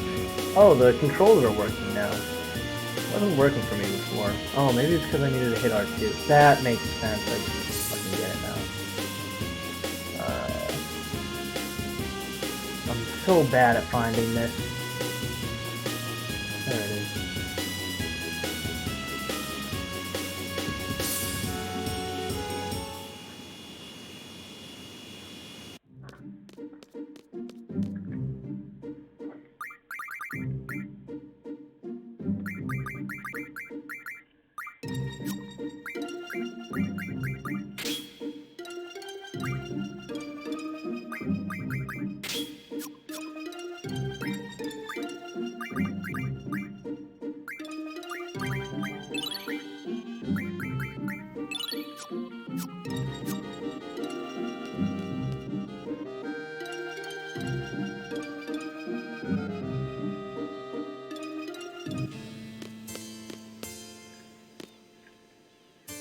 Which Erwin Squall, Quistis, all the yellows, yeah. Should good. And then on the way out, we'll switch back to Zell. Switch Rinoa for Zell. I probably will do a quick safety save, just in case, even though the next part is pretty safe. Oh yeah, talk to Rinoa.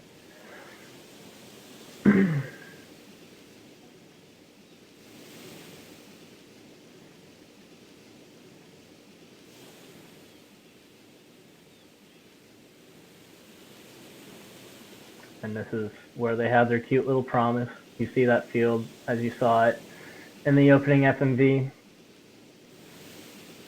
And, you know, Rhino is freaking about being a sorceress and being like, hey, Seed is supposed to come and kill me now, right? Like, that's what they're literally designed for.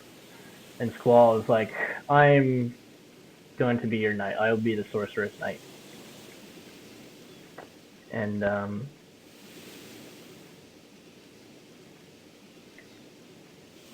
then they do the promise.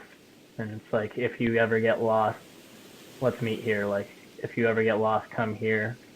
I'll be here, I promise. And that's like the words that are posted all over the like FMV that opens the game with Fliberry for Tally and all that. It's so cool. I remember coming to this casually and being like, wow, this is awesome. Just so well done. The whole game's so well designed.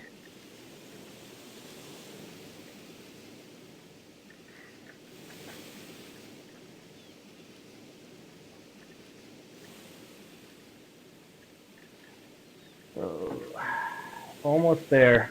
Heading towards the end. Almost at the end of the game. And it's going to probably come down to, do I get final party manip or not, which is going to be heartbreaking if I don't. I'm definitely going to play the Ultimecia fight safe. If Reaver cast Flare on Irvin, I'll also be fucking pissed.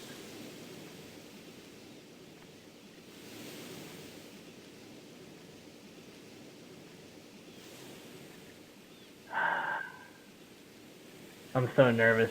Just so much can go wrong, whether it's in your control or not. Alright, let's leave.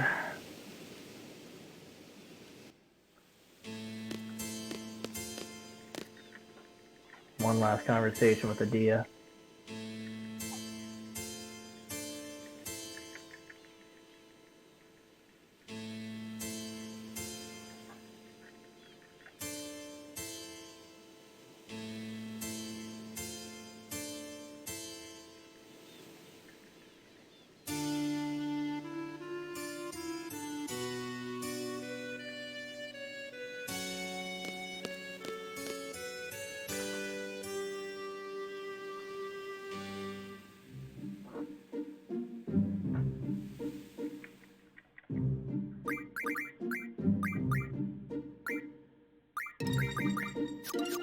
I need to heal. Holy fuck, man.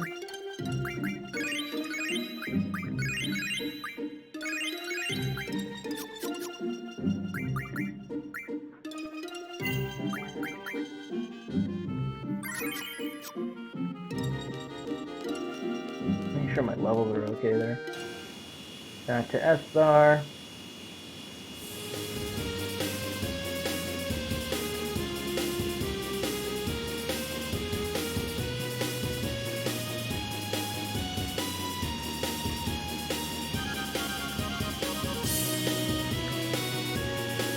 Okay, now I can fly backwards.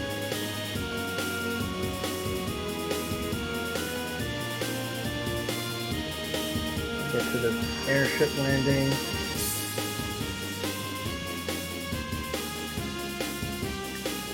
There we go.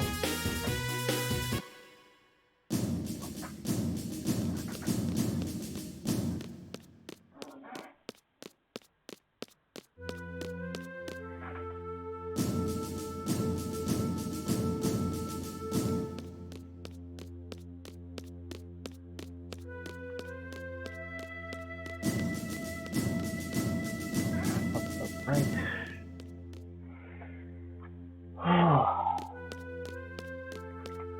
Starting to get real, guys.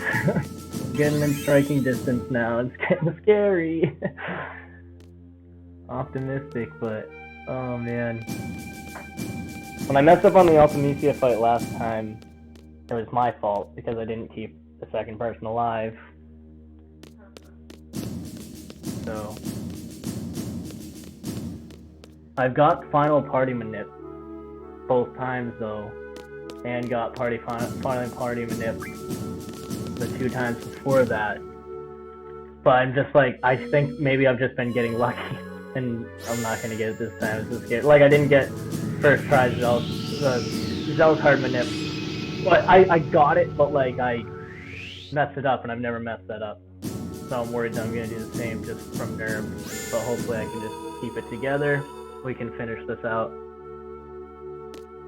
There should be less than an hour left if everything goes smoothly, but knock on wood.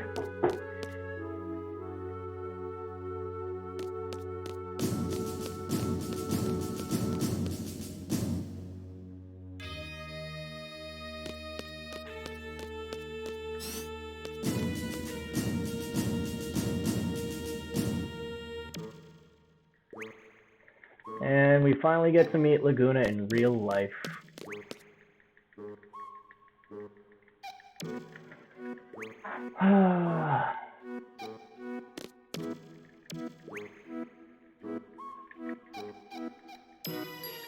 Get Laguna.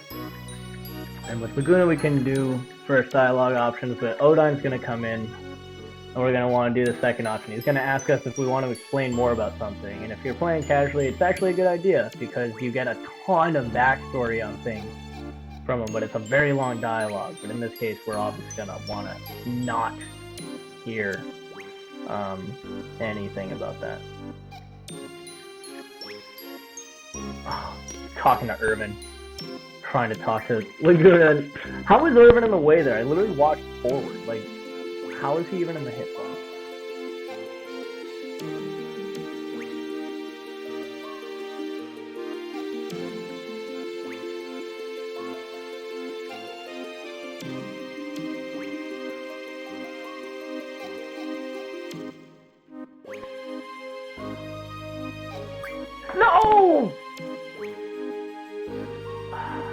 See, this is why you don't take that option.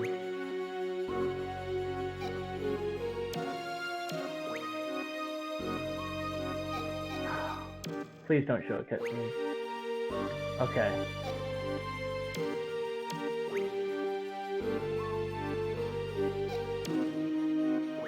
No! No! Man, see, this is a huge time loss.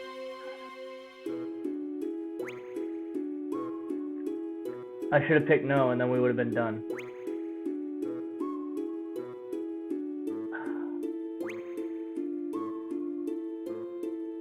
See, I usually play it safe there, and this time it's like, oh, let's just mash through and then get to it. But there's not a clear enough cue as to when you get that dialogue option.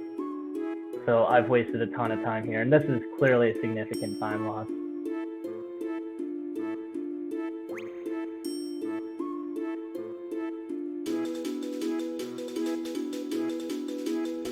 I'm worried that there might be another dialogue option now, because you're never supposed to get this far.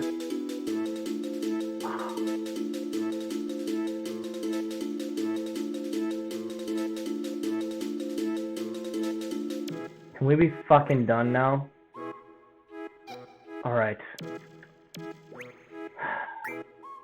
Alright, that was a time loss, but whatever. Damn, that was rough.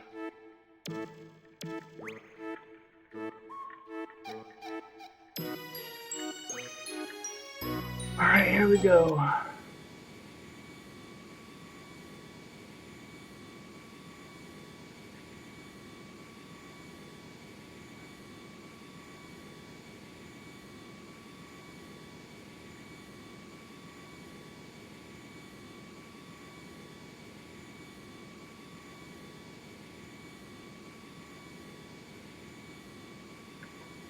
Time to sprint through the end of Disc 3. Could get dicey. I didn't like where my HP levels were at, but hopefully we're okay. We have initiative, so.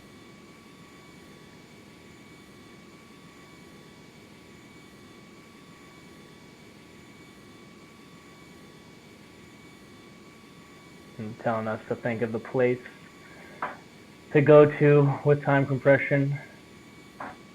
And we obviously pick the spot, which is the orphanage, and for Squall and Rinoa specifically the field. But they all pick the orphanage to go to. And Laguna has one of his classic leg cramps right at the end. The old fashioned.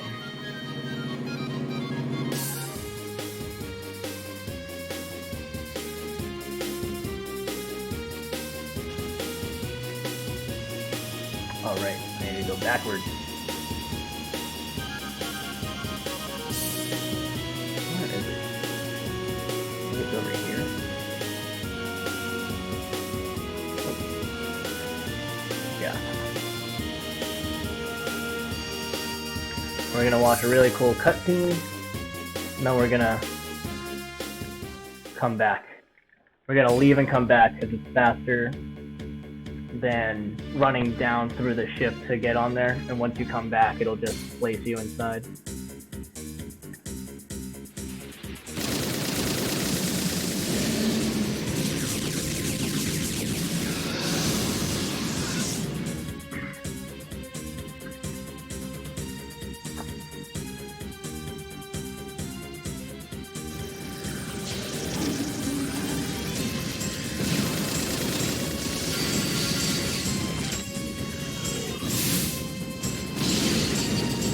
I really hope that one extra level I got earlier doesn't make a difference, but I think it was on Quistis, so I don't think it should. But I'm not sure. Yeah, I didn't do any extra fights other than having a ward alive for that one thing, so Zell should be the right level.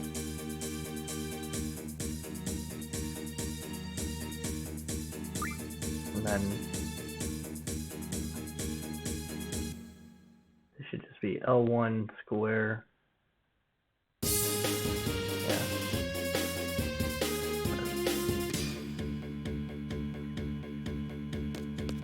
Go. Hopefully we can get Irvin's limit break off really fast.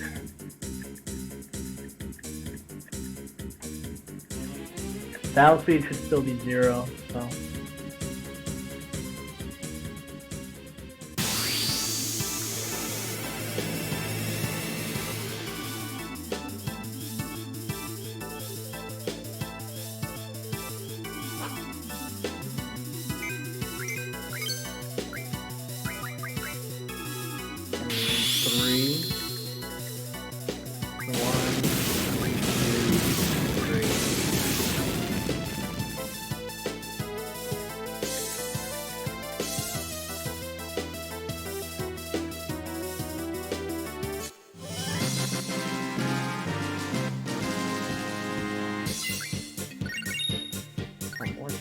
We're not going to use them, but I didn't realize we got those.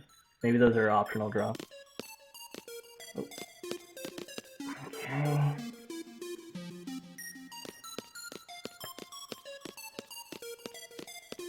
And this can get dicey now, because Mobile type 8 can counterattack, and yeah. And our HP levels aren't super high.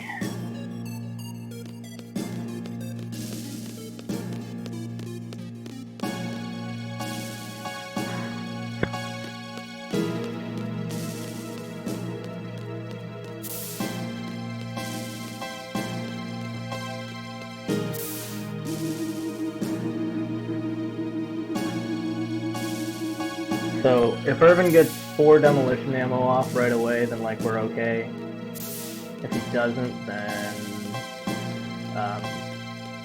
we need to use Dark Side with Squall, who's not at a super high HP, but as long as we have good fight luck, or rather we don't have bad fight luck, we should be okay. It all depends on where Mobile Type 8 ATB starts, how quickly we can buffer in the limit break, and how long Irvin's limit break is, what his crisis level is.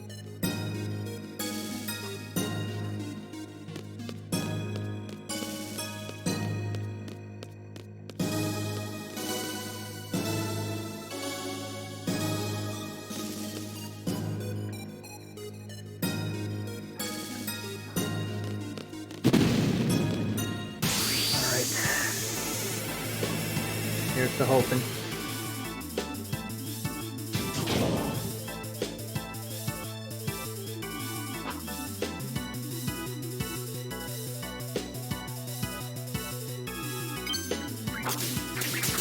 Good start.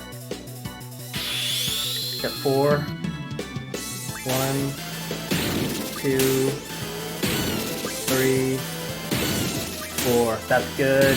That's good.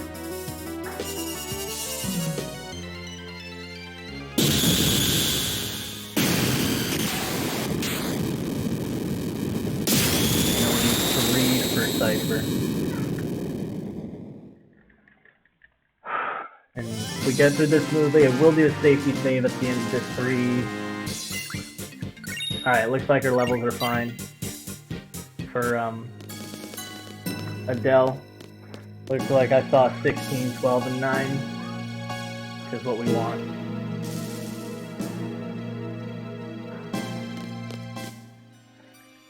Another big emotional moment.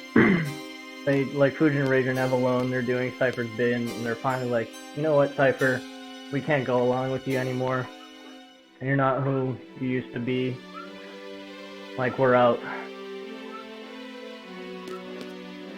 Like, we're always with you, we're always your friends, we're always here for you, but like, we can't keep doing this with you, so please just come, like, to your senses. And Cypher's like, well, I'm just gonna do this on my own then.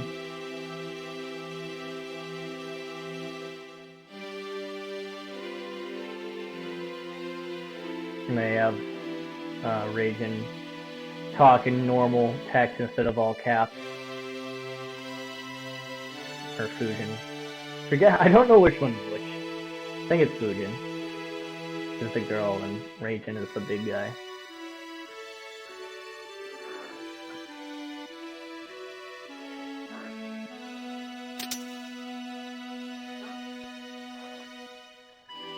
Alright, one more fight for the disc. Hopefully just one limit break real quick and we're good to go.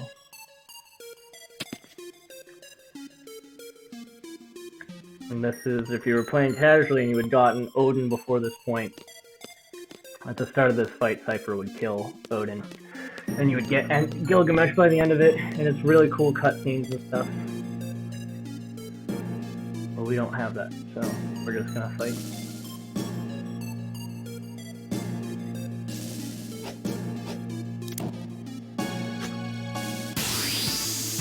Alright. Get this limit break quick.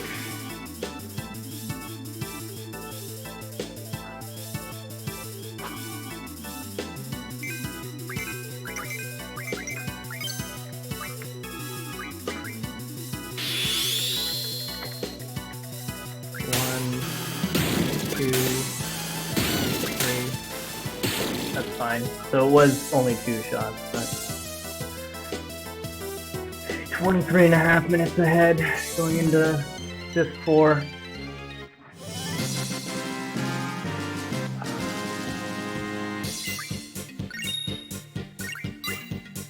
We got BJ, good. So 2 AP ammo should do it for Adele.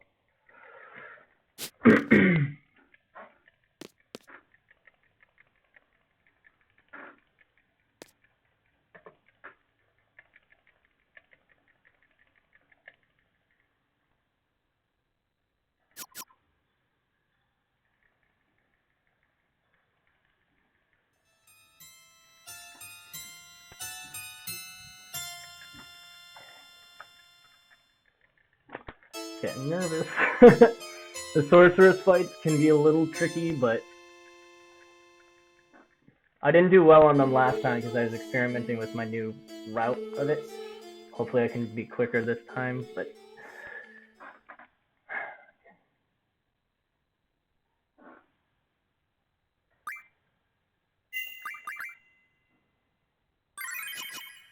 okay. What's the disc? Yep. F9, escape. F10. Hopefully this works. No wrong disc or anything.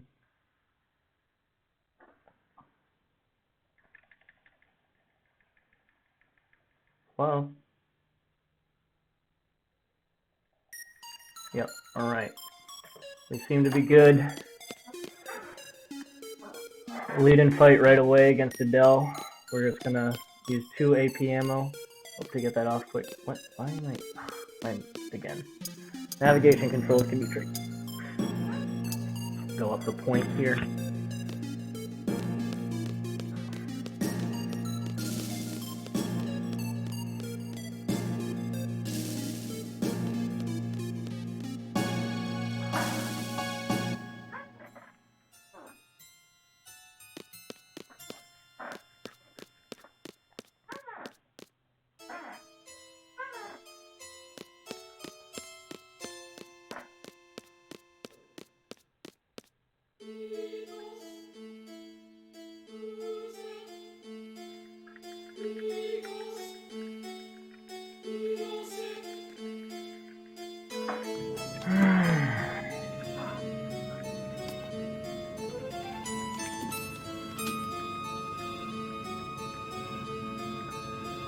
I don't think I'm gonna focus on fleeing. I think I'm just gonna focus on getting Irvin's limit break off like right away.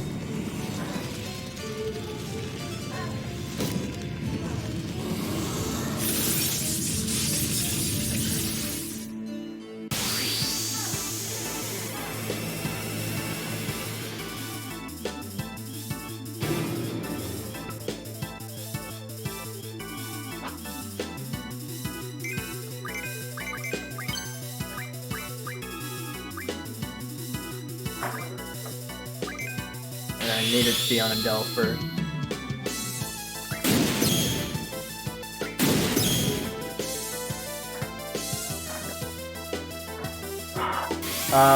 That always trips me up because AP ammo is like normal ammo where in the target window it has them all selected, but then you switch your target during the actual limit break.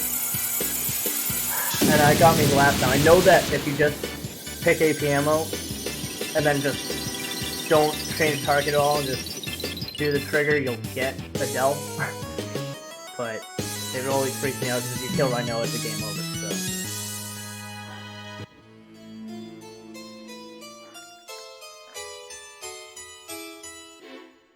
And now we get time compression.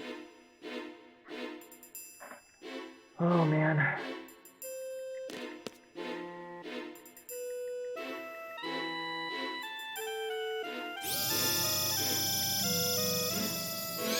There we go. I'm a little worried this cutscene might get the audio glitch just because we just had it in Dell, but hopefully it'll be okay. Because that, not only is it annoying, but it'll lose a little time due to the lag.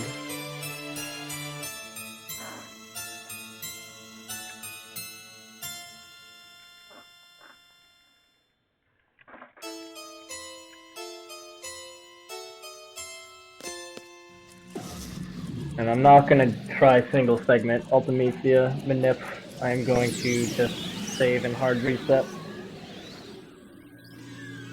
outside the castle, but we need to beat the sorceresses first.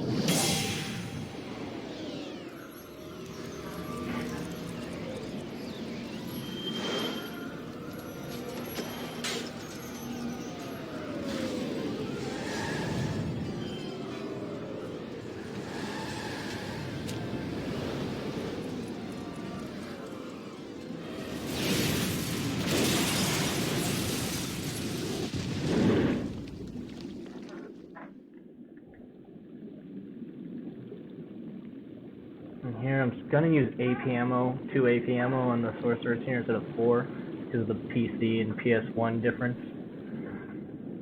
I really hope this is accurate.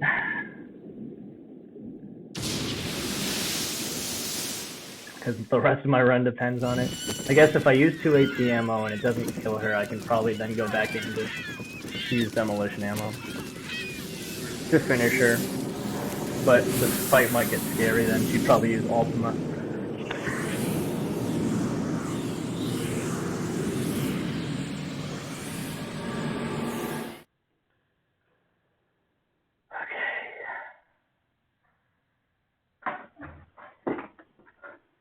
Here we go.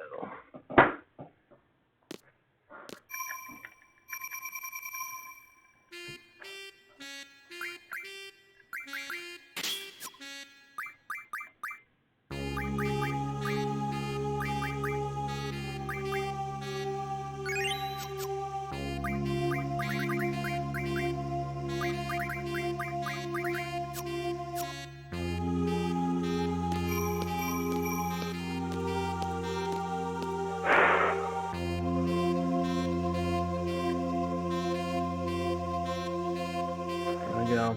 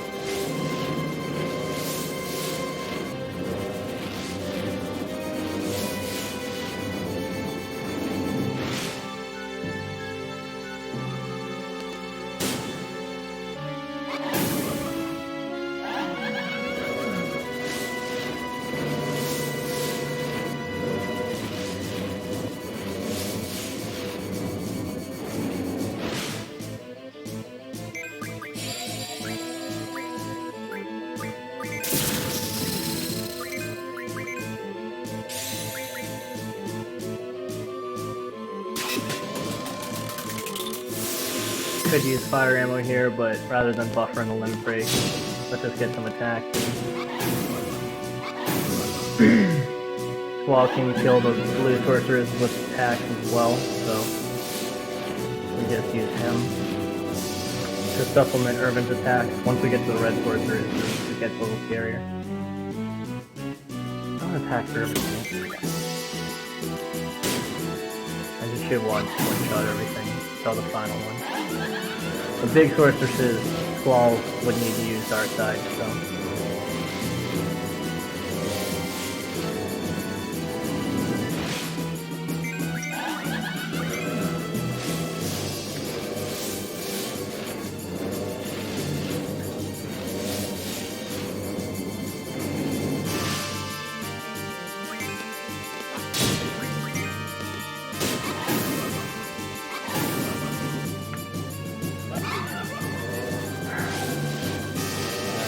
first big one. Irvin can one-shot with attack. Squall will need dark side. These can get scary. Yup. I don't know what this is, but I don't... Oh, that's not good.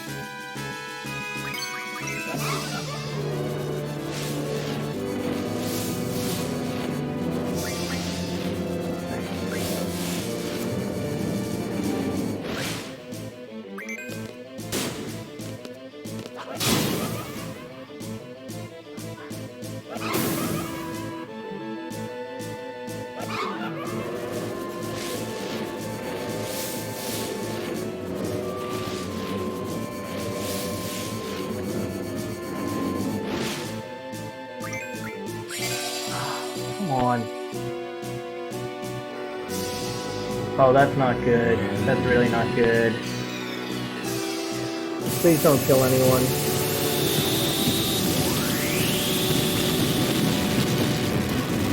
No! Please, that's blood. I don't want that.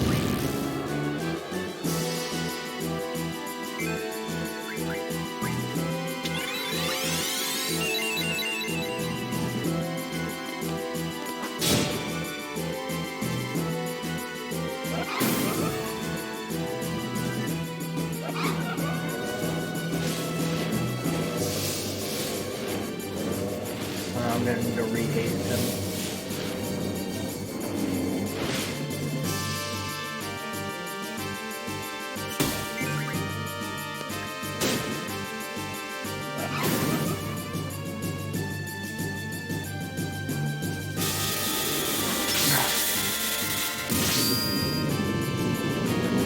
The haste isn't worth it now.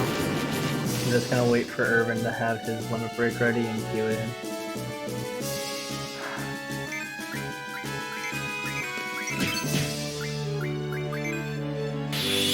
Should be only two. 1,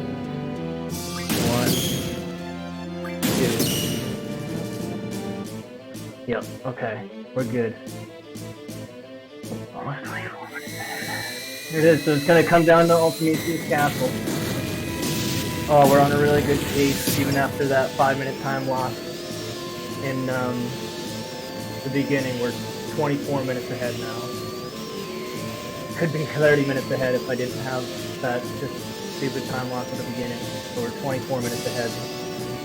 And we're expecting 17 minutes of time save here if we just get Ultimate's Castle in one run. There it is. It's getting real.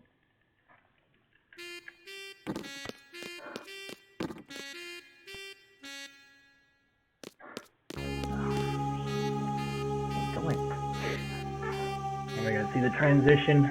Not gonna be the welcome in place we knew before.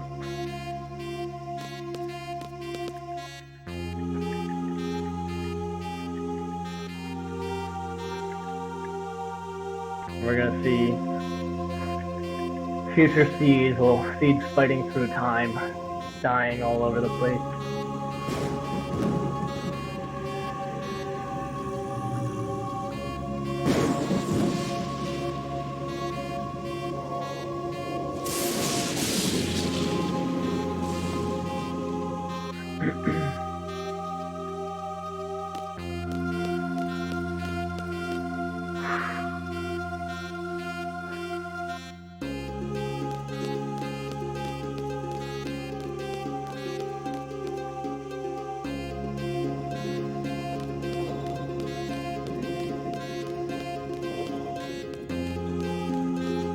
Oh man, alright, let's do this guys, let's do this.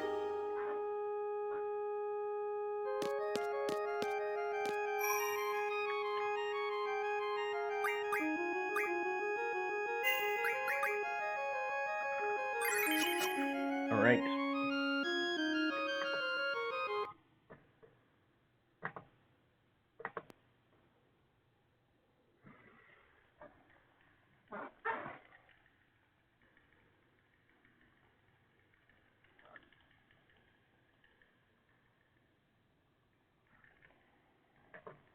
Okay, let's reset. Hopefully we can do this right.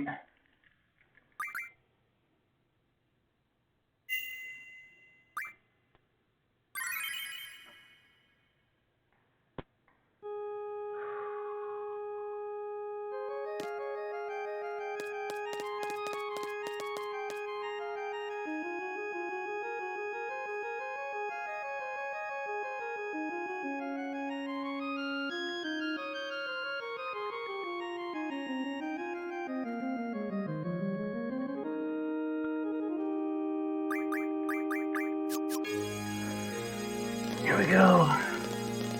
I don't have actual splits for these fights, so this will be good to see.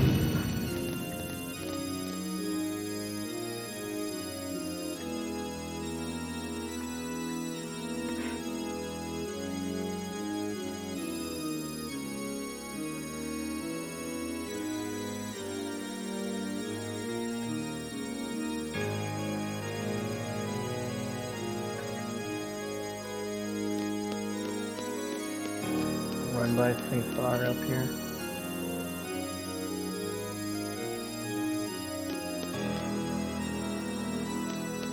I was getting nervous there. I think you need to press X on them, so it should be pretty safe to run around them, but it always freaks me out. So you can just run around.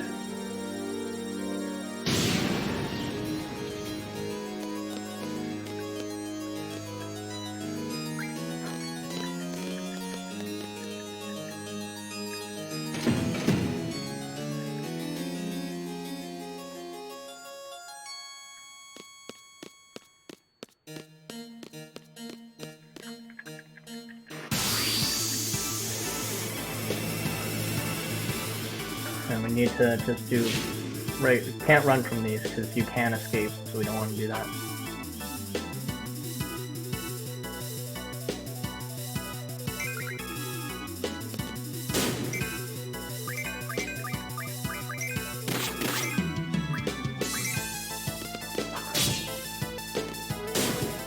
We're going to unlock limit break. There we go, 44:55, about 45 minutes ahead of time to be accurate here.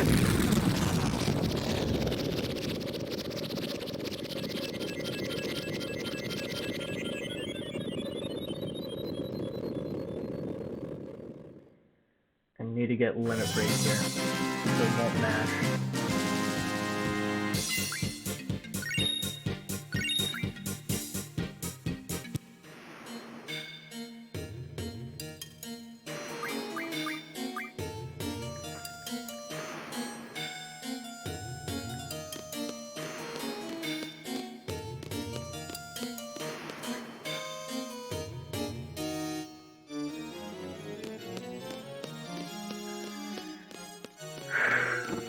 Seeing that, one more mini boss, and then we're gonna go to Ultimecia and do the manip. One more mini boss, one more menu, and then manip.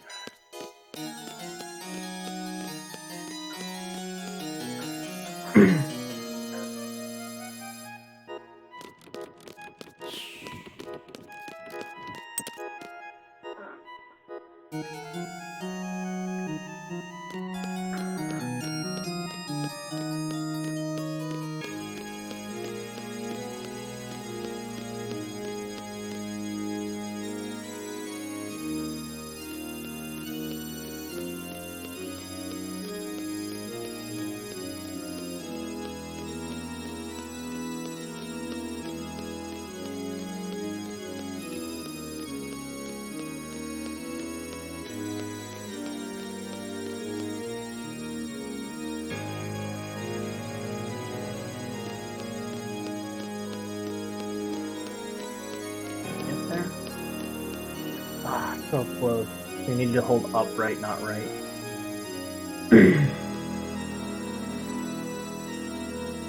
My Tiamat split from last time is not accurate. Clearly it was my Ultimecia split. So this is gonna be like way ahead, but it's not as ahead as it's gonna say. The 44:55 actually is accurate though.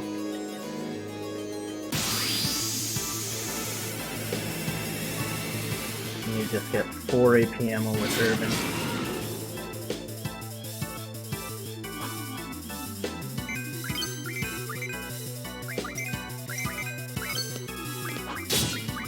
Need 4. 1, 2. Ah, we're not gonna get 4. It's fine. Just 1. That should do it. Yep. Yeah, we're not 53 minutes ahead. We're about 45 minutes ahead.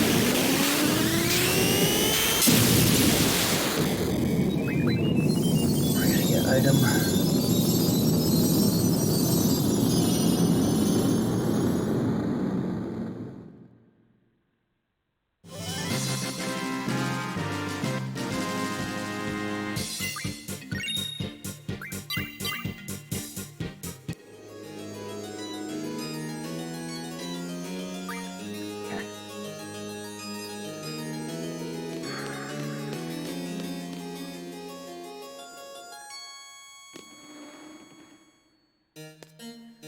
At the top of this, we're going to do our last menu.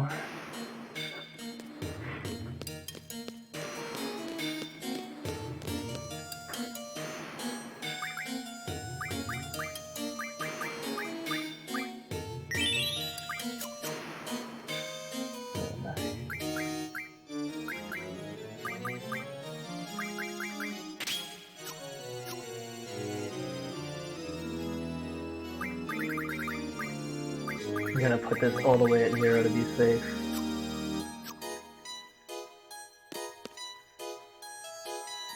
Four times.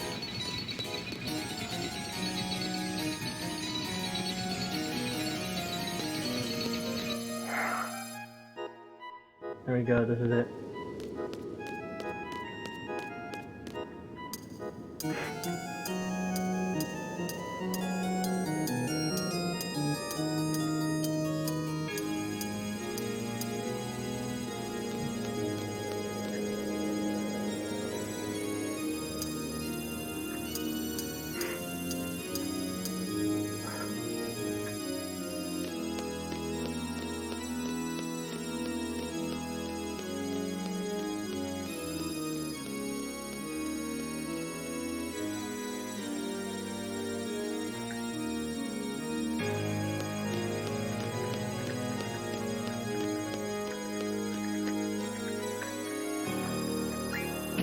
I don't think I got it. I'm really hoping I did. If we get Urban in the first party, it doesn't matter who the other two are. If we don't, I'm not sure how to handle it. I really hope I don't lose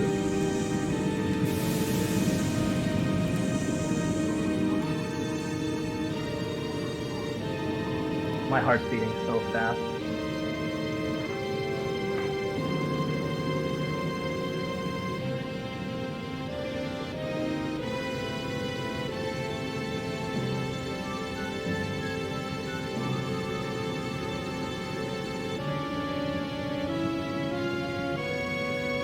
Even if I didn't get the manip, I hope that like I just get lucky and get Urban in the party.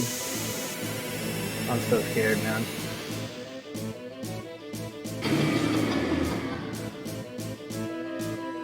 Yes! Oh, I did it!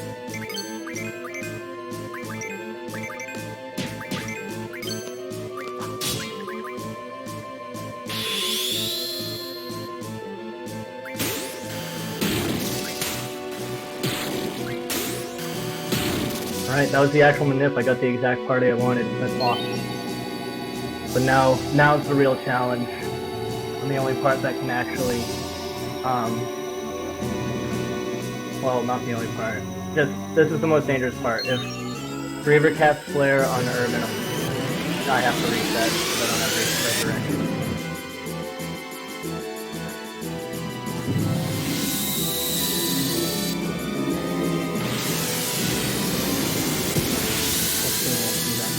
Hopefully we don't see that.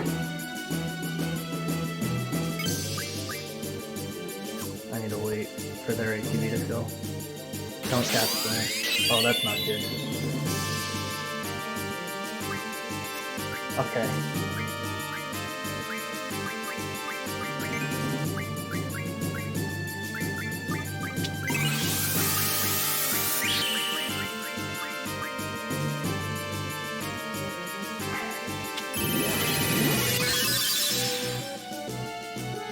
Ammo times 4.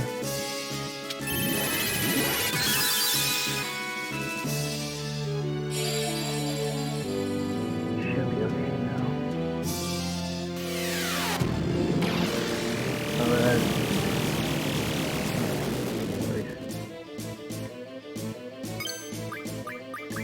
Alright, 4. 2, 3, 4.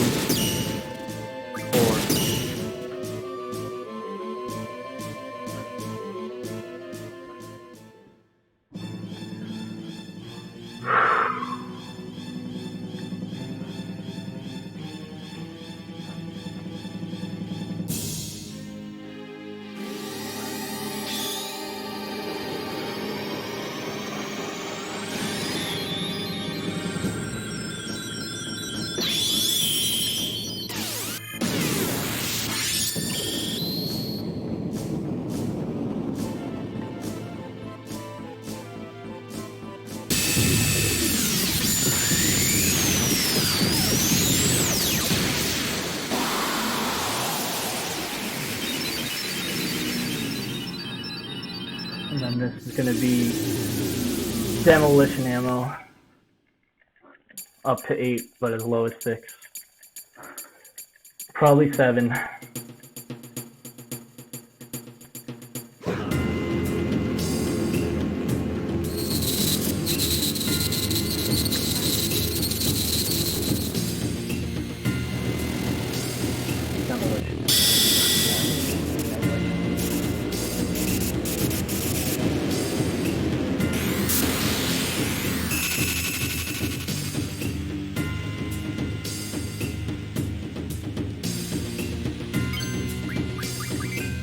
Oh, come on. It's not dangerous in terms of death, but the animation takes time, and I really don't want these shards to wear off.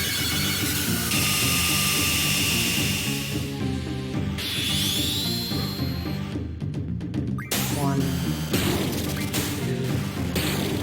3, 4, 5, 6, 7. Yep, okay. Oh, one more phase, I'm so nervous. I need these heroes to last. You don't want to see Apocalypse here.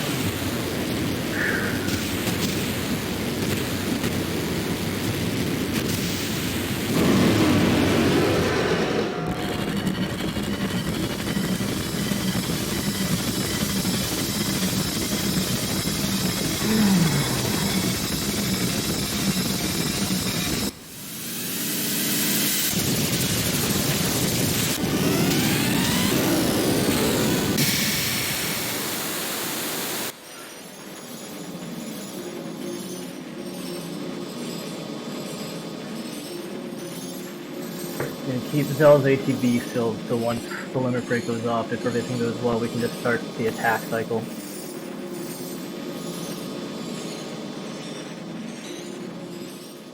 Eight AP ammo to start this fight.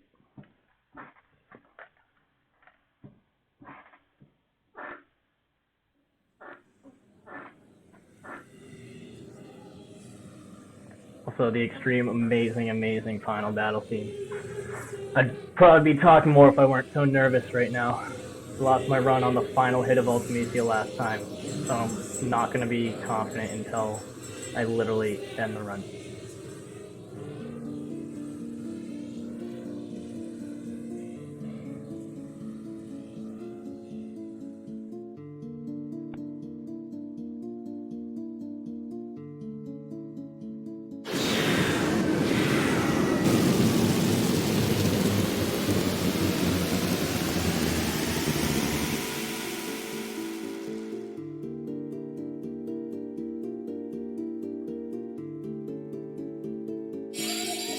Okay, I think this is normally expected, the Hell's Judgment here. I'm just so nervous, man. I don't want the heroes to wear off.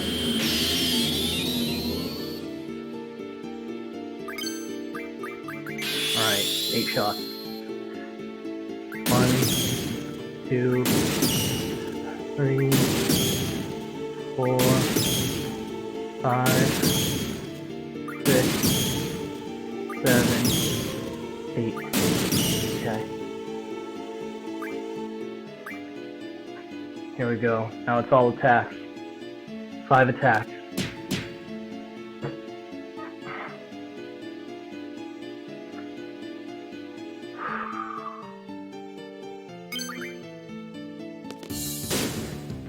more. Okay. I think that's expected too.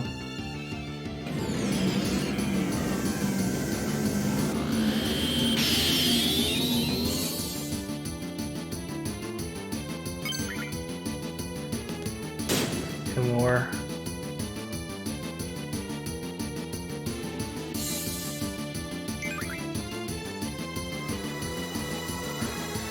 Right. Forget that happens. It's just time loss at this point, but I think it always happens. I think the timer will always get there.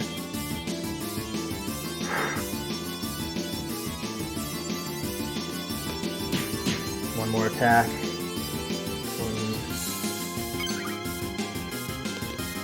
Time! World record, there it is. We did it. Even with the time loss in that first disc. Wow, we could get close to 9 hours of this route, even on Emulator. Okay, so I lost in the first disc. I messed up Zell Card. So I got Zell Card manip, and I got on the second try, and I was just there. I had the program open, and I went to hit enter as I hit play, and I hit my split button instead, but I still hit play, so I lost all the timing, and then I didn't get it. And that was after going through everything, so I lost all the time to do the original Zell Card manip, so matching and everything was fine. And then so I had to reset and do it again. On the next side, it is very easy to do. But that lost 3 minutes and 8 seconds. Later on the Diablo fight, my emulator really messed up, and I lost a bunch of time just from some weird visual graphics glitch or whatever. It was so strange. I've never really, like, I don't know what it was. I've never seen it, and it hasn't happened before, and it didn't happen again after. So that was strange. And then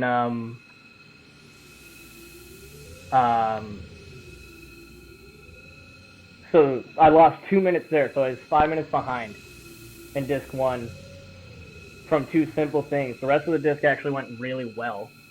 And then so I was saving time, catching up, getting a lot of gold splits. And I was thinking of resetting like the whole disc, right? Because we were 5 minutes behind. I was going for the world record, and I thought that I would get it. I'd be close to the world record, but clearly we crushed it. But then in disc 2, I got a bunch of gold splits. And like early disc 2, we had caught up, and we were like 40 seconds ahead. And then I kept getting gold splits, and we got minutes and minutes and minutes ahead. And then I was doing really well. And then from disc 2 to disc 3, this emulator is weird. You have to do a sequence of buttons. You need to open the tray, switch the ISO, and then close the tray like it was an actual PS1. And something happened, so I got a wrong disc error, and so I had to keep doing that. So I lost a whole minute from there. So that's 6 minutes of significant time loss. Then the disc went really well. And then I got to the SR menu. The SR menu actually went really well. But Ifrit didn't get to level 10 yet, so I finished the menu and I had 10 seconds to spare. And then I had to do an extra menu to like make sure Ifrit was alone so he'd get experience to level up from the entrance fight. And that put me at 446, so that was a 14-second loss. Did the fight, Ifrit got the level, which is good. Got in, then I had to do a menu to revert what I had done to get Ifrit that extra level. So in total, I probably lost a minute there. So that's 7 minutes of time lost. Not like counting small things here and there. So this could have been a 904. This could have definitely been a 904 without anything crazy. So that's wild. Look at all those golds. Disc 3 and Disc 4 were all gold. The Ultimate split is green, but that's because I need to delete that split. I didn't split on Tiamat last time, so the Ultimate split went down at like 2 seconds, because I just double split. And now, so I need to delete that. So that would have been gold too, because last time I had to reset because I got killed on the very last hit. So yeah, that's all gold splits for disc 3 and disc 4. All but 2 gold splits on disc 2. And the one red was because of the disc error, and we only lost 0.2 seconds on the split. We lost like a minute total, but we lost 0.2 seconds on the split. Oh, we lost a minute on the split, but we were only behind. I don't know. Sorry, I'm just being stupid. Then there was one other red split, which was actually accurate, but I don't think it was bad. I'm trying to remember what it was. But, I mean, there's still, on top of that, 7 minutes. So 7 minutes to bring this down to 9:04. And then there are just a few places, you know, there's still optimizations I could make. But for the most part, this felt good. Felt like a really good run. And I do think I could just replicate it. I just need to not be stressed. The stress got me on the Zell Card thing, because I got through the whole thing correctly. The Diablo thing was just a fluke. That one was actually out of my control. So we could just get better luck with that, or not have an emulator error there, and we should be okay. Then, just 3 and 4 went really well, actually. The SR menu, if it's level 10 earlier, which I have every time until this one, so just need to look into that.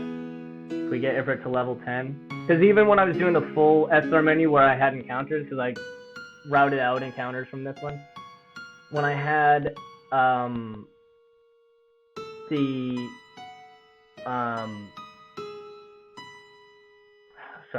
when I had encounters, and I still set MORF before the encounters, so if it was level 10 before the encounters anyway, so that's not what made the difference. Something earlier and just the way fights went made the difference. I didn't check on how much experience Ifrit needed to level up. If it was less than 100, I could have just not switched any of the menu and just attacked normally, and he would have leveled up anyway, and then I wouldn't have had to do a re-menu inside of Lunatic Pandora beyond just making him learn MORF and switching Adia to Squall. So maybe even if I don't get Ifrit down up to 10, like if I check on that, I can probably avoid that menu and save like the minute anyway. But so 7 minutes of significant time save that are like very obvious, and then there's all the regular optimizations and splits and stuff. So I mean, any run I'll probably have some bad movement. I also now realize why my rotation controls weren't working when I was in ships and stuff in cars. So that can save me some time, just because I can do the driving backwards strats instead of like turning around, which actually does lose like a decent amount of time. So yeah, man, this is good. The one bad thing is the video cut out in the middle because I ran out of space on my hard drive for more videos, because shockingly recording 10-hour videos is expensive and takes up a lot of space. So yeah, it's missing like 20 seconds. It's missing, I think, after the Rinoa minigame, you run like through Galbadian Garden during that awesome FMV. And then you get there, and like I actually lost time on the dialogue with Rinoa because I was fiddling with my recording settings, because I knew that they need like the full run, right? And they need you to click new game. They needed the final hit on Ultimate Asia to confirm the run. And I was like, I can't just be missing a whole segment of this. So I am missing like 20 seconds, maybe 30. Maybe it's a little more than 30. Like maybe it's as much as a minute. I don't think it would be more than that. And so I was mashing through the text while I had to delete a previous video to make room for this one. And so you're supposed to take the dialogue, second dialogue option with Rinoa, makes it shorter. So I picked it first. And then beyond mashing through the extra text, I was still just standing there after the text with Rinoa because I was trying to get the video sorted out. So hopefully that works. And so hopefully there's no like formatting errors with these videos, because I went in and showed recordings and they're like they looked different, which is scary. That scares me.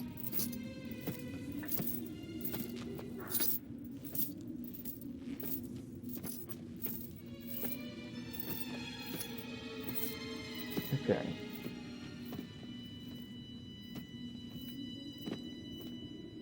Oh, it looks like, so 2:15:20, 47:07, 2:15:20, 48:39. So a minute and 32 seconds are missing.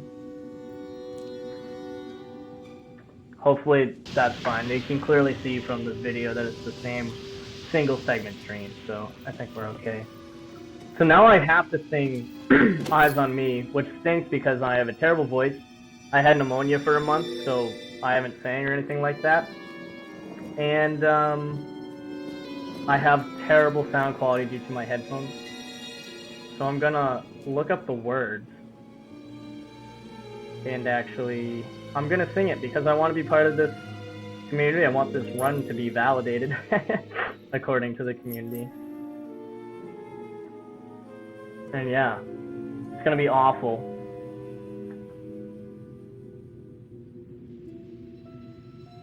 But world record. I was thinking, like, if I had PB'd but not world record, I probably wouldn't have sang because I just been like, this isn't a good run anyway still. But since I did get the world record, again, it's emulator world record. This isn't like a very serious world record. It was an outdated run, you know, on hardware that's not good, which is why the world record is so much slower than PS1, which is also slower than PC. But so it's the hardware adds time because load times are longer. Then the route was outdated, so this is a newer route which is already faster. And like the top runners don't run this category. Well, they run the category, they don't run this platform because there are faster platforms that are more competitive, which is PS1 and PC. So like if Luzbel wanted to run, like if he did a run on emulator, he'd break the record, you know. I don't know what it would be. Like, I'd actually be interested to see one of the top runners run, just because I want to know what the actual, how much of this is because of just being on the emulator and how much, like, how much time save could I actually have beyond just my own skill.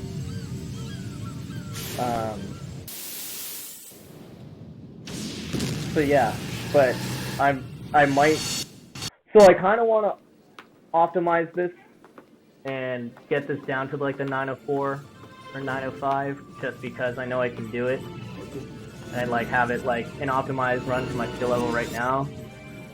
But also, since this was so much better than world record, I would maybe move on, get a capture card and get a PS. Well, I have a PS1, I have PS2, I have the game. I could do a full run. I just need the capture card, but maybe I get a capture card and actually start doing runs in the more competitive category, which is the hardware. And that wouldn't be for like world record, but just to like see how I match up. I'm still new, I'm sure it wouldn't be very good. Even having the 911 actually wouldn't be terrible. If I had the 904, it wouldn't be horrible. I would definitely be looking to get under 9 hours though, and I mean around maybe the 840s. I know Connor Cordell did a beginner route, which is very similar to mine. I mean, I took some of the tips from his. Oh, I need to sing now. I need to sing.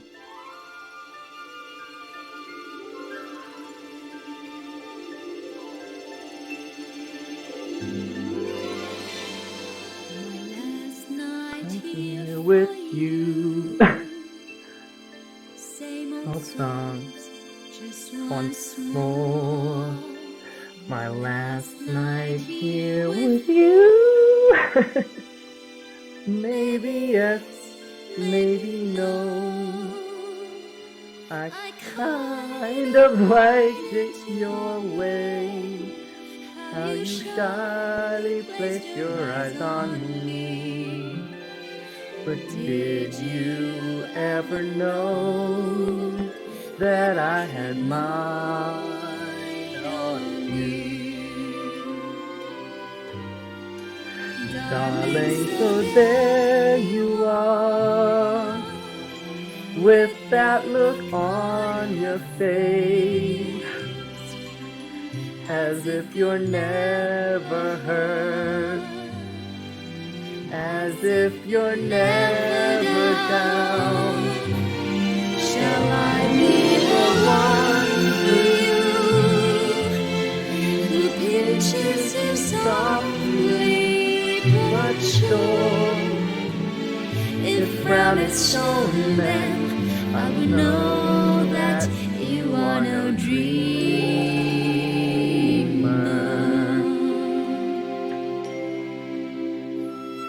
I need to work in this flute solo somehow. I think I'll use my guitars. I do have some musical ability, despite me not having any ability to sing, especially right now.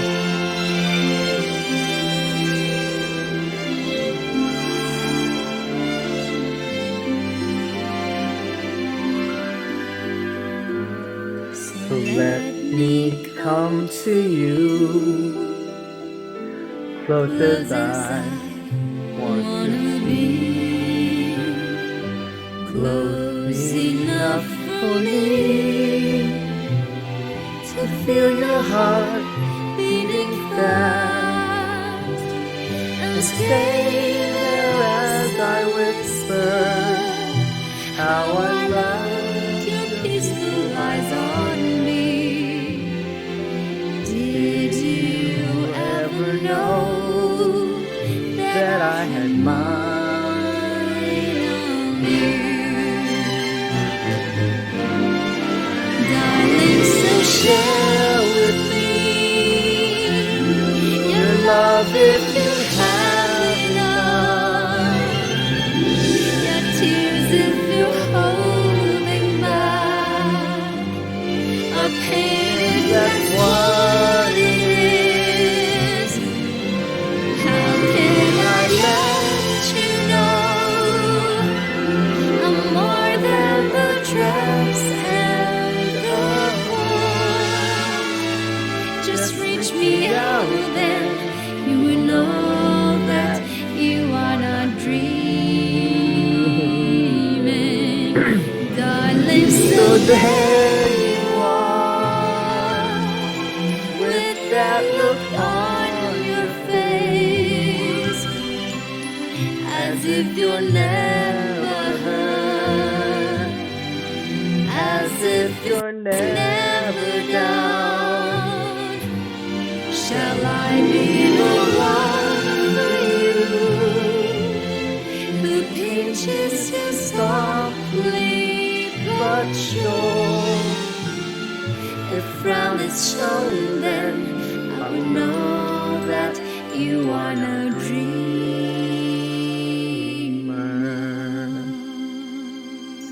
There it is. This run is valid. I didn't realize it started like partway through for the credits. It does.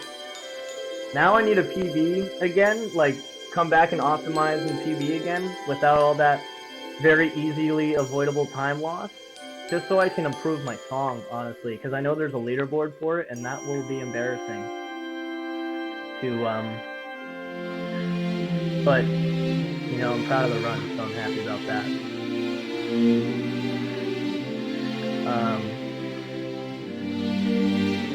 Yeah, there we go.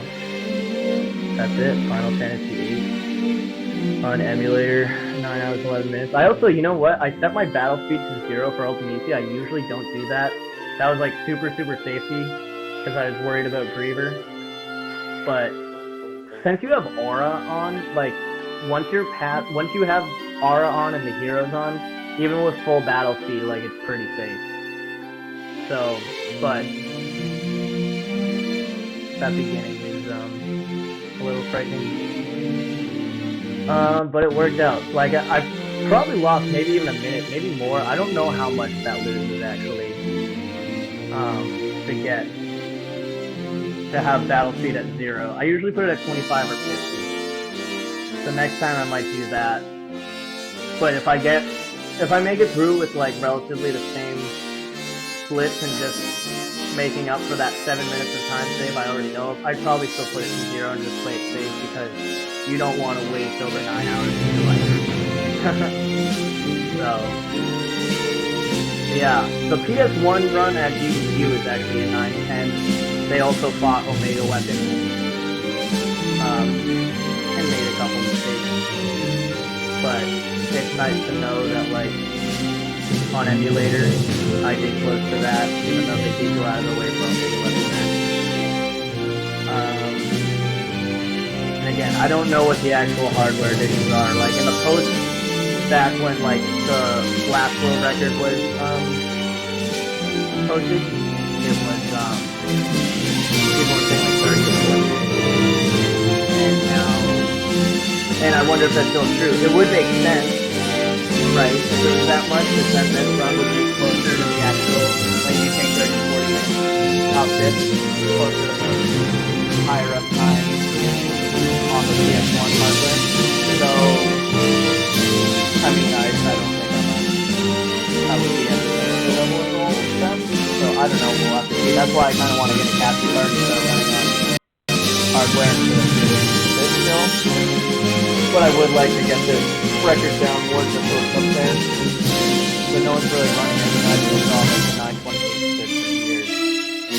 So the chances of someone else jumping on the leaderboard are pretty small, so I probably should switch to another platform. We'll see. I just need to get like capture cards for that. But yeah, that would be fun. And also, I don't know, like, with the different technology, like, I'm on a gaming computer that, oh, it did come out 3-4 years ago. I've had this for almost 4 years now. So, they did have this technology back then, so maybe the load times really account for it. I don't feel the load times as much. They don't feel different from PS1, but I haven't played PS1 in a long time. So, the load times might actually be longer. Like, you definitely notice it in Balam when you do the 17 ring transitions, like, the load times are really long. But I remember PS1 load times being pretty significant too. But, maybe. So maybe I could go back and do a PS1 run in like 5 hours. Have to see. So say like I push the 7 minutes off here, say it's a 904, say it's a 905, still a 905. You put 30 minutes off that, that'd be 835.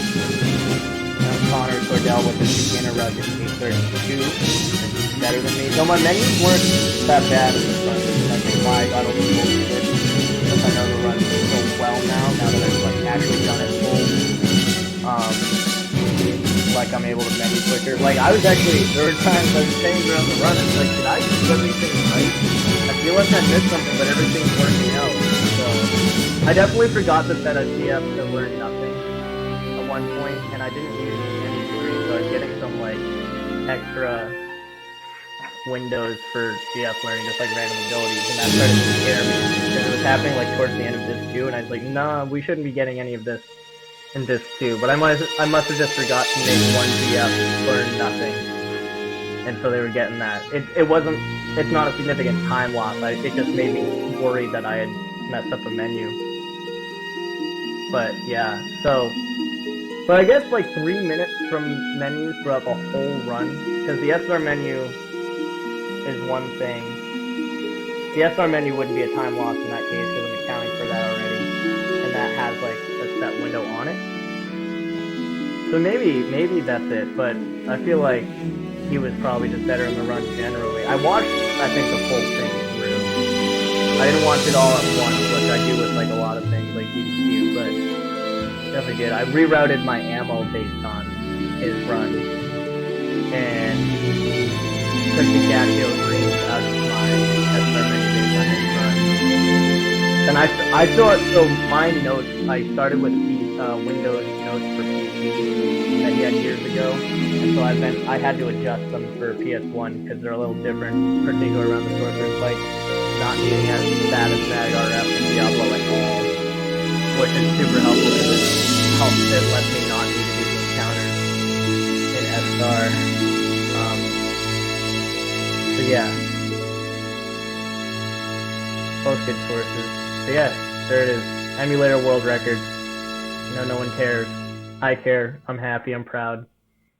I wish I didn't have those 5-minute time loss earlier, because then it would be sub 910, which would just be nice to have. I probably could have sub 910 even with those if I just had battle speed higher on the Ultimisia fight, but it wasn't worth the risk. And here we are with world record by a lot, by 17 minutes. Could have been sub 910. I can get sub 910 in the future if I want to, and I might, again, like, this is my second full run, so I might come back and just do one more, like, really good emulator run before I move on to something else. It kind of depends. I need to look into how much capture cards there are and stuff anyway. But we'll see. But yeah, there we are. We got the world record. We achieved our goal. So I'm happy. So thank you everyone who did tune in for this run. I know it's Valentine's Day weekend. I didn't know how many people would be around. So those that did, I really appreciate you. Thanks for the follows. And yeah, I really appreciate everyone watching and just making this a good time. So that's going to be the end of my stream. But I hope all of you have a fantastic weekend and a fantastic Valentine's Day weekend and long weekend if you have that. So I will see all of you later. Thanks again. Bye-bye.